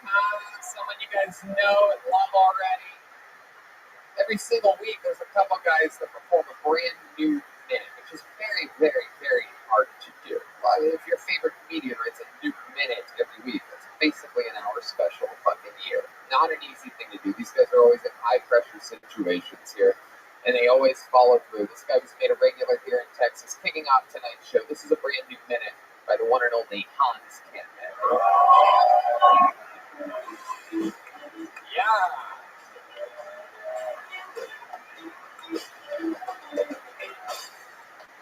Thank you guys. So the Travis Scott concert happened, and a bunch of people got trapped at a trap concert. If only they could have seen that coming. It was a very terrible tragedy, but they also set a world record for the most Supreme shirts ironed at the same time.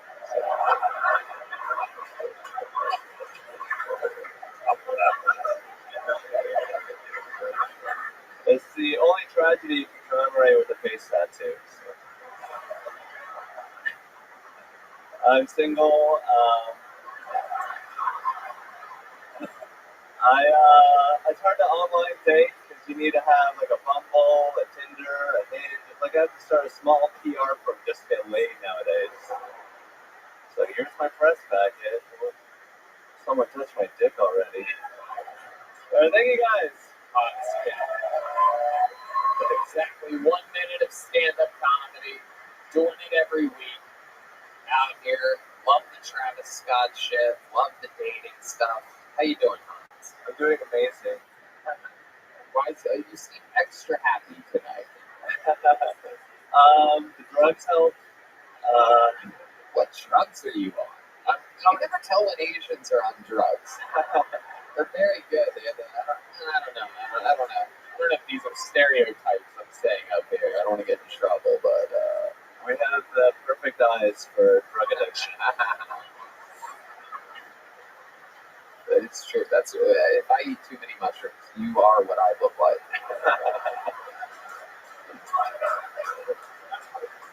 I love it. So what drugs are you on right now? Just a tad bit of marijuana, but I'm coming off of acid from a little skank fest action this weekend. I love it. Snake Fest was a wild success, if anybody's wondering. We are just all getting back from a 4-day fucking insane. We did a bunch of Kiltony great things. What else did you do for fun? What else did you love about Snake Fest? I went to Joel Osteen's church. Get the fuck out of here. Did you really? It was on the way to Raging Cajun, and we were like, hey, look at that thing over there. So what happened? What was that like? Well, luckily their doors were open because there wasn't a hurricane in town.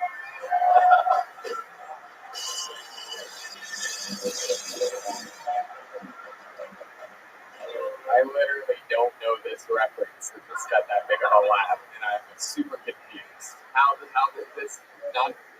I didn't get this in my daily reports of what they make jokes about. Joel Osteen closed his doors. Yeah, he didn't want anyone in there to, ruin the place. He said that they had just cleaned the carpets. Yeah. Funny fucking said, right? He said, he just cleaned the carpets. All those people are floating around outside. And he ran them off. And then this guy that owns a big mattress store let them all come in. And they slept in his place. Now he can't sell a pack of mattresses. This guy's still the biggest goddamn thing in Jesus. That is absolutely amazing. Incredible. So, Hans, you're talking about being single up there during your set. Is that true again? You are single, is that correct? Yeah, I'm very single. I hope you don't mind that I divulge the information that I'm about to put out there. But Hans, in the amazing work that he's done in the few short months that he's been here, has climbed up to the position of opening a lot of these Joe Rogan shows that happen here in town and here in Baltimore.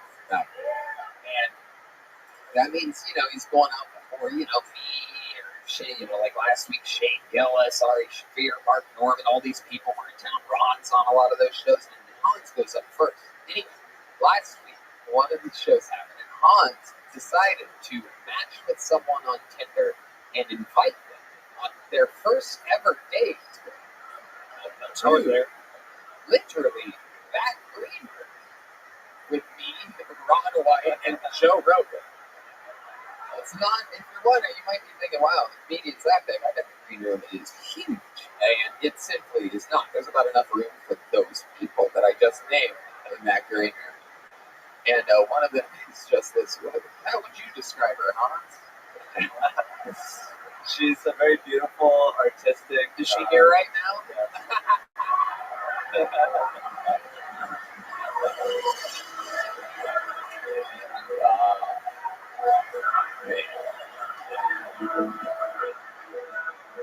I fucking knew it.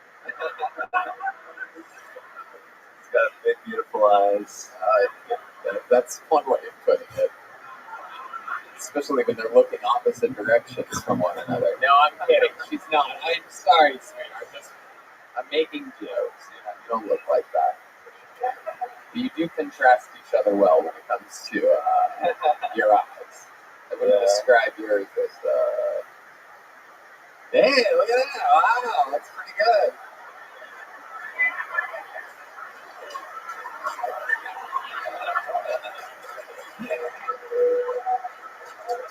So how did that date end up going for you? You literally match with a girl on Tinder. She takes a chance, right? I mean, you have pictures of you up there, so she's probably just looking for like a hot meal or something like that.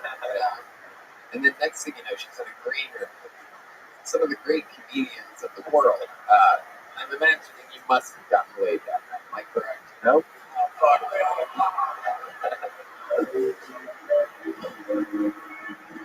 You fumbled the bumble. Yeah, really fucked it up.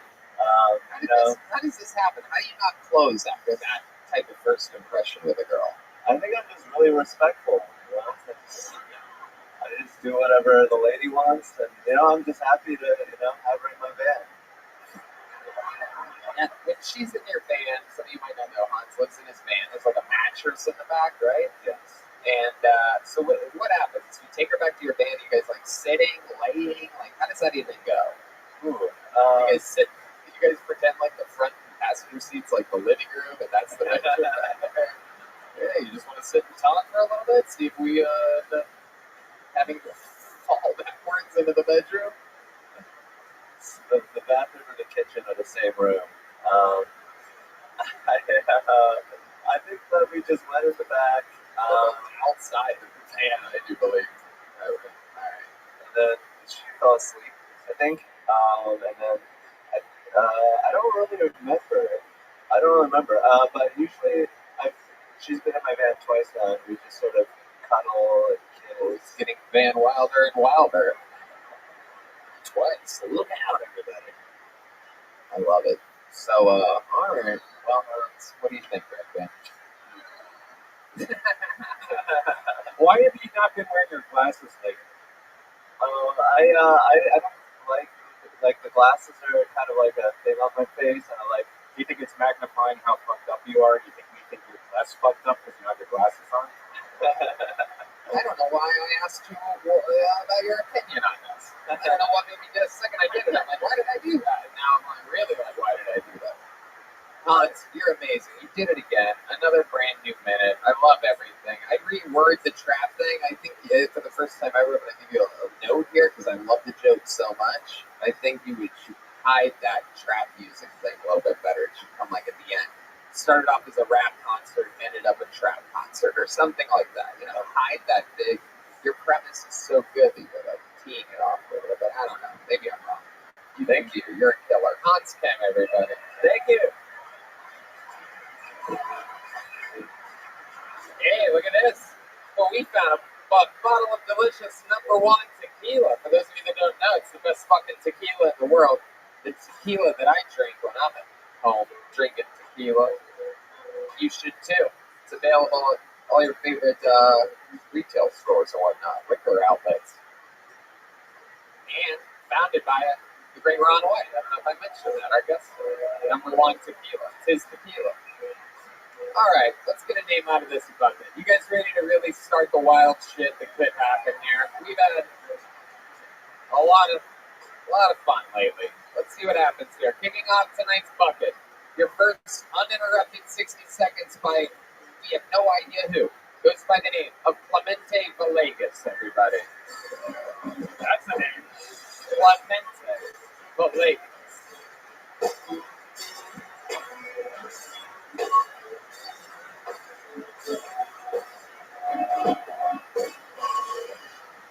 One more time for Clemente, everybody. Come on. I feel like dating now is harder than it's ever been, because women want a guy who will take their breath away. I'm tired of choking these hoes. It's too much, too much too privately. It's like you gotta choke a bitch just to get a second date, People are like, why'd y'all stop talking? She chewed through the duct tape, So I had a girl ask me to tease her with a knife in bed. Terrifying, right? Like I can't have a knife out while my dick's also out, I might fall and recircumcise myself. But then I can't get into Jewish heaven. If you guys are not familiar with Jewish heaven, so like Christian heaven, except in Jewish heaven, there's no foreskin and Jesus isn't allowed. And there's swearing in 3 feet. If you guys are not familiar with Christian heaven, it's not like Muslim heaven, except in Muslim heaven there's just more explosions. That's a joke. I'm kidding. Muslims don't go to heaven. Okay, thank you very much. It's a minute for Clemente Villegas. Really saving it there at the end, or the Muslims don't go to heaven line. Really pulling it all together. How you doing, Clemente? Have you been on the show before? Yeah, I've been on once. Okay, what happened that time? What happened with you? What was the highlights of your interview part? What did we find out about you? My interview kind of sucked. I'm from Amarillo, so Ron's from West Texas. It's pretty cool. Also, I think you're from Amarillo, right? All right, fucking Carmen, San Diego. I don't know where everybody's from. Okay. What else about you? What did we find out other than the location that you were born in? I do believe Tony's from Youngstown, Ohio. We're right there from Columbus. Nothing crippling into that, just like all of us.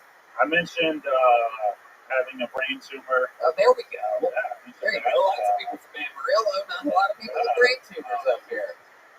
My girlfriend's black. That's also. Oh, wow. Oh, my goodness. Look at that. Was that the tumor? Why did they get that reaction? Look, let me backtrack here. I never explained a joke, but I don't know if you guys saw. What's the movie with Gabriel, guys?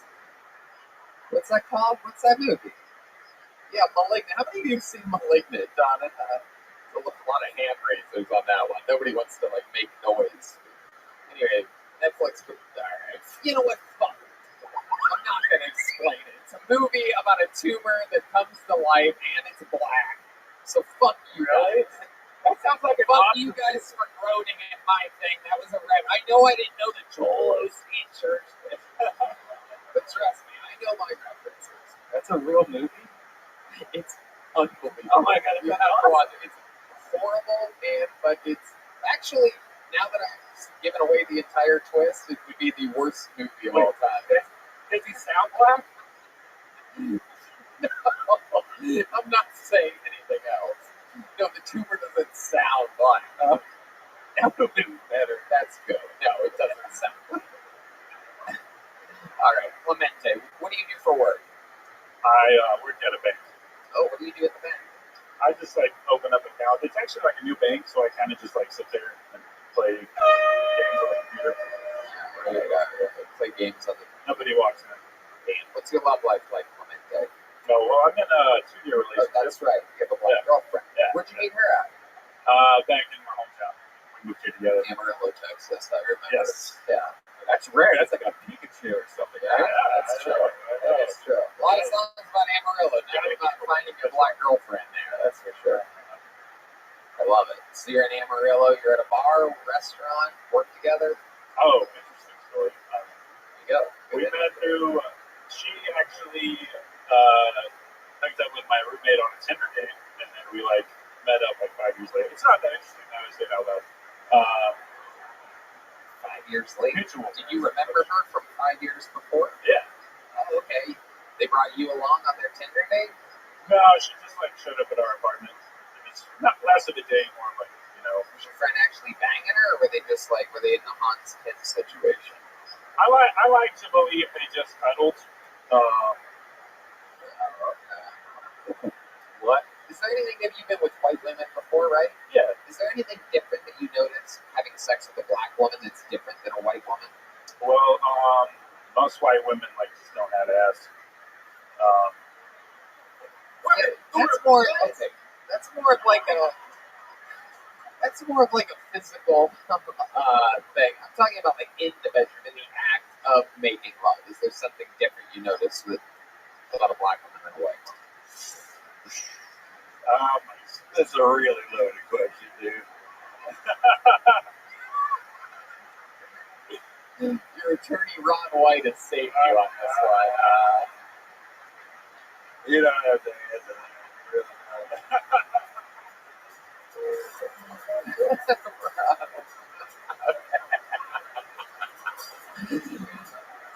The judge, the jury, and the executioner, the great Ron White. Clemente, I love it. How long have you been with stand-up? 4 years. 4 years. Wow. Where do you do stand-up besides here? Is this the only thing you do? Or do you go to a comedy club to go to my nights? Or? Oh, yeah. Just every night a week. There's Freaking Cave, several other. Okay. I know. Oh, cool. You know what? I really think that you got to cut some of this edge off because it just doesn't come off as real. You don't seem like that mean a guy. So either learn how to act meaner when you get up here, come off assholes and sell this stuff, doctor stuff, or do. It just doesn't sound like you're being true to your nature. But, I don't know if that's true or not, but it seems like you're not that person. You're trying to be that person on stage. And I think it'd be more interesting if you just who you are. Oh, thank you. I was going to say, you seem like a very, very nice, well-mannered guy. Are we right in this assumption, or are you just appearing that way? I'm pretty nice. Yeah. What's like a wild thing about you? Is there anything wild or mean or anything like sort of like bad boy about you? He's a banker with a fucking tumor, dude. No! Bad boy. No, I mean, I do acid sometimes. Is that bad? No, even on time it does that. Jesus. That's nothing. What do you do when you're on acid? I like to like go to like parks and like see nature. Just like hang out. Oh, alright. Fucking real fucking I went to Gabby Petito over here. Concerts? Yeah. What's your favorite concert you've ever been to? I just went to Tame Impala for like psychedelic rock band. Nice. Hey, look at you. These fucking bank tellers out there tripping their balls off. Fucking concerts. Good to know you're counting the money. Yeah. We got machines for that. I mean, I can't imagine working at a bank because I think that my mind would always be about how do I sneak a fucking bag of this money out of here. Right? Isn't it crazy being surrounded by money and, you know, you probably make a decent wage, but I mean, you know, not what you could make if you just left with the money. Yeah, but I mean, they'll find me, you know. Is it ever tempting though? It seems like it would be constant temptations. Yeah, I mean, I thought about it, but I'd like to object, right? You don't have to object, right? No. You have a good attorney, sir. Ladies and gentlemen, that was our first bucketful Clemente Villegas, everybody. We're going back to this bucket. Hey. Clemente, here you go. Have a joke, buddy. I like your style. He's a good guy. Bonsai. He's a great bonsai. Follow him on Instagram. BONEZEBYE. Okay. Wordna. Or Wordina, perhaps? Wordna? WERDNA? Wordna. That's an interesting one. Here we go. Oh, here he comes, everybody. Make some noise for Wordna, everyone. Here we go.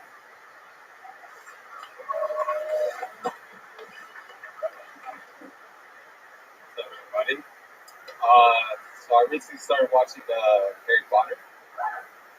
And yeah, it's actually pretty interesting. And I started thinking, why isn't this a religion?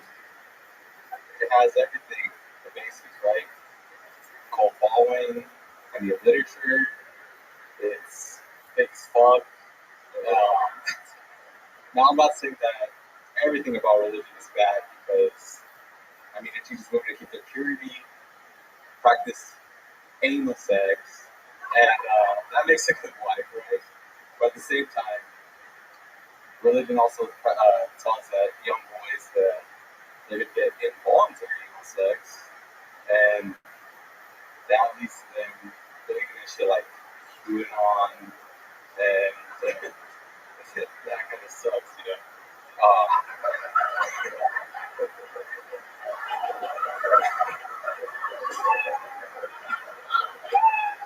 And I'm not saying that QAnon is like, you know, they're not all molested or anything, but they're pretty retarded.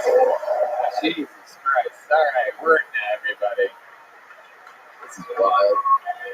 Look at this guy. I love that. Or girl, I'm not sure what the fuck this is exactly.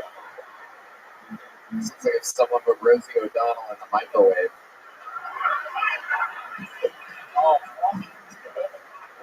Wordna, am I saying that right? Is that your name, Wordna? Oh, my name is Andrew, actually. Wordna is backwards.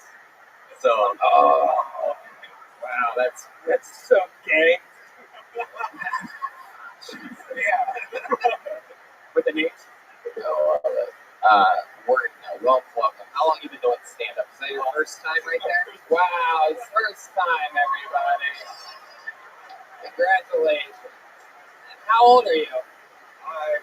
I'm 31. I just turned 31. 31. Wait, something you've always wanted to do or thought about? No, I just wanted to challenge myself and see what it's all about. So, okay. How does it feel now that you've done it? Feels great, I guess. I don't know. You don't know? Feels great. You don't know? I remember the first time I did stand up, and I was scared as fuck. Oh So was that really the first time you ever walked on stage? Yeah, he was bad. Yes, it was. But the best thing about it is that I will have already forgotten it in 20 fucking minutes because I'm coming onto an edible. So,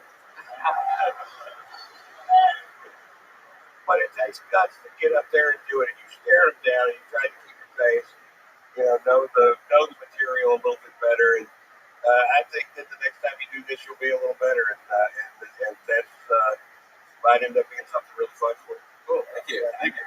I love it. What have you been doing with your life up until this point? What do you do for work? For work, I'm actually awesome. I'm an inventory auditor.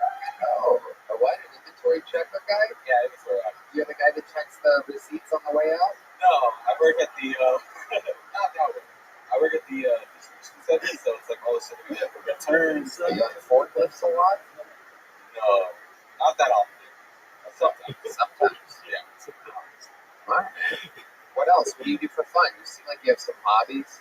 For fun, I just hang out with my girlfriend, just chill. Hobbies, some graffiti, some bike riding. That's it. Graffiti and bike riding. Yeah. Wow. Jeez Louise. Costco backwards is Costco. I didn't know that. Yeah. That's pretty fucking cool. Yeah. It's not. It's not at all. It's not at all. It's not cool, and it's not true, and it didn't. It's not exactly where that should have been placed. It's actually And he talks about everybody here goes, that's bullshit. So you have a girlfriend. Tell us about this. Met her at Costco? No, better in high school. Okay. Yeah. Wow, you've been together for a while, huh? Long time, actually. What? 16 years to day. 16 years. That's Yeah. incredible. That's Wow. more than half your life. Yeah, actually. Wow. Have you ever been with another girl other than this girl? My goodness. That's incredible. You want to try one tonight? While you're doing all these things for the first time, you ever think about the ultimate? No, I'm okay. All right. That's interesting. You think she's ever been with anybody else? Yes. I don't know, actually. So what is she doing right now? Chilling at the bar with who? Some freak there. She that's the sound who she's hanging out with right now. I believe that's one of the Migos, my friend. I love it. What does she do? She makes us on this. She has her own business. Wow. Okay. People, really? According to a lot of people, that's the funniest part of your entire act. Is that, all right. Okay, that's it. Let's see this. Press on nails music, everybody. Never get to use it. Word down. All right, Word Noel. It's your first time doing this. What else have you done that you've been experimenting with? Seems like you're knocking things off of a bucket list. Are there other things in life you're looking forward to doing for the first time? Well, I actually just flew to Austin for the first time. So You flew to, this was your first time on an airplane? yeah. Wow! 31 years old. Holy shit, where the fuck are you from? I'm from Riverside, California. Riverside, California. Hell yeah, a lot of West Coast out here. Represent. I'm a Texan now, so you guys can all go fuck yourselves. But there was a time for me in California. Riverside, for those of you that don't know, is the top right corner of the Grand Theft Auto map. Pure white trash. Meth heads everywhere. People on ATVs getting DUIs and fucking. So it's real trash up there. Yeah, a little bit. Incredible. What's like one of the white trashiest things you've ever seen? You've spent your whole life there? Is that right? No, well, Very few people move to Riverside, so yeah. just White trash? No. I mean, this is the type of place where you'll see like someone do a drive by on a can of Mountain Dew. It's like a special kind of trash. All right. Word now. I don't know what else to do with you, dude. You got your first time ever on stage here tonight. You're gonna get a little joke book for the whole thing from the Great Boat Side. Take that back with you. What airline did you fly? Spirit? American. The only airline worse than Spirit. I hate fucking American. You guys ready for your next bucket full? Let's see what happens here. I have a good feeling about this. Make some noise for Cousin Berto. Cousin Berto. That's a cool name. It's probably his maiden name. You guys having fun out here, huh? What's going on out there, Austin, Texas? You guys with us tonight? Here he is. Cousin Berto. Wow, this is badass, dude. I am Cousin Berto, and I just wanted to let you guys know that, can I get personal with you guys? Can I be personal? Alright, I recently just found out that choking during sex is a turn on for me. It's a turn on for me, dude. I don't know why, but, you know, it's a turn on for me. You know, my throat is sore, but I think I'll get it. I think I'll be fine. No, listen, I just gotta.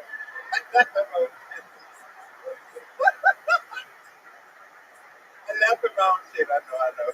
But I just got a new job actually. They call it's with the staffing agency, so they call me right, and they're like, "Hey, yeah, we have a new job and blah blah blah." I'm like, "Okay, what is it?" And you know, and as a gay male, this was my dream job ever since I was a little girl. And so she's like, you know, well, you're gonna be polishing pipes. I'm like, holy shit, polishing pipes, dude. I'm like, okay, well, what time do I need to be there? 7. I'll be there at 6:30. Goddamn.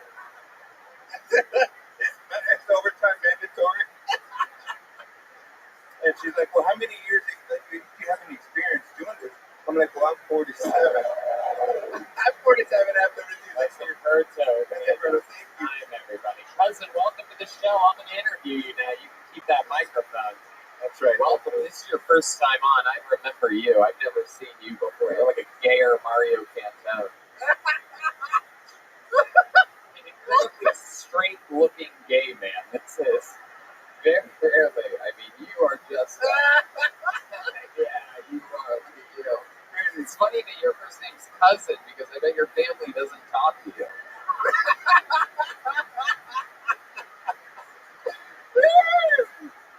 I love it. Keep it up. Keep them coming.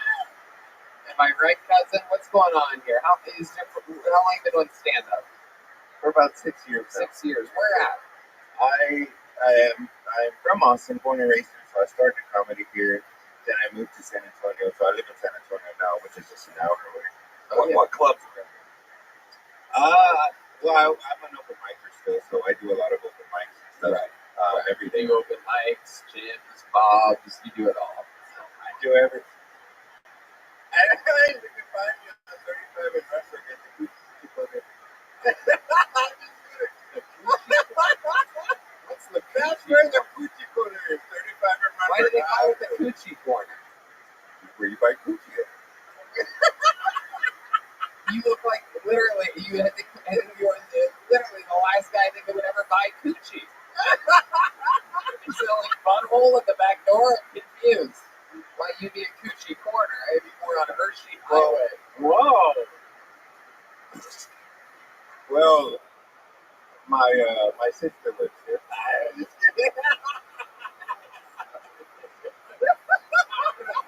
What the fuck was that shit, dude? I dropped her off before the show, alright? Cousin Berto, you are a wild man. You look like you work at Homo Depot.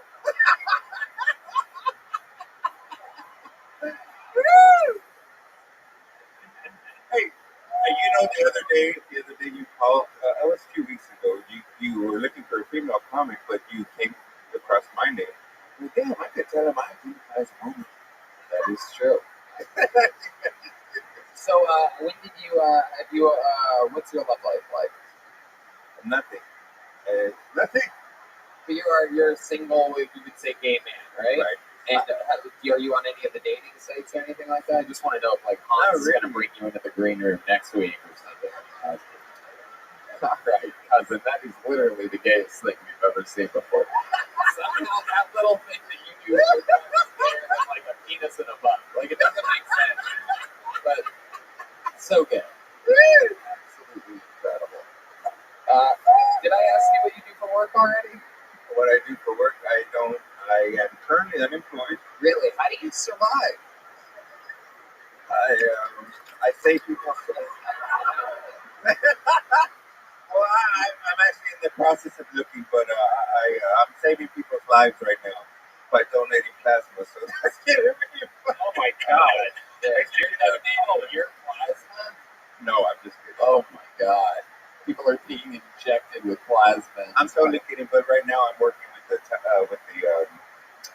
staffing agency, so they're looking for. I just stopped last week because my assignment ended.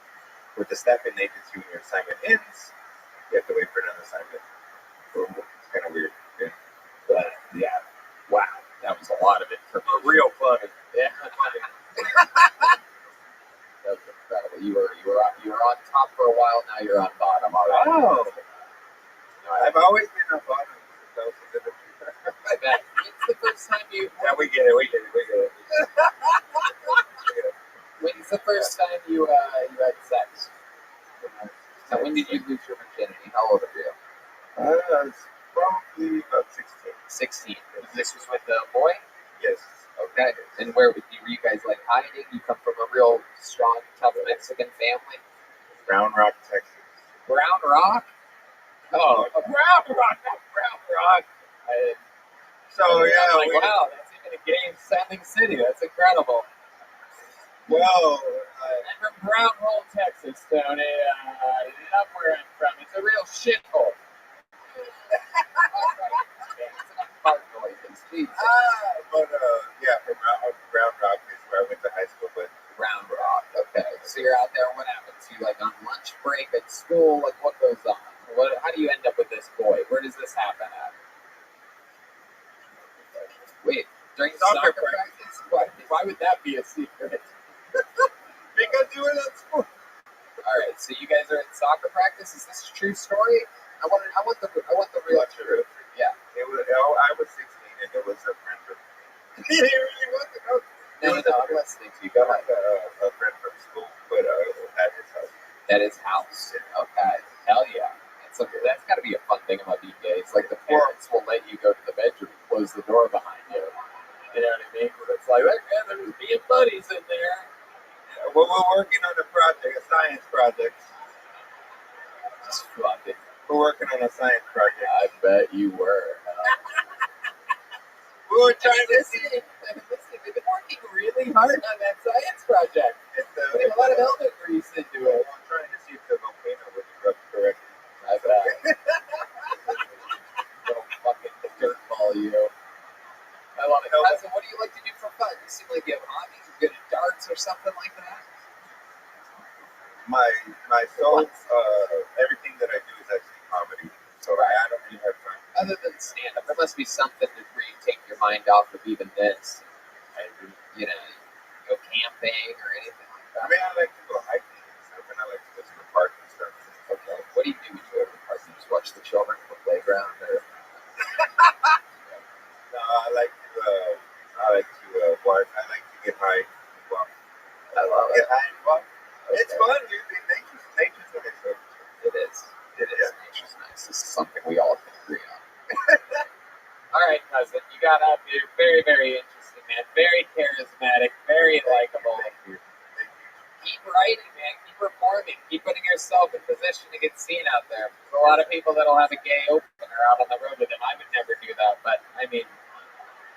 Well, I actually, for a while I didn't talk about being gay on stage. I kind of held it back for a while, but recently I started talking about it, and ever since I've been talking about it, I've been able to come out of the shell, I guess. I think you should talk less about it. All right. Right?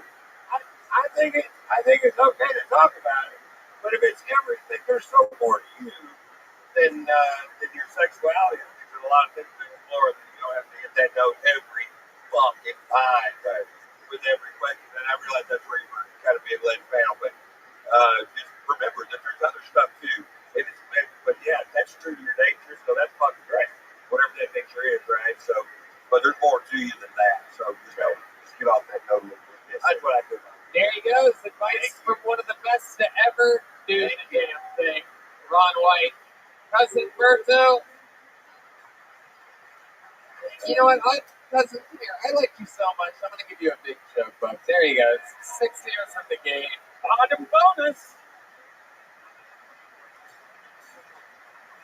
Nobody loves the feeling of leathery skin more than Cousin Berto, so. You know what, let's do something fun up here. Exactly 1 month ago, 4 weeks ago, we had two guys that got pulled out of this bucket that were, just so happened they were both completely morbidly obese. And we thought it was so funny that they got pulled out like basically back to back on the show. I had them both on the stage at one time just to stand next to each other. And then I decided, let's do something fun. Let's go 1 month. Have a weight loss challenge and see who can lose the most weight in 4 weeks. Are you guys ready for the final weigh-in right here, right now? Here we go. Ladies and gentlemen, this is Sam Hunter and Trey Pack, everyone. These guys looking to fill the shoes of Tom Segura and Bert Kreischer as the new big men in comedy. A couple big fucking boys up here. Look at you guys. This is what I like. Just a couple of the last firefighters. The full half-acre man right there. A half acre. Come on. You guys are fucking big as hell. Now, Sam Hunter. Wow, look at those results. It is incredible what we've been able to do in just a month. You should have seen them a month ago. Looking to Sam Hunter, you weighed in originally 4 weeks ago at 335 pounds. Is that correct? Yes, all right. And how do you think it's gone for you this past month? It's going well. I feel like shit right now, actually. I'm like dehydrated. I'm ready to suck a bit for some water right now. I swear to God. Oh wow! I was praying to Christ for you at the top of the show because I may pass away. But well, that's nice. I love that you think of all the things that you would die from. Dehydration would be at the top of that. 100%. You're more likely to have that random heart attack that you're going to have any day now than just any other time. That's not true. That's son of a bitch. So you've stopped drinking water. Did you try to eat less food over the past 4 weeks? Tony, I'm going to be honest with you. I haven't had water in 3 weeks. I had 4 cheeseburgers 10 minutes ago. Doing this it's a new diet. Food only. It's good. So what have you been doing the past month to cut weight for this? I'm eating 1 meal a day, around 1,700 calories. I like my chicken breast, eggs, kale, blueberries, pineapple, like 2 gallons of water. Wow, this is hard work. Now, just as fast as you were doing that, tell us what types of things you were eating and drinking before that, the month before that, for example. When the episode dropped when we first weighed in, I was horrified how I looked. Because I just moved out here, and that was 3 weeks of like hotels on the road, nothing but like fixed fucking Whataburger, and like going on like 6-day benders. Like I was fucked up. So you can admit that me putting some pressure on you and you randomly getting selected next to Trey Pack on an episode has helped your health the past month. Yes. Okay. Just wanted the world to hear that real quick. Just out here helping people. You fucking remember how gay you guys were in May? You know what I'm saying? Anyway, just a good person. So Sam, you weighed in at 335. We also said that whoever loses the most amount of pounds gets, from courtesy of Kill Tony and Yellow Rose, Red Rose, Screwball Peanut Butter Whiskey, gets $10 for each pound that they lose. So that's very exciting. That's something we do. Anyway, weigh in with the microphone in your hand. Let's weigh in and Hey, Yoni up here? Oh, there he is. There's the scale.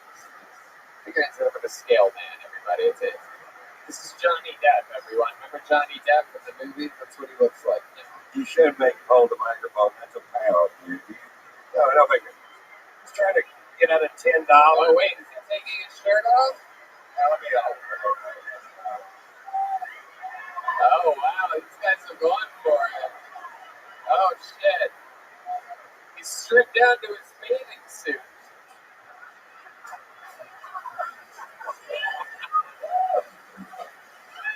Let's see. 335. Yoni, what do you got over there? 363. All right, everybody. It appears as though he has gained almost 30 pounds since. There's no way. That's what it says. That's exactly what it says. There's no way about giving this man a fucking microphone. Dude, there's no way. Wait, you do know that muscles weigh more than fat, so you might have been like getting muscle. Or maybe Dr. Red Band for that bold prediction. Maybe he gained muscle. not a chance. You think something might be wrong. There's not a fucking chance in hell I gained 30 pounds. There's not a fucking chance in hell. No way. Yo, I was going to the gym like a motherfucker. Like an animal. Yo. Put Ron White's tequila on the thing to make sure that the scale is correct. Yeah, it's on the bottle. Let's see what's going on here. Ron's going to tell us whether it's real or not. Get the camera out of it. He might not want to. Work like ours. Oh, I'm saying talk about A, something like that, something like that. this is, I realized immediately that him trying to rationalize how the scale is wrong is my new favorite comedy show. I think that this is a whole new spin-off idea from Kill Tony where I have people weigh in, go on the diet, and then a month later, they weigh more. Almost 30 pounds. Dude, like, I swear to God, I'm so thirsty right now. Fuck you, Tony, you motherfucker. Hey, thanks for helping. Thanks for helping me get healthy, you piece of shit. Fuck you, Tony. Fuck you. Jesus Christ. There's no way. Dude, This is the first ever weight loss challenge in the history of Kill Tony. We are going to see what happens here. Either way, whatever's happening with that scale, obviously Trey's about to get on the same scale. How about you hand the microphone over to Trey? We're going to meet Trey Pack right now, everybody. Now, Trey Pack, believe it or not, weighed in the first time at 396 pounds. On the same scale, the same day that Sam Hunter's excuse-making ass weighed in. Trey, tell us about your plan on losing weight over the past month and how that's gone for you. What's scary is that your opponent gained 30 pounds, but you don't look confident. I'm almost certain this scale's fucked. I don't know. I don't trust it. No, I've just been starving. I feel a lot better. I feel great. So you feel good? Yeah, the number on the scale doesn't matter. You're not going to be able to see it from your angle anyway. Yeah, I'm pretty sure that if you look at the number on that scale, you're rolling in the audience. Hey, Amari. Oh, God. This is so much funnier than I thought it would be. I'm literally like, oh, God, we have to win these guys in. It's going to put a real dent in the show.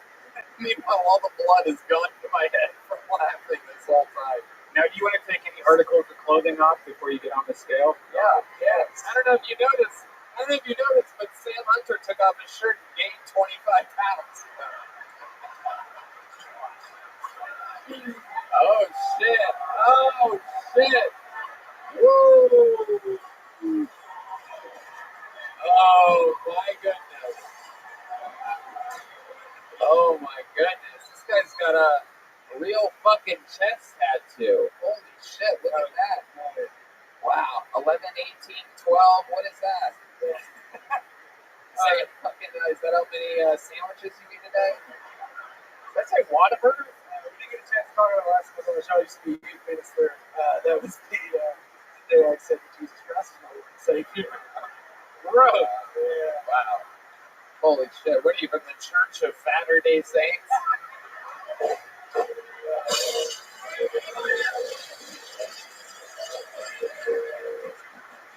All right. It's time to weigh in. Trey Pack, again, he was 396. Can I get some drum roll or something for this? Trey Pack, 396. Yoni, what do we got over there? Whoa!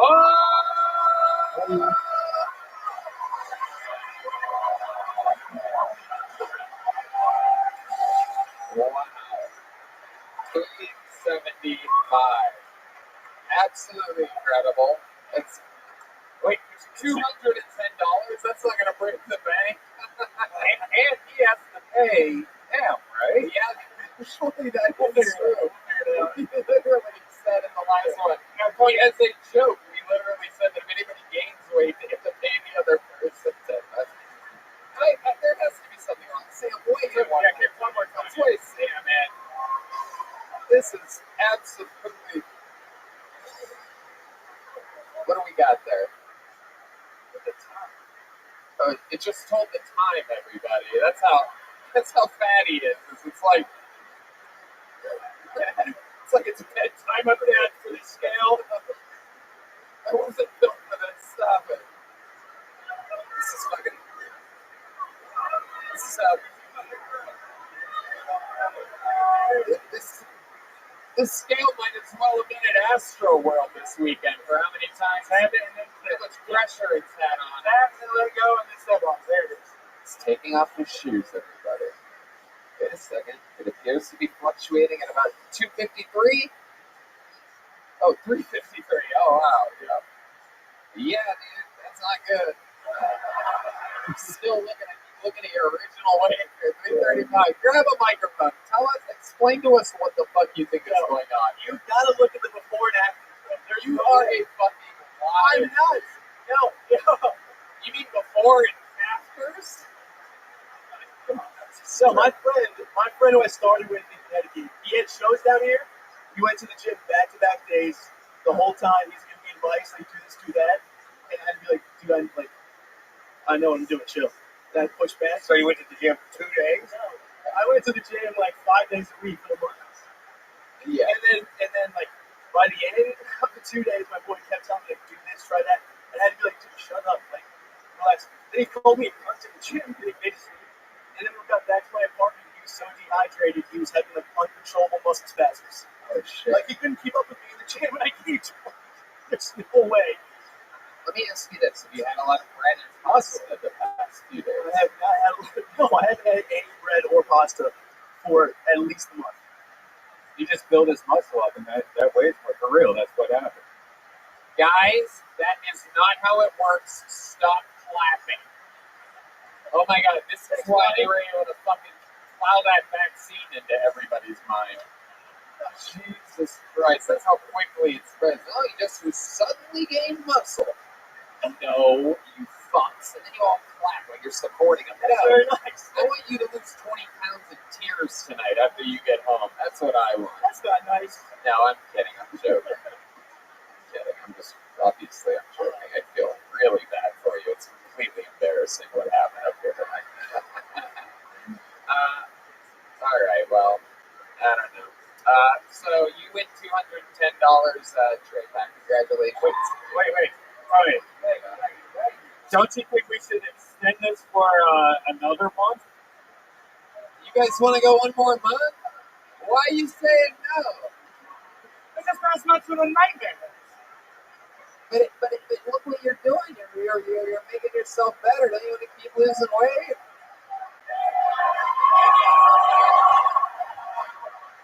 All right. 4 weeks from today, the saga will continue. We will weigh these men in again. Sam Hunter, we'll see if he brings 22 pounds of excuses with him. Let's say, congratulations to Trey Pack, who's lost 21 pounds in 4 weeks. Wait a second, is that a fucking bag of Swedish fish? What the fuck? I had a pack of fucking camel. I'm gonna like pass out. I swear to God. I mean, Swedish fish? That's what you meant when you said you were eating nothing but fish and vegetables? This is after Swedish fish? Are you fucking kidding me, dude? This guy, what the fuck?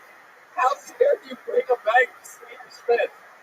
This is what, like, after weigh-ins, he's like, I just gotta... and a pack of cigarettes. Oh, yeah, smoke some Marlboro Heavies. How about a hand for these guys, huh? I mean, I don't know. We're just trying to improve people's lives here. It's not always easy. Back to the bucket we go. God damn, that was fucking hilarious. Oh my god, we literally joked about them gaining weight. Oh, unbelievable. Sometimes real life, you just can't beat it. Your next comedian, John Papao-Anao. Papao-Anao.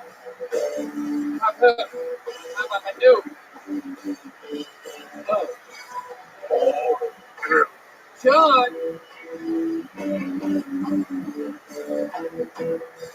There he is, ladies and gentlemen. John Papao-Anao.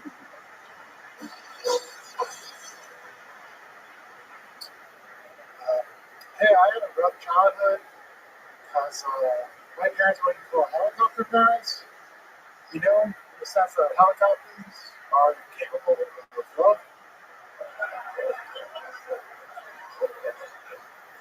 I scared myself this morning by cooking bread, but then I remembered that I ate beets last night. And I'm like super allergic to beets. So it was just blood.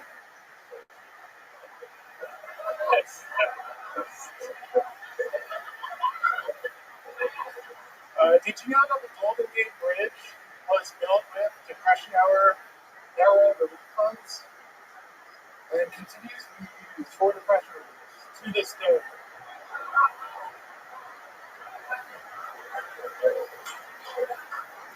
I would think the worst part about having to marry your own dog would be having to have sex in only one style. Not consensual. Absolutely hilarious. John, how I knew. How I now? How do you say that? How I do? Papa, you want it. Papa Yohani. Very cool. You have like the last name of like a big NBA player or something like that. And I'm Polynesian. Oh, okay. What are they known for? The sauce. Oh yeah, the Wendy's sauce that Red Man loves so much. Can I get away with that? I'm Greek. What? I'm Greek, actually. Oh, you're Greek. Okay. All right. Okay. I love it. John, this is your first time on the show? You seem familiar to me. I'm familiar because we met on my first day in Austin. Okay. 4th of July. Okay. July. Smokehouse, absolutely. Yeah. I go back. Oh, I love it. Yeah, you're friends with William. I love that. Are you originally from Memphis? No, I'm from Long Island. Okay. How do you and William know each other? We met at acquainted. Amazing. I fall right into that fucking trap. I love it. John, what do you do for a living? I was a physicist, and now I'm a data scientist / machine learning / unemployed. Wow. How come you're not a physicist anymore? What happened to that? I went into grad school thinking I wanted to do research, like be a professor and all that, and I got disillusioned with it during my grad school, so I started doing open mics in Colorado. And I got my PhD, but I left, and I went to data science to get paid better and to do less interesting work. Yeah, no, that's the vibe. Is that a bummer? I'm sorry. Yeah. Why are we talking about real shit? We're talking about Sure, let's do it. Absolutely. I was just going to say, interesting things about your life. Your parents beat the shit out of you? No, they're great. Right. Yeah. I was going to say, I don't think most physicists come from an abusive background. Right. It's not really the old. So. They're good parents. Yeah, they're good parents. Okay. They're too good. No, it's bad. They're coercive. They're overbearing. So they're still worried about me because I have between jobs and I'm employed. And I was like, how old are you? 35. 35. They're worried about you? Yeah. Why? I mean, you still look like a physicist. I figured, yeah. At least you didn't use your look. Lose your look, Jesus. What do you do for fun, John? I train with them. Really? Holy shit, damn. I was just about to call you a fucking nerd, but now I'm not. Yeah, me and Lex Friedman. Incredible. How far are you in your jiu-jitsu training? I'm a black belt. Get the fuck out of here. Really? Fuck yeah. Oh my god. I've trained 15 years. Wow. I trained with Joe Rogan. Wow. 2009, when he briefly left the Boulder, Colorado. I was a blue belt, I was a brown belt. That's my guy, he chose me. Yeah. And I'm looking for revenge. Okay. Wow. Calling out. I'm doing a show tomorrow. I'm sneaking in the back door. You guys can have it out. Yeah. Go to this steam room together. I'm unemployed. Took a fucking lesson there. I love it. Joe, what do you think about this idea of this guy getting his revenge on you in a jiu-jitsu match. That's nonsense. Oh, there you go. That's what Joe seems to think about it. Doesn't think you have a fucking chance. If the training from being up there helped you, because you were in Denver training jiu-jitsu, now you're in Austin, and Great question. Let me ask it's you. sea level, you know. Yeah, I mean, also because you can tell you like how much going to get beat. That's the nice part. I must warn you, after you bragged about being a black belt in jiu-jitsu, there's probably going to be a man named Cousin Berto who asks you to choke him later. So just be aware of that. He's out there. I know I didn't mean you bragged about it. I totally asked you like how defensive you are of your. I love that. Wow. John, what's your love life like? I have a girlfriend. Ooh, la la. How long you been with her? Quite a while, 4 years. Okay. Don't lie to me. All right, Joe. You go back to the gym, Joe. I love it. So where'd you guys meet? Some fucking trivia night or something like that? Open mics? She does comedy too? She did. Wow. She doesn't do it anymore? Oh, really? Really? She could. Really? She's good. Is she with you here tonight? She's not going to come home. You don't think so? Is that you saying that? You guys want to see this guy's girlfriend do a minute? Bring her up. I guarantee you she'll come do a minute of stand-up. Bring her up. Introduce her. Introduce her. What's her name? Ladies and gentlemen. Okay. I mean, she's already here now, but just say her name and then hand her the mic, and then she's going to do a minute. Ladies and gentlemen. Do you remember her name? I'm trying to buy time. Oh, okay. Okay. You don't have to. Okie dokie. Girl, I still have no idea what her name is because John Papadu is so afraid of his girlfriend bombing up here. But here she is. What's your name? Elena. How about I for Elena, everybody? Elena, we knew this is a tough position. I'm a girl, so do you guys like girl comedy? Yeah. Cool. Okay, so it's like my friend the other time, and she was telling me she likes to pick up guys at the gym. I think that's so funny because I think you can tell like how a guy has sex by how he works out. You know, like you see a guy on a treadmill and you're like, I love it, endurance. And then you see a guy doing squats and you're like, wow, I feel really gross laughing. And then you see a guy on the bench press, like, waist hitting my vein, you're like, that guy for sure comes blood. You know what I'm saying? You know, this bitch knows what I'm talking about. She fucking knows. She's saying that.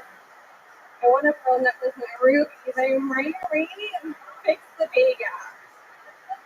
It's 20 whatever. And also, I didn't know I got so much. Unbelievable. Elena, stay up there for just a second. I can't believe your boyfriend didn't believe in you. Yeah. He thought you didn't have a good minute. Very uncharted interpretation of that. And what was up with you saying after some broad comedy or some lady comedy? That seems It's really girl great. comedy, you know? How people like girl comedy. That was great. That was good stuff. So you used to do stand-up more often and now you don't? Yeah. Why'd that happen? I don't know. I don't know. But it feels good when you do good, right? I guess. I mean, I don't know where I am. I'm just a piece of luggage being carried around. Love it. Hell yeah. Okay. Here, doing it again. Someone's been getting into her boyfriend's chemistry set. DMT, dude. That's fun. I like your style, Elena. What do you do for work? Software engineer. Wow, look at you guys. I like it. Would you two meet at a lens crafters? I like that. I know. Okay. This is a match made. I know. I'm aware. Does he ever try any of the wacky jujitsu on you? Do you train as well? I don't. And I taught him how to shoot a gun, and now I have no advantage. So I'm very afraid, in kind of a fun way, but very afraid. Wow. I like it. So you knew how to shoot a gun before him? Oh, that's perfect. Yes, very good. Like, it's mostly that. Right. You specialize in cartoon guns. Yeah. So I got a movie set of movies. The last guy got fired, so they're just having me fill in. I'm really excited, really big deal. They got movie. When you were doing comedy, how long did you do? What was the longest set you did? Yeah. I don't know. I suppose it's your real answer, right? I don't know, like 15 minutes? Yeah. Don't fucking talk for me. Okay. This is my moment. This is my moment.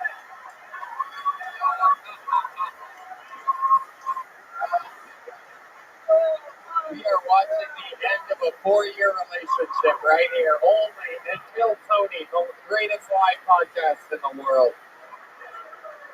Absolutely incredible. You guys are adorable. I feel like you guys have sex like Willy Wonka's grandparents. Like you guys sleep like opposite ways. Just have Another 8-year-old couple right with us. just have nerd sex. Like she bends over and starts reading a book while you just hit it from behind. I'm gonna fuck you like a calculator. So stupid. Do you want to do 5 minutes Thursday? Whoa! In an unbelievable moment, you just saw a young man get pulled out of the bucket, did good, said his girlfriend used to do stand-up. She came up, did a minute, killed, and got a real comedy gig out of it here on Kill Tony. Elena's going to be at the Secret Show on Thursday.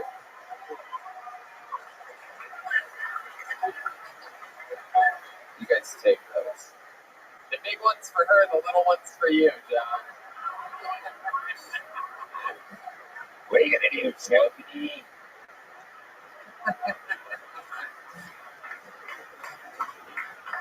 Wow. And they're friends with William. How cool is that? Yeah, I can't believe William hangs out with smart people. Well, I have to tell you, William, the molecular structure of that raisin bread is damaging to your future health. I love a good couple of dorks. This might be the last bucket full of the night. Make some noise for iPower. This is a new name, iPower. We're going to see what happens here. Here it is, iPower.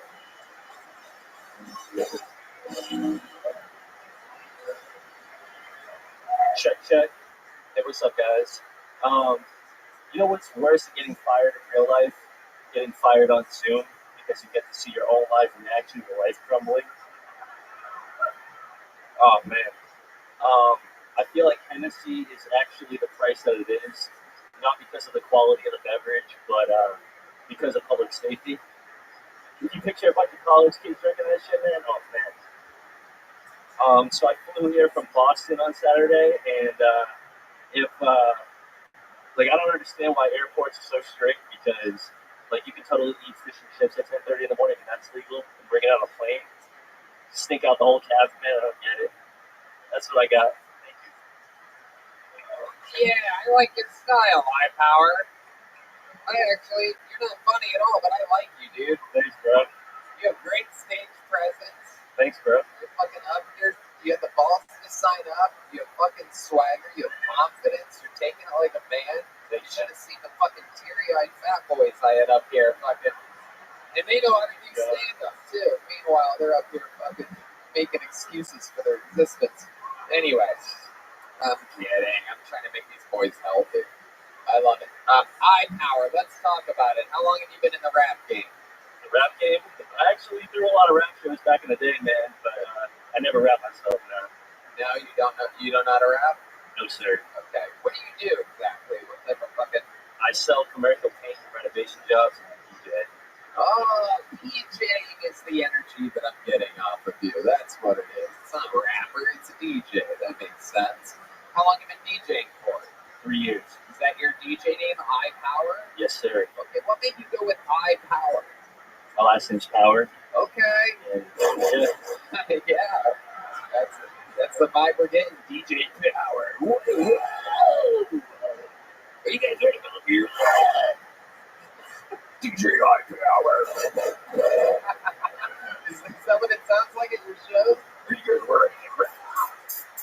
figure. Is that the snare too? Is that what your music sounds like? I play a lot of house music, some rap music. It depends on the night, man. You look like you play apartment music, bro. House music. Can you give us an example? Like, is there a popular song that comes on that everybody knows? That goes wild on? I usually play shit that people don't know, man. Okay. I like Isaiah Rashad. He's a really dope rapper from Chattanooga. Oh, shit. Alright. Well, a lot of people know the guy you just mentioned after you bragged about people not knowing the people that you play. That, Let's get a drink after the show. you know, I like to play music a lot of people don't know about. Like Leonard Skinner. Son of a bitch. Hi, Power. You from Boston? You live there? No, I'm from New Bedford, Massachusetts, about an hour south. Okay. I know what's up with that. Is that near Swansea? Yo, the Venus de Milo, man. That place is fucking. Whew. Absolutely. They're still open, man. I love it. I love it. Fucking lobster tails the size of this goddamn table. Yes, sir. It's an unbelievable place. The home of Kill Tummy East, where we would do a big run of 1,000 plus. I heard they were closing that. They closed, but you can chill people there. Like we're still gonna do shows there when they figure out their fucking COVID shit up on the Upper East Coast. These people are so scared. It's crazy. They're old-timey Paul Revere buildings. So like, we can't go outside anymore. It's okay. You got vaccinated. It's gonna be figured out. We're just probably months away from everybody getting their minds back. Power. So you live in Boston, though. You have to go back there. You just flew in here on Saturday. Yes, sir. Yeah. Okay. How long are you in Austin for? I'm here till Thursday. I got some family in Dripping Springs, so I figured I'd say what's up. And then, honestly, man, your show got me through the pandemic. I broke my leg real bad. It was the only thing I had to look forward to. So I appreciate you, bro. Thank you, man. Thank you. Thank you. Damn. Interesting. So you're going to Dripping Springs. What else about you, iPower? Give me something else. What else do you do for fun? You seem like a guy, other than DJing, like you know a magic trick or two. Am I right? No tricks up my sleeve, man. I like to disc golf. Fly kite. Smoke a lot of weed, man. Shit, I go to music festivals, drink beer, golf. How'd you break the leg? Playing basketball, man. I got hit in the air. I've been playing ball my whole life. I came down awkwardly. I Gordon Haywarded myself, so. Okay. Yeah, man. Hell yeah. Broke the leg. Goddamn. Broke my leg. That is, for those of you that don't know, that's not gay sex. That is Tom Segura after breaking his leg. That is literally Tom Segura on the ground after, one more time, let's hear it again. It's just Tom. Again, you might be thinking, like, well, who's the other guy? No, it's just Tom. One more time.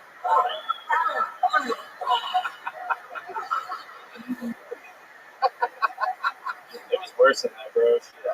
Yours was worse than that? Worse than that? Can you do an impression of what you sounded like when you broke your leg? Fuck. Unbelievable. Alright, well, I like your style, man. It was my first time, bro, so, I did my best. And, Oh, yeah, we know it was your first time, iPower. You did 33 seconds of good trying. But I like your, again, dude, like I said, you have an unbelievable amount of confidence. DJing is really, playing other people's music is really taking your stage presence to a level that, I used to throw shows too, man. So I know a lot of original guys, and I basically got sick of splitting the pie. So I just kind of. Okay, thank you. I love it. Thank you, bro. iPower, thanks for saying the nice things. I'm glad we were able to help you through the pandemic. Here, iPower, take one of these. Put that on your turntable and smoke it. Hell yeah, dude. You guys think we should go to this bucket one more time? I don't think we can end it like that. Lexi E is next on Kelton. Let's see what happens here. We got movement. Is anybody moving? Okay. Lexi E is coming. Let's see what happens here. Here she comes, everyone. Make some noise one more time for Lexi E.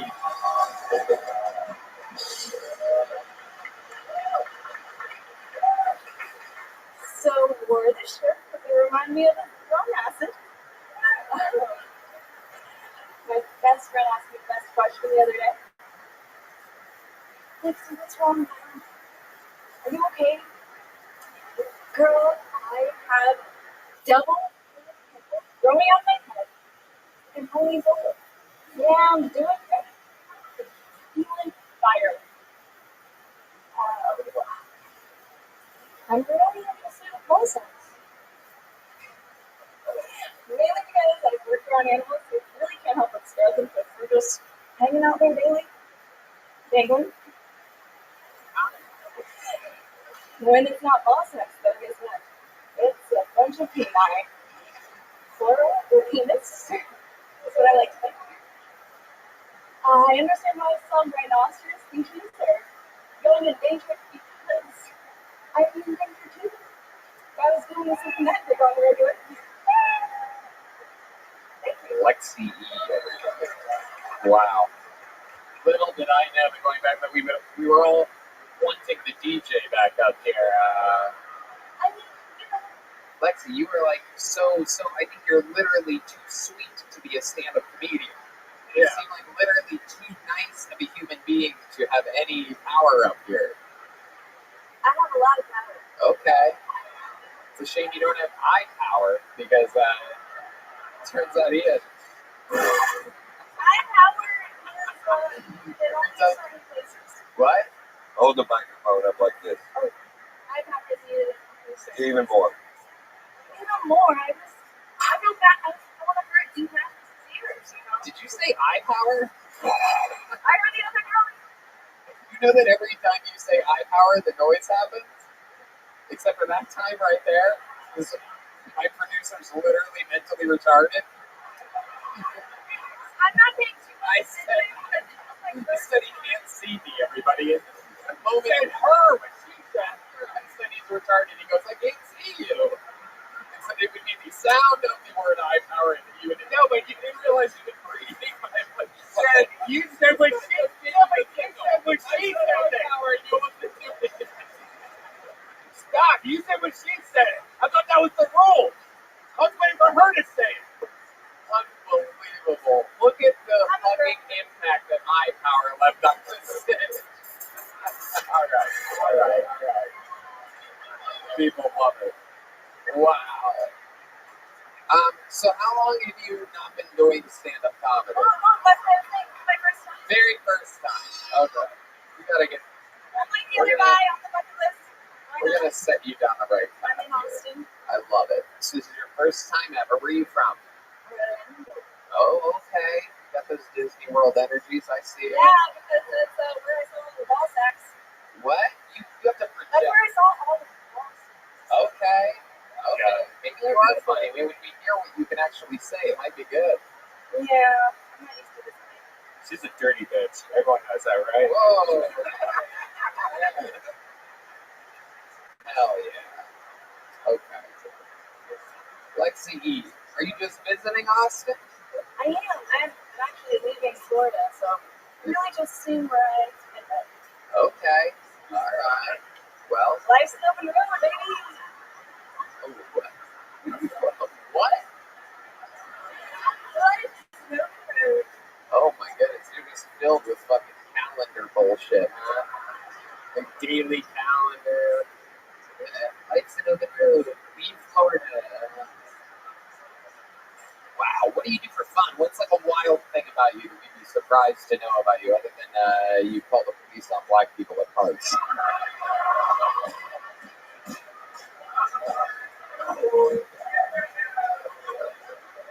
Eye power.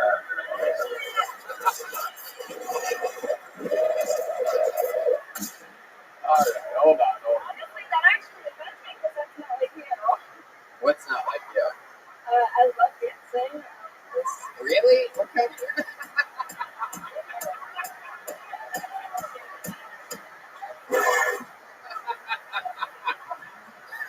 Wow, when you put your finger out like that, it made a weird sound. Did you hear that? Yeah, well, it's like xenon, you know? Oh my God, what is happening? There's been people on acid, there's been people on Swedish fish, and now we have Lithium and Zoloft joining the party, everybody. It's very, very exciting. Welcome to America, where everybody is on something. All right, Red Band, that's enough. What's going on? Why do you have it on your lap for the first time? It's here! What do you like to dance to? You really actually dance? Honestly, I was at the game show last night. Or no? Red I'm Band. not a air drum. That's the new thing, I guess. You know how to air drum? No, you don't know how to do shit, do you? Jesus Christ. I bet you don't even vacuum. I bet you have one of those robot things that just go around your place.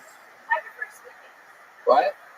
Actually, I prefer traditional sleeping. Oh, okay. Great workout. All right. Lexi, who told you in your life that you're funny? In the history of your life. This could be a teacher at school. It could be your mother. It could be... I guess no one, but I make people laugh. So, Where? Where are these people? What do you do for a job? Can I ask already? I worked at Disney. I was actually a safari guide. Holy shit. Are you serious? Oh my god. Welcome to Disney. Are you No, I'm Disney? sorry. I guess I should keep them light. How many of you love me? What does that mean to work at Disney, sir? Yeah, what exactly did you do? Alright. You're Red Man. You are wild right now. What does it mean to work at Disney? Well, Unbelievable. What exactly did you do at Disney? I did the safari ride. Really? Can you give us an example of what you would say on the safari? I did like Twin Day, which is fighting girls. Okay. Lexi. But I gotta tell you, I would try to give you advice, but I told you to hold the mic close to your mouth, and you never fucking did it. I'm sorry. It's like, We're right here and just. yeah, I'm just saying, you don't take direction very fucking well. That's all I'm I saying. know. It took me 11 years to graduate, so. It really did? Yeah, I just graduated. Oh my god, are you like a... Or not high school, like college, honestly. Wow. 11 years? No, I just love learning. Oh, wow. Well, you could just put your hand around the back of your head and push it towards the microphone. This is art class. Stop it, Red Man. Come on. Not art class. Alright, well, I mean, Lexi, I don't know what the fuck to do with you, dude. I know. How long are you in Austin for? Just doing. Oh, that's right. You're like an adventure. You're like this Gabby Petito energies out there. Leaving Florida, I don't know where I'll end up exactly. Perhaps in a swamp. Everyone's so worried, but. Lexi, I have got to get you off this stage. There she goes, Lexi E, everybody. We're going to keep it moving. Congratulations! Her first time ever doing stand-up. Make some noise for Lexi, everybody. Lexi, take one of these back with you. There you go, absolutely. Lexi E, everyone. All right, there's only one way to end a show like this, and that's with a guaranteed fucking knockout punch. This young man has been a regular on the show, writing and performing a brand new minute every single week, longer than anyone in the entire history of the show. He now spends his evenings opening for the likes of Joe Rogan and a lot of the best comedians in the world. He's about to debut another brand new minute for you guys right now. This is the Big Red Machine, William Montgomery. There he is, live in the flesh. After a very successful weekend at Skankfest, he has arrived back home to Austin, Texas. This is William Montgomery. Hello, my name is William Montgomery, and my pronouns are those and under. Does anybody know if milky discharge from your penis is a coronavirus symptom?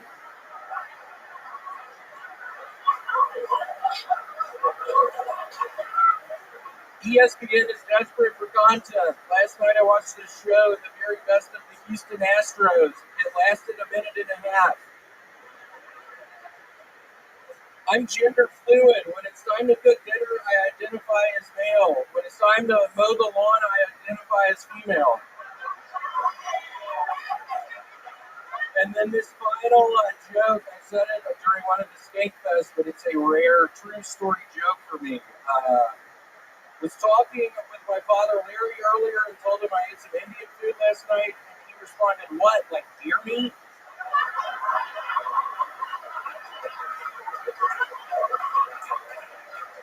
I was like, "What the fuck are you talking about, Papa? Deer meat? I'm not talking about fucking Native American food. I've never even heard of that." The deer meat, I'm sure, I mean, it sounds like Native American food. It just shocked me. William Montgomery, everybody. One of my favorite jokes ever, maybe, Tony. Yeah, definitely favorite joke that I've heard in a while. That gender fluid is absolutely hilarious. William, you've done it again. You've shown everybody exactly how it's done. I'm sure that people that have been called out of here are in the back taking notes. Lexi E is probably back there taking notes. You know who else is probably back there taking notes? Is I Power, everybody. Wait and lay the thing that I Power, everyone. Would have been a great moment. There you go. There it is. There it is. Right on cue. Where is I Power? I'm a little worried about him.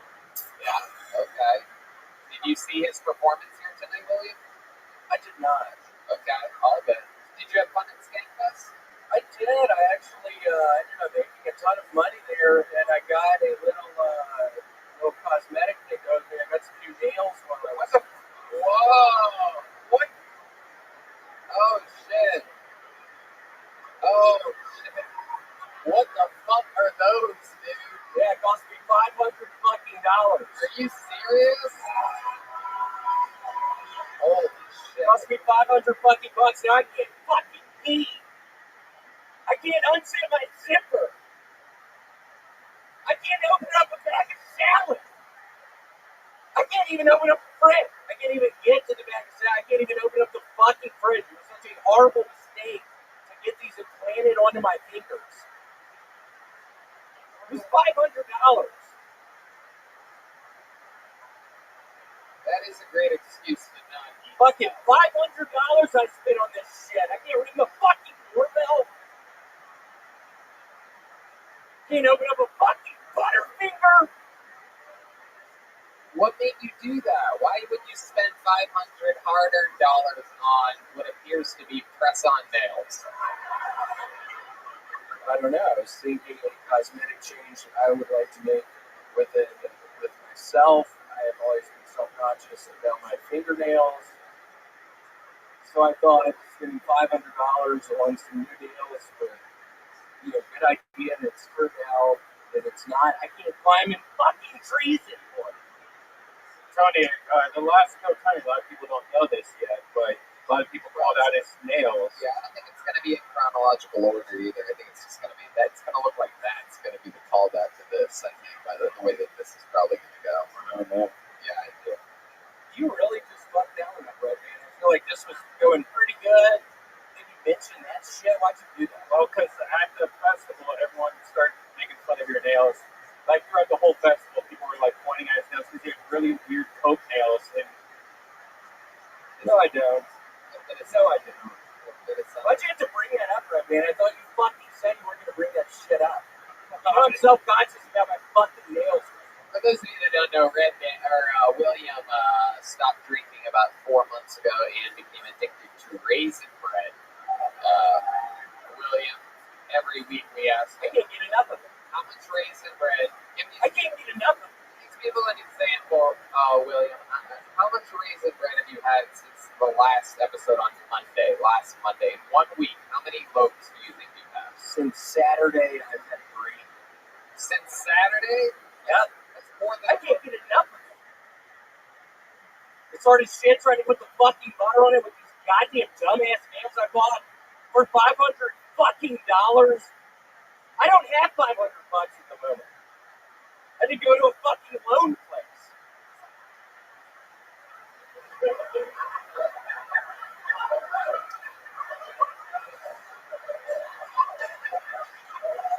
William, I don't think I've ever asked you this. What's your favorite thing about raisin bread? Why do you love it so much? What part of the raisin bread is it that you love?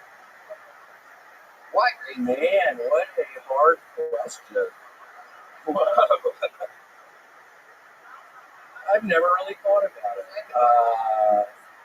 I think you're gonna probably nail the answer. So, thank you, Michael. Michael's the only one that caught that one. I like it. Oh, but fingernail. It's good when. It's always good when only. That went over my head as well. I didn't understand. I think it's good to only make the drummer laugh. You know, they work hard back there. Look at those fucking shiny big ass nails. I'm telling you, they look like $600 nails, bro. Do they really? Yeah, they really do. It's beautiful. It's really beautiful. Wise investment. How long are they? Yeah, it's on $500. What do you mean wise investment? I think it's a good. I said that. I said wise investment. How long do you think those are going to last for? He really doesn't like. No, he's so catty. It's like with his nails, he's extra catty. He's like, who said that? Like. Oh, shut up. Shut up. Oh. Shut up. Why don't you go eat some raisin bread, bitch? Okay, well. Okay, bitch, I might. Those of you that don't know, Rabbi is addicted to regular bread, so this is quite a great. Yeah, less calories. What do you mean it's less fucking calories? What the fuck are you talking about? Raisins have calories, bitch. Okay, bitch. Okay. Thank you so much. Hey, bitch. Riling William. Everybody likes the happy William. So I have been real happy lately about these fingernails. I really do think it was a wise choice for me. I regret nothing. Did they say how long they're going to last for? 2 years. Wow. Damn, that's deep, dude. All of a sudden, 500 doesn't seem like that much. Yeah, not at all. Yeah, $10 a month. I don't know. I didn't think of that. I didn't really do the math on that at all. So I'm holding that one against me. Maybe 20? I don't know. I still can't even remember what we were talking about. So wow, 2 years. And then what, do you think you're going to do it again? I don't know. Who's fucking planning on pipe bomb up there? What the fuck was that? This place is chaos. Austin knows how to party, man. Sold out shows every single week here in Austin, Texas. Since we got here. Oh, I don't know if you guys saw my new Vulcan Gas Company jumpsuit, by the way, but That's familiar. The back of it, bro? I mean, It looks like it says something else with a bunch of patches all over it. yeah, no, it's the real deal. It's a real Vulcan Gas Company fucking jumpsuit right there. William, you're just unbelievable. Is there anything else you want to talk about before we end this thing? So, I don't know how weird this is going to be. Specifically to you right there. I don't know. It shouldn't be. I don't think it is going to be. But I am. It is going to be, actually. I'm just reading your energies. Super fucking good. I have started doing a podcast. We filmed 4 or 5 episodes. We're going to try to release it the Wednesday before Thanksgiving. Oh, that's great. Okay. Where will people be able to find it? What's it called? What are you doing with it? Where's it at? It's a website called theswamps.com. No, I'm kidding. Well, when you plug things, that's when the joke would stop. Do you know what it's called? The William Montgomery Show. Oh, wow. That sounds great. Everybody loves William. So keep an eye out for that. Of course. You have an amazing legion of fans that have found you. Even Deep Madness is going to keep his eyes open. I'm sure you're going to do really good, man. I'm sure you're going to do really good. It's great that Deep Madness nobody has eye power like Deep Madness. High power. It's actually, I guess you guys don't know, it's spelled E-Y-E. That's why it's alright. William, I feel like I get a plug to my new podcast in a much better way. I feel like there was a horrible downer. good. The William Montgomery Show coming soon everywhere podcasts are available. There's William Montgomery, everybody. Austin, Texas. How loud can this room get right now for the great Ron White, everybody? All right, good night, good night. We love you so much. I love you, Tony. I love you, Tony. Look at this amazing drawing from the great Ryan J. Ebelt all the way back in LA. He just drew that while the episode was happening. He draws every episode of Kill Tony. All those prints are available at RyanJEbelt.com. Super fucking cool painting on this one. And guys, how about one more time for the Screwball Peanut Butter Whiskey Kill Tony band, everyone? Michael Gonzalez, Matt Mueling, and Deep Madness. Follow them on social media. They're performing always live shows here in Austin. And Yellow Rose, Red Rose, Blue Norther, Vodka Seltzer, CM Smokehouse, Boneseye for the joke books. Austin, we love you guys. Thank you so much. We'll see you again next week. Thanks, guys.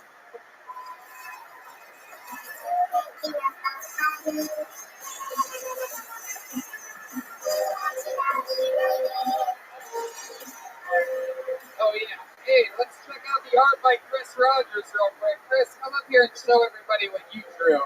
Local artist Chris Rogers' art. Also true, what I believe has to be a picture of the great Hans Kim, everyone. Famously pisses all over his head. Chris Rogers' art.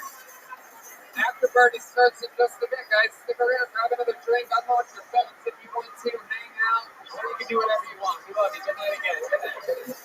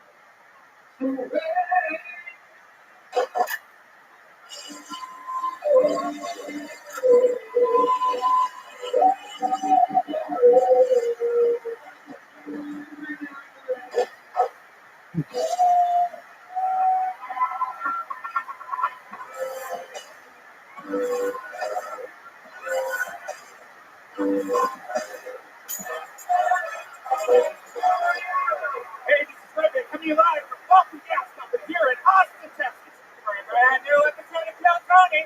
Get up for Tony.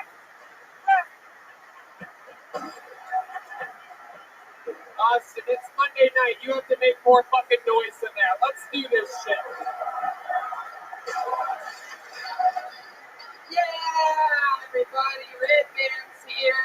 The whole fucking family. How about a hand for the goddamn best band in the world?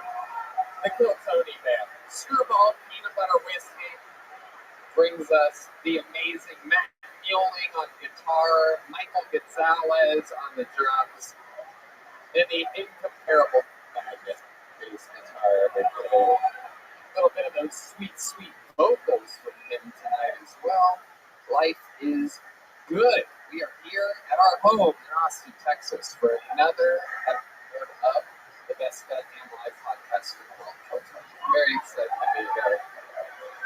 You guys also very excited to be here. Brought to you by the Yellow Rose and the Red Rose. The best strip clubs in the world happen to be here in Austin, Texas. Does that excite you guys? We got fucking Those guys like listen. Jorge Masvidal right here in the front row tonight. You look like you're a strip club type of guy. This episode also brought to you by Blue Norther, amazing vodka seltzer, and the great CM Smokehouse, our favorite barbecue joint here in town. Thanks to our friend Yoni, best barbecue show. He's right over there with that camera. He's a barbecue guy. He's a videographer, a producer. He does it all, Yoni. He was a little worked up before today's show. Yeah. Why'd you go camping? Come on, do it. Anyway, we're going to have a lot of fun tonight. We have amazing handmade joke books by taxidermist turned joke book designer, the great Boneseye, everybody. This is real Texas leather. Kill Tony joke books, one of the people that that impress us tonight, and little tiny joke books for people that just did less than mediocre. And for the holidays, you can get him to make a custom like one. Yeah, that's for my Instagram. Yeah. Boneseye, Bonezbye. It's that easy. Get your holiday Kill Tony joke book. We're going to have a lot of fun tonight. Before we start tonight's episode, here's a little bit more from the amazing sponsors that made tonight's episode available for you here, right now. Hey, y'all. When the moment for intimacy arrives, you need to be ready. Roman ready. Whether you've been in a relationship for years or just getting started, having the confidence that comes from preparation means you're free to enjoy the moment when the moment comes. If that moment comes for you, podcast fan. Even though you are far from ordinary, the truth is that ED is really common. In fact, 52% of the guys aged 40 to 70 experience some form of erectile dysfunction. Stand-up comedy is hard, and you should be too. Go to GetRoman.com/Tony now to speak to a U.S. licensed healthcare professional about erectile dysfunction and get $15 off your first month of treatment. ED is more common than most people think. In fact, 52% of them between 40 and 70 listeners, hey, you're between the ages of 40 and 70 right now. Why don't you tell us more about this? I would love to. The benefits of ED treatment can help you reconnect with your partner and rediscover the joy of sex. Roman's system is completely confidential and totally discreet. No big logos or labels on the packages. With Roman, you can get a free online evaluation and ongoing care for erectile dysfunction. With Roman, you can get a free online evaluation and ongoing care for erectile dysfunction, all from the comfort and privacy of your home. A U.S. licensed healthcare professional will work with you to find the best treatment plan. If medication is appropriate, it ships to you. Free 2-day shipping. The whole process is straightforward and convenient and discreet. Yeah, that's right. Don't kill Tony. Kill Tony. Getting started is simple. Just go to GetRoman.com/Tony, complete an online visit, and take care of your ED without leaving your home. Complete an online visit today. Connect with a U.S. licensed healthcare professional and take care of it. Go to GetRoman.com/Tony today. And if you're prescribed, get $15 off your first month of ED treatment. Make sure you're ready to have the confidence and control this fall. Roman ready. Yeah, my pubes are looking amazing. The support for Kill Tony is brought to you by Manscaped, who is the best in men's below-the-belt grooming. Manscaped offers precision-engineered tools for your family jewels. They obsessed over their technology and developments to provide you the best tools for your grooming experience. I absolutely love this stuff. It's classy, it's made for men, and I love it. My favorite thing is the new and improved Lawnmower 3.0. Their third-generation trimmer features a cutting-edge ceramic blade to reduce manscaping accidents. Millions of balls are about to be nick-free thanks to Manscaped's advanced skin-safe technology. Right, man? Manscaping accidents are finally a thing of the past. When I tell you this is premium, I mean premium. The battery will last up to 90 minutes, so you can take a longer shave. Woo! That's a long time. The water-resistant technology allows you to groom in the shower, which is really cool. One of the coolest features is the LED light, which illuminates your grooming area for a closer and more precise trimming. Wow. Do you use that LED light? Do you look under your belly at what you're doing now, man? Yeah, I can't see anything. They've also upgraded the 7,000 RPM motor with quiet stroke technology. And let's not forget about the charging stand. That's right. Show your mower off loud and proud because this intelligently designed stand is a convenient charging dock powered by a USB. If you are listening to me speak right now, I want you to experience it firsthand for yourself. Trim that junk of yours. Get 20% off plus free shipping with the code KILLTONY at manscaped.com. Your balls will thank you.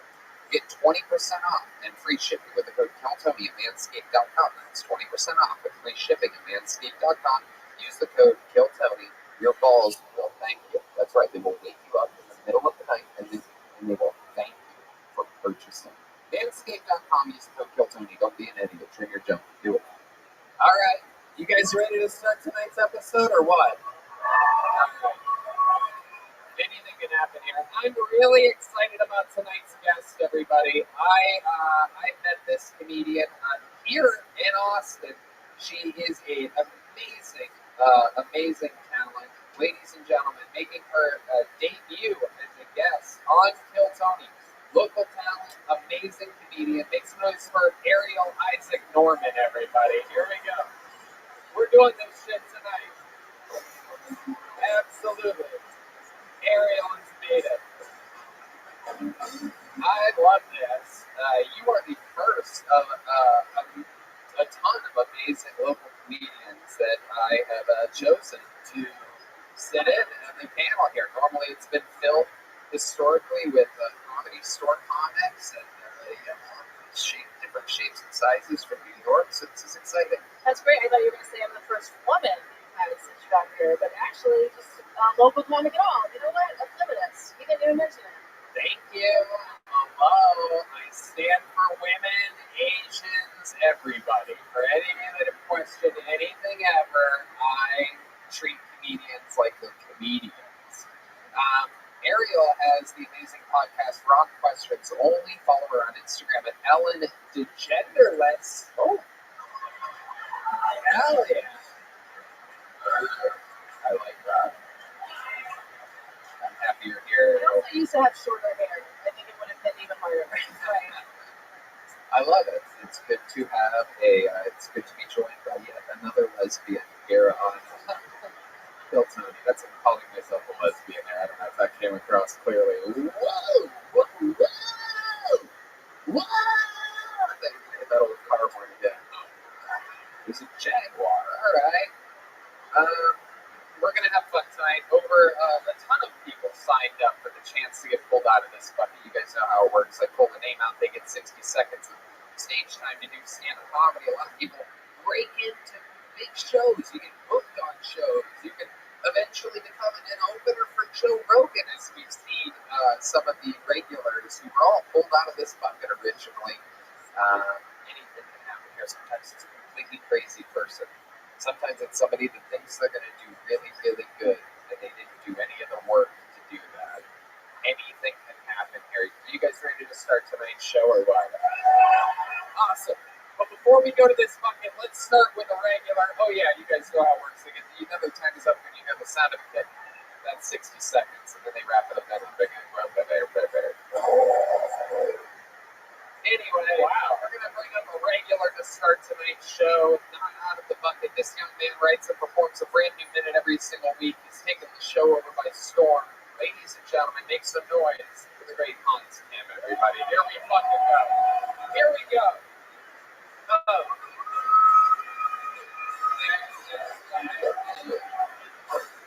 Hello.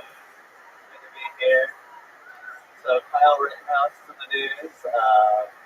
Kyle Rittenhouse says he was in Kenosha to provide first aid, which makes sense because I always like to include an assault rifle in my first aid kit. That way I can provide first aid indefinitely.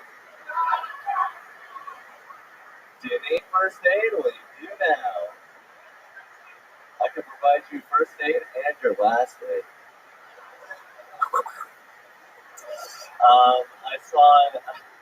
I saw during the protest last year, I saw a library get looted. I was like, why don't you just get a library card? They're free. But all the books you wanted.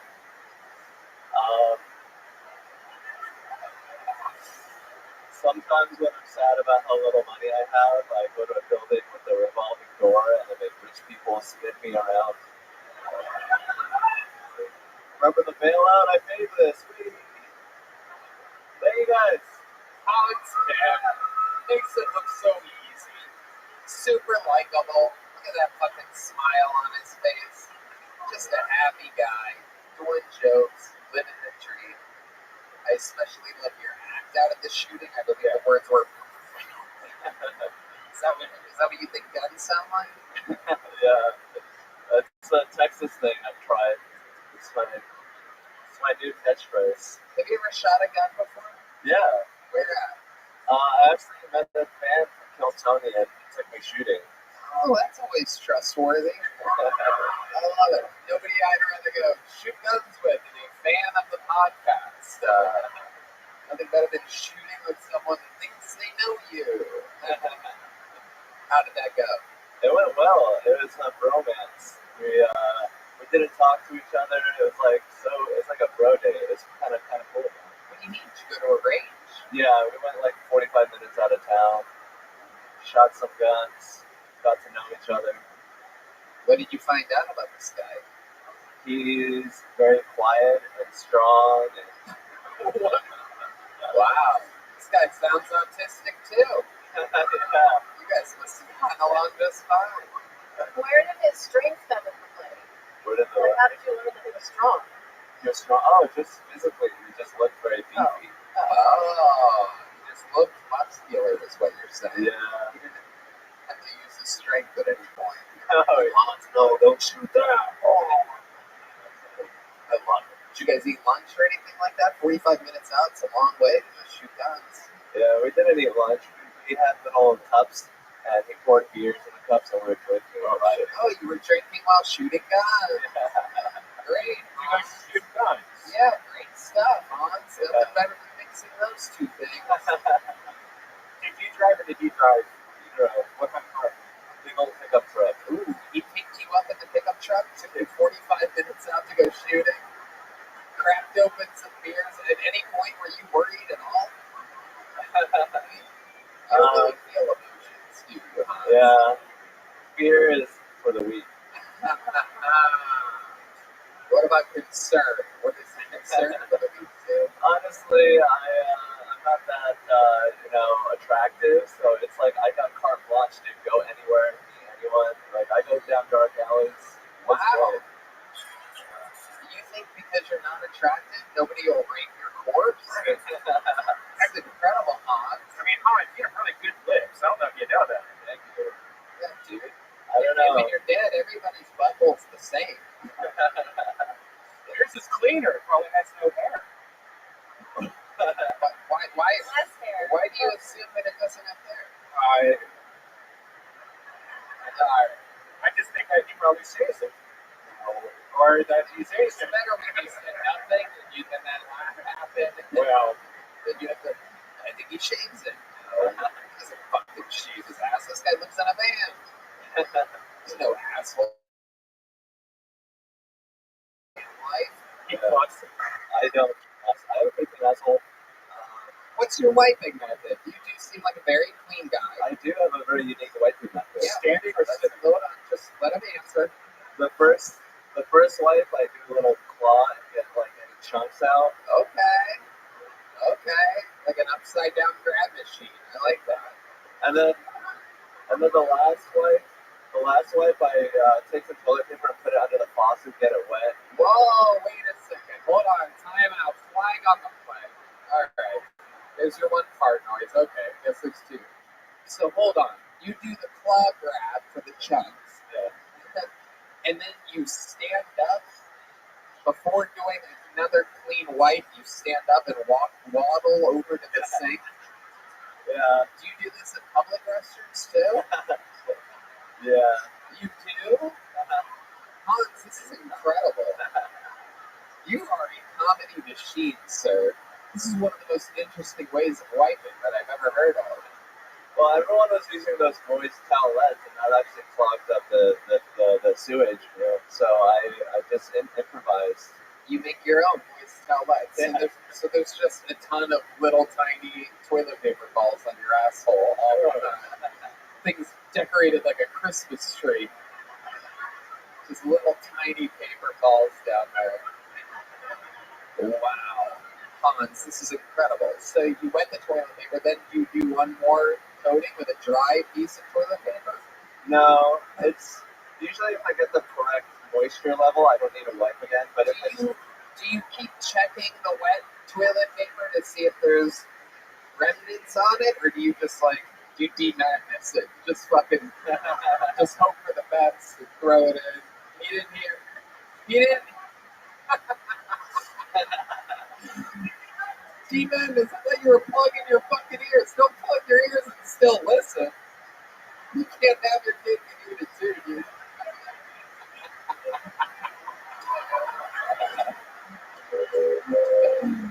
That's the sound when de-madness owns me, everybody. I love it. Hans, your wiping method is absolutely hysterical. So sometimes you waddle in public restrooms to the sink to wet toilet paper and you waddle back to that original toilet? yes. And sometimes I'd imagine in your history of doing this that people have seen you with your pants around your ankles, waddling around. Does this happen? No. Really? Why don't you just use spit? Oh. Red band. No, red band. No suggestions. Wait, is that worse? Actually, you know, that's a good point. Way better. It just seems dirty. A lot of the audience are yelling no right now. That's what it's come to. Hans, would you ever do that? Will you spit on toilet paper next time or report back? Broke that mountain. Yeah, for the bit, I totally do it. Pop one up. Spit for the bit. That's what we do here at Hilltown. Hans, no one gets the fucking show started like you. You are an instant classic, an instant legend. We love you. Can't wait to see your next minute next week. That's Hans Kim, everybody. Getting tonight's episode started for us. And let the chaos begin as my hand reaches into this bucket. Perhaps you yourself signed up. Sometimes we get... This guy thinks he already got picked. Look at this guy coming to this stage. I'm going to try that wiping technique right now. Yeah. We got some waddlers out here today. And the first name that I pulled out is Pedro Valenzuela, everybody. Here we go. It could be a local legend. It could be somebody's first time. Anything can happen. Here. Tell Tony live. Austin, Texas. We know this guy. One more time for Pedro, everybody. What's going on, Pumpkin? Hey, so I'm Dominican, and if you don't know any Dominicans, we're a lot like Puerto Ricans, except we don't do tacky shit like wear Puerto Rican flags on our shoes. We just wear Dominican ones. You know, Dominicans are very multicultural people, and I'm not saying that's a brag. It really just means we have the island with the most rainbow native population. A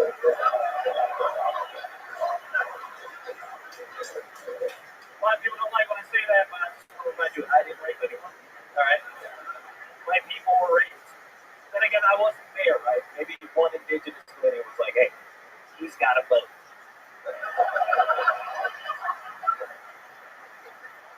This is my impression of Matthew McConaughey getting a blowjob.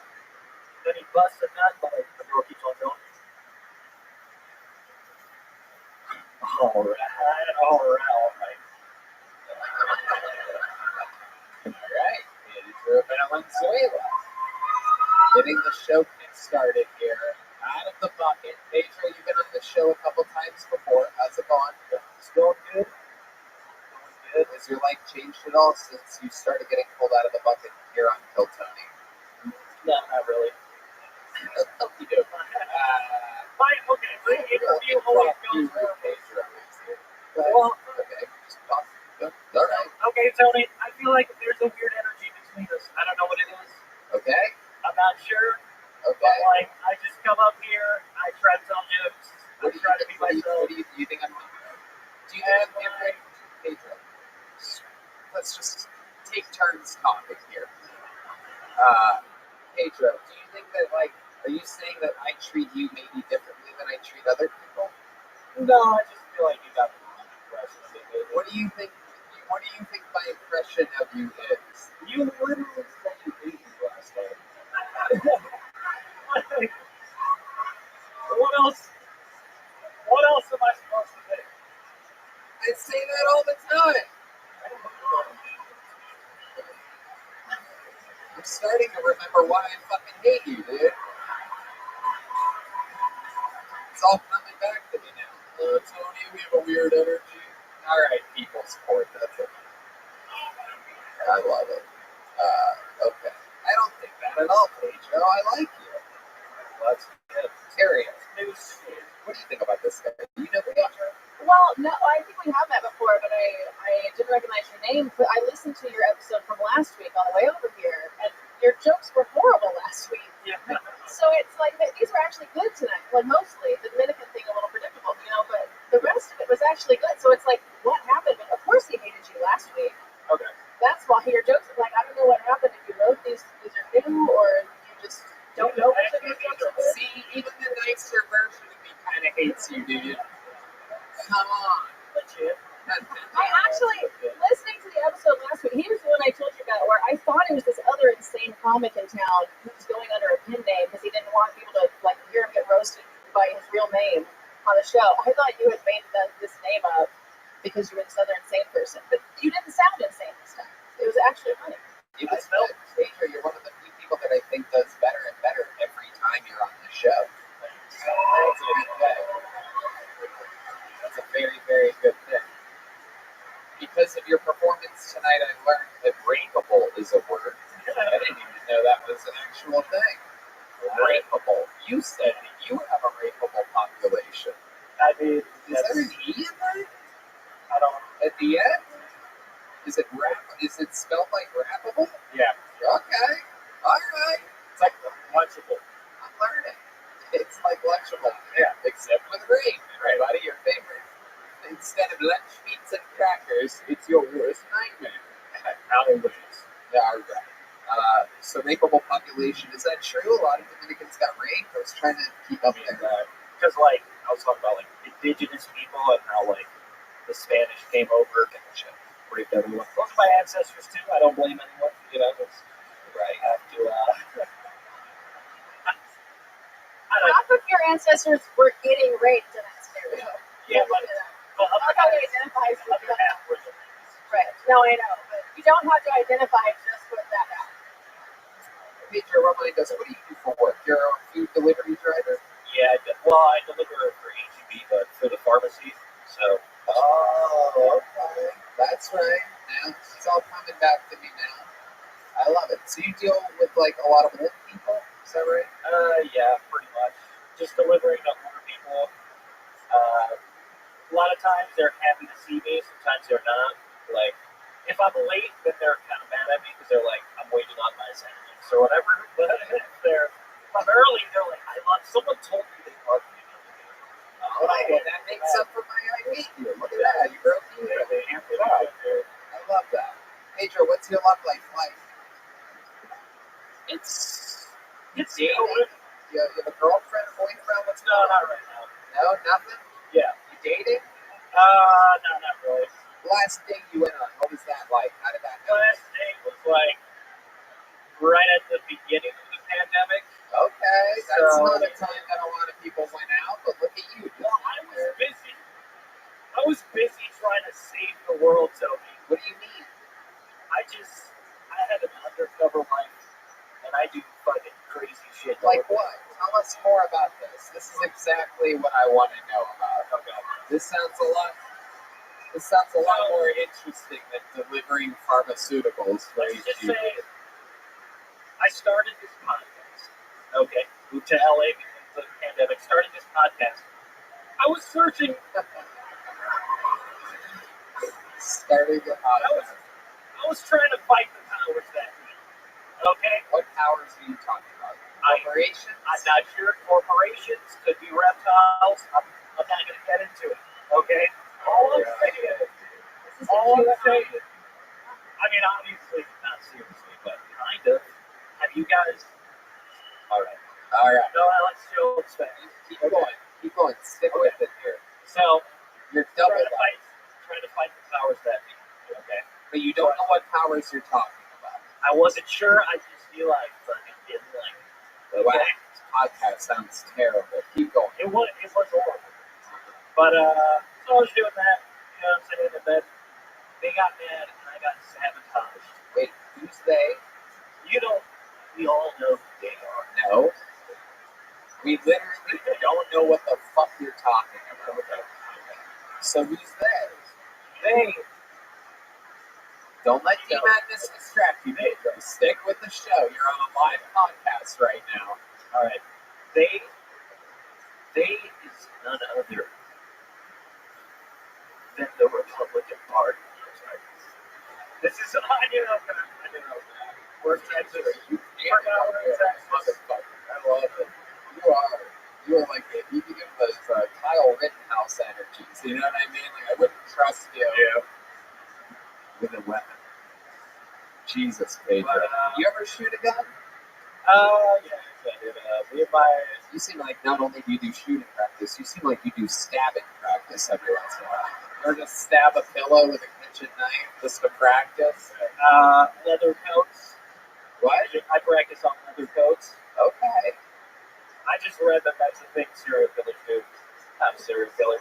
Why do they always dress Andrew? It's like they think that's gonna work. I don't think moving to LA and podcast even real, or are you just making all of this up? What is real? What was Okay. the podcast called? I'm in communication with psychic fairies that made Pedro, I made you again. I nearly made you again. The works. Congratulations. You did another minute and I made you. There goes Pedro Valenzuela. I'm gonna pull another name out of this bucket. We're gonna keep it moving along here. I warned you. No, it's warned. I warned you people. He gets weird during those interview parts. Rachel Lamb is your next comedian on Tony. Could be her first time. Could be a local Mary. Here she is. One more time, everybody, for Rachel Lamb.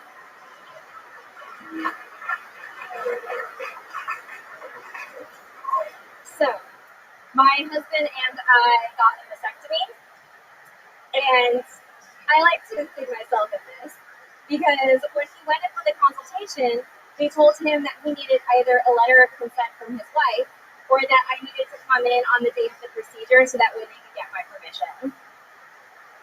That was his face too. He's like, my body, my choice. So we went to the procedure, our vasectomy, and he comes out after looking really guilty, high as a kite, and he takes both my hands in his hands, looks me in the eyes, and says, Rachel, I need to tell you something that happened. And I'm like, okay. And apparently, the beautiful new nurse whose first day of work it was cleaning the surgical area with iodine. And something happened that prompted her to say, in order to continue, that needs to relax. And I was like, whoa. I don't think this guy's ever going to cheat on me. I'm like, babe. It's okay. I get it. The penis gets touched, it gets hard. That's just what it does. It's like if the housework gets done without me noticing.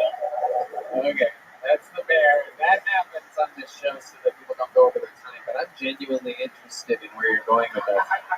So I'm going to let you continue now. Maybe we should just give you the blog post so you can just read it.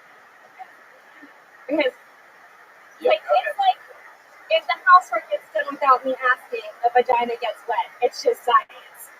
That was my punchline. Oh shit. Play the bear again. Give me the bear again. Oh my goodness. Alright. So let's talk about it. Rachel, how long have you been doing stand-up comedy? Like on and off for 6 months. And on and off for 6 months. Okay, good. And that is that a true story? Yeah. Wow. How long have you been married for? In August, it's been 10 years. Wow, that's such a long time. Congratulations. What does your husband do for a living? He's a carpenter. Ooh, a carpenter. Oh my goodness, look at that. A carpenter with did he end up getting the vasectomy? Yes. Okay. Alright. Now, what do you do for work? He mostly supports me. Oh shit, hell yeah. Give up here. So he's supporting your ability to do comedy on and off for 6 months, or? I'm also an actor. Oh, you're an actor too. Hell yeah. Alright. I love it. You live here in Austin? No, actually, I'm just in town from Atlanta. Okay. There's no better place for an actor to be than Atlanta, Georgia. Have you ever, you do forensic files like type of acting, like alien acting? No, just like commercials and there's television shows out there. That makes sense. And your husband's vasectomy, so he got erect during the iodine part of everything? Yes. Really? Apparently this is common though, because he's had friends do it and they're like, oh yeah, we forgot to tell you that part. They like went up like a flagpole. Really? Is that just what the nurse says? Like, oh, this happens all the time with me, sorry. Did you see what she was doing? Was she iodining the shaft or something like that? She spit it in there? Oh my god, I can't believe you got hard. It's so embarrassing for you. No, she was actually new because another nurse walked by and she was like, okay, like kept walking. Yeah. Maybe she was just trying to get that one last valuable load out of him. You know what I mean? Before he tied his little pistachios up into whatever. So now you can't get pregnant from him. Is that correct? Yeah, it's amazing. And he gets to, sorry for asking such a vicious question, but he gets to just blast away anytime he wants, right? Yeah, we were really careful before this, but it's been like really awesome. Right. You were careful before this, now it's party time. This is what it's going to be like when California reopens. It's like getting a vasectomy. Why are men so hesitant to get these vasectomies when it could mean that you get to come inside women? I know. Men are such pussies about your stupid balls. I agree. I think it's a good move. I was in a show the other day and there was a man who didn't get a vasectomy and his wife wound up having to get a hysterectomy because he put it in his diary that he was going to get a vasectomy for 18 years and never did it, and then they had a COVID baby last year. And now she had a hysterectomy because he couldn't just remember to tie his balls up. You can undo a vasectomy too. It's true. I don't think it's ever been done before in the history of vasectomies, but you can. They do tell you that you can undo it. Yeah, there's nobody out there. I think I made a bad decision. I want to. Can you open up my balls again, please? It is an interesting thing that they say that you can undo it. It's an interesting. I think you would think more people would get the vasectomy. It seems like a good idea. It's like $800 with no insurance. Really? 600. Oh, 600. This guy got his vasectomy in a fucking Costco. This guy's fucking chinsing out on the vasectomy. This guy's getting fucking Groupon for his fucking nuts, dude. $600. What city was that in?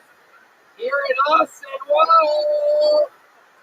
Damn, I didn't realize you could get a fucking vasectomy in a Buc-ee's. That's incredible.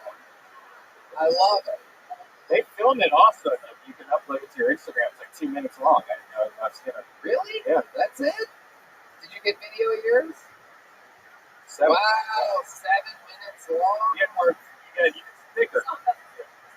And with your type of junk, they probably just want to alright, forget it. Very good. A little fucking GoPro on those little nutsies of yours, huh? Yeah, wide angle. This fucking guy, you can tell he's 7 minutes like something went wrong down there. It's tiny little baby nuts. Does your husband have a generous size? Does that affect anything? The size of the nuts? The size of the sack, perhaps? In the vasectomy? Yeah. Well, the doctor in the middle of the vasectomy took out his tubes and was like, look how healthy they are. Oh, fuck, like dude. when he was getting it done. Dude, I would punch that doctor in the face. That is not part of what I signed up. I did not pay $600 for you to pull out my tubes. So apparently he would have been very fertile or something like that. It's like all completely related, but he had very healthy tubes. Wow. And you didn't want to get your tubes tied? It's more invasive and it's more expensive. I looked It feels better. What are you talking about? You just saying like random words in succession, like the language. What would feel better about that? Getting it done? What? Again? A doctor's hands in your vagina? Oh, okay, that's how you think that happens. All right. Red Band pictures everything going in the sexual way. There's no chance that that operation would not go through the main vaginal canal with fingers, everybody. He also thinks that he ties them like balloon animals. A good doctor can use his dick. Fuck, Red Band. Come on, man. Jesus Christ, dude. What my mom told me. Gotcha. Well, your mom's when I was a kid. No, that's why you told me when I was a kid. I'd like to give a shout out the woman from Rocky Forest here, everybody. Very rarely is she out. Independence Day. Ivan Drago's lovely wife, Rachel. So you're being supported. When's the last time you did have a job? I was a photographer for 5 years up until. When's the last time you had a real job, Rachel? When's the last time you got a check of any kind? I worked at a bank. I think was my last job out of college. Wow. At a credit union. Okay. They're like real specific about that being different. Let me ask you this: 10 years of marriage, you guys are getting vasectomies, blasting away, having fun. How do you keep things exciting in the bedroom? How do you keep 10 years? How do you do that? I just do it every day. Oh wow! Or try to. Okay, I just heard Redmond get hard. That's incredible. Very rarely. It's a very low pitched sound. It's like a whistle.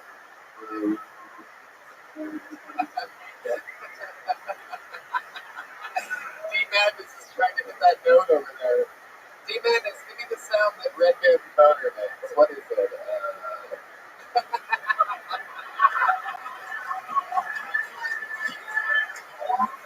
Yeah.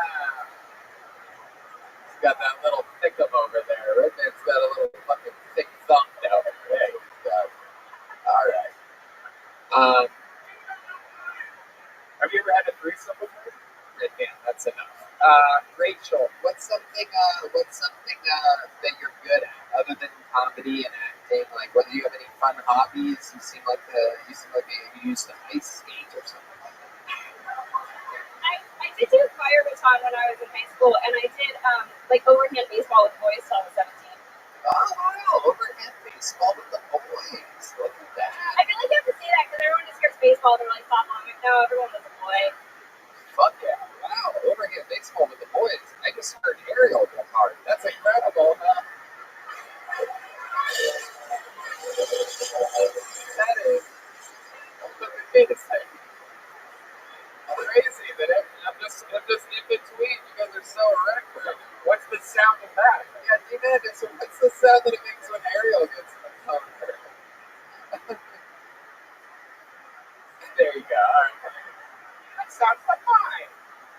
Overhand baseball with the board. I love it. You're like my kind of feminist. You're playing the you got your husband getting a vasectomy, but you're also like smart enough to be like, what if I fuck this guy every day? I don't have to get a job. Yeah, absolutely. 100%. You're doing it right.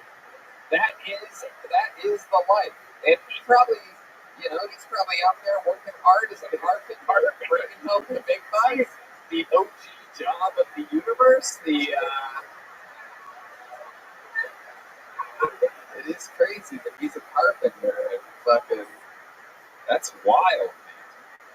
He's got his wood working for him. I love it. Rachel, very fun times. There's ways to get through that story fast. Yeah, quick. You gotta trim every little unnecessary thing, but it seems like something there. Sign up again sometime. We'll see more of you. Heck yeah, Rachel Lamb. Rachel, have a joke book. Rachel. A real joke book from the Great Mountainside. How cool is that? I mean, she was really just okay, but after Pedro Valenzuela's unlikable ass, she seems like a superstar. And he was right. You do hate that guy. You talk about him all the time. How much you hate him? You are just off the mark tonight. I love it. What do you eat today? Chicken salad. Oh, chicken salad. Okay. Nothing better than Red Man on a diet, everybody. Really gets his sense of humor worked up to the crescendo. I love it. That guy might kill me now because you said that for no reason. For a non-comedic reason, he said that. Ladies and gentlemen, next name pulled out of the bucket is Jason Brendel, everybody. Jason Brendel, we're doing this shit.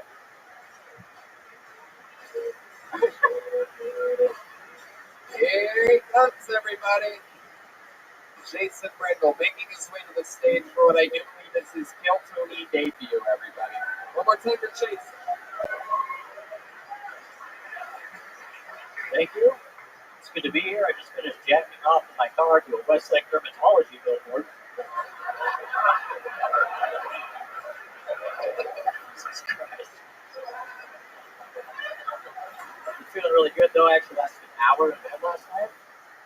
Yeah, it was great. She talked for 57 minutes and then we had sex.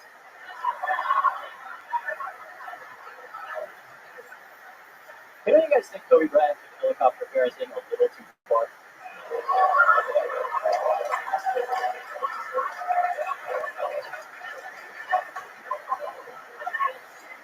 If I was a hip hop artist, I would name myself The Week, and I would fucking suck. I would open for The Weeknd, but my act would be 2.5 times as long.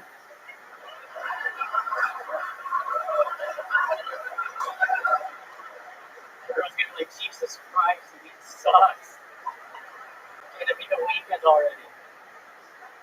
Alright, Jason Brendel, an amazing performance.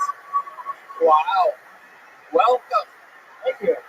Indeed. How long have you been on stand-up comedy? Almost a year.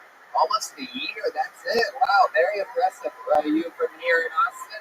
No, I'm from Northern California, okay. What are we talking about? Stockton? Sonoma County. What? Sonoma County. Sonoma County, oh, very, very fancy. Jesus, look at you. You're like one of the fucking kids from Succession or something like that. I love it. Little Sonoma County, Terry. So glad to meet you. I was checking off to a billboard before this. Sipping hot tea. Alright, I love it. So, Jason, you're just visiting Austin? No, I moved here 6 months ago. Oh, moved here 6 months ago. I love it. What made you move to Austin, Texas specifically? Be honest. We want to know. Us real Texans want to know. What would make someone move from California to our great state that we live in?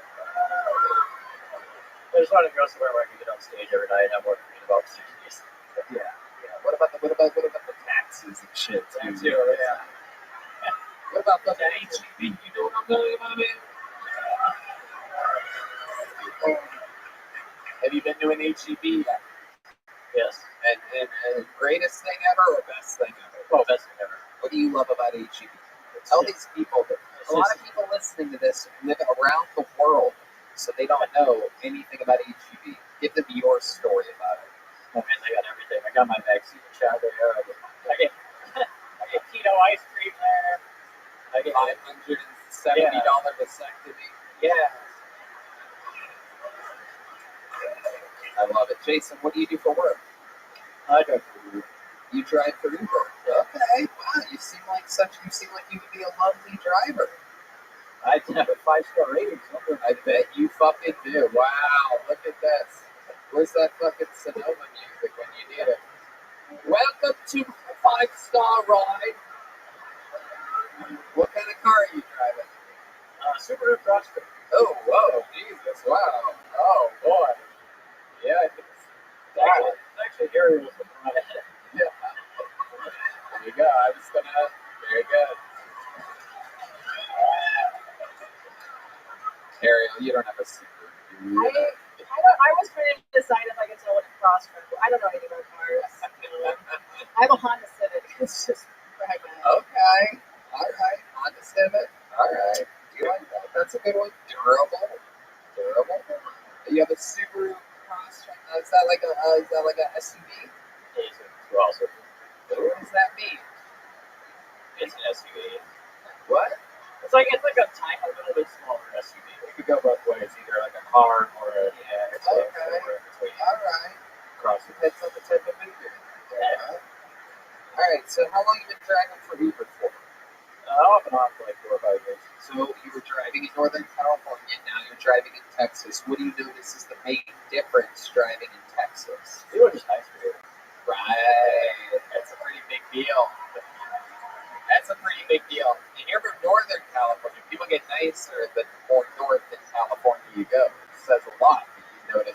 place is even nicer than there. Westlake Dermatology got a huge laugh. That is indeed a funny reference. A lot of people would say, well, that's just a local reference, but I think absolutely go for it. I made a reference to Thomas J. Henry a couple weeks ago, and it fucking destroyed the room. What is that? Wow, that's crazy. Because I thought I was just trying to make like a couple of my buddies laugh. Meanwhile, the whole fucking room went crazy. Thomas J. Henry is this lawyer that has a bunch of billboards, but in all the billboards, he's like looking over his own shoulder like this. And I'm like, why would he be looking like that? Like, why wouldn't he turn his body and be like, hey, I'm Thomas J. Henry? But instead, he's always like, what are you doing over there?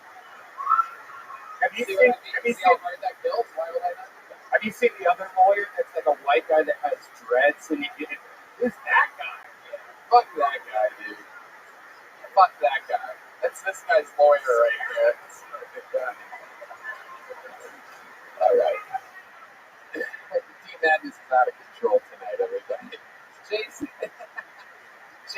you seem like such a good boy.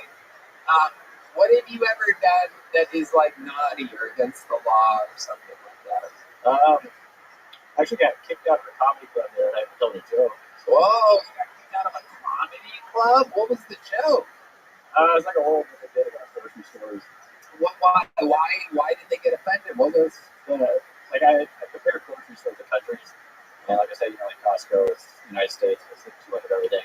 Final punchline is Walmart is Mexico because it has a lot of Mexicans. And that's hilarious. Some guy Michael Gonzalez is laughing, and he's our chief Mexican correspondent. If anybody should get offended, it's him. He loves it. He says home run. Oh shit. Oh yeah, he's playing fucking Selena over there. Where did you? So excited. Where did you get kicked out at? Who would kick you out? It wasn't the club's fault because it's a club that's inside of a bar. And so the guy went to complain to the bar staff. Bar staff came and kicked me out, so they had to leave. Wow. Yeah. Oh, good. The guy broke some dude's nose an hour after that. So. Oh wow, that's great. Yeah. The bar staff, not even the kitchen staff wanted you out. The bar staff was the one that was offended. Incredible. Yeah, I did it. All right. Jason, you have any special skills or talents that we should know about? Yeah, I published a book of poetry. I'm on a scratch. Really? A book of poetry? Wow. Yeah. Where's the ode to joy again when you need it here, Red Band? Well, I've been writing poetry in Sonoma County.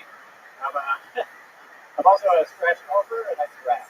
Wow, a scratch golfer? Are you serious? Wow.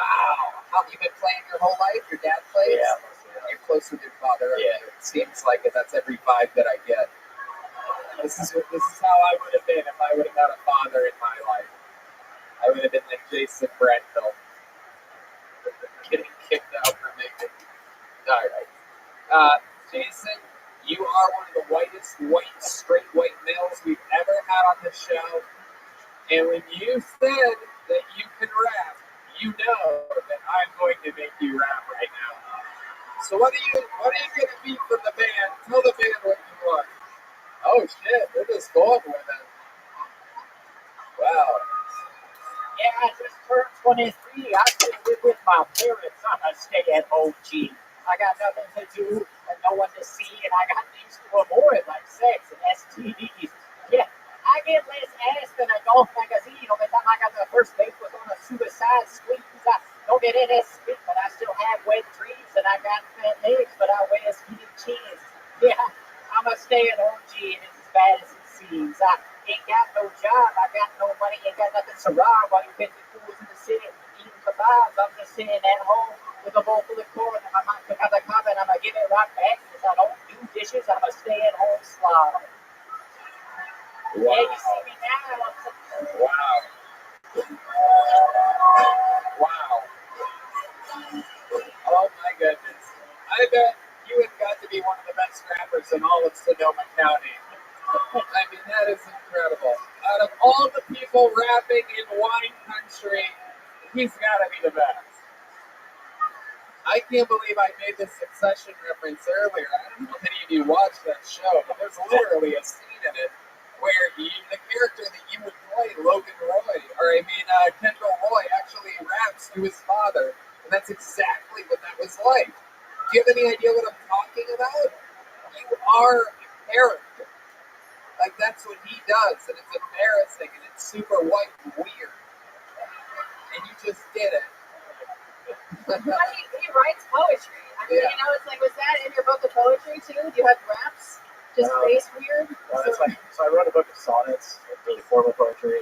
Ooh, sonnets, everybody. Sonnets. Yes. I've been writing sonnets while I'm not Should we rapping. recite one of those too? Okay. I love it. Well, I mean, Jason, I could spend all day up here just milking your straight white male fucking what are your political thoughts? Are you a staunch Republican? What does your father do for work? He owns a gas station. He owns a gas station? Oh my god. You got kicked out of a place for making fun of Mexicans? That's crazy, dude. No. And that just goes to show you what Sonoma County is like. The white people own gas stations there. Just to let you know how weird Sonoma County is. That's just real talk right there. You have a Jason, very, very great performance. So much fun up here. You gave it everything. It was absolutely great. A great fucking set. Take a big joke book. Come back again, Jason, will you? Sign up. I want to hear more of this guy.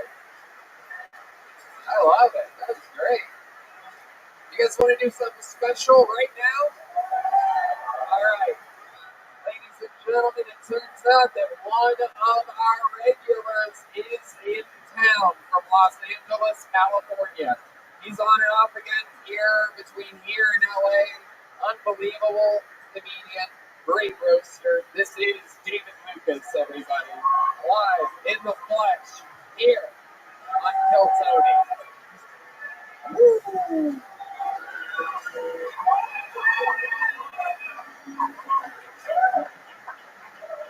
Yeah. So glad to see a lot of white people here. When I see a lot of white people, I just know everything will be all right. Y'all know those. Like, would y'all go to a place just for the Mexicans? Hell no. I want to get on the airplane for the Mexicans, but I'm like, this plane ain't gonna have a lot of gas in it. Fuck that.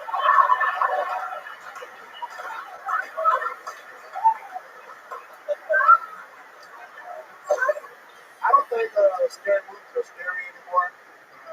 Like, we're adults, we get the shit straight. Like, if they want to make a scary movie scare adults, I think they should make a scary movie called The Beatles. It's about 3 bills. It total $368. Then they're all on auto pay. And you only got $290 in your account. And you don't get paid for 9 days. Yeah, that's a scary movie. Thank God. This is it. This is how it's done, people. Sorry, y'all, but that's just simply a goddamn real professional right there. So good to have you back. Yeah, man. I'm so glad you brought your brother. Oh, come on, David. She didn't even make fun of you. Why are you taking shots at my guest? She didn't even say anything. Why are you?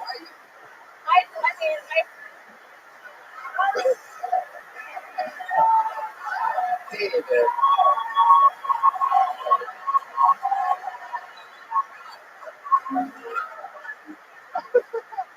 have to know. I take that as a compliment. So I'm like grow my hair out and you can still see it. I love that. Yeah, y'all wear the same ace bandage on y'all titties. Okay. David, come on. Stop making fun of my guests like that. Not all of us wrap the ace bandage around our diabetic feet like you do. Son of a bitch. Hey Tony, you look like a busted banana condom. What the fuck, man? You look like if somebody put all the Wayans brothers in the microwave at the same time.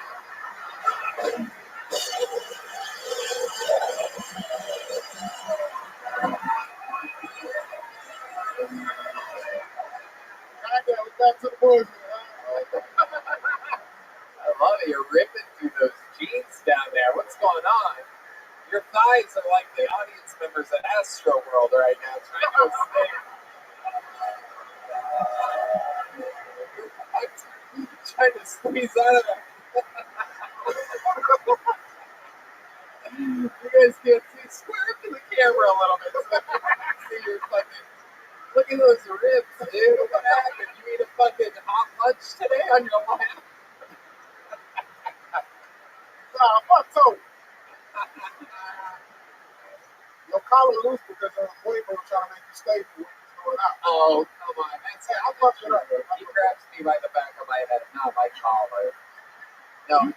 You even turned Rick Flair on your shirt. He made this other thing. Oh, come on. Not everything. Woo! How dare you insult the nature boy right there?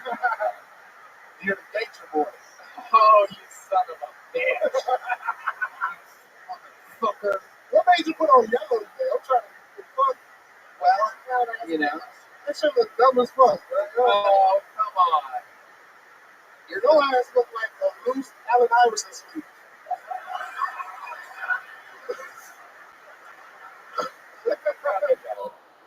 It's a urban reference. You might not get it. Right. Yeah, he doesn't know who Allen Iverson is. Former point guard for the Detroit Pistons. No, the Philadelphia 76ers. Tony doesn't know who that is. I thought you were playing Philly. No, he played for Denver. And he played for himself. I thought you were blacker than that. I was never an Iverson guy. Next time your boyfriend fucking tell me to Sports Center. Oh, come on. Come on. Why would I? Next time you're going to fucking change the Food Network. Look at those pants, David. This is a real situation here. I mean, the incredible. I don't know. I've never seen ashy thighs before, but this is incredible. You look like you just went swimming at ground zero.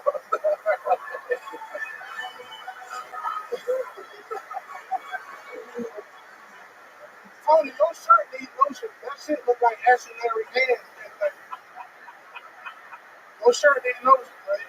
Oh my god. What's up, Sean? Do you tell your hairdresser to like make it look like cocktail weenies? Look how bad he gets when the guest makes fun of him. I know. If I make fun of him, he laughs. If the guest makes fun of him, he looks like he's about to cry up there. It's like you do roast shows. You do roast shows. It's like you drove in the Subaru. You weren't here. We already made a Subaru joke about 20 minutes ago. Hang on, nothing. You got a Me Too case against Ellen DeGeneres. It's funny you mentioned that. Just wait on Instagram handle is Ellen DeGeneres. Next thing you know, he's going to make a joke about how she looks like she wants to play overcamp baseball with the boys. I'm just like, I know. There's been a whole. It's all good. You're doing good. And all the jokes you are making did kill earlier in the show. So you're right. You are right. I know. You're doing good. Her tubes find themselves. No, stop it. All right, David. I'm sorry. Normally he's not like this. trying to make people comfortable. See why they got the fucking. Look at what is that hairdo exactly? It's all good. I respect the HGTV community, bro. I love it. Is your barber Tim Burton? Nah, man, I got a female that do my hair. What? I got a female that do my hair. Oh, I bet you do. What do you ask for? Who do your barber? I do it myself. You go to the barbershop and ask for the offended. I didn't really get that one. You Your haircut look like it's about to have for a manager.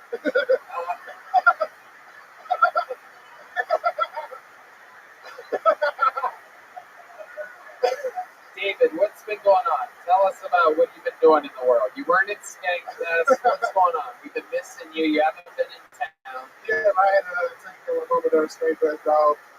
But she was traveling, you know what I'm saying? My daughter turned 7 today. Oh my goodness. Wow. Look at that. Wow. That is so incredible. She's bigger than you, Tony. Oh, she is? More testosterone, too. I bet. And she can actually be standing up, bro. That's crazy. Oh. Well, that's... next time she comes to town, I want her to teach her. I'm really interested. I love it. It is so incredibly David Lucas of you to be here during her birthday.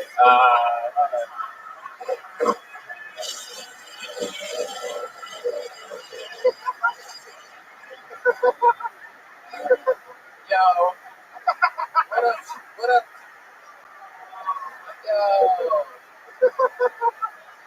Yo. What up, Shoni? This is your birthday FaceTime.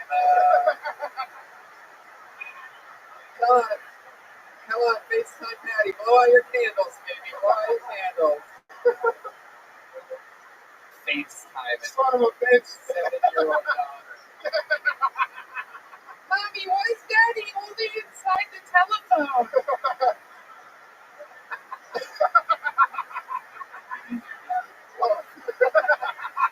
I love it.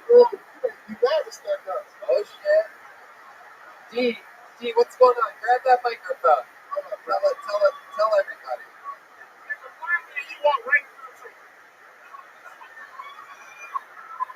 Hell yeah. I was thinking the same thing. D-Man is a badass motherfucker. It doesn't always have to make sense, people.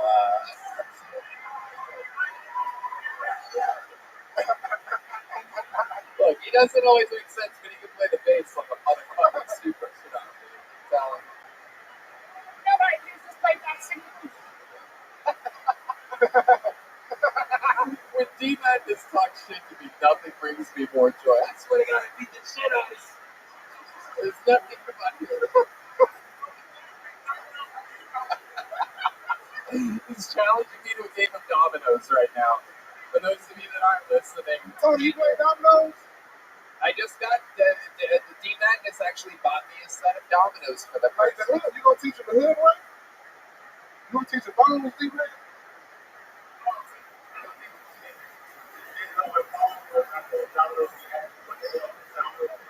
Yeah.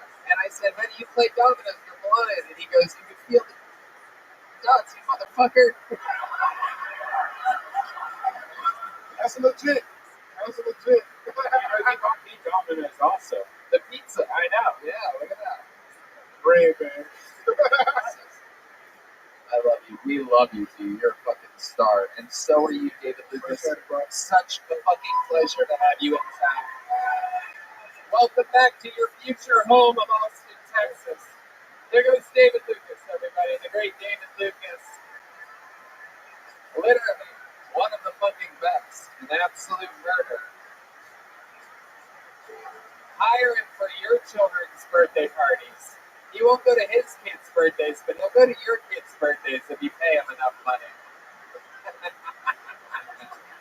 7 years old, dude. You'll never get this one back. She'll never forget this one, David. Make some noise for your next comedian right out of the bucket. Anything can happen. Katie Felton, everybody. Here we go. Katie Felton. We're having fun here tonight. There she is, Katie Felton.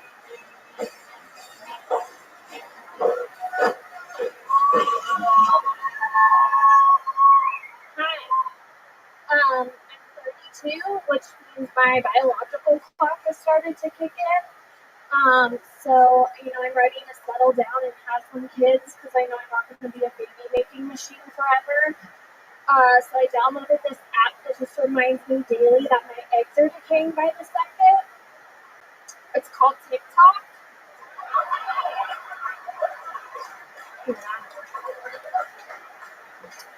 Yeah.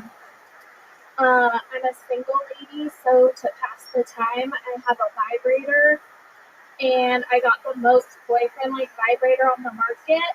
Ladies, I suggest you spend the money. As soon as I'm about to climax, it just completely shuts off. So.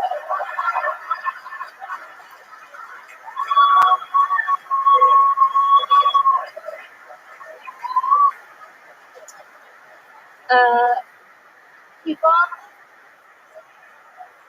That's it. You want to do another one? Sure. Okay. People say I look young for my age, so to combat that, I got tattoos. But I just got a bunch of flowers and bugs, so now I just look like a Cabbage Patch Kid that grew up on the wrong side of the buggy tracks. Yep. That's good. Katie Felton. Very, very, very good. Very good. How long have you been doing stand-up, Katie? Like 2.5 years, including the quarantine. Awesome. All of it here in Austin, Texas? Yes. This is where you're born and raised? No, I'm from Southern California originally. Okay. But I've been here for 7 years now. So. Oh, wow. What made you move here 7 years ago? I was living in New York, and I was not enjoying it, and I had friends that had moved out here before me, and they were like, you should come, you'll love it. So. Very cool. And you did, and you did. Yeah. Wow. What did you not like about New York? I was poor all the time. Yeah. Yeah. What do you do for a living here? I work for an online coupon company. Okay. Yeah. Okay. I'm their offshore manager. Offshore? Yeah, people in India that make sure the coupons are going good. Wait a second. So, you specialize in Indian coupons? No, they're American coupons, but since American people cost more to make sure our coupons are going good, we pay people in India much less. Oh. Okay.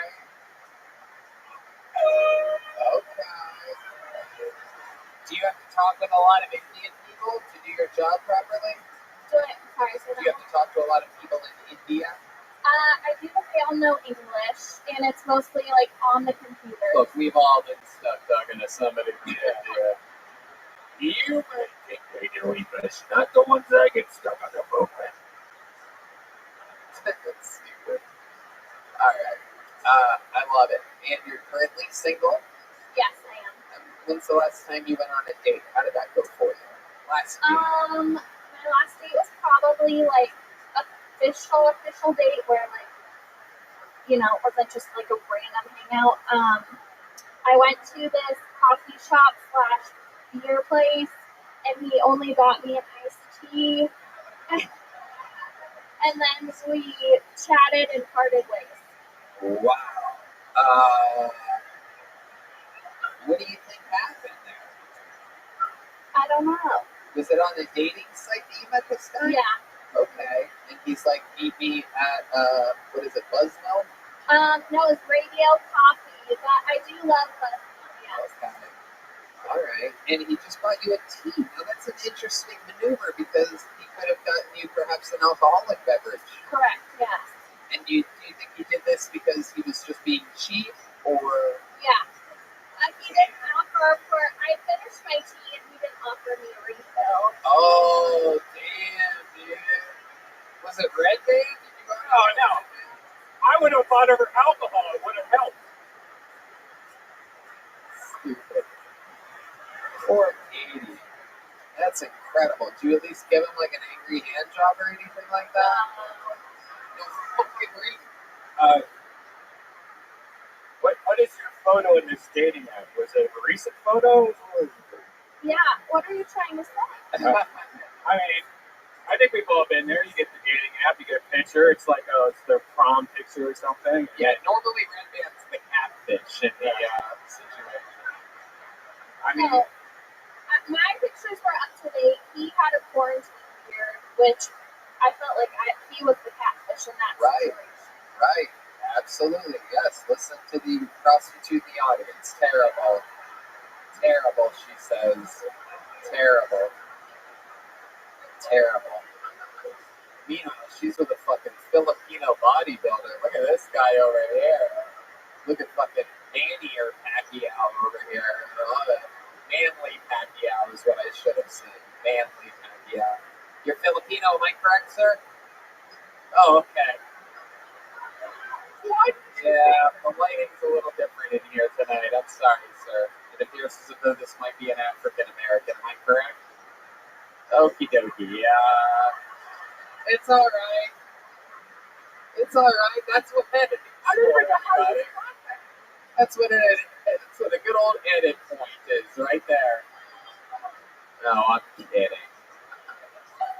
What?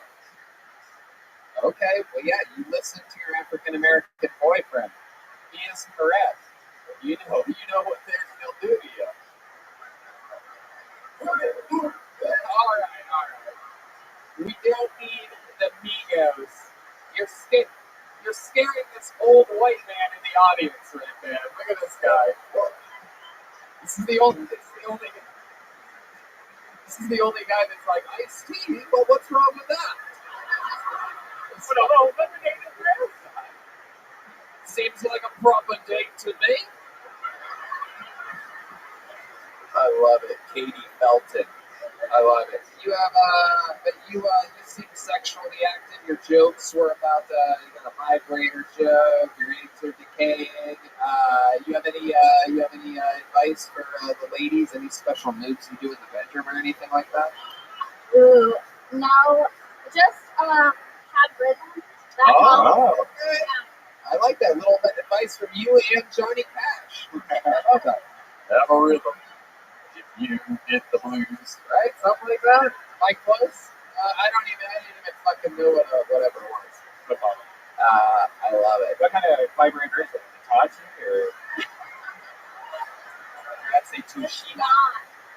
It's just a tiny baby one that does the trick. Oh, okay. That's good. Right there, I'm excited that tiny baby-sized things can do the trick. That's exactly what he was asking for. I love it. Katie, you're so funny. You get booked on a lot of shows in town? Try to. My goal was to get on at least one show a week. And then the end of October was really crazy, and now it's kind of slowed down. Yeah. Well, I'll book you on some of my shows. Yeah. There you go. Boom. Friendships form. This is what happens. 1 second you're waiting in the corner, hoping that your name gets pulled. The next, you're getting booked. Incredible. And it's especially not easy to follow David Lucas, which, by the way, those are what his pants looked like when he put them on this morning. You son of a bitch! You son of a bitch! We're having fun here. Katie, an unbelievable performance. You get a big joke book. You're super cool, super likable. Katie Felton, everybody. Damn, this episode is just flying by. What do you guys think? Should we go to this bucket again, huh? You guys having fun out there? Yeah, I had a fucking feeling. Sam Hunter, everybody, this is a really big deal. This guy's part of the weight loss challenge for the month of November. Sam Hunter, this is actually amazing. I'm so excited about this. This is a new video from Sam Hunter. We have a lot to talk with him about. I'm going to catch you up afterwards. Everybody make some noise for Sam Hunter, everyone.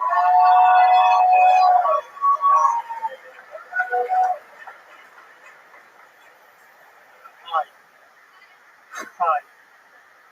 Big dudes have an advantage when it comes to sex than in shape men.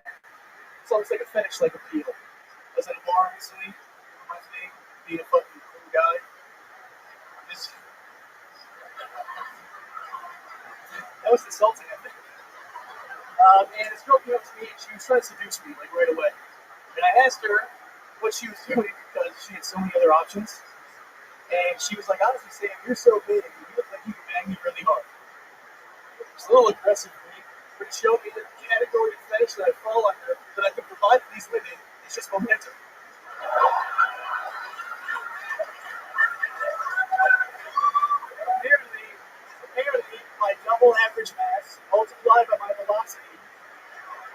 equals enough momentum that with a single thrust, I can send this bitch into a different dimension.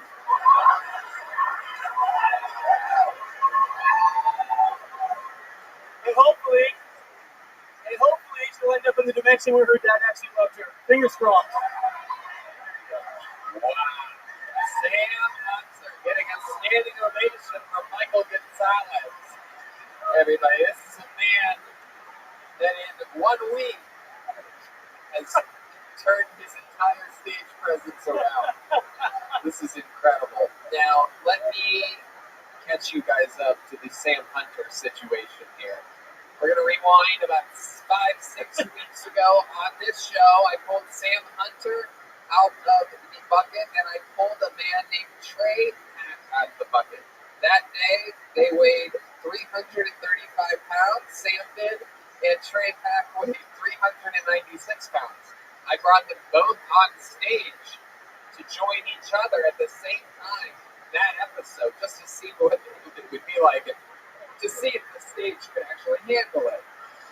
And then once they were up here, I came up with a great idea. I said, why don't we do a thing where for the whole month of October, you guys try to lose weight, come back in 4 or 5 weeks, we'll weigh you guys in again, and for every pound that you lose, I'll give you $10, courtesy of Kill Tony.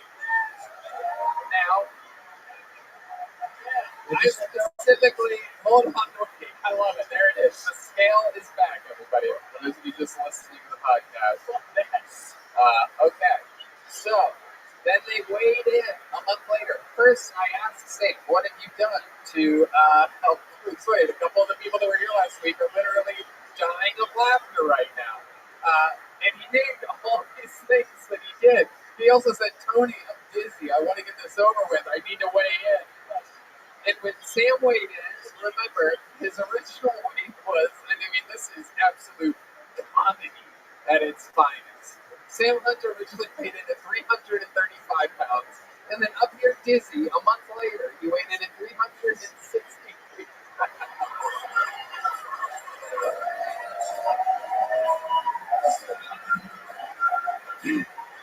All right. And then, so he literally gained almost 30 pounds in a month. His opponent, Trey Pack, managed to lose almost 30 pounds.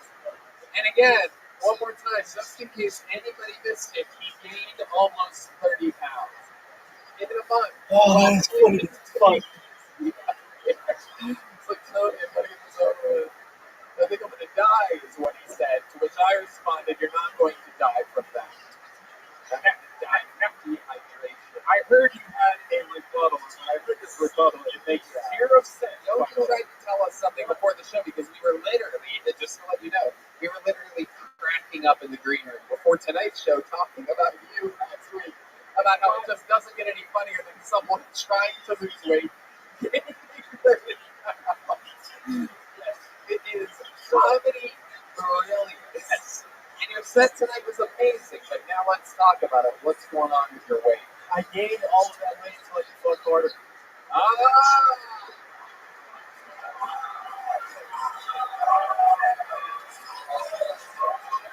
Wow.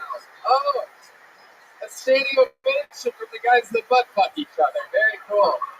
Hell yeah, these guys love it. People that love gay sex love fucking hard. We know what's going on over there. They're married. That's beautiful. You guys are a magical couple. I love it.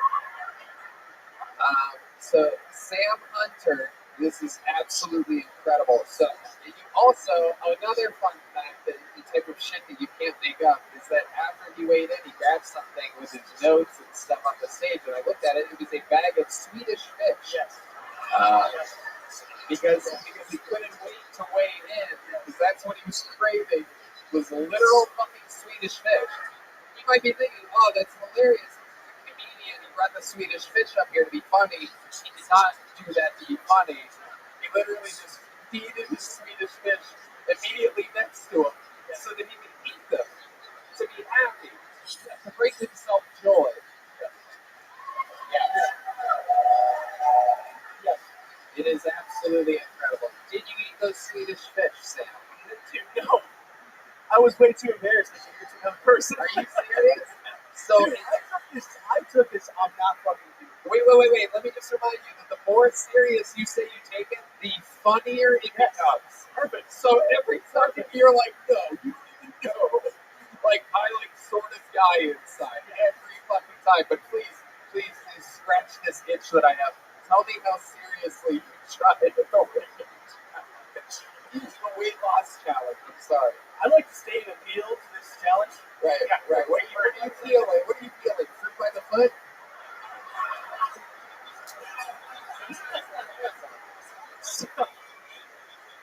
I had eyewitness sources that said this very scale in front of me was taken out of the box and then placed on stage. All right, so what you're saying is, wasn't calibrated, right? Right, listen. Calibrated? Yeah, but the word you're looking for. Yeah, calibrated. But so. Calibrated. Calibrated. So what you're saying is that it wasn't, so maybe the weight wasn't. How many of you look ready to get on the scale right now?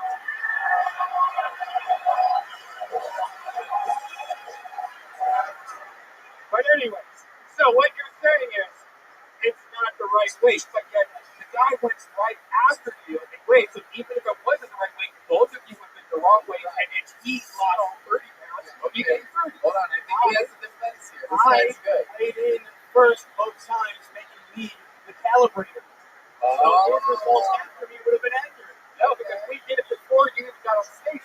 The first time, you calibrated the scale? Both nights, both times we were jumping on it. Hold on. Everybody else that got on the scale, both times said that was their weight. Do you want to get on it right now? Should we see a 1 week update? Absolutely not. Come on. Absolutely not. Maybe. No. Sam, you literally, for the sake of all that is comedy, you have to. For my 325, 363. The only reason you wouldn't get on the scale is if you think you would have more than 360. So, you're sort of laughing. What did you eat this week? So tell us what you ate every day this week.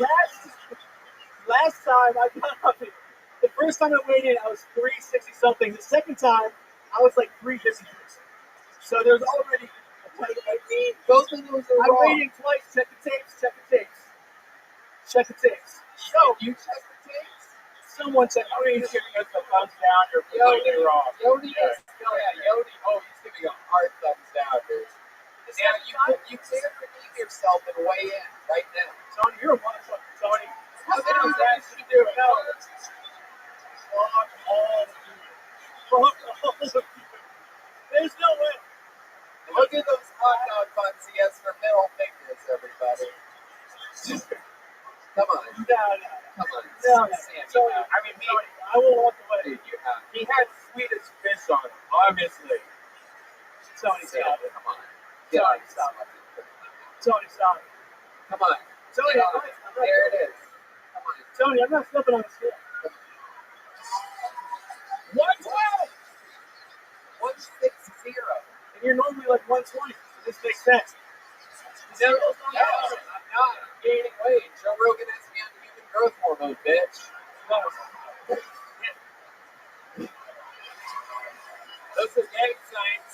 And if you don't know what these mean, you're not a fucking gangster. So, Joe Rogan also has me on growth hormone. That's why I gained weight during the month.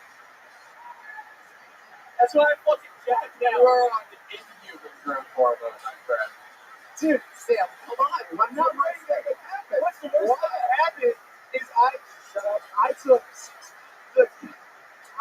the comedy beating of my life last week while I watched a speechless Ron White looking at a fat retarded guy and be like, holy shit, he gained 25 pounds in a month during the weight loss contest. Sam, I'm not I kidding. went into a spiral, though. Sam, listen to me. I golfed with Ron White today, okay? Listen to me. At a fucking baller-ass country club. And you want to know what Ron and I talked about? You. Hell yeah. Yeah. You want to know what other comedian we talked about from that entire fucking episode? None of them. So now, with all that said, Still no. get on the scale. Get on the scale. Come on. Here he goes. Yeah.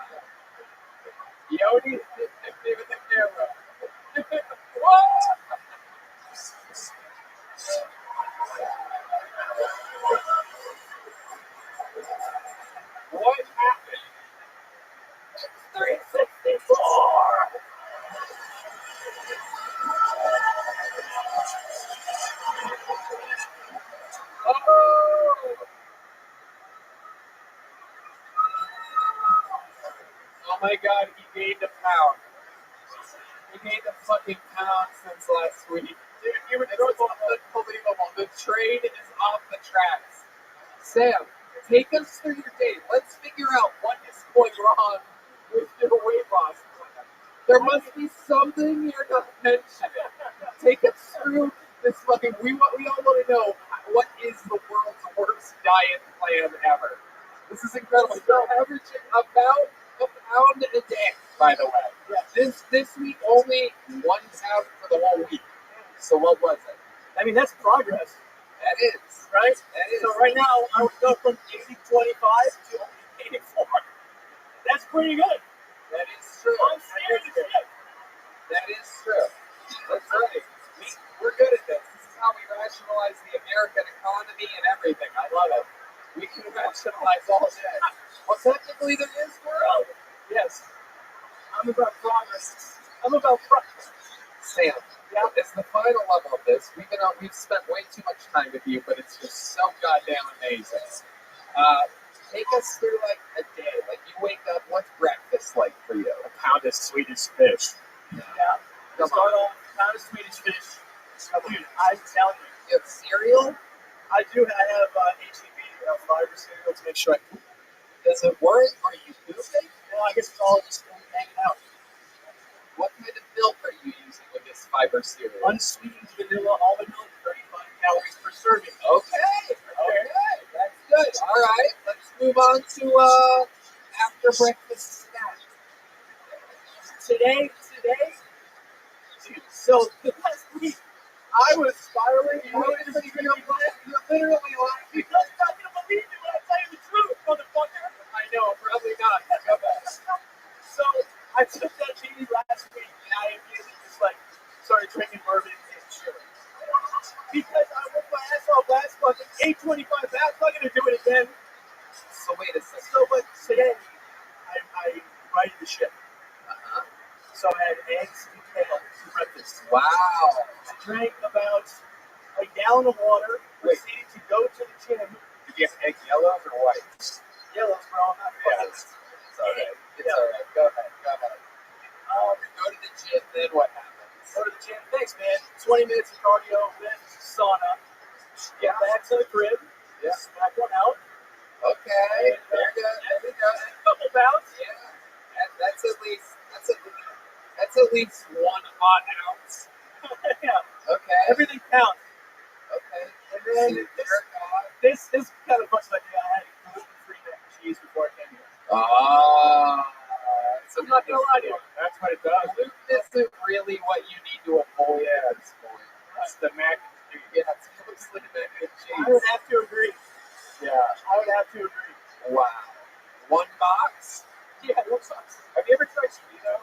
I feel like you would be good at keto. Yeah. Do you do like butter with the mac and cheese? You put a little butter in there? Yeah, that's like straight. What do you do for flavor? Hot sauce, ketchup? Hot sauce and pepper. It's like the lowest calorie, like seasoning type shit. Okay. 1 box only? Well, it's only today. Yeah. Family size? Goddamn right. It is. There's nothing worse than getting fat jokes by Red Band over here. That's incredible. It really is. Is that really all you ate? Today, yes. I'm telling you. I drank like. What's yesterday? Yeah, I drank like a bottle. I drank like a bottle of bourbon and 8 tacos. A bottle of bourbon? Yeah. Oh, that's your problem, man. You got all this sugar. That's all sugar. That's all sugar. Yeah. I love it. Oh my gosh. Wow. Sam, you are a living legend. We need you to keep signing up. We need you to keep coming back. The weight loss challenge, by the way, is still on. We agreed in 3 weeks. Then in 3 more weeks, you're going to weigh in again. And we're all very excited. Pretty much anything you do at this point is going to be amazing. You're on track to get big loss even if you gain weight. It's really a win-win for you. An unbelievable comedic set tonight. You already have a big joke book, right? Life is good. We'll see you again soon. Sam Hunter, everybody. There you go. I believe in you. We believe in you, Sam. I believe in you. Love that guy. I love it. What do you think? What's that? Should we do it? Yeah, we should. You guys ready for your final comedian of the night? All right, that's it for the bucket pulls.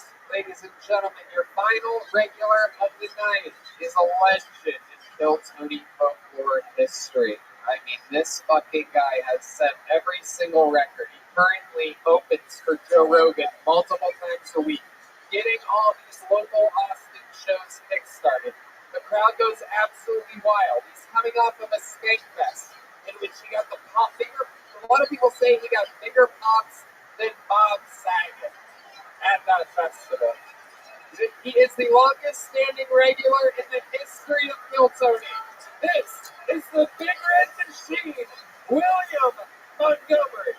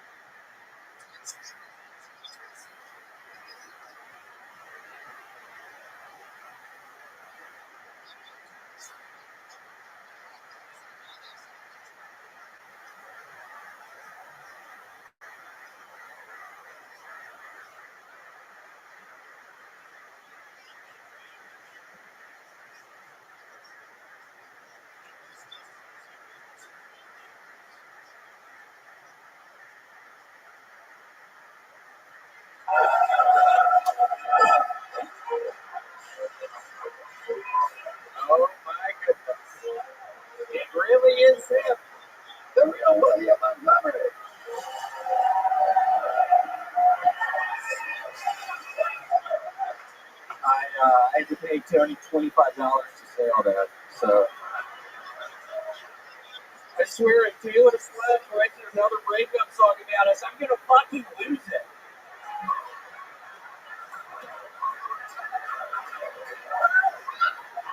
I'm serious. Two songs was the limit. Now 3. Taylor, get over me already.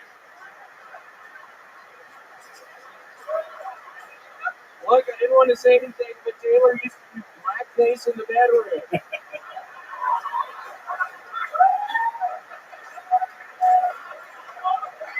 Granted, it was my fetish, but she was into it.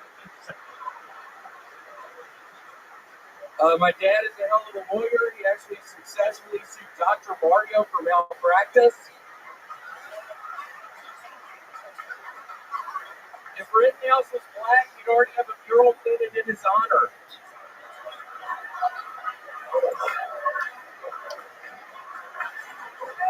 All right, that's that. Thank you.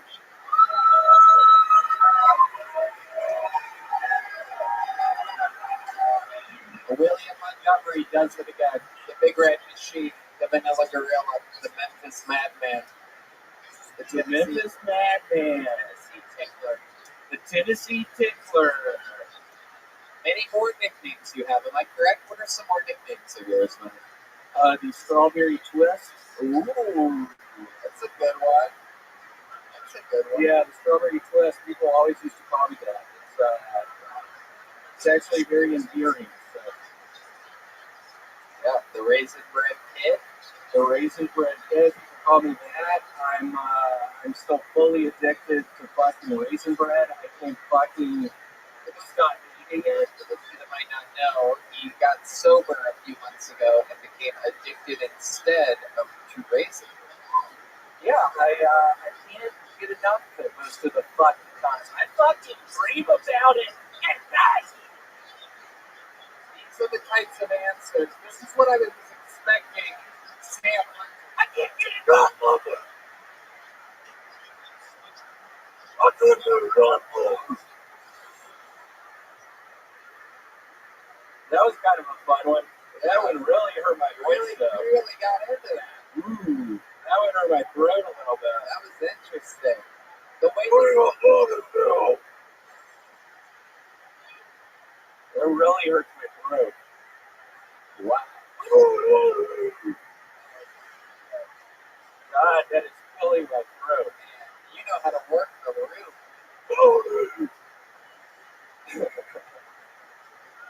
Hell yeah, man. Up here just fucking murdering. You have the microphone pressed against your nose. Wow. Yeah, I got high as shit right before this. It was a horrible fucking mistake. I literally am horribly on edge right now. What happened? You had to go to the bathroom? I had to go to the bathroom. Somebody had a joint. I smoked some of the joints. I immediately started thinking about the unlicensed firearm I still currently have in my fucking trunk. I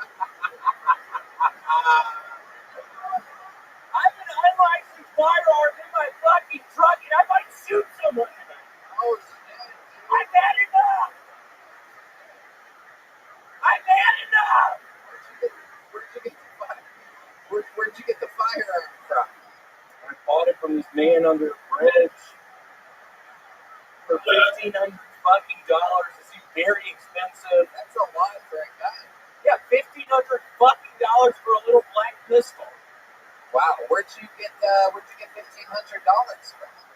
God, I had to fucking take it from so I got to go into the goddamn CVS recently. I swear to God, I've been losing it recently. I go into fucking CVS and steal a bunch of shit that I sell to some dude under a bridge. You sell Another guy?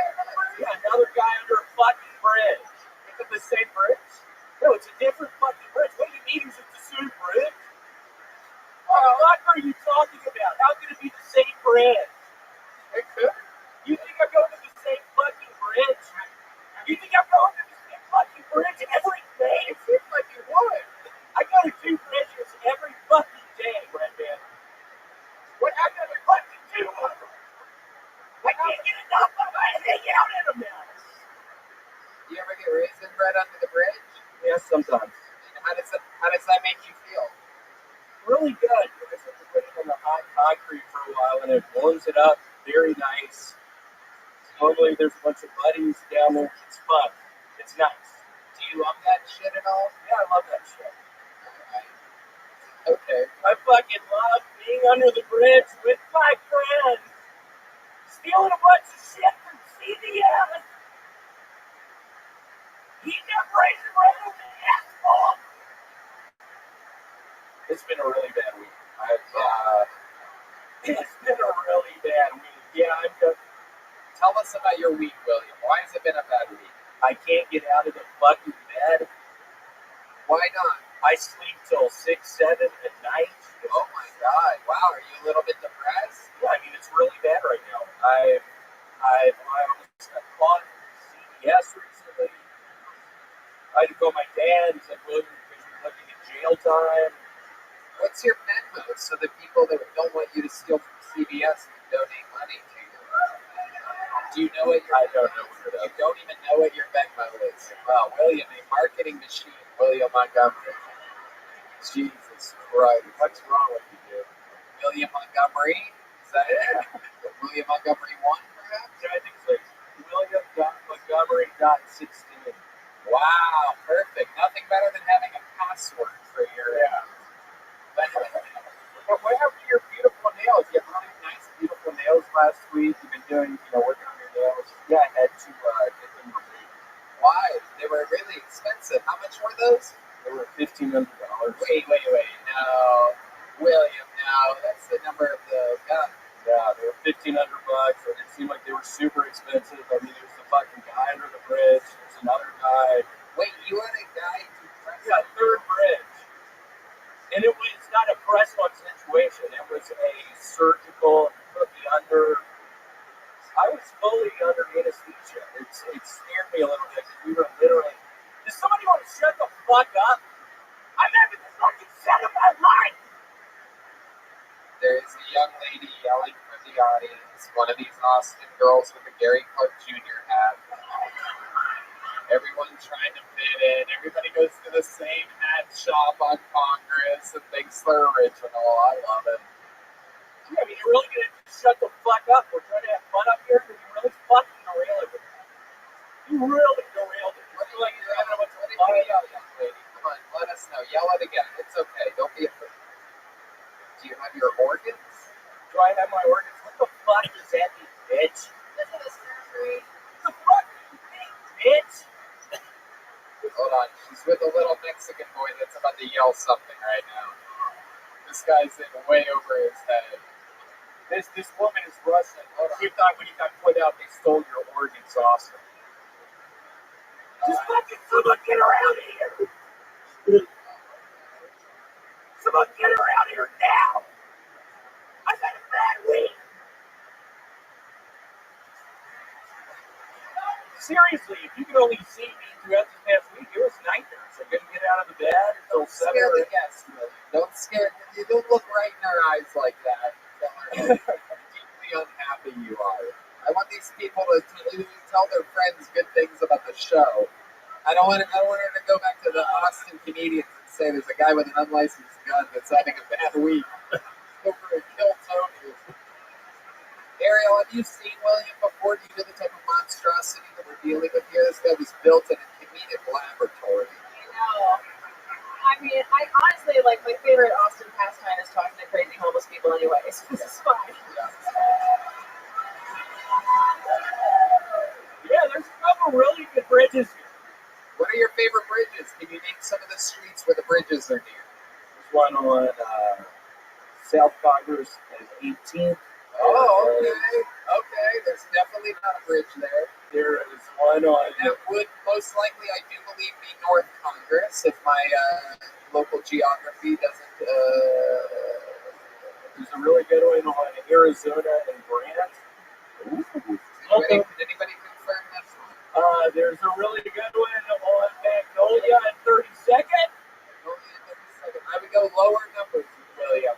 William, spoiler alert. You want to really go low on your numbers here. There's one on Anderson and 3rd.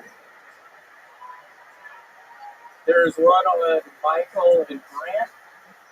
You're just naming former classmates at this point. 35. How did you guess that?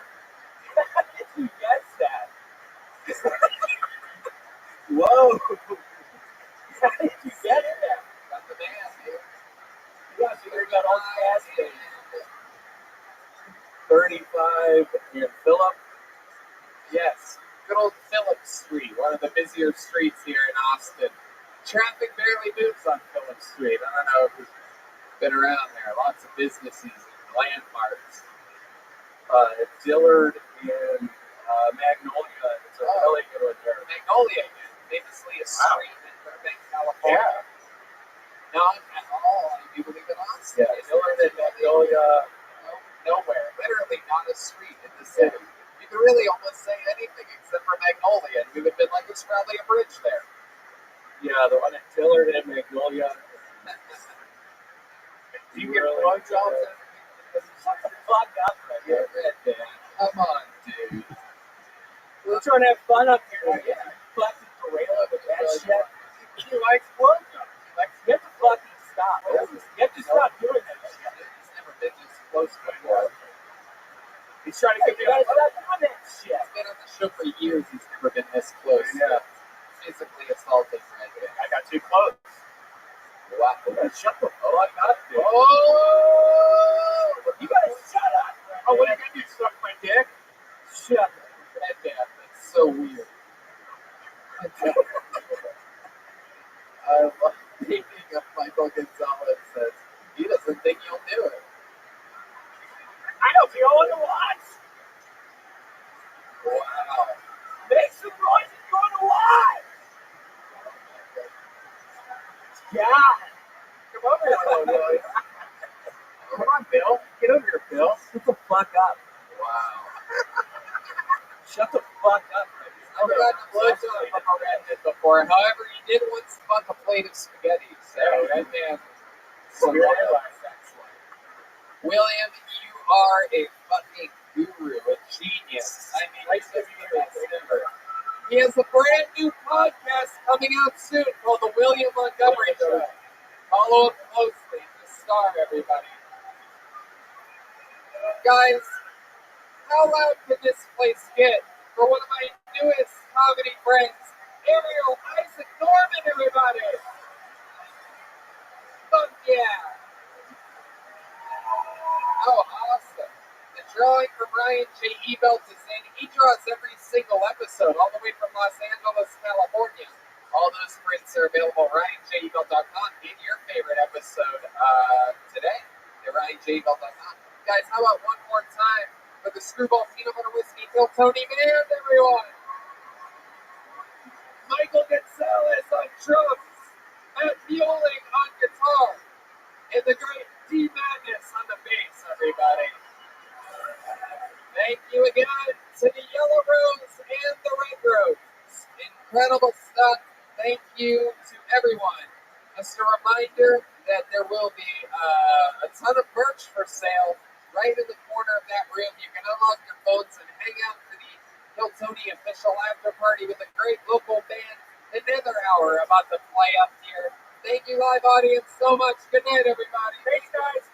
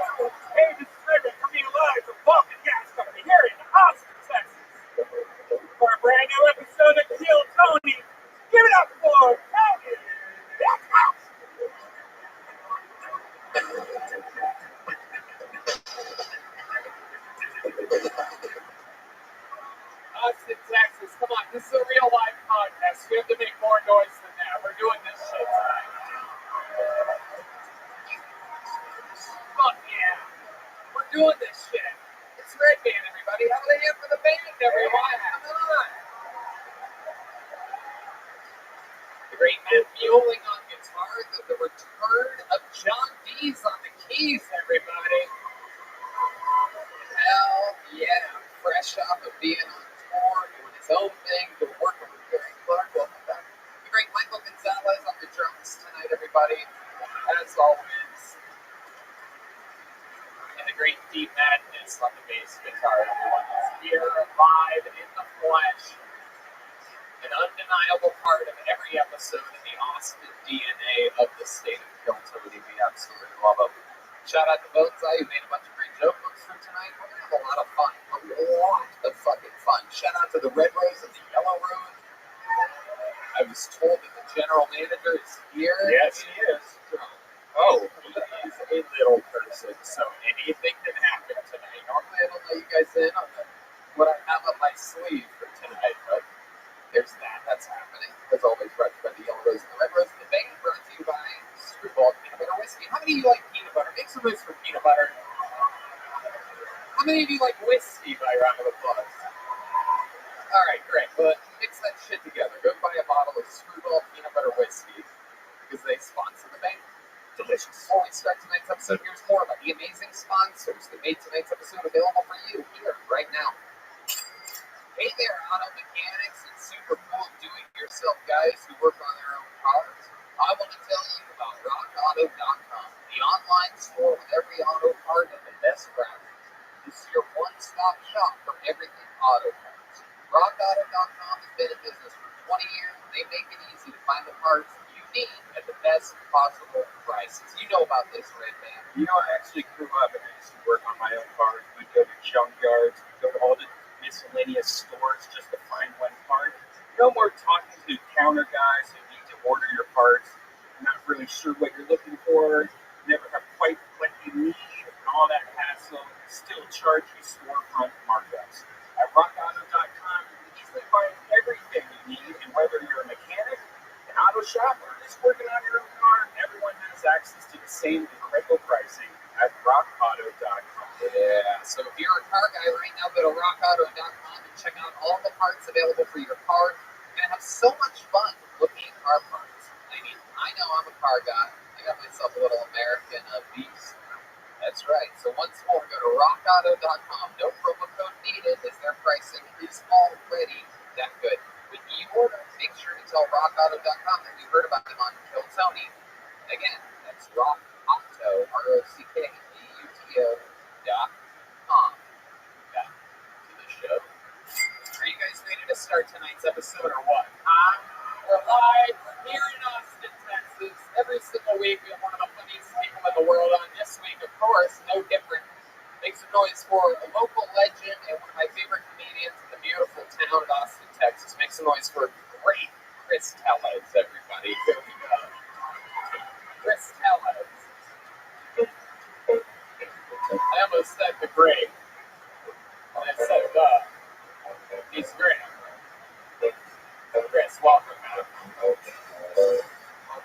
Vocal style, man. Nice. I love that. You know, it's a good fucking, it means the world. You were hanging out with us, doing shows with us fucking 7 years ago. Yeah, the one. It was great, man. Fucking destroyed. I wish you guys could have been there so you have to give me the proper respect. But I don't feel like I'm kidding right now because I'm doing this. I've been living in Austin for 11 years. Thanks, man. And that's what I mean by local legend. This guy can get you up and down Cesar Chavez Boulevard very easily. See, people in music country, they don't know what we're talking about because we have a local legend on. Local legend is what LA call petty cabbers. That's what I'm I love petty cabs. I'm addicted to the best. You with the petty cab? No, hell no. It looks like the most dangerous job ever. I like it because it's like modern day slavery. Did you say? Pay like $40. Get them to do whatever you want. You're better to get them by the end. I think it's bad. Oh, you can sorry, bitch. It's there already. Yeah. I have to tip extra. I always tip extra now. Red Man tries to get him to take the hills. All right. Why would I do that? Wish I never said anything. Good shit. It is. No, I love it. I get in the back of those pity beds. They're like, where are we going? I'm like, San Antonio. Get the fuck out of here. All right. We're going to have fun tonight. Over 100 people signed up for the opportunity to get pulled out of this bucket and get an uninterrupted 60 seconds on this stage. Perhaps it's someone from the audience visiting from a faraway land. Perhaps it's one of the amazing local, but not yet legend, comedians that are waiting in the corner of the room. You guys ready to start tonight's show or what? Oh yeah, 60 seconds as a kid. Yeah, sounds like that. Tips. Yeah, that's how you know their time's up. I'm gonna take a break from the bear this week. Put him back in his cage. All right. You guys ready to start tonight's episode or what? I'm gonna get to this in a second. Instead of saying the name I just pulled out, we're gonna save that for a second because I have a special treat for you guys. This guy was made a regular here in Austin, Texas. He's a monster. He films every single week. It's unbelievable to watch. Here's a brand new minute from the great Hans Kim, everyone. Let's start tonight's show with a bang.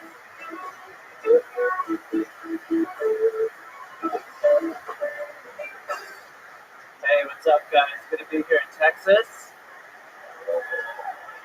I love it here because there's so many big booty Latinas here. Asian women don't have that big a booty. It's like, damn, have you never picked up anything off the ground before? Not even a paperclip? It's interesting, it's like we're doing squats now. It's 2021, get with it. But I do love the ladies. I think it's weird that I'm dating in my 30s now. Dating in my 30s is weird because I'm like, oh, hey, look at that girl. I can imagine hating her in 5 years. Women, they're all about pro-choice until it comes to deciding where to eat for dinner.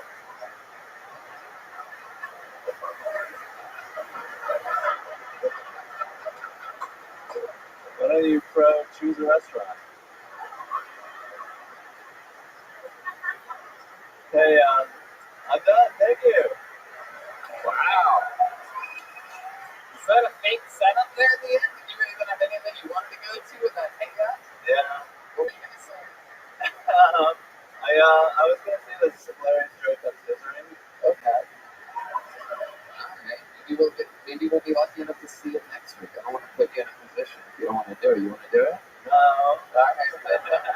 It's probably a good idea. It's probably a good choice. I love it. Hans, welcome back. Another fun new minute. Yeah, I really enjoyed it. Thank you for having me. Hell yeah. I love it. Sounds like stuff Elon Musk would program into a robot. I had a lot of fun. Thank you for the enjoyment. Hi. Arigato. Alright. There you go. Hans Kim is indeed Asian, for those of you that didn't notice.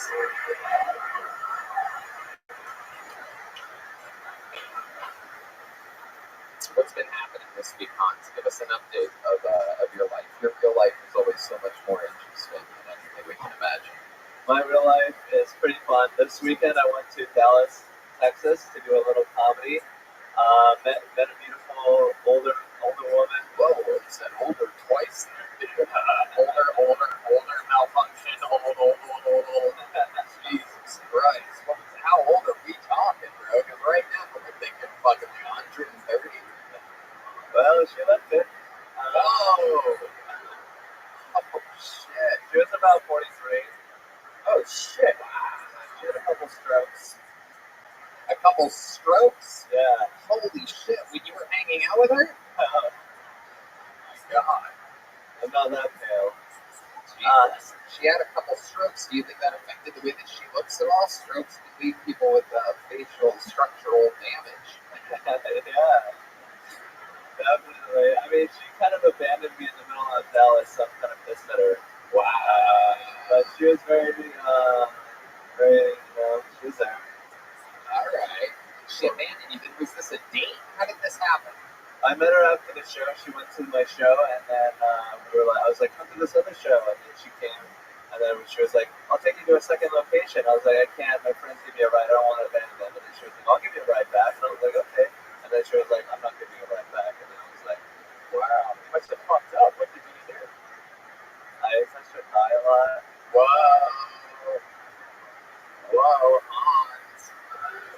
said that's super creepy. I'm going to bet he didn't touch that. Assuming. It was pretty real. Was she driving when you touched her thigh? No, we were in the back seat, her friends were in the front, and she would like cross her legs, and I put my hand like right here. Oh, Very forward. and I'd imagine you were probably sitting next to her in the backseat of the car, and I picture you sort of looking at her in the eyes while you do that. Am I right? Yeah. So your head is turned at a 90-degree angle. Wow. While you're sort of right in the region of, I guess we call it slightly molesting at that point, right? I think she was into it. It was pretty hot. I was man spreading, which is a no-no, but it was sort of like a forward move in a sexual advance. Would 43 be the oldest woman you've ever hooked up with? No, I actually hooked up with a like 58-year-old. Oh, disgusting! Yeah, Hans is into like reverse pedophilia or something like that. This is some fucking kinky shit, Hans. What'd you do with a 58-year-old, bro? What the How old were you hooked up with a 58-year-old? Like about 26, 27. Whoa. Cool. It was really hot. She did this thing where we were having missionary sex. Ooh, missionary sex. I love that. That's when you go to church afterwards. And then she sort of put her legs together, and then I was still having sex with her. Like, oh, that's called rape. I'm pretty sure that's where the rape referee would throw a flag. We got a rape on the play. We got it. Raping. Legs closed. And not. That's no longer the missionary position, my friend. That is the crucifixion, if anything. She has kids, right? Maybe she just has a really loose pussy. She's trying to squeeze it together. Oh my God, Red Band. Red Band still doesn't know how vaginas work, everybody. So she closed her legs. So what was that doing? Was that like making it? It changed the angle and made it tight. It was just a totally different. It was kind of tight before. It was adequately tight. Doesn't seem like it's that tight. I wouldn't trust that screw in my wall if that's how you described it. Like, I'm sure we can hang this up on this. It's adequately tight. Oh. I give it 4 months. Just hear a bang in the middle of the day. Adequately tight. Wow. Yeah. What else did you learn hanging out with this old 58 to your 26? I learned that just because we have sex once doesn't mean that other sex is guaranteed. Like this. Did she die? Did you murder her? But that doesn't mean it's not guaranteed. It is always weird when you have sex with a chick and then she dies and then you get to a pot of Oh, no more? What? I didn't even get half her belongings within a marriage. I learned that women are very, very mysterious. They have a mind of their own. Well, yeah, they do, dude. What the fuck?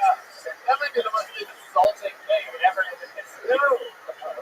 Just we all just witness on things that Just canceling himself with another sex.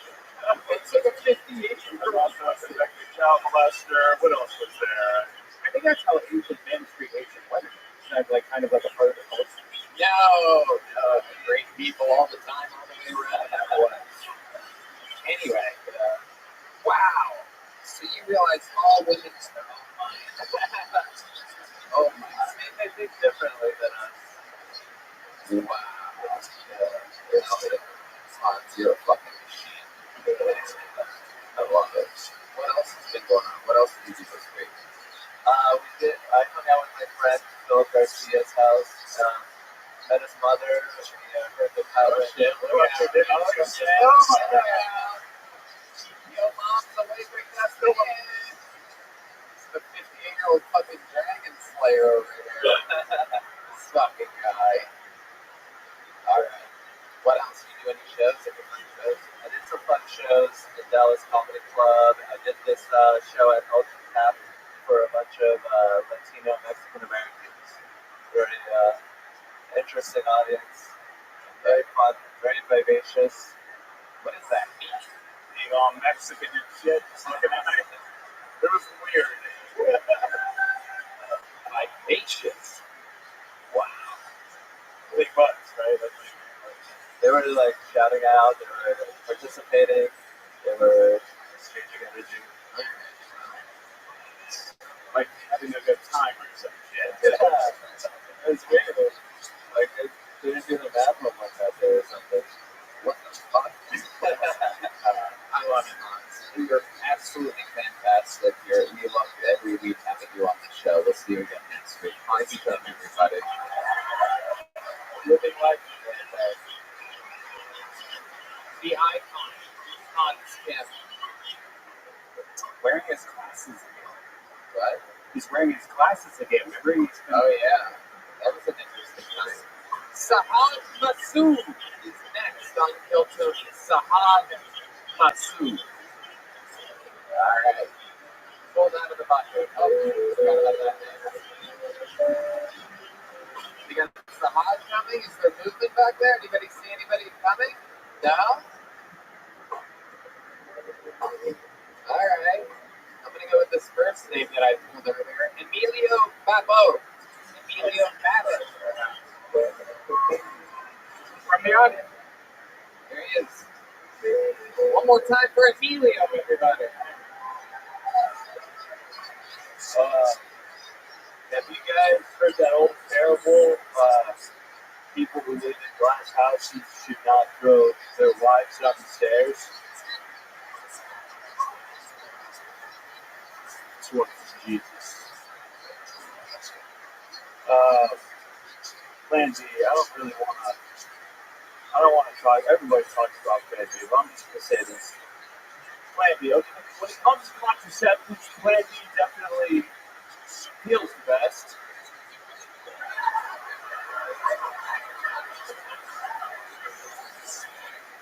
You know, because you can drop Plan B. What's going on here? Give me some. A couple weeks ago, I found out that a roundabout's not the same thing as a human trafficking ring. My buddy was like, she's in a human trafficking ring. I'm like, what? She's fucking stupid. Turn left. Okay. Fuck yeah. Emilio Babbitt, am I saying that right? Yes. Yeah. Welcome. How long have you been with stand-up? 2.5 years. 2.5 years. Yeah. All of it here in Austin, Texas? Yeah, all of it. Oh, awesome. I love it. How's it been going for you? Pretty good. Yeah. What do you do for work? Oh shit. Yeah, that part clears it up. Yeah. What field do you work in? Well, I was a busboy. Okay. I'm on a TV show right now. Oh shit. Okay. I haven't seen a check from it yet, so. Alright. Is it that new reality show on Netflix where people live in a house together? I actually applied that one, but I want an even worse TV show. Really? It's a cooking show. It's the reboot Walks from Texas. Oh shit! No, that's a good show. I know that guy. So Jared kind of like, yeah, I know my boy, but it's the worst TV show. Oh my god! I don't know where the camera is, but I'm sorry, Jared. What's your role? What do you? I play Texas Ranger. Wait, you're Texas Ranger. You're one of the Texas Rangers. Texas Ranger. Yeah, you were a fucking pedophile victim or something like that. Or the pedophile. I guess you could get either role. Really. Yeah, I play Texas Ranger. His name's Haas. Haas, right? It's like the deputy human character, right? I'm the young hotshot ranger. He's a wisecracking. Wow, doesn't follow the rules. It's cool. How long have you been acting for? No, it's like maybe a month. Oh, geez. Look at that. Not good. It's incredible. Yeah. Not bad actor. Where's Walking with a Stranger? Where can people even watch that? It used to be on what? The USA Network back then. It's on CW. I told you guys already, it's a bad show. You're dressed like the frog mascot. You remember that guy? I don't. Yeah, I love it. Where do you get a turtleneck like that? I'm a big fan of turtlenecks. I want to know. Where do you get one like that? I buy this myself, but that has gifts from grandma all over it. That's a fucking girthy turtleneck. It has to be a gift. That's my theory. It has to be. Okay? Thanks.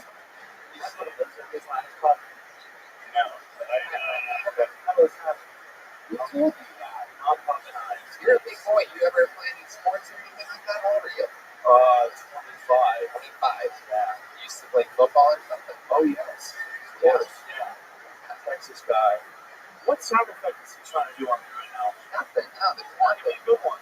No, relax. You're like way too comfortable up here right now to be able to. So what do you do for fun? We're trying to find out more about you. This is the part where you go, you're like a guest on a podcast. Mostly sex, I think. Really? Is that your thing? You did mention Plan B. You did say dropped one deep at one point. Is that something that you do? Do you come inside of girls? I do, yeah. Actually, I've never worn a condom. What's that? I've never worn a condom. You've never worn a condom once? Yeah.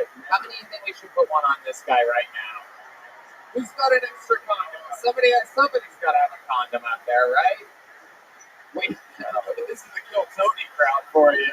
Fucking raw dog for life, dude. Hell yeah. He's fucking slid under the table to Chris. He knows the raw dog when he sees one. What can I say? Alright. Old stinky dick over there. How many diseases do you have? Red man, there's no way his dick is stinkier than yours. What? Let's do a stink off. Whoa, stink off! Everybody up here! Everyone who was brought here by the person who listens to the show right now is like, what the fuck is happening? Is there about to be a dick smelling contest? I'm always here to sniff these rocks. Where did you bring these? But let's do it. It's time for the stick up. Yeah, I love it. Emilio, tell us more. Like, how many girls, what do you think? Do you think you have maybe a sexual addiction? I've thought about it. Do you masturbate a lot too? I don't even masturbate. You don't ever masturbate? No condom, no masturbating? You're just fucking game time player. This is like Jordan showed up to the arena in his jersey, just ready to go. No warming up. You did get a condom this thing. I can't believe I'm touching this, but That's disgusting. where did it come from? Yoni's condoms. The brand is Skin. Oh my god, dude. Hell yeah, dude. You could probably get your dick and your balls in that thing. If the vibe I'm getting is correct, I think you could go full fucking good and everything. Thank you. Immediately. So are you on like dating sites? Where do you find most of your victims? I actually have a long-time girlfriend right now, which is the first in my life. Thank you, guys. Well, that's why you don't wear What do you mean by long time girl? 1 year. Oh wow! Oh yeah, what a player! 1 year. So, yeah, but what do you think she's done differently that you've been able to stay with her for 1 year? Doesn't make any sense there whatsoever. Not only is that bad, I mean it's just bad for so many reasons. Literally doesn't make sense. Are you baking soda? Is she a member of the Migos? No, it's No? it is baking soda. That's what it is. Alright, great. Yeah, they even found your way out of the question there. Bad, but literally, decades. How's she been with everyone else besides You? Nobody's starting with this one. So you get was she pure? Yeah, that's good. No, she's so impure, just like me. alright. You have a little fine to do. Yes. So how much did you make enough money acting on Walker, Texas Ranger to survive? I don't make So how do you survive? Maybe distracted. You're being a bad guest. You're being a bad guest. How do I survive? I was a busboy. I was a busboy for a while at a high-end restaurant, and I saved. Alright. There goes Emilio Battle, everybody. Emilio here. Your set was good, but you're getting a little joker.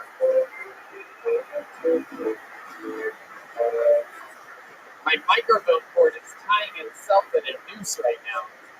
I don't blame it. Emilio. the CW is going to be so Oh good. shit, Michael Laird's yelling at the side of the stage. What is he yelling? What? Let him what? Fuck yeah, ladies and gentlemen, Michael Lair, everybody. Alright.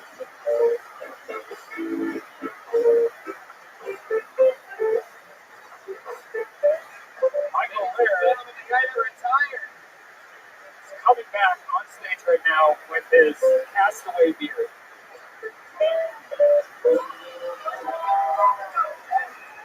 Guys, give it up for Michael Lair.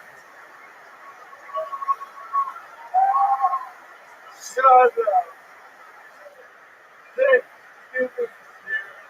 With the season of cultural appropriation, I tried to these fucking birds with their feathers on communities.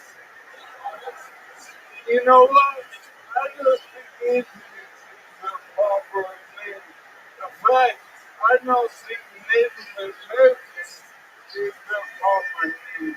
I think we should call Indians Americans, Native Americans, because no matter what you are in America, we're all the same color, partner. It just varies how much compound is in that partner. The president's audience is parting two turkeys from Thanksgiving, one for each part of our divided nation. You know what? Okay. We should take some good look at ourselves. Texas, and Thanksgiving, high turkey. They live on when the time starts.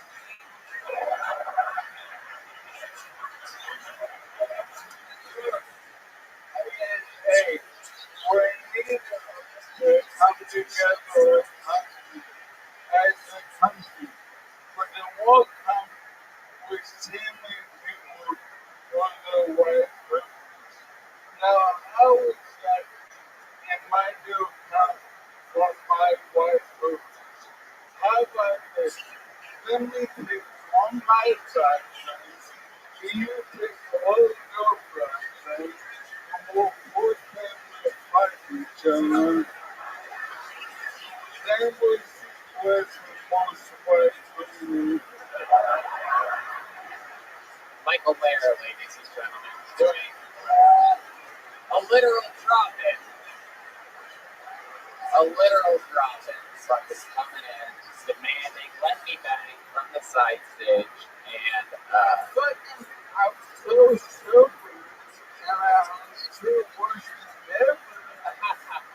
You look great. You look great. That outfit is at the Don Knotts estate sale. What is that? That's great. that is, I love this new Obi-Wan Kenobi you're doing. You were supposed to be the chosen one. You were supposed to unite us, not divide us. I am the higher ground. May the first thing we do.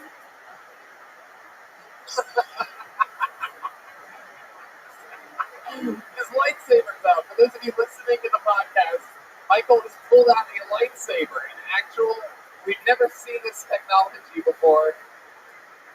We're going to listen to the CGI one in on the YouTube video.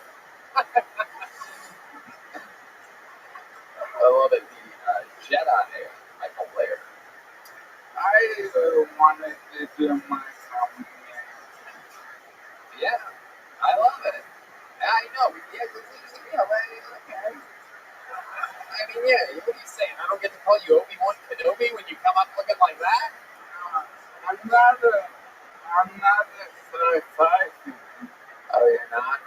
No, I think All right. Okay.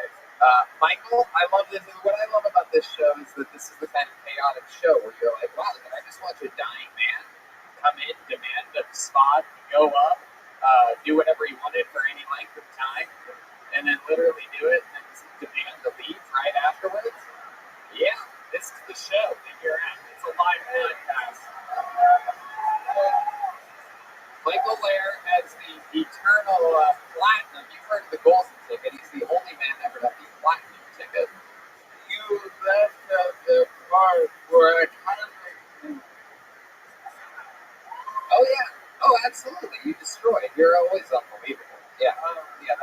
gotta say, Michael Lair is amazing.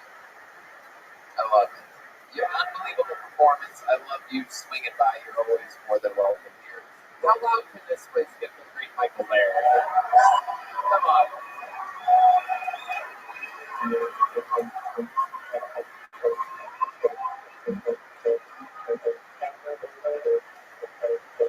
Come on, one more time for Michael Lair. You guys can.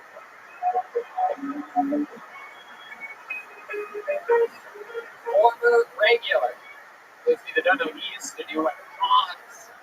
Just did. We would write perform a brand new minute every week. Retired a couple months ago, but not so retired. He retired Mayweather style, where he keeps coming back every once in a while. Then he says he's retired again. Then he comes back. I didn't know what the fuck was going on that entire time. I know, and I barely. Yeah. He surprised me there. All right. Can I get a water, Mike? John Foran, you're next on Phil Tony. John Foran.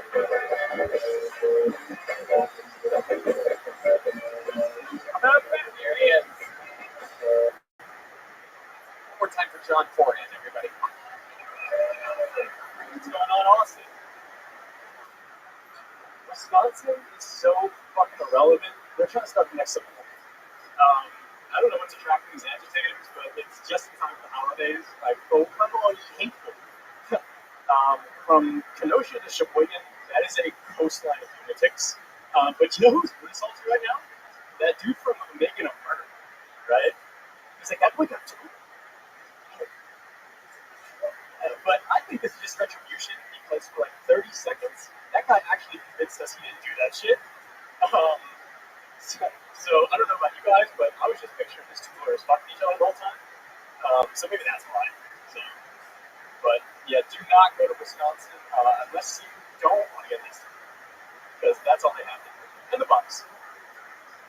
And that's all I got. Thank you. All right, John Foran. I love it. Hell yeah. I feel like the opposite of Emilio from earlier. I can tell. So you're just pure. This interview's gonna go good. I can just fucking tell, dude. First of all, let me tell you, after that performance, I must say you're one of my favorite cisgender comedians. I think I'm using that word right, I think. Welcome, John. How are you? I'm good. I'm good. How long have you been on stand-up? This is my first time, everybody! And I'm guessing you're from Wisconsin. Hell no. Hell no. Philadelphia. Really? Yeah. Come here, talk shit about Wisconsin, and then fuck it. I got no problem with that, but I'm traveling. You born and raised in Philadelphia? What are you talking about? Right outside Philadelphia. Wow. Oh my goodness, wow. Another white suburban lady over there. I'll take it. I love it. Wow. So, that's where you're born and raised. Have you been to Wisconsin? Oh, I got some cousins there. Is there any truth that on the playground is where you spend most of your days? Playing chess, am I right? What a nerd. Alright. Stupid. How long are you in Austin? You just swing by and decide to do like fresh, 24 hours. Today, you decided to do stand-up for the first time. First time in Texas. Fucking love it. So, where'd you write your Wisconsin there? That was just from the heart. Yeah, it's like the tragedy, unfortunately. That kind of sports some creativity. Oh, I fucking hate to say it, but I would just call it that. But it's like hell yeah. we should get together and listen to Weezer sometimes. Like, Rabbi woke up, I was like, Rivers Cuomo does comedy now? John, what do you do for fun? Everybody wants to know. So I just quit my job. Yeah.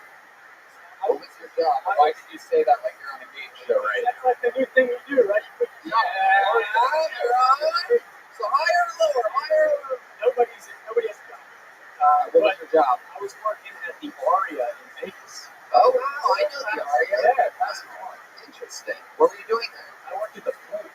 Whoa, look at the pool boy, everybody. Fuck yeah. Cisgender pool boy. Ladies just out there squirting when you walk by, huh? Look at this fucking. It's hard to quit. Yeah, dude. Look at that. Fucking Harry Potter, the pool boy over here. I get that a lot. That's why I never read the books as a kid. Right. Are you doing drinks or are you just owls. There's a big difference. I was a receptionist. Whoa. Holy So shit. you could get in, but you had to grease the hip a little bit. Wow. Man, I bet they did. That's interesting. What did it feel like taking a job from some woman out there that could easily be working the I was receptionist the only job? male. I was the only male. What do you do for fun though, John? I'm trying to figure it out. Like, you know, what do you like get out and do? Playing disc golf recently. What else? And I used to play old frisbee, but I don't think This guy's gonna kill somebody for sure. What's that? You seem like such a good person, John. I'm trying to figure out something a little bit rebellious that you're into. What's something that you do that what's like the naughtiest thing you've ever done in your life? naughtiest thing I've ever Come done. on, think about the honest. Don't look at their fucking smiling faces. I want you to look deep inside your soul right now. And tell us a time maybe you committed a crime and got away with it. Maybe Maybe I didn't get away with it. alright. Right on your taxes. Possession, which is like the most comedic like fucking thing. Possession of what? Marijuana. Pennsylvania. They don't have it here. Alright, what else other than marijuana? Come on, there must be a time you did something. Like when? You once killed an innocent animal? Oh no. Shot a bird with a BB gun or something? Welcome, Miss Aquarius. Fuck, man. I used to let people. I was the VIP receptionist, and I would let you in. You fucking gave me money. I would get in trouble for saying that. But What? Hello, how are you?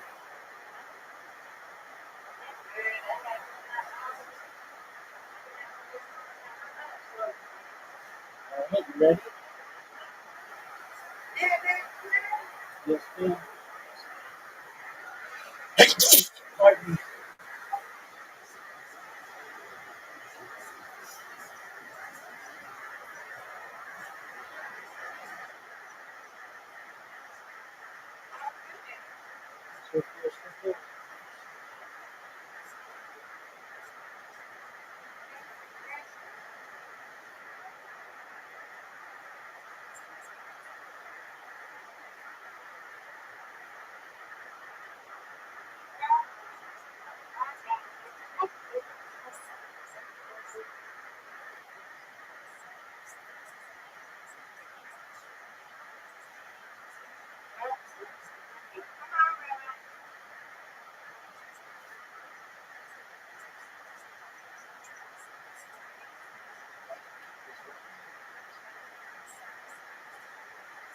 Oh, I missed it.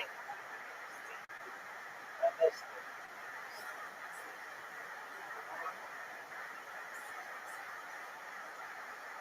Sure.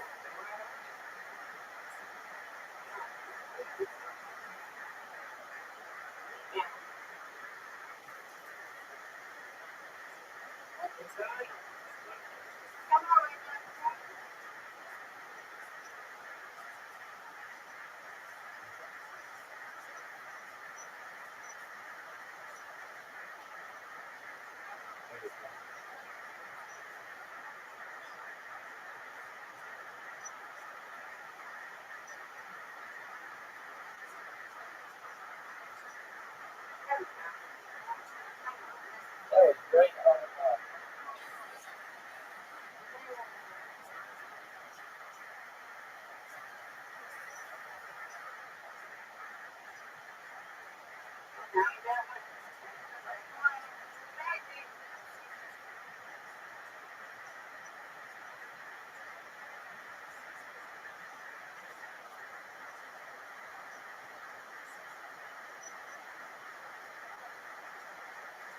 Get something.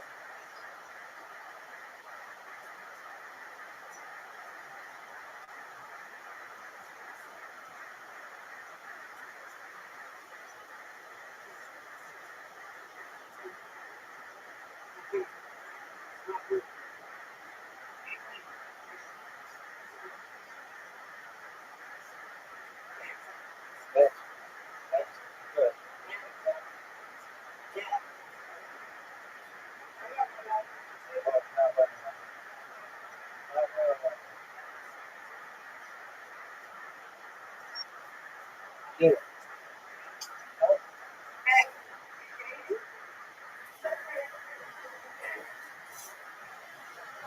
That's great. Here we go, Miss Flint. You got it. That should be tough. Here, you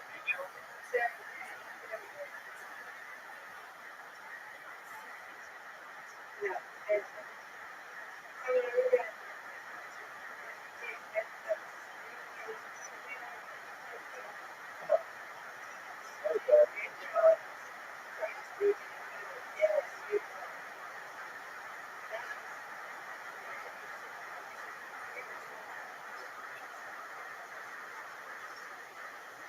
You got it.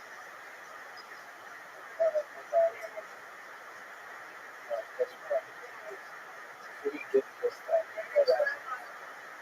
All right. That's good. Let's go. We got one this time.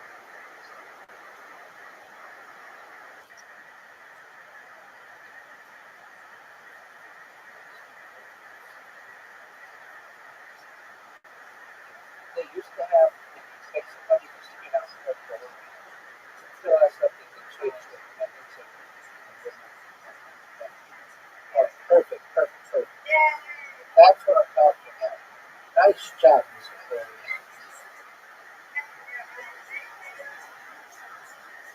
I'm happy with that question. All right, just keep coming. Get it.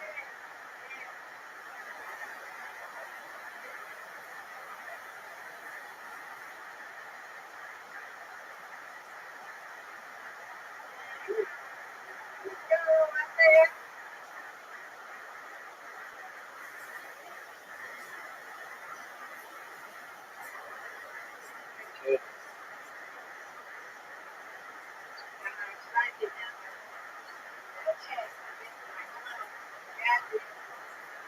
That's what I'm talking about. That's what I'm talking about. That's not the cute.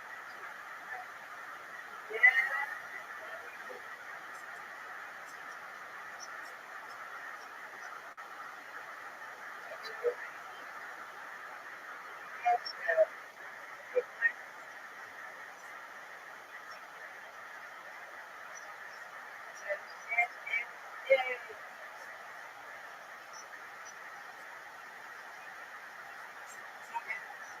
Get it.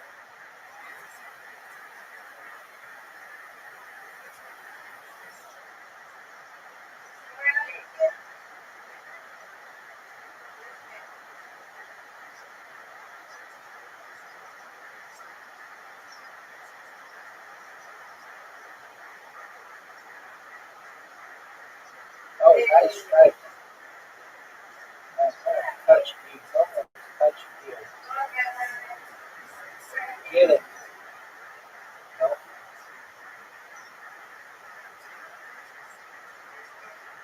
Get it. Uh-oh. Got it.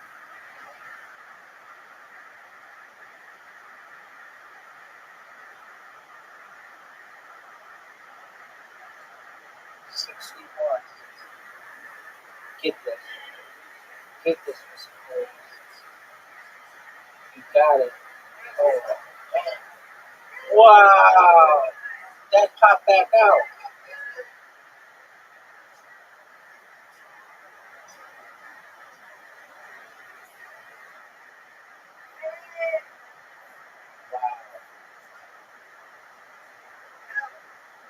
Oh, touch Mr. Perry today.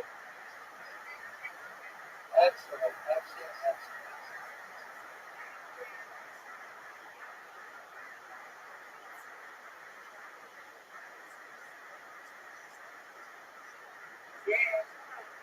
Nice job, Mr. Perry. You win.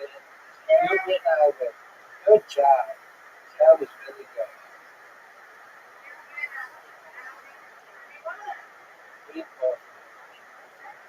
Great job.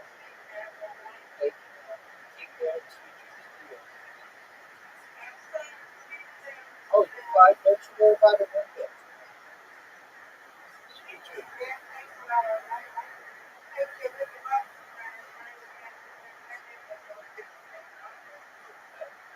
Sounds like a plan.